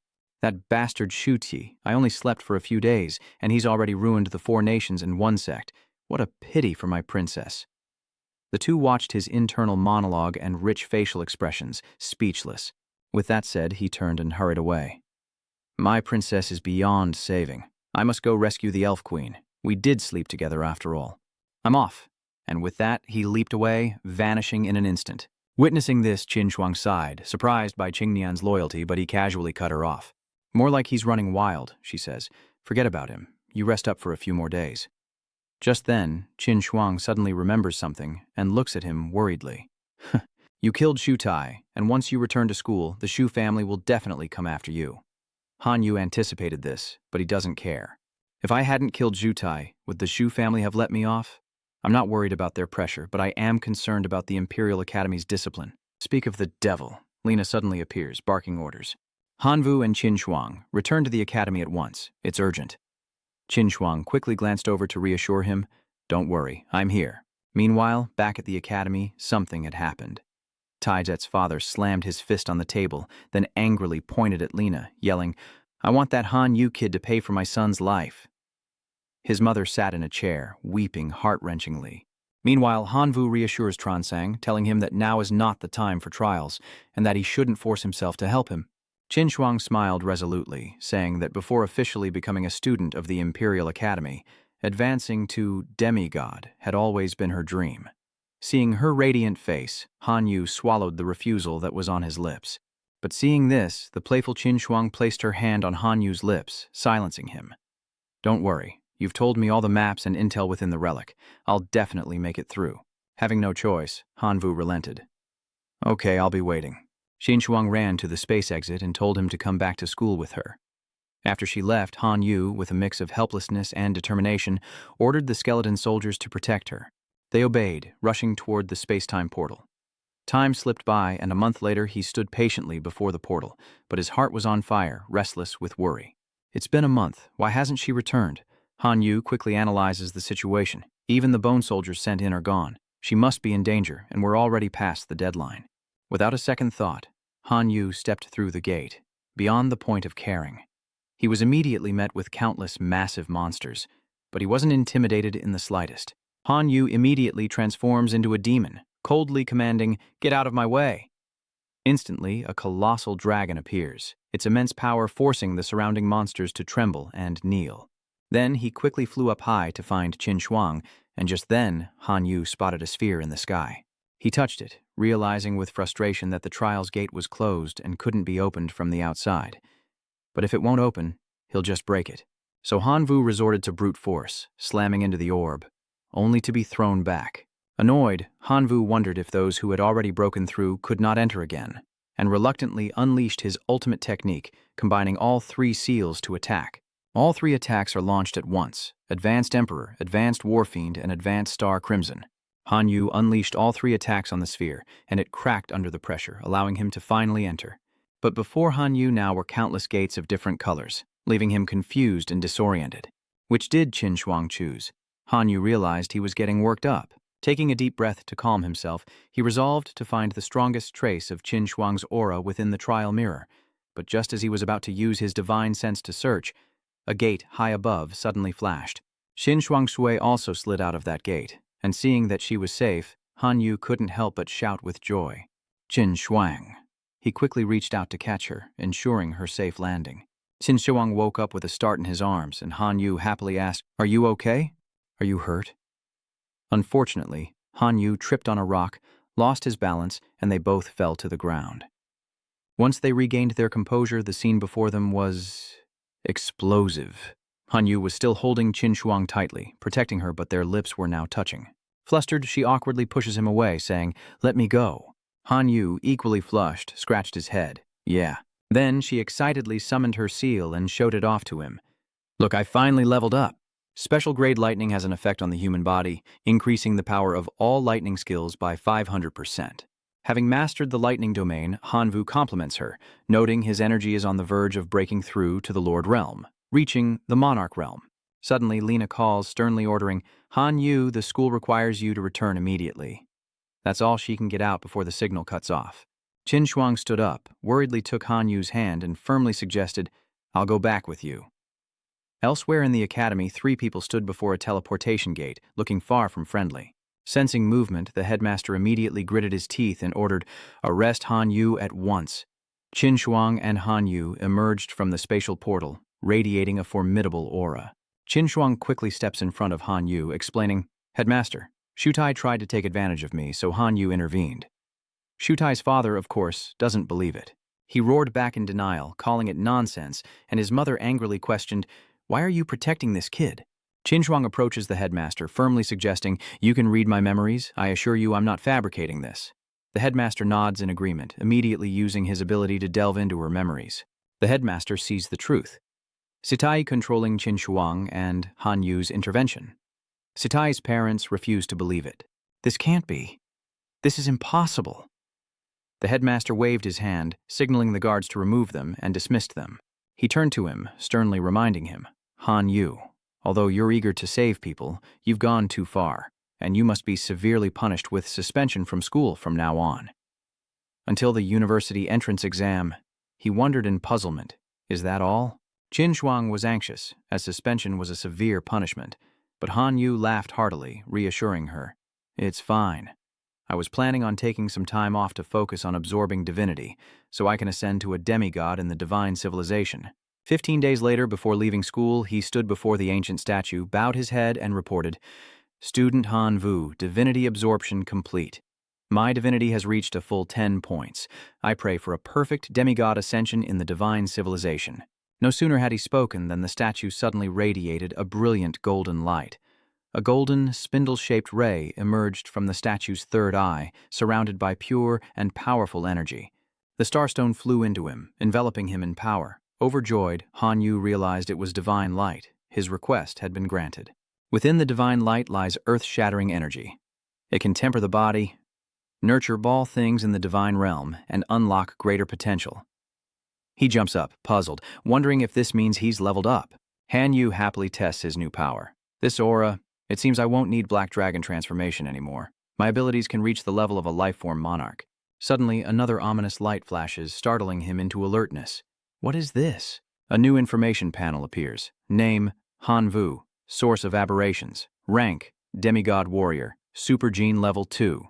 Talents, god-chosen child, unique rebel. God power. Orientation mutation, unique life sacrifice. Famine gene lock, life blessing. Unique fusion skills, giant strength, shadow strike, tyrant dragon slash, black dragon transformation, pure adaptation, plant fusion technique, emperor's aura, rebel divine sense, level 5, god tier skill.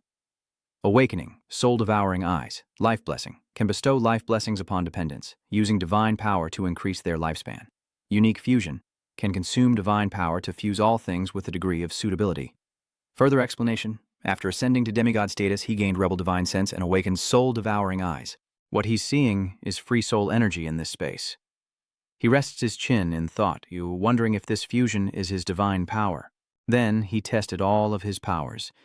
Dark aura, black dragon transformation, plant fusion art, and emperor's aura fusion. The streams of energy, each with its own power, surrounded Han Vu. gradually approaching and merging into a new force. Han Yu also attains a new form, sprouting horns, wings, and a tail. He tests it out, unleashing a terrifying blast of energy that tears through the air. In the next moment, a large chunk of the wall is sliced away. Han Yu contemplates with satisfaction. His power is indeed extraordinary after fusion. He calls this move Black Dragon Transformation. Returning to his original form, he summons a Tak Tuong Trung Hoang for experimentation. My techniques can be fused, but what about my kin? Let's see. A dark aura envelops the monster, followed by a flash of light and then transformation. Looking at the giant monster before him, Han Yu praised it, impressed. It had reached the hero-level lifeform stage and could surely kill the Bull Demon tribe's hero-level lifeform in an instant. He was satisfied, judging that it had indeed become better, but fusion still cost divine power. He had lost millions of divine power just now, repeating it over and over again. He gazed at the energy with delight, several fire orbs materializing in his hand. Yes, the fire orbs gradually condensed and solidified, forming a fiery red crystal. Han Yu calculated that one fire star could be sold for 1.6 million units of divine power. Fusing one a day would earn him hundreds of millions of divine power a year, enough to exchange for a point of divinity. He laughed with excitement, thrilled to have another way to make money in the future, and continued to fuse them. A few days later, the guard at the school gate firmly stopped someone, saying that only teachers and students were allowed inside. The person being stopped was Hu Hai. He muttered unhappily, "I'm a true god, but never mind. This is the Imperial Capital Academy.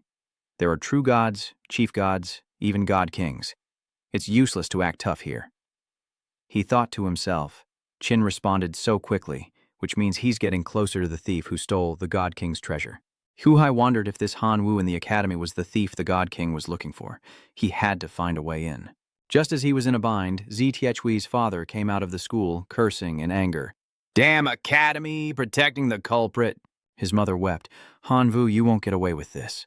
Hu Hai suddenly had an idea, approaching them with a mysterious smile. "Could you two do me a favor? I'm willing to pay a handsome reward. My target is Han Yu as well." Later, in the reception room, they somehow managed to get back inside, and Zitai's parents were causing a ruckus, even killing that Han's classmate. "Doesn't he fear retribution?" Lena bluntly reminds him. "The cause of Zitai's death has been thoroughly investigated. Sticking to your vendetta won't accomplish anything." From the shadows, Hu Hai activates a device, aiming it at Han Yu, triggering a powerful reaction. He smiles with satisfaction, as if he knew it all along. He really is the thief who stole the Divine King's treasure. If I capture him, the Divine King will surely reward me handsomely. But how do I get him out of here? The father cursed viciously. "Han Yu, you won't die a peaceful death." His mother chimed in with her own bitter words. "Damn it."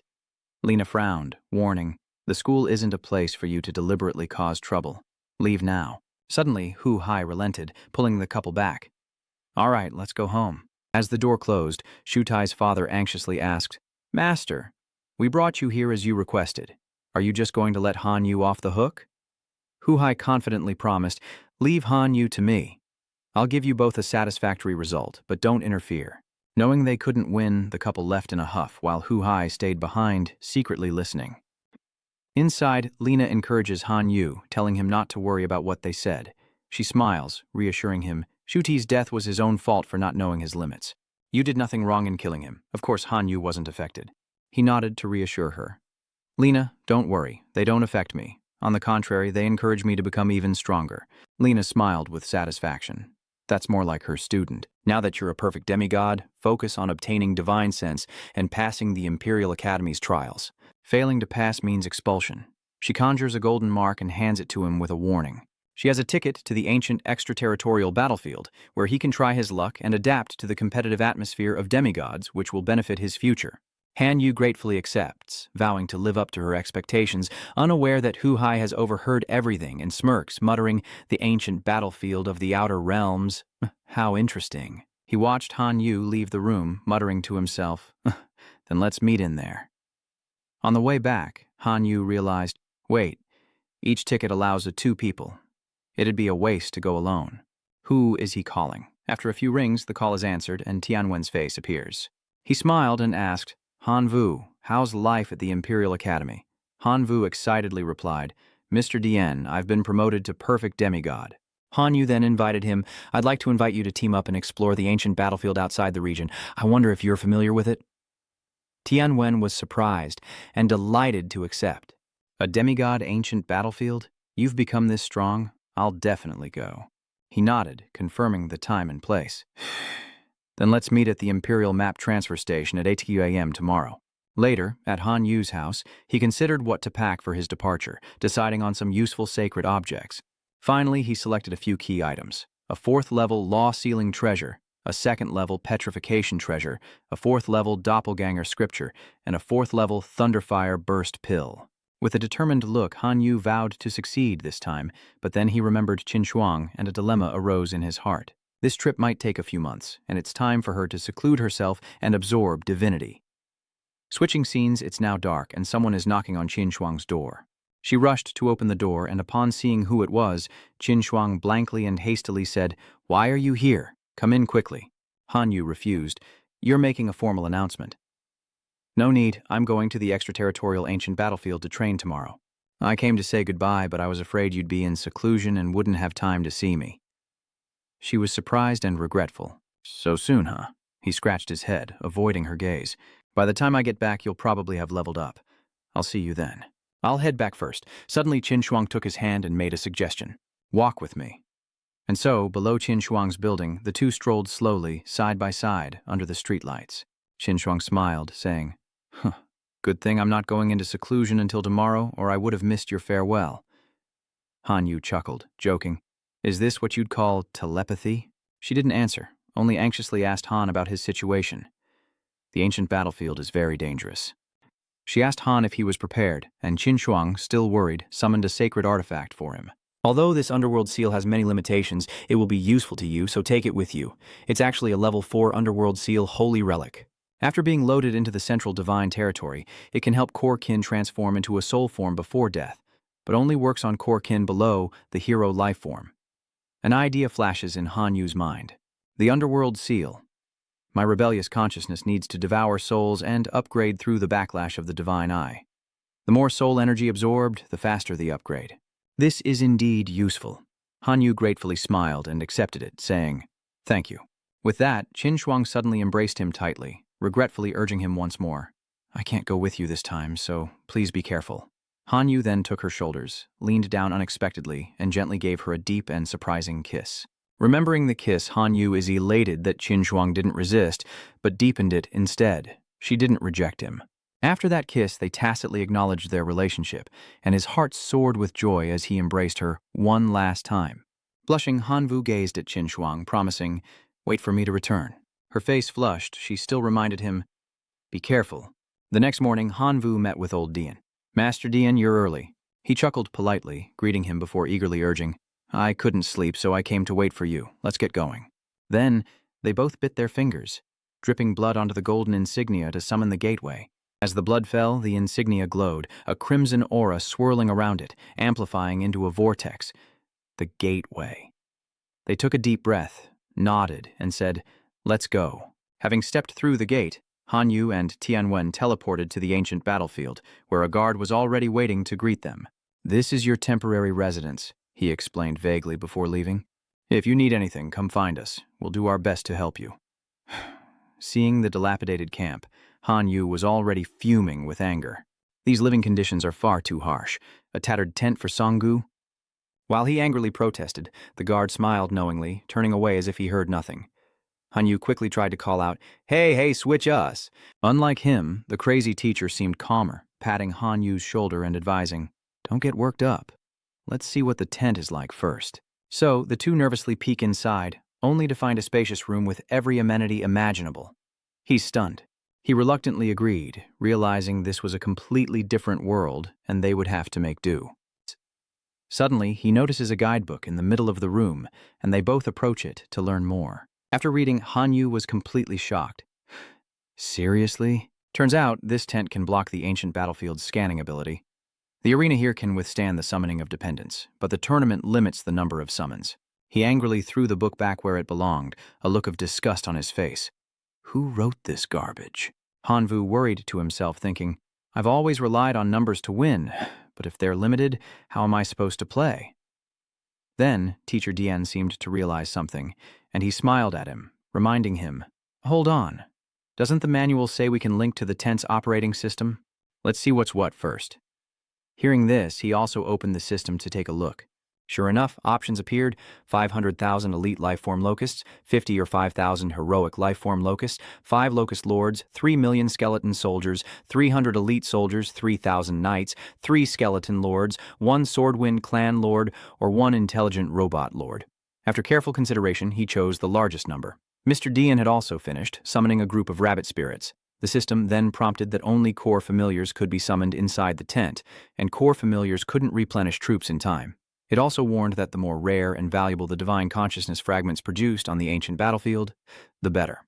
Similar divine fragments can be combined into a complete divine sense, which can be exchanged for other fragments or materials to upgrade the tent.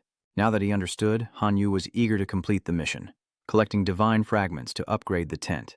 Let's go find more divine fragments on the battlefield. The two quickly left the tent and headed out, as the mad teacher began to explain the divine fragments. Before arriving, he researched the divine fragments of the ancient battlefield, fragments born from wandering gods that can be obtained by defeating them.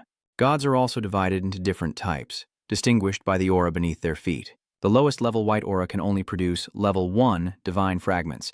Blue can produce level 2. The information he brought was very helpful.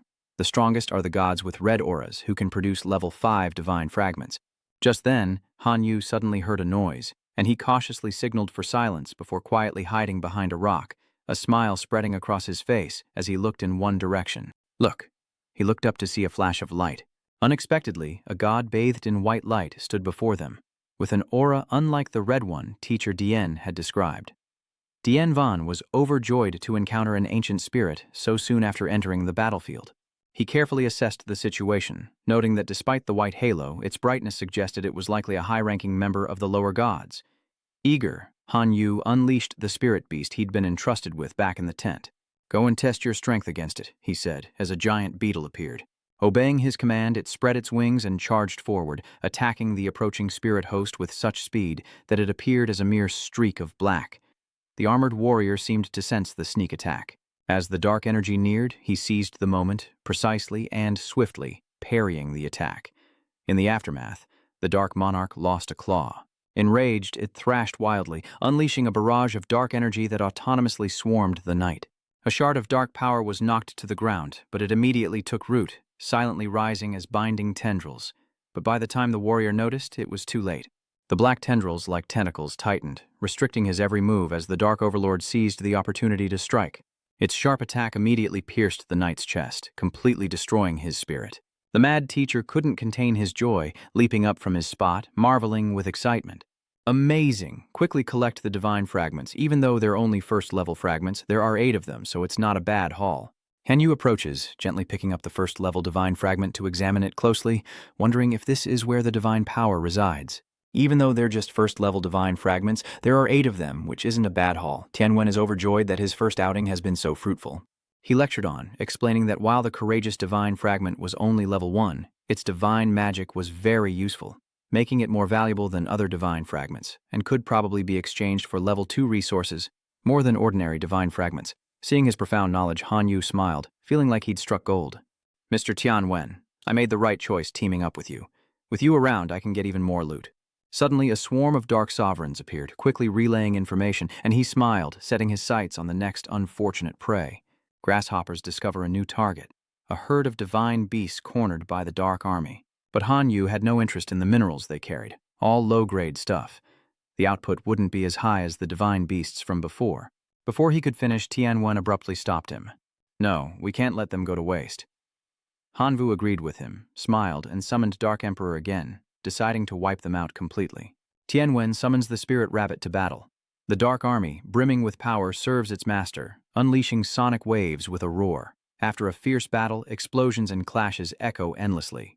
Han Yu and Tianwen finally managed to eliminate the spirit beast army, but the floating divine fragments offered little benefit. Tianwen assesses the spoils, finding only 30 fragments among a dozen gods, and even the 2-star fragments are scarce. Han Yu is discouraged. At this rate, how long will it take to gather high-level god fragments? Suddenly, a dark raven landed on his shoulder and reported something. Tianwen curiously inquired, "Another discovery?" He shook his head, his face serious as he warily surveyed their surroundings and tersely informed him. Master, there are 2 people staring at us from 30 degrees to the right behind you, most likely after the divine fragment. What should we do? If anyone dares to steal it, I'll teach them a lesson they won't forget. Unaware of the danger closing in, the stalkers smugly continued their pursuit. Boss, those 2 have so few dependents. They're obviously newbies, easy pickings. The fat accomplice interjected. They've only killed a dozen low-level gods. Their harvest isn't much. Let's keep following them, fatten them up before we strike. The skinny one beside him praised him gleefully. Boss, you're a genius, but Master Dian seems worried. Unwilling to linger with these desperate bandits, he suggests, Han Yu, let's return to the garrison first and deal with the divine fragments we have. With a calm smile, he casually put his arm around the teacher's shoulder, reassuring him. Don't worry, Mr. Dean. Everything is under control. Trust me. The Dark Emperor will keep me informed of their movements. Dianwen felt a little more at ease seeing his confidence, and nodded in agreement. All right. He could only hold his head, thinking how he, a teacher, was being encouraged by his student. Before he could recover, Han Yu had already sent Dark Sovereign to investigate and gather more information. After a period of silence, they continued through the desert, when suddenly the Dark Emperor returned with intriguing news. Upon hearing the news, Han Vu was ecstatic, happily informing Dianwen that they had discovered a god standing upon a purple halo. Hearing this, Tianwen couldn't hide his excitement. Purple meant they could at least get a high-level divine fragment. The 2 quickly set out. Together, our chances of victory are high. Let's go. Arriving on the scene, they were met with a cloud of dust and a figure lying gravely injured on the ground, their fate unknown. Meanwhile, the purple halo god stood tall and proud as Han Yu and Tianwen lay in wait, assessing the situation and planning their next move. It seems it has just been through a fierce battle, and they can't help but marvel at its power. The familiars it killed were all life-form lord level. It seems to be a wind element manipulator, in which case Master's rabbit people can hold it back. Together, they meticulously planned their strategy to eliminate the armored warrior through attrition, utilizing his clones and the explosive lightning fire abilities of his kin. His master would use his familiars to launch carrot missiles, exhausting him to death. But in contrast, Han Yu was very confident. He smirked inwardly, thinking it wouldn't be enough to waste his time. His grandfather asked again with concern, So, what's your plan? Before he could even finish, Han Yu transformed into his demon form and soared into the sky, fearlessly charging towards the armored warrior, declaring, Direct strike. The armored warrior senses an enemy, raising his fan defensively, ready for battle as powerful streams of energy converge within it. Unaffected, Han Vu calmly flew before the warrior and unleashed a technique to cripple its fighting ability. Burn for me! The armored warrior froze, bewildered, before a vortex appeared before him, marking him.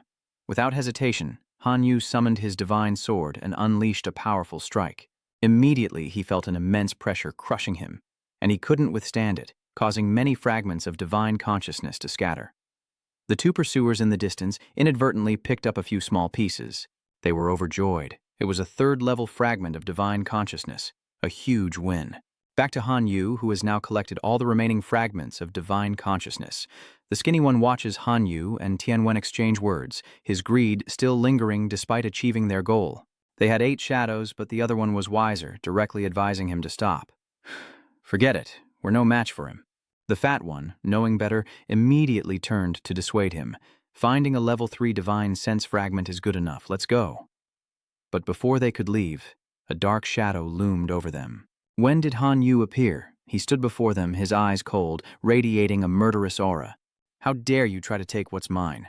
The arrogant subordinate shouted angrily. Who took your stuff? This is an ancient battlefield. The fragments of divinity on the ground belong to whoever finds them. What proof do you have that this 3rd-grade fragment is yours?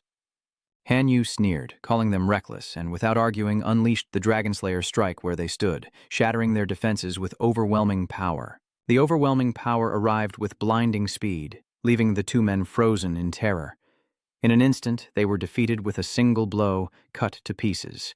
Fragments of divinity fell from their bodies, all drawn to Han Yu, who caught them with disdain. You dare steal my spoils with such meager power? From afar, Tianwen approached him, beginning the process of merging the divine fragments. With the process complete, Tianwen happily says, Selling these to the garrison will let us upgrade our tents. A scene change reveals a vortex of space and time opening in the sky above the garrison. Luotian steps forward, his voice dripping with flattery. Brother Jang, you're amazing. Even something as rare as a ticket to the ancient battlefield, you managed to get your hands on it. Zhang chuckled modestly, saying the tickets to the ancient battlefield were nothing to brag about. But inwardly, he was ecstatic, having received many rewards since informing the God King. Suddenly, they both stopped, sensing something. It turned out that Han Vu was chatting happily with Dian Van not far away. These divine fragments can upgrade the tent to a 2-kilometer radius. Let's go find more fragments and upgrade to something bigger. As the two turned around, they ran into Luo Tian and Zhang Gang, both sides momentarily stunned. Tianwen quickly recovered, offering a polite greeting. Mr. Jang, Mr. Liu, what a surprise to see you both here.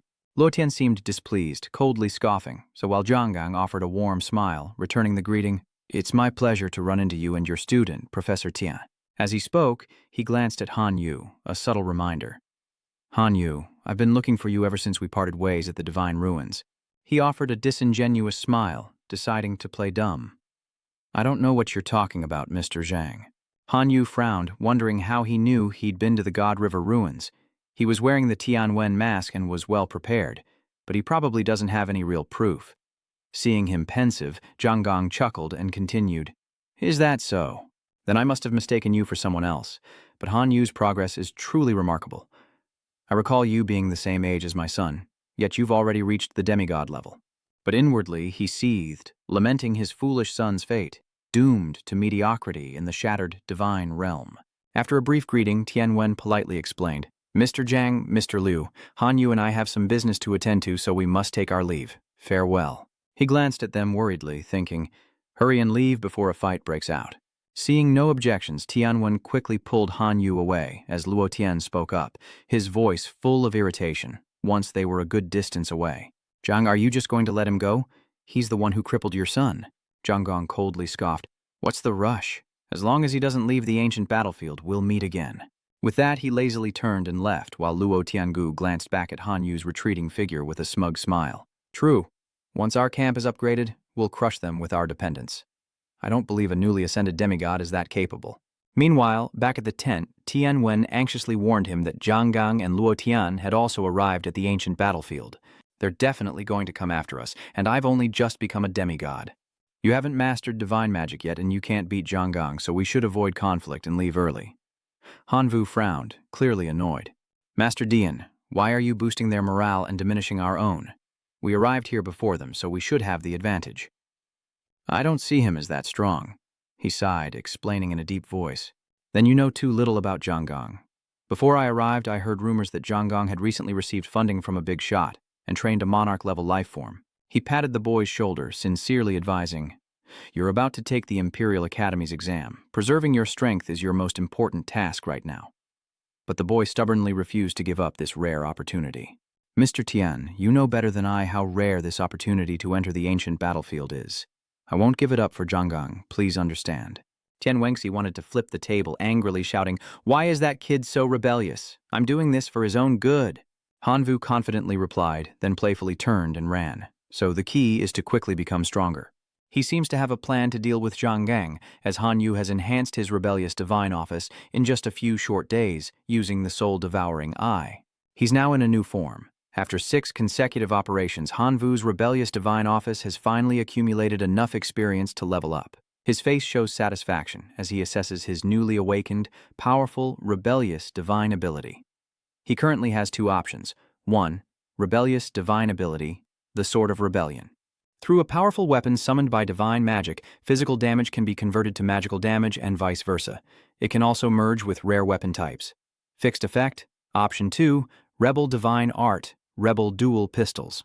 A powerful weapon summoned by divine magic can convert ranged physical damage into ranged magic damage, and vice versa. It can also be fused with gun-type weapons, with a fixed effect. Han Yu holds the sword, his face a mask of confusion. "Wait, why do I have to choose just one?" he wondered, carefully considering whether his path lies with the warrior or the gunslinger. After a moment of contemplation, Han Yu smiled resolutely, having made his choice.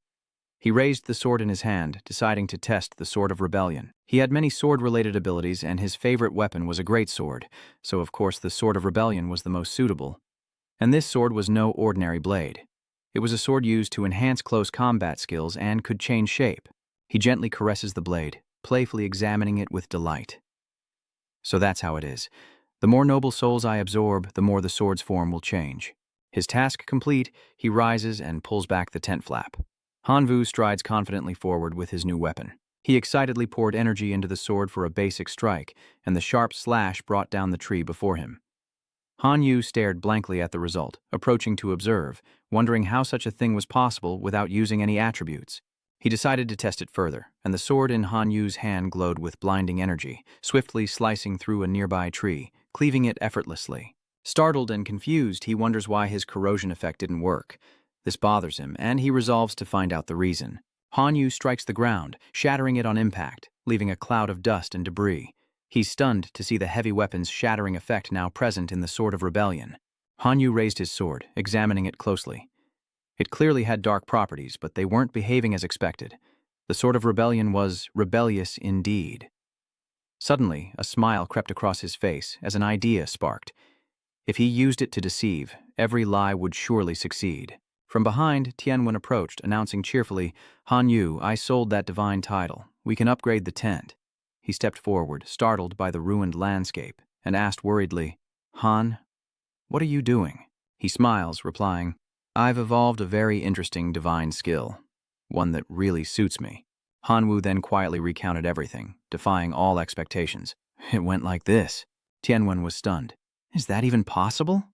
Confidently, he slung his sword over his shoulder. "If Zhanggang gives me trouble, I'll take care of him." Still worried, Tianwen gently reminded him, "Be careful." But Han Yu didn't pay much attention. Excited, he urged, "Let's go, Mr. Dien, and see how our camp has leveled up." He looked on, partly helpless and partly like a nagging wife. Later, at their new camp, a notification appeared, congratulating them on upgrading their camp and increasing the arena size to 4 square kilometers. He stepped inside, admiring the comfortable furnishings around him. Han Yu happily says, 4 square kilometers, that's great, now we can summon even more dependents." He nods in agreement. "Let's make the most of our time."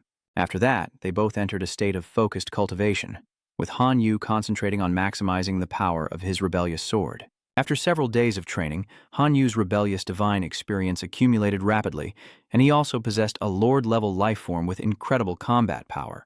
Little did they know, Hu Hai had secretly appeared, silently following them and plotting his next move. This Han Yu is indeed the thief who stole the Divine King's treasure. This time I must bring him before the Divine King. But then, another spatial gate opened, and someone arrived. Shu Tai's parents. They immediately demanded, "Great God, do you truly have a way to kill that brat, Han Yu?" Hu Hai curtly replied, "I can get you in here, so of course I can help you avenge Shu Tai." Only then were they appeased by his firm assurance. Very well, another spatial gate opens unexpectedly, and Zhang Gang and Luo Tian emerge. Upon meeting, Luo Tian excitedly greeted him. "Great true God, you've finally arrived." He eagerly inquired, "We've been monitoring that kid Han Vu for a long time now. When do we strike?" Hu Hai calmly replied, "No rush. Let's get acquainted with our surroundings first." In his heart, he cursed, thinking it was a waste for a true god and 4 demigods to deal with a newly ascended kid. But if it's the God King's command, then he has no choice but to obey. The more Hu Hai thought about it, the more certain he was of victory, and he smirked triumphantly. "Han Yu, you're as good as dead." In the days that followed, Han Yu and Tianwen's group continued to hunt gods, only to find themselves surrounded by the Dark Emperor. Upon receiving the order, the evolved darkspawn with red wings, along with Tianwen's spirit rabbits on either side, charged straight at the god, who was quickly overwhelmed. The god's afterimage shattered, dust filled the air, and its body dissipated, slowly forming a wisp of spirit energy in the air, which Han Yu then absorbed into his palm. Han Yu smiled contentedly as he looked at the flame in his hand. "With the upgraded camp, I can summon more familiars. Their combat power is stronger, and it's easier to upgrade the rebellious divine office. The energy you upgraded yesterday is working wonders." Tianwen clenched his fist, elated. "In just a few short days, you've mastered 3 divine spells." Suddenly, a great wind rises, revealing 2 figures behind them. Han Yu narrowed his eyes, greeting them with a sneer. "So, you 2 have arrived as well." Without a word, Han Yu seized the moment, leaping forward with his sword, knowing they were here for revenge. "Strike first. Gain the advantage." Shu Tai's father grimaced, drawing a blue glowing sword from thin air, ready to fight. He tightened his grip on the sword as the Gong Min blocked his attack. The two sides clashed violently, but his sword gradually weakened, unable to withstand the destructive power of the rebellious sword, and began to show signs of cracking. Shutai's father roared in anger. "You bastard! You killed my son and destroyed my divine weapon. I'll tear you to pieces." Han Yu sneered. "I'll send you both to join your son." In a flash, he leaps and transforms, his skin turning dark purple, sharp wings sprouting forth, the power of the monarch of life coursing through him. The parents of Jutai grit their teeth in fear, a single thought flashing through their minds. Barely a demigod at such a young age, yet he's touched the power of a life-form monarch. He must be eliminated, or the consequences will be dire. He roared, summoning an iron legion to charge and kill him. Han Yu sneers, dodging the attack, and with a wave of his hand he prepares to unleash his power. Tianwen bites his lip anxiously, summoning a horde of spirit rabbits and ordering, "Go help him, quickly!" The parents of Zitai simultaneously chanted an incantation, conjuring a dark blue magic sphere as hundreds of iron men merged into a colossal being, and Han Yu smirked, summoning a dark emperor locust. The darkspawn obeyed, immediately attacking the iron giant, but with one swing of its sword, the giant shattered the beast's armor.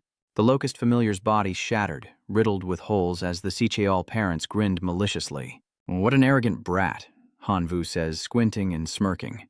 Everything is going according to plan, as countless dark yellow figures suddenly appear from the sky. Before the Iron Man could understand what was happening, he was defeated. His body shuddered, then gradually dissipated. The two Theat parents angrily charged, launching a direct attack, but with a smirk he dodged. In the blink of an eye, Han Vu circled behind them, striking Father Tu Thiet in the back of the head, felling him with a resounding blow. Enraged, Tu Thiet's mother charged at him, but Diane Van appeared from behind, stopping her and stabbing her. "Han Yu, watch out." Old Madame Shu loses consciousness and collapses. Han Yu flies over, gratefully saying, "Thank you, Teacher Tian." Suddenly sensing something, his face pales as he urges him to leave immediately. But it was too late, as Jang and Luo Tian appeared in the distance, riding their beasts. "Trying to run? Think you can escape?" Tian Wen frowned, on high alert. "What do you want now?" Looking at the charred bodies strewn around, Luo Tian sneered, his face grim. "It seems your strength has grown rapidly these past few days, Mr. Tian, Han Yu. You can even kill 2 demigods without injury." Shuti's parents' corpses still lay warm on the ground as Han Yu pursed his lips, narrowing his eyes in thought. "They have a large number of Spring Clan members and abundant energy, but my clan and Master Dian's have already suffered losses. Attacking now wouldn't be to our advantage." Seeing his hesitation, he thought to himself, they must both escape. Han Vu carefully turned to him and suggested a plan. "The enemy is strong and we are weak, so I will risk my life to use the power of my clan to create an opening. I just need to break through and fly high. They won't be able to deal with me then." "Master, you're willing to risk yourself to protect me." He sternly warned, "Don't speak nonsense. I only have one chance, so you must seize it." "Master Dian, things aren't so dire that you need to sacrifice yourself to protect me. I can handle this situation now." "Trust you? Be careful of everything?" Luo Tian sneered, his lips curling higher in excitement. "You can handle it? Handle what? Our mighty 40 million Spring Clan against your remnants is far too easy." Zhang Gong, feigning righteousness, smugly added, "Mr. Tian, the purpose of our trip is to capture Han Yu. If you don't want to get involved, I won't make things difficult for you." With unwavering resolve, Dian Wen declares, "As a teacher, I cannot stand by and watch my students die. It goes against my principles." Luo Tian frowned, his eyes flashing with malice as he warned, "Tian Wen, do you think you're so noble? When your clan is wiped out, let's see if you're still in the mood to talk about principles." Zhang Gong sneered, deliberately emphasizing, "Mr. Dian, we could have been friends. But if you don't cherish the opportunity, don't blame me." On command, the wolves bared their fangs and advanced, the wolf cavalry pressing forward as Tianwen desperately summoned his rabbit spirits to counter with bombs. The rabbits immediately began spinning at high speed, turning into whirling tops. The ferocious wolves snarled, raised their claws, and the rabbits were torn apart, leaving large voids. Dianwen winces, shutting his eyes tight, unable to watch, his heart aching at the thought of harming such adorable creatures. Han Yu frowned, pulling out a magic-infused leaf and putting it in his mouth. The sword in his hand gradually changed shape, its sharp tip shrinking and becoming covered in a dark green mist. At the same time, a large tree rises behind him, and the Sword of Rebellion transforms into the Scythe of Lost Souls as he loudly challenges them to come.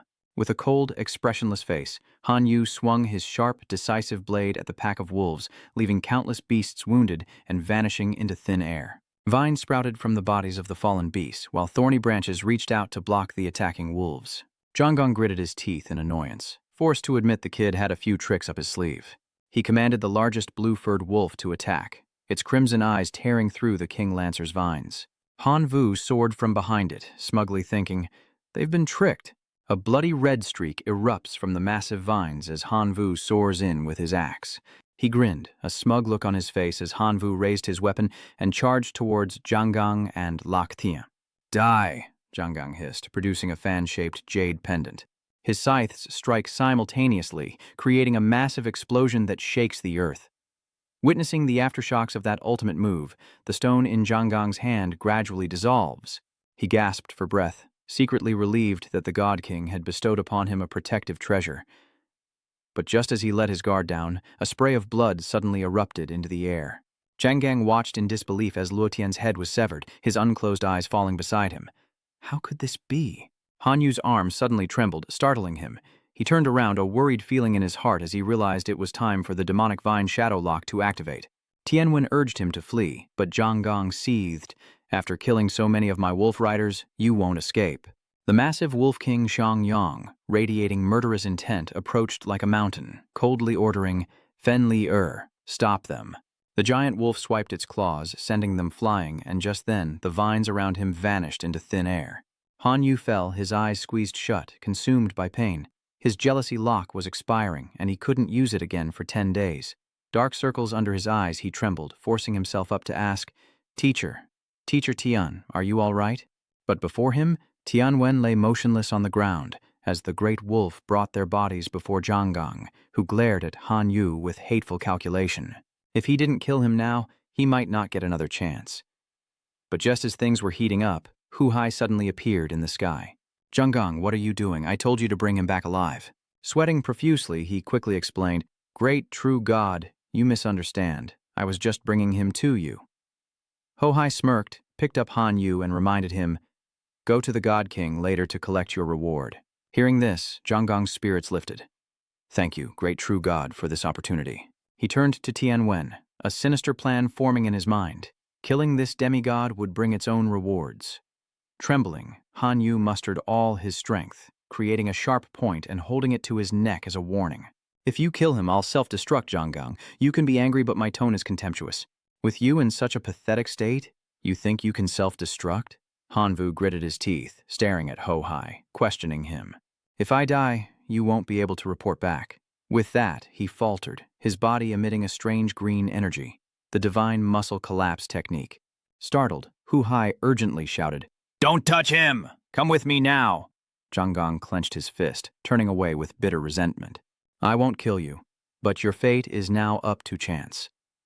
With that, Hu Hai grabbed Han Yu's wrist, pulled him into the space gate, and immediately turned back to meet the God King. Jang points at Han Yu being dragged on the ground, asking maliciously, "Great true God, it takes us days to teleport back. Are you going to carry this kid the whole way?" Hu Hai frowns and sneers, "Brat, I've sealed all your power. Don't struggle in vain." With that, he tossed Han Yu into the dark purple portal, which closed and vanished as soon as he entered. Soon after, in a strange space, the purple gate suddenly appeared in the sky, dropping him to the ground before vanishing. Hu Hai sneered, leaving a message, "Stay put in my divine realm. My kin will take care of you."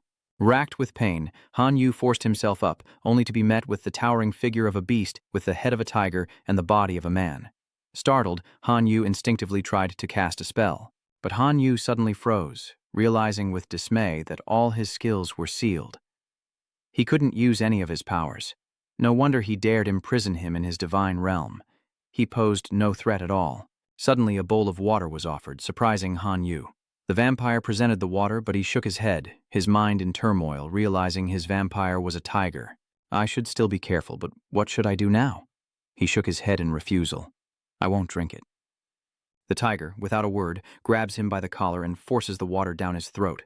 Han Yu struggles, but it's no use. "I told you I wouldn't drink it." Suddenly, Hu Hai's image appears in the sky, a disgruntled reminder.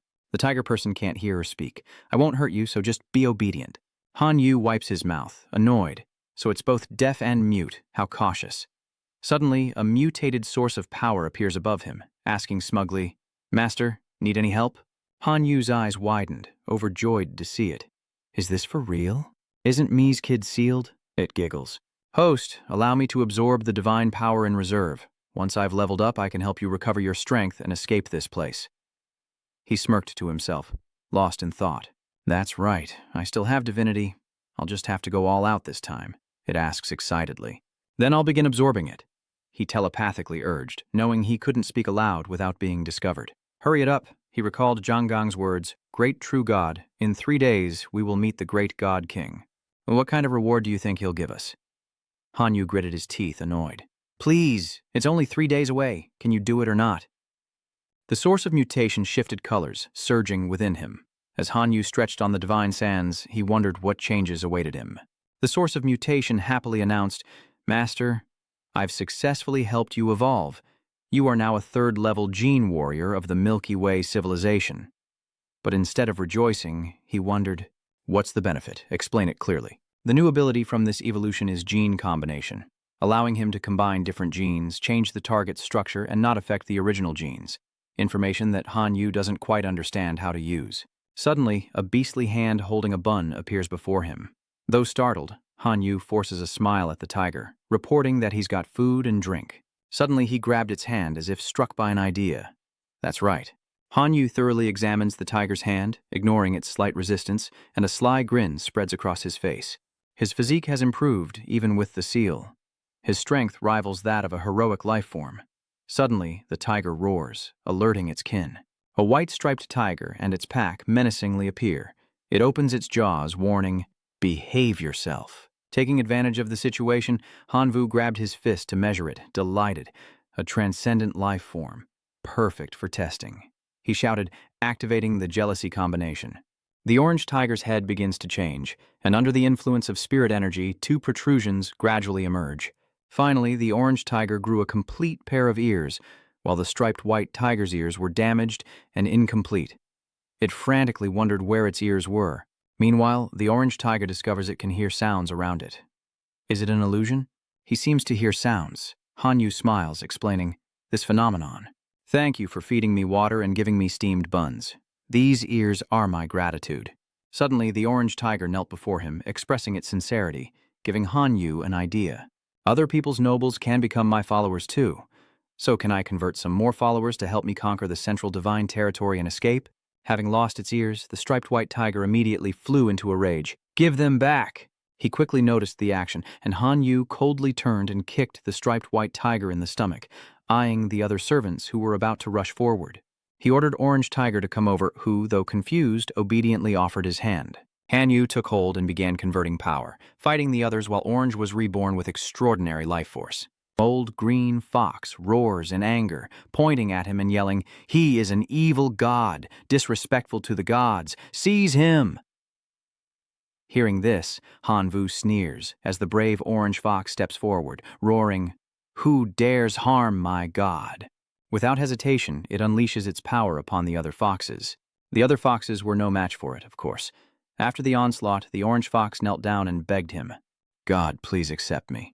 Han Yu placed his hand on its shoulder, setting his conditions. "Okay, but you have to help me escape this place. First, I want to know where the Divine Realm Center is." Though willing, Ho-Kam hesitated. "I can help you search, but the center is guarded by experts." He didn't dwell on it, instructing them to find it first, when suddenly a gust of energy swept in, accompanied by sharp swords and an exaggerated voice. "These two are interesting."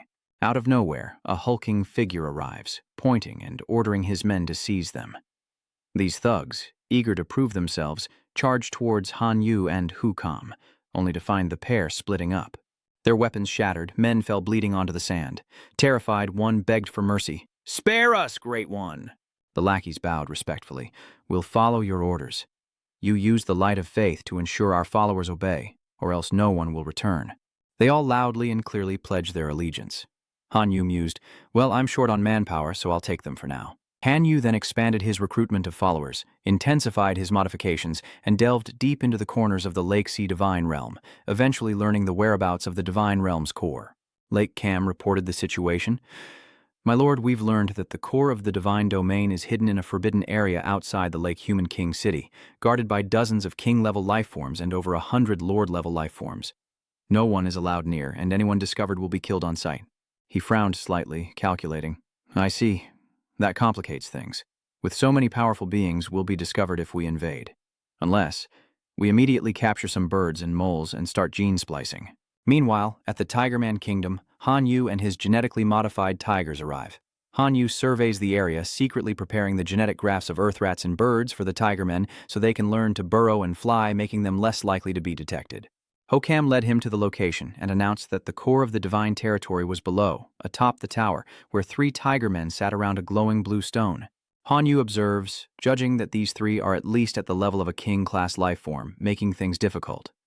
Hokam suggests that the Tiger Human Kingdom will hold its annual life celebration tomorrow, during which the Tiger Human King will offer fruit to the gods.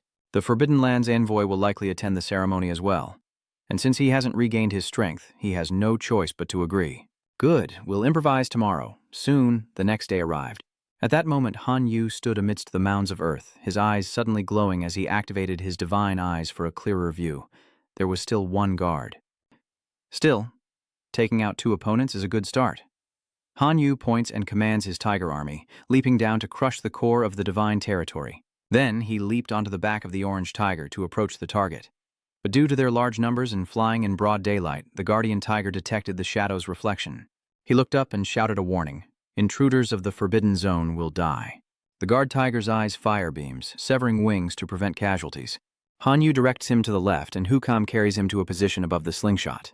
Han Yu instructed, keep him busy, I'm going to find the core of the divine realm. Immediately, the 2 split up, with Hukam staying behind to face the Tiger Guardian, while Hanvu felt the power surging in his hand, secretly excited, knowing it was time for his mole claw to shine.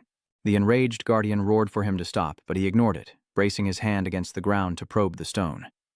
Where was the core? Meanwhile, Hugan was still desperately holding off the Tiger Guardian. Han Yu grew anxious, knowing he had to hurry before the Tiger Guardian fell. The Earth Rat Envy's power burrowed deeper. Suddenly it hit him, a flash of insight. He'd found it. Hanvu yanked his hand up, clenching his fist. Go!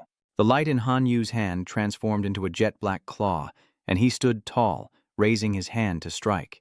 That power pierced the earth, striking the core of the divine domain, yet only a few cracks appeared on the surface of the blue stone.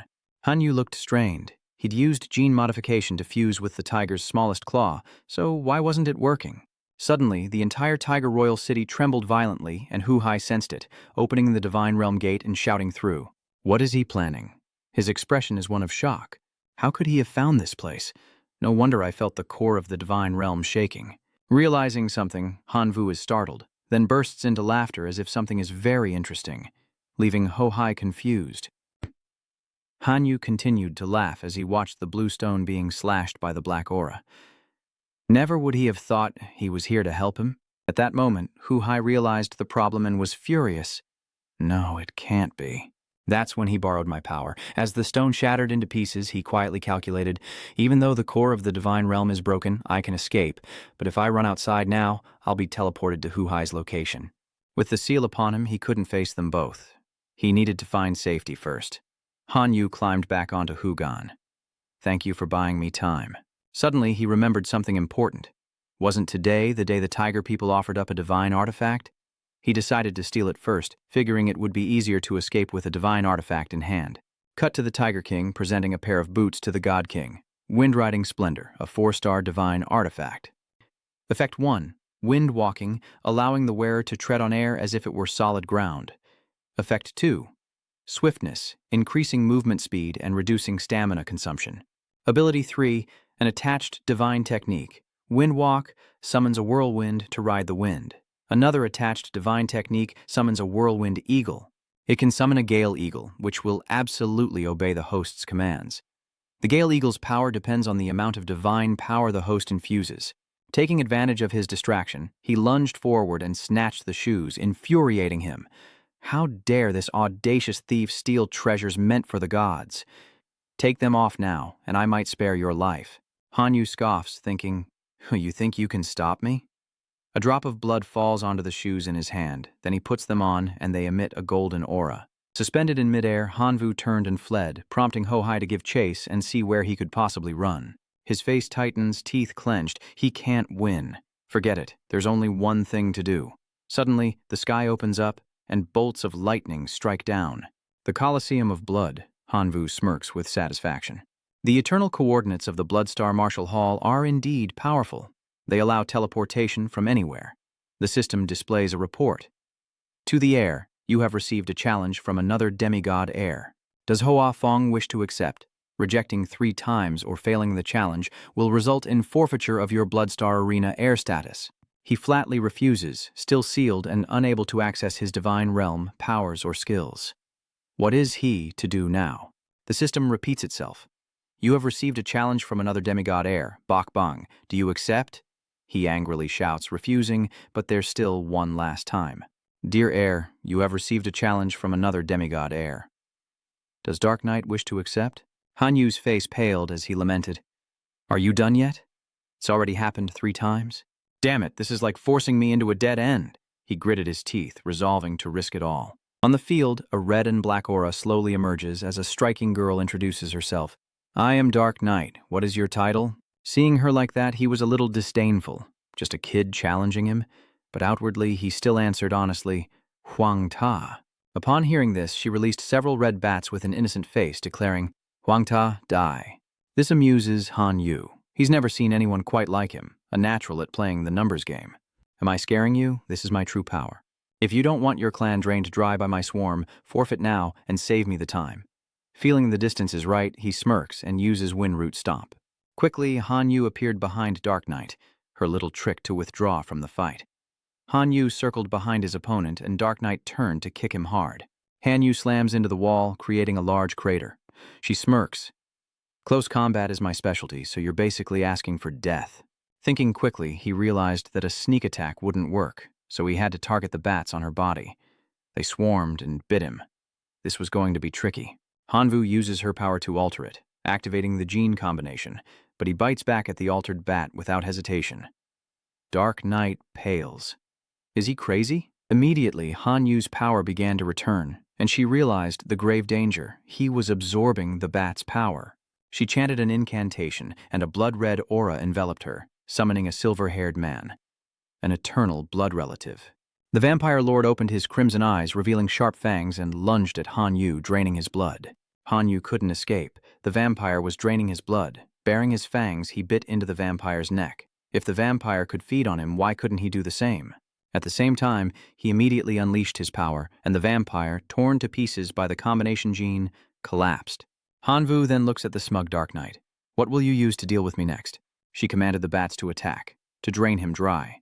Each bat transforming into a blood demon like before, swarming towards him. Amda smiles wickedly, wondering where he thinks he's going. The crimson aura around Hanvu fluctuates wildly, gradually diminishing before disappearing altogether. Suddenly a different power emanates from him, and he smiles victoriously down at her. Dark Knight's face pales with fear, and she immediately surrenders, saying, I give up. Without a word, Hanvu deliberately lunged forward, stopping just in front of her as if to say she knew what was good for her. Amda wondered if he was a high school student. Han Yu replied matter-of-factly, a high school student. Oh, right. Hasn't the national college entrance exam already ended? Dark Knight nodded. Yes, it's been over for 10 days. He's in shock, realizing he missed the college entrance exam and the preparatory class's final exam because he was too focused on the ancient battlefield and Lake High. He teleports away, knowing he's definitely going to be expelled and probably already blacklisted by the Academy. As Han Yu was stopped at the gates of the Imperial Academy, Anya called after him. Next time, I'll definitely win. Who are you? He anxiously explains. I'm a reserve student at the Imperial Academy here to find Kalina. The man didn't believe him. A new semester's reserve student? Don't make me laugh. Don't think knowing Sina's name is enough to get you in here. Suddenly, someone called out to Han Yu from behind. Hanvu, where have you been these past few days? Qing Nian asked breathlessly. Do you have any idea how worried we've been? Han Yu had no time to answer. I need to see Kalina urgently, but I can't get in. Qing Nian opens a teleportation gate, saying it's simple enough to take him straight to Kalina's office. Hanvu was grateful, thanking him and reminding him not to forget to tell Qin Shuang. In the office, Han Yu recounts the events to Lina. At the ancient battlefield, Hu Hai and Zhang Gang captured her. She barely escaped, but the seal on her body remains unbroken. Lena slams the table in anger. How dare they bully the Imperial Academy? Don't worry, the Academy will get justice for you. She added that even though she was a true god, she couldn't undo the seal left by another true god, and that Hua Hai's help was needed. Hanyu thanked her, and Lena contacted Shu Hai. Master Shu Hai, your student Hanyu needs your help. A portal then appears in midair. Shu Hai stepped through the gate, appearing before Hanyu. You've suffered enough, kid. That Hanyu was able to return safely while the rights of God's domain players were completely restricted is definitely a miracle. I will personally speak with the headmaster about your situation and demand justice for you. Lena interjects, that's right, he missed the Academy's final exam because of this. We must find a way for him to return to the Imperial Academy. Shu Hai said sternly that the Academy must adhere to certain rules and do its best to maintain fairness and impartiality. With your strength and potential, you're definitely on par with any official student at the Imperial Academy, but you're the only one who didn't take the college entrance exam or the Academy's final assessment. The process is impossible to bypass, but rest assured, you're my most valued student, and I'll do everything I can to help you. Hanyu beams. Thank you, teacher. He pats him on the back. We're family. No need for formalities. I'll help you restore your God Realm player privileges first, but we'll have to wait for further instructions after that. Hanyu was surprised, feeling that he could connect to his divine territory again. Lena smiled, explaining that this one palm strike cost teacher Shu Hai 300 million divine power. He simply smiled, telling him to return to his divine territory to see for himself, as there would surely be many things awaiting him. Hanyu thanked him and departed. Yes, thank you, teachers. Cut to the God Realm, where monsters are fighting like crazy. Hanyu is perplexed by the scene before him. Wait, why are these guys fighting? He wondered where his locust swarm was. Behind him, thousands of locusts flew in, each one looking weak. Hanyu can't believe his eyes. Are there more and more, but weaker and weaker? They hardly look like heroic life forms. He immediately gets to work, sacrificing the useless ones and keeping only those of value. After the purge, only a few remained, and he still didn't trust them. Is this all that's left of the transcendent grade? Suddenly, the monsters fighting sensed his arrival. They all knelt, welcoming the return of their god. The system presents a choice, the power gained from sacrifice. 1. Ice Emperor, an Emperor-level life form, possessing a first-level divinity. Freezing. With 250 points of divinity and 3 level 5 divine authorities of destruction, Hanyu naturally chooses the third option, as divine authority is what he lacks most. He gazes contentedly at his new prize, waiting until he can raise the godhood of rebellion to perfection, so he can absorb the godhood of destruction. And he even has the death godhood introduction token. At that moment, a tremor suddenly emanated from the palace where the divine domain core was located. Hanyu is shocked. What's this? Daring to destroy my divine territory core? He immediately rushes to stop him. Don't destroy the core. The black dragon roars a threat, and a fake skeleton stands before the core. The life monarch cannot enter. Hanyu frowns and shouts, I have not mistreated you, so why do you want to destroy my core? The skeletal lord's eyes glowed with an eerie light. I want to destroy the God Realm's core. The god only needs me. There's no need to recruit other races. Seeing that crazed look, he froze. What in the world? Hanyu immediately opened a spatial gate with his mind and threw him through, declaring, whatever the reason, you can no longer stay in my divine territory. I won't kill you. Go to Dragon City. And with that, the skeleton lord fell into the spatial gate, which then closed. Afterward, he turned back to gaze thoughtfully at his divine realm core for a long while. Hanyu closed his eyes and circulated the flickering blue energy in his hand. I was too trusting of my familiars before, which led to this. I need to increase the security measures for the divine territory. The moment they saw him, the enthralled kneeled, vowing, We pledge our undying loyalty to the great god. But the gentle face of Dian Van flashed in Hanvu's mind, filling him with unease. The matters of the divine territory are temporarily settled. Teacher Tianwen and my kindred are still on the ancient battlefield. I can't abandon them. As if reading his thoughts, the sword within his consciousness suddenly released a surge of power, as if calling out to its master.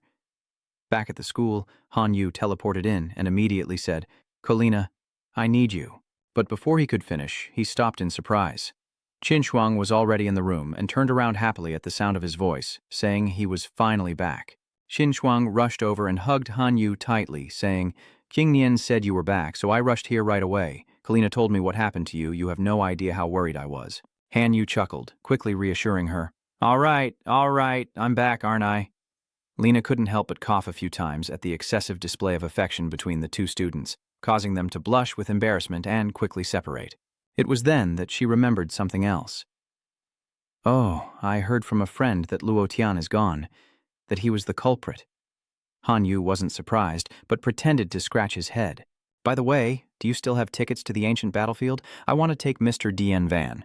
Hearing this, Qin Shuang anxiously clutched his sleeve, determined to accompany him this time, and faced with that unwavering gaze, the two finally set off for the ancient battlefield together. Arriving at the tent, Han Vu urgently pulled back the curtain and called out, "Mr. Dian." Hearing no response, he quickly stepped inside to investigate, saying, "It seems Teacher Dian Van hasn't returned here." Besides the fragments of divinity, the ancient battlefield has no other resources and blocks players from using divine power, making long-term survival impossible.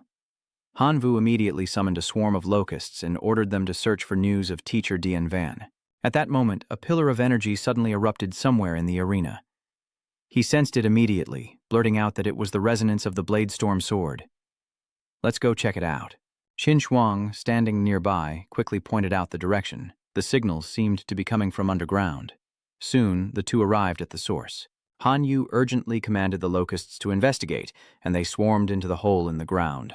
Han Yu and Qin Shuang slowly approached the dark pit, and after confirming that it was safe, they cautiously entered. After walking for a while, they encountered a dazzling golden door. He stepped up and carefully tried to push it, but it wouldn't budge. "The spatial power is too strong. Sword Peak and my other kin must be trapped behind this door." No sooner were the words out than an extremely powerful golden aura surged from within. Seeing this, Qin Shuang rushed forward, warning, "Be careful, let me handle it." Then she activated her power, causing a strange light to flash in her eyes. Qin Shuang's eye beams clashed with the aura within the door, shattering it, and with the aura dispelled, she cautiously pushed the door open. In moments, it opened before their eyes, and they stepped inside, unaware of the door slowly closing behind them. Quickly, it shut completely, and from the darkness, a giant claw and a sharp, swinging tail suddenly appeared. In an instant, monsters swarmed them, startling them into a loud warning. "Careful." Powerful attacks are unleashed, sending the monsters back to where they came from as fragments of divine power suddenly appear. More monsters emerge from the ground, prompting Qin Shuang to tensely whisper, "Something's not right." Han Yu steps in front of Qin Shuang, seriously assessing the situation. "It's like they're jumping out to die." She then noticed the closed gate and frantically warned, "The gate is gone. We have no way back." His eyes widen as he clenches his fist, angrily analyzing. "They're deliberately trying to exhaust us. We can't connect to the divine realm in here. There are no supplies. We'll starve to death." Qin Shuang immediately summons a lightning falcon, reminding him to observe their surroundings. With that, they both jumped onto the bird, leaving the monsters dumbfounded below, and she steered it forward. Looking out at the vast wasteland, Han Yu muttered nervously, "We've been flying for so long, and there's nothing but desert. Are we really trapped here?" Just as they were stuck, an aura suddenly appeared, and he immediately recognized the familiar sensation, quickly announcing, "It's the resonance of the slashing thorn sword. It's nearby."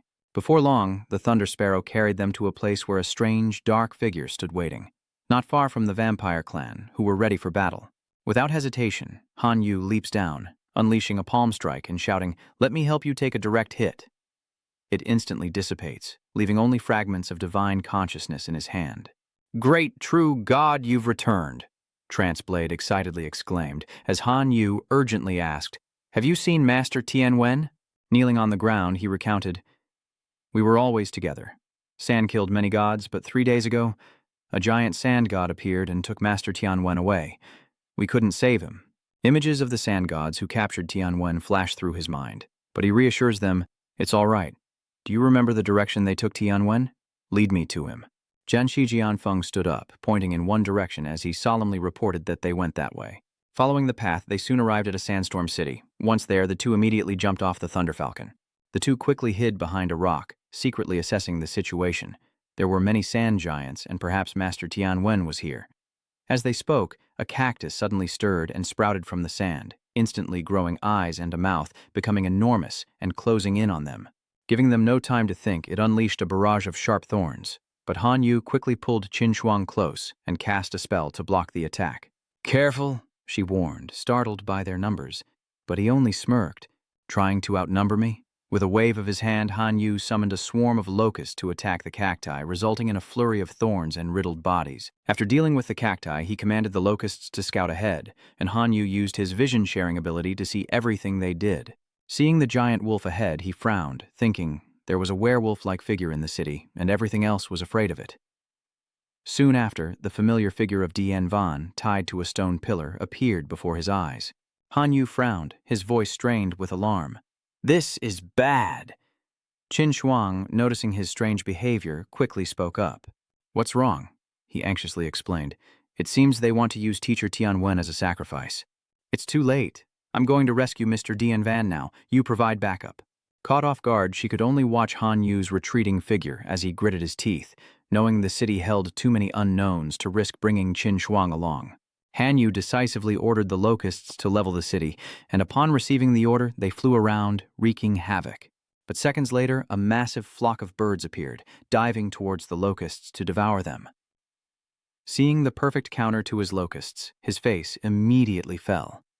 But just when Jang was out of options, the Thunderbirds suddenly arrived to help, attacking the birds. Qin Shuang appeared before Han Yu, riding on its back, saying, "I'm not so easily left behind, you know." Qin Shuang suddenly appeared, poking Han Yu's chest, then wagged her finger reproachfully. "I said I'd help you save Teacher Tianwen. Why did you break your promise?" He then placed Qin Shuang's hand on his chest, drawing her close as he spoke in a warm voice. "Yes. So, let's go together." Meanwhile, in the sky, Thunderfinch slashes at a bird with its sharp claws. Below, Hanvu's locusts managed to take one down, but elsewhere, the remaining locusts were being attacked by the sand giant and couldn't fight back. Thankfully, it was quickly eliminated from behind by the Tramthik sword's blade. The sand giant soon turned into a pile of ordinary sand. After assessing the situation, he realized the attacking wolf pack was growing in numbers. The fewer wolves at the altar, the greater the chance of saving Teacher Dien Van. Han Yu tossed a green seed into his mouth, immediately activating his body's gene lock, emitting a radiant light. He was now an ultimate monarch life form, Black Dragon King Transformation. Blood-sucking domain. Having transformed, he rushes forward, crying out, "Mr. Dien Van, I'm coming to save you." With that, Hanvu leaps into the pack of wolves, thorny vines quickly swelling like a defensive bubble against the fiend's attacks. Without pause, he used his demon shadow slash to control the vines and attack the 7 wolves, quickly scattering them. After dealing with the wolves, Hanvu landed, retracting his vines, and approached Mr. Dien Van, decisively shattering his chains with a swipe. Free from his chains, he wondered if he was still dreaming. Hanvu reassured him, wrapping his tail around him. "Mr. Dien Van, you were having a nightmare, and I'm here to wake you up." He then flew straight towards Qin Shuang, reaching out his hand for her to take. With the rescue complete, it was time to retreat. Qin Shuang reached for Han Yu, who grabbed them both, using his wings to escape the perilous fortress. Once they reached safety, Hanvu immediately sat down to heal him, while she anxiously asked, "Teacher Dien Van, how are you?" Tianwen smiled faintly and replied, "I'm relieved to say I've recovered quite a bit. You've both ascended to demigod status. Wonderful." Hearing this, Qin Shuang happily shared, "I was only able to ascend to demigod thanks to Han Yu, but we should still figure out how to escape this hellhole." He paused, then continued. "While captured, I overheard the gods mention that their king possesses a space-traversing mirror, which allows them to leave the secret realm. I think that's probably the only way to leave this place." Behind him, a tense frown appeared as he blurted out, "If those gods stepped on the highest-level red halo, how strong would their king be? At this rate, all the kin we've worked so hard to train will die here." Dianwen, without answering, pulled out a bag and quietly said, "My kin are all dead, unable to help you. These are the divine authorities and fragments I've acquired here over the years. Perhaps they will be of use." Han Yu took the bag, summoned countless fragments of divinity, and said with a smile, "We've collected some too. Let's find a way out of here, teacher." So many fragments, yet not a single complete divine authority. And we can't even sell them since we're in a secret realm. Our mythicality can't absorb much more anyway. How about we try fusing them together with my fusion ability? Han Yu suggested with a smile.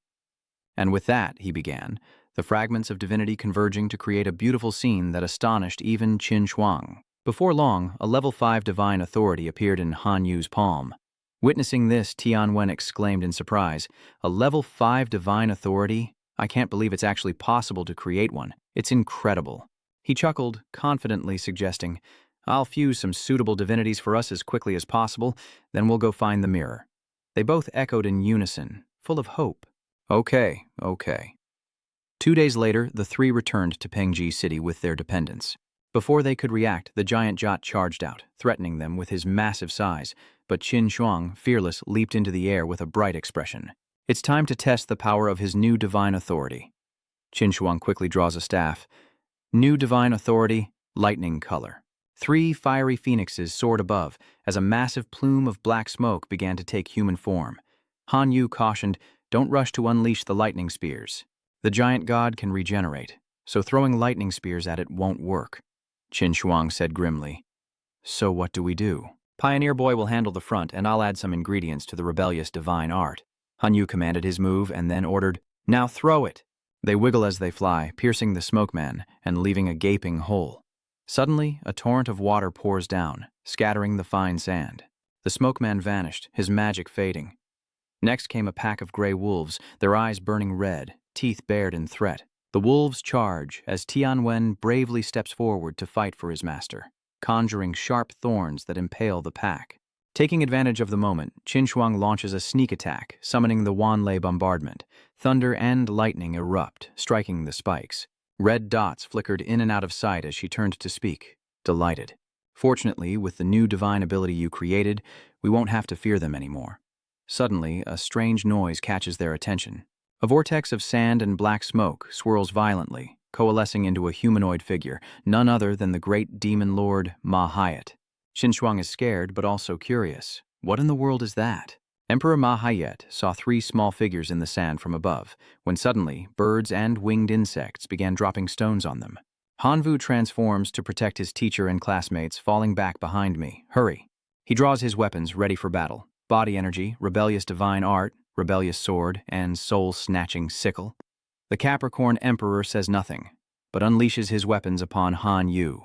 He grimaces, enduring the attack. The 2 weapons are equally powerful, colossal dragon slash. Qin Shuang, seeing the danger, grows worried. Han Yu stood tall, facing the swirling sand as his opponent grinned, confident that no human could withstand his attack.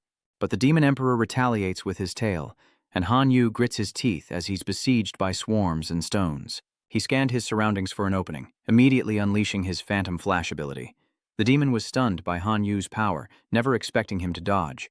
Instantly, Han Yu and the Capricorn Great Emperor traded blows once more, but this time, his power was greater.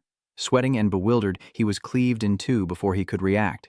Though headless, its body still thrashed wildly, a leg nearly striking Qin Shuang. They reminded each other it couldn't see, and charged forward together. All 3 attacks converged. Tianwen's thorns, Han Yu's blade, and Qin Shuang's lightning. The Demon Emperor, terrified, finally disintegrated. They celebrated, relieved it was over. But in the distance, Han Yu noticed a few wolves still remained. "Careful, there are still some left." Seeing that they've been spotted, the 2 remaining wolves flee in terror. Dianwen wondered, "Should we chase them?" Han Yu shook his head. "Let them go. There are too many. We can't catch them." Suddenly, he collapses in pain, and Qin Shuang asks Han worriedly, "What's wrong?" Han Yu smiled reassuringly. "It's nothing. I just overused my divine power and got a little tired. Go with the teacher to examine those divine fragments and see if any are usable." Qin Shuang then materialized the fragments to inspect them. 5th level Godhood, Golden Spear. 5th level Godhood, Emperor. 5th level Godhood, Starburst. 5th level Godhood, Lord of Destruction. She exclaimed in surprise, "Han Yu, we've found treasure. Look at this." He asked Qin Shuang if she really liked spears, and she eagerly nodded. Without hesitation, Han Yu generously gives it to her, saying it will help her lightning abilities. Qin Shuang was surprised and delighted, asking if he really meant it. "It's a divine artifact, a sacred object, and a divine office. If you choose to merge with it, your strength will definitely increase." Han Yu smiles confidently, saying that with his Sword of Rebellion, he can absorb the souls of other tribes and still develop many other types of weapons. He reverently offered the divine office, saying it suited his teacher well. He beams as he accepts it, saying, "Thank you." The 3 head towards the ancient city, hoping to find the mirror at the altar. Upon arrival, the scene is desolate, and Hanvu begins to channel his inner energy. He strikes the center of the altar's courtyard, creating a massive hole, and they prepare to enter. They found an ancient mirror, and Hanvu ordered his insect minions to investigate. Everyone watched his butterfly pass through the mirror as Tansang exclaimed in alarm, "This mirror is dangerous." Han Yu reassured her that the problem wasn't too big, the tether of faith was still there, still safe. He stepped onto the mirror, and the 3 of them jumped down together, it was time to return to the main world. As expected, they returned to their school. They were finally back. Then a cold voice echoed. "Hanyu, I sense your presence. Come to my office immediately. There's something we need to discuss." He scratched his head sheepishly, bowing to say goodbye to Tianwen. "Lena's in too much of a hurry." He reminded his student to hurry, adding that he was going home to rest. Cut to Hanvu in Lena's office, where she informs him that the school has investigated the kidnapping of his sister by the true god Hohai. The true martial god king apologized for what happened and offered these as compensation, which excited him, as a gift from a true god king was highly anticipated. Han Yu examined the 2 gold cards closely, realizing this was the god king who went bankrupt after investing billions of divine power to create a mutant beast farm, losing everything in the process. He was thrilled. Qi went all out, gifting him a god realm, but upon closer inspection of the other card, Han Yu noticed something different, prompting Xin Shuang to ask worriedly, "What's wrong?" The card depicts a man lying unconscious with a shard of purple divine energy above him.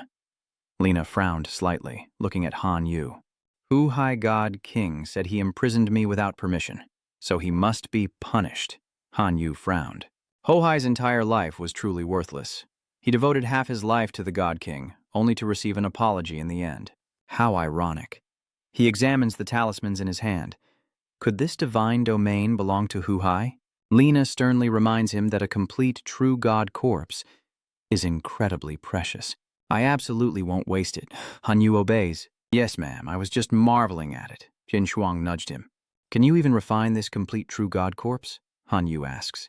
"Ms. Lena, I still need your guidance on how to use this perfect true god corpse without wasting it." "Little rascal, resorting to tricks with your teacher? Here's an idea. Turn that complete true god corpse into an avatar of equal rank to you. If you're willing to invest the resources, the clone will level up too." Han Yu was overjoyed. I'm willing. Thank you, Ms. Lena." She conjures a magic scroll, and the apology from the true martial god king means the kidnapping case is closed. It's just that the Academy's leadership hasn't decided if you can enroll yet. Some teachers are unhappy that I caused so much trouble before even officially enrolling. Hanvu takes the magic scroll. He clenched it in his hand, grinning. "Lena, I'll prove those who doubt me wrong with my own strength. Just wait and see what I can do." Lena smiled, playing with a strand of her hair. "She has faith in you. Now hurry up and create that clone. I'm waiting for good news." Hanyu and Qin Shuang approached a large, desolate building, and she asked worriedly, "You really want to live here?" Hanyu optimistically replies, "Since the Academy won't accept me, I naturally can't stay in the dorms. But don't worry, once I create a clone, everything will be resolved." Qin Shuang patted his head, saying, "Okay, I'll be waiting." Hanyu promised that he wouldn't keep her waiting long. The magic scroll unfurls, and Hanyu's soul is drawn into the space within. He reaches out to touch the magic before him, a figure identical to himself with eyes closed tight, and begins to refine it. Once complete, the figure bowed respectfully, acknowledging his master, and Han Yu named him with satisfaction. "From now on, you'll be called Han Wen. Combine with me, 1 literary, 1 martial. Show me your strength." Han Wen's basic info: true god level, divine talents of wind, forest, fire, and mountain. His physical constitution will double with each level. His divine abilities include wind manipulation for increased speed, forest protection, summoning wooden armor, fire attacks, mountain-shattering power, and 42 divinity points. Martial arts godhood summons a Tiger Man combat expert with true martial heart, plus flash kick, roundhouse kick, tiger fist, mountain breaker, and 187 other skills. Godly might deployment, 40%, max 100%. Hanyu is ecstatic, a true god indeed, with a whopping 42 points of divinity. And so many skills, too. His hand creates a move that transmits towards Han Wen. "Let me help you fuse your skills and divine office a bit." After receiving it, his body tensed up, and he fused his existing skills into 2 levels of divine martial kick skills. Everything can be shattered with 1 kick, except speed. Summon Divine Wood merges into Summon Holy One. Chaos Envoy, Fallen Leaf. 2 holy figures appear briefly. Holy One of Chaos, Giant Race, Elemental Human Race, Emperor-level lifeform, with the talents of chaos power, merging the 4 attributes of wind, forest, fire, and earth. Skills: Gale level 5, Forest Sea level 5, Blazing Flame level 5, Earthquake level 5, Chaos Strike level 6. Divine Art merges into Tiger Might True God, which transforms the target into a Tiger Might True God state, significantly improving physical qualities, permanently increasing body control, and guaranteeing the acquisition of at least 1 martial arts skill. Hanyu smirks, quickly ordering, Use the Tiger God True Form trait on me. He's expressionless as he begins to cast the trait. Hanyu smirks deviously. The ability has been successfully cast, granting him 3 skill levels: Crushing Claw, Piercing Claw. He excitedly commands, "Come and attack me." Hanwen transforms into a massive monster, and the two charge at each other. Hanyu doesn't hesitate to strike, then stops and gives Hanwen an order. "All right, pull back." He stops all action and begins to heal. Hanyu smugly thinks that if he could apply this skill to himself, he wouldn't need to transform into the Black Dragon King to deal with the Emperor-level beings. In his hand, he holds a glittering card. The clone is complete, and now to this fragment of the Divine Realm, but the core of the Divine Realm has been destroyed, so it is no longer of much use. He stroked his chin, thinking of other monsters. But there were plenty of fox people who could provide a lot of faith. Hanyu held out a green card and ordered, "Transform into Hu Hai, enter the Divine Realm and win over believers." He transforms into him as requested, and Hanwen's descent shakes the earth, shattering it into pieces. In the form of Hu Hai, Hanyu descended to the earth, surrounded by black smoke. Hanyu's illusion appeared, asking worriedly, "Are you all right?" He stood up, answering plainly, "I'm fine." A fox spirit and 2 subordinates approached. "Who are you?" Hanvan cast a cold glance at them. The fox spirit silently observed. The true god had returned. "I worked so hard to establish a relationship of faith with the other fox people. I can't let him ruin my good work." It immediately roared, giving the order, "He's an evil god. Seize him at once." 2 subordinates immediately rush towards Hanvan, and Hanvu angrily reveals that they're using him. "Dare to attack you, he is your true god." The fox spirit roars. The evil god excels at bewitching hearts. "Don't trust a word the evil god says, not a single word." Emboldened, the 2 subordinates advance to attack. Hanwu quickly reminded him, "Don't get caught up with them. Summon the Chaos Saint." Hanmoon agreed and followed his advice. He summons the ancient wind spirit, its monstrous form engulfing the sky. The fox spirit senses impending doom as the ancient wind spirit unleashes a cataclysmic tremor, splitting the earth. The 2 subordinates prostrated themselves, begging for mercy, while Hanyu glared and commanded, "Find that thieving Tiger King who stole my faith. I will punish him." The wind spirit advances towards the royal capital, and the fox spirit frantically orders his subordinates to stop it, as Hanwen floats before the wind spirit, advancing with majesty. 2 subordinates stood frozen in fear as the fox spirit roared, and a magic circle appeared. Great Fengxi immediately retaliates with the Emperor's might, opening its mouth wide as a vortex of energy gathers. A blast of dark energy obliterates the castle nearby. The fox spirit roars, displaying its power. "If I kill him, I'll become a god here." Hanvu gives the order to finish him, then rushes towards the fox spirit with a level 6 skill. Martial God Strike, hitting him squarely, causing him to grimace in pain. With a resounding crash, the fox spirit is hurled into the castle wall. The fox spirit writhes in pain from the blow as the subordinates kneel, begging for divine mercy. "We pledge our lives to your service."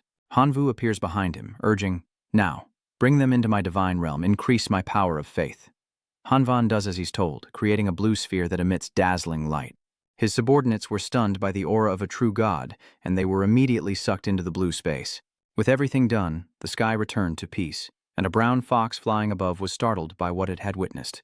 "How does he possess the aura of a true god?" Hanvan glanced at the brown fox, a faint smile appearing. As it landed beside him, he pointed to the green gate ahead. "Go meet your god." As the brown fox entered the gate, Hanyu was stunned to see him again. He happily approached the brown fox. "You're alive? Now that's great." Suddenly, Hanyu was summoned to my office. Something important. In the office, Lena makes an announcement to Hanvu. "The school is making an exception for you, allowing you to enroll, but only if you pass a trial." Hanvu clasped his hands, clearly eager to try.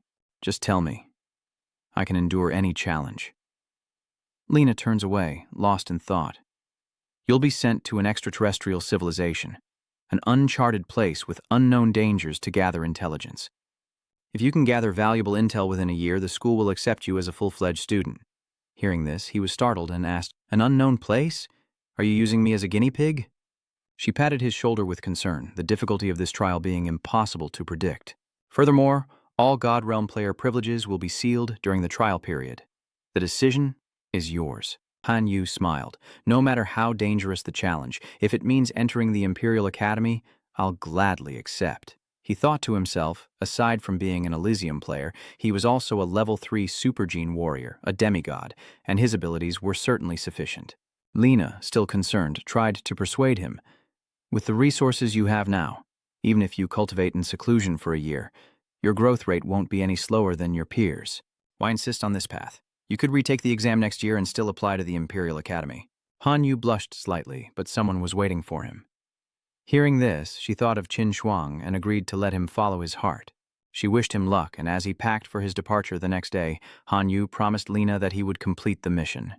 In the dark lands, a massive stone crashed to the ground. Cracks of light appear on the surface of the stone, and Han Yu emerges. Wolves were waiting for prey.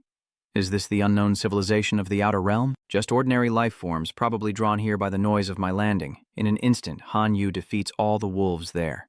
From the corpses strewn across the ground, essences began to emerge, floating towards Han Yu and merging into his body. Suddenly, a system window appeared before him, startling him. What is this? The panel displays level 10 information. The title, Wolf Slayer Apprentice. It can be obtained by killing 10 wolfkin creatures. The effect increases damage to wolfkin by 10%. And the initial friendliness of hostile wolfkin, yes or no? Han Wu frowns, wondering if this is the core strength of this civilization, and what that question was about. It appeared, and he chose yes.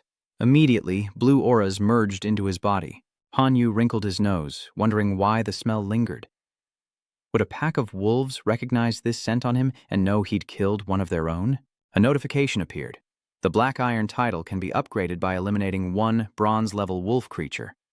Han Yu grinned and snapped his fingers. Is that all there is to it? Hate. Time passed, and 3 hours later, Han Yu sat on the ground next to the corpses. I've killed over 300 gray wolves, but I haven't seen a single bronze-level one, and the bronze wolves are just upgraded versions of these guys. So he sees the approaching wolves and raises his hand to test out a skill. The wolves are then restrained by Han Yu's skill, Fusion Jealousy. The wolves are lifted into the air, howling in pain as one lunges at Han Yu with its jaws wide open. He kicks it away, angrily shouting, "How dare you rebel!" The wolf falls and the system reappears. Level 16. Title, Bronze Wolf Slayer. Deals 20% more damage to wolf-type creatures. Increases initial favorability with enemy wolf-type creatures. Han Yu stroked his chin, commenting with slight satisfaction. Not bad.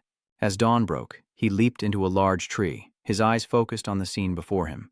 Han Yu saw many monsters advancing toward a gate. He sensed many human-like life forms being transported through the gate, leading him to wonder if this was a hunting ground where they hunted gray wolves to increase their rank and title. Leveling up titles and ranks can increase strength, but what's the point of raising your personal level? I've been killing wolves all night, leveled up to 16, but my strength hasn't increased at all. Why? Han Wu jumped from the tree and headed toward the gate, deciding to just ask someone for information. But he suddenly stopped as he passed a long-haired man, noticing him wink, signaling him in a strange way. He turned sharply, startled to see two figures approaching him. They lunged, attacking Han Yu simultaneously, but he narrowly escaped. The brown-haired bandit saw his chance to attack, but now wants to run. Unafraid, Han Wu secretly casts the Black Dragon's secret art, and in the blink of an eye, he vanishes. Reappearing in the sky as a black dragon, he retaliates against the bandits, who, seeing the dire situation, flee in panic. Run! Han Wu secretly sneers, thinking their cowardice is just what he needs. On the road, 3 robbers commit another crime, quickly looting his equipment. He hides behind a rock, secretly observing. The bandits began to move as well. Let's go. Han Yu realizes these men are murderers and thieves, and this place is a hunting ground for leveling up. He landed by the victim's corpse, returning to his usual form. Han Yu obtained the token on the body, deciding to follow them, hoping to gather some information. Han Yu finally followed the robbers to a large cave. What were they doing here? He looked around in surprise at the dark surroundings, when suddenly red dots flickered in the shadows, and 3 giant spiders lunged at Han Wu, one shooting webs. He quickly dodges the attack. What the hell? Is it related to wolves? So it can smell me too. Han Wu retaliates. How dare a mere spider be so presumptuous? The force of the punch instantly obliterates the spider. After his victory, he glanced at his new Black Iron title, a Black Star Spider. Han Yu smiled. Not bad. Suddenly, a pained scream rang out, startling Han Yu, who turned to see it came from the 3 bandits. He figured that these 3 couldn't die just yet, not before he found a new meat shield. Han Yu seized the opportunity to test his strength, a perfect chance to see his power. Without hesitation, he wiped out the spiders before him. Immediately, the system notified him that his spider nemesis title had been upgraded to bronze. Pleasing Han Yu, it was quite effective. But then, the flames on his hand went out. It explains that after casting the skill, it needs a 1-minute cooldown before it can be used again. He's annoyed. That's way too long. A giant spider bared its fangs, trying to ambush Han Yu, but he quickly ended it with a single punch, and the system notified him that his spider nemesis title had been upgraded to silver, adding the function to summon wolf spiders. Han Yu was finally satisfied, thinking that was acceptable. He looked at the cocoons hanging upside down on the cliff face, thinking that even if he saved them, he couldn't let them see him, or it would be too dangerous. He used fire to burn the spider silk, and the cocoons fell to the ground, freeing the 3 bandits. The dwarf noticed the werewolf beside him was about to awaken, and without hesitation, he struck. He's got a lot of gear. If we kill him, it's all ours. The brown-haired man pointed into the distance, reminding his comrades. There are so many more here. Han Yu couldn't help but sigh. How cruel. It seems they need to be taught a lesson. The white-haired man was startled by Han Yu's sudden appearance. Is that you? It's you. He didn't finish speaking before issuing a command. Shut up! The flames flew straight towards the white-haired man. Seeing this, the brown-haired man and the dwarf split up and ran. But when the dwarf looked back and saw his companion fatally wounded, he was scared out of his mind. Just then, Han Vu suddenly appeared before him, warning, "Behave yourself, or I guarantee you'll die worse than those two." The dwarf trembled uncontrollably. I'll cooperate, so no beating around the bush, Han Yu. Where exactly is this place? He didn't dare hide anything. This place is the title civilization domain, where any action can earn you a title. Titles will be upgraded, from the lowest, black iron and bronze, to the higher silver and gold, and the highest, platinum and diamond. This wall is where titles are upgraded. Han Yu pressed, demanding to know the rules for ranking up. He frowned, thinking that if he could obtain a diamond title, he could report back with results. However, Ming Hung was only at level 40-something, far from enough. The dwarf suddenly reveals that titles earned from killing creatures are meaningless. High-ranking titles are controlled by the great families. Commoners wouldn't know this secret. Hearing that, Han Yu was shocked. It seems there are celestial dragons everywhere. He curiously shifts his attention to the dwarf's badge. What's that iron tag you're wearing? He explains. It's proof of identity. Everyone who comes to level up has one. Mine's black iron, but the great families and powerful ones have better materials and can come and go freely. Han Yu pondered, so that's how it is. If he could get his hands on other people's tags, would that grant him access to more places? Seeing his distraction, the dwarf seized the opportunity to flee, but he didn't get far before logging out. Annoyed, Han Vu says he told him to behave, yet he ran straight to his death, casually taking the access card from the white-haired man. As Han Yu approached the gate, a string of red letters suddenly appeared, and giants descended from the sky to confront him. Where did he steal this name tag from? He turns and runs, thinking to himself that he can't fight here. Too many people. I need to conceal my strength with those muscleheads chasing me from behind and others ahead. Han Yu uses his power to knock them down, walking towards the gate, leaving the giant's burning body behind, realizing he can't leave just yet. He can't waste too much time here. He needs to find useful information quickly. Han Wu's eyes gleam with determination. He'll get into the Imperial Academy to see her. Then a wicked idea sparks in his mind. If he can't leave the normal way, he'll just cause some trouble. Taking advantage of the chaos, Han Yu stood before the defeated monsters and unleashed his power, combining their genes to create a wolf-headed spider. Then ordered it to go teach them a lesson. The monster quickly made a hole in the wall and he jumped through, seizing the moment. Just as he got out, a system notification appeared. Breakthrough. Upgrade to bronze level. Please select the next upgrade location. Tap to enter the map. Han Yu is bewildered. Did I break through already? He decisively confirmed his choice, locking in this location. Han Yu's body gradually dissolved as he teleported to a forest landscape, welcomed to the bronze-level Greenland forest. Suddenly a voice came from behind him. A newbie, huh? All alone, are we? Han Yu turns around warily. A blonde-haired guy appeared behind him, saying they had enough warriors, archers, and assassins, but needed a tank. You're in. Suddenly a hand reaches out. A dark-skinned man invited Han Yu to join his team, but he quickly refused. Not interested. Han Yu thought to himself, why become someone else's blood bag in this strange land? He noticed a roadside vendor selling decomposition gloves, which, along with the decomposer title, could easily break down corpses into materials he needed. Excited, Han Yu thought, I don't have a spatial ring, so this might be useful for storage. I'll buy this right away. The vendor happily quoted a price of 2,000 gold coins, a price that shocked Han Yu. Even after scraping together everything, I only got a little over 1,000 gold from that trio. I'll make you a deal. I'll just take one. Right? The seller was bewildered. Never sold them like that before? Han Vu begins to manipulate him. Think about it. Gloves that can be disassembled can be sold twice. Selling each for 1,000 gold wouldn't be a loss. The seller was swayed. It seemed reasonable. He quickly grabbed the gloves, sealing the deal. In the Greenland forest, Han Yu warily scans his surroundings. What's that sound? He then noticed the pack of goblins lurking behind him. Han Yu smirks as they charge, unleashing the aura of a life-form lord. Goblins dare to rebel? The monsters froze in terror.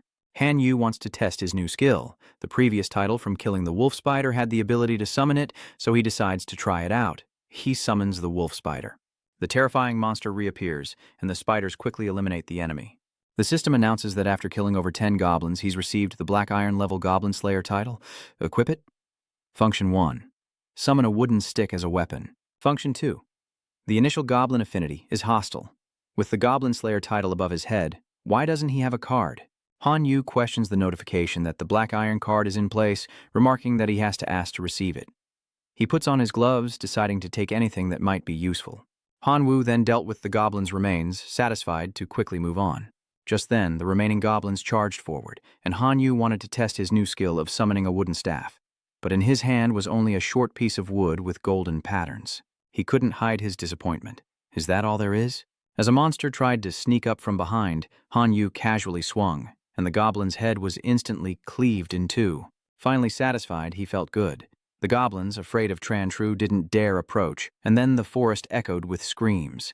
Having finished, Han Vu leisurely began dismantling the monsters when a voice echoed, "Not bad for a kid." Immediately, a group of 4 appeared. Han Yu silently assessed them. A warrior with a silver badge, and 3 others with bronze. The silver-badged warrior pointed his blade at Han Yu's face, threatening, "Leave the loot and get lost, or I'll kill you." Han Yu frowned warily. These guys were strong. But he wasn't afraid, asking instead, "Do you have a spatial ring?" The silver-ranked warrior showed it off without hesitation. "I'm a silver-ranked expert. Of course I have a spatial ring, see? You've probably never seen a 10 cubic meter space before, have you?" Han Yu thought 10 cubic meters was a bit small, but he took advantage of the man's inattention and jumped up to attack. Better than nothing. The silver-ranked fighter quickly retaliates, roaring his title as the group swarms Han Vu a mere iron rank for his recklessness. Han Vu's wooden staff clashes directly with the sharp blade.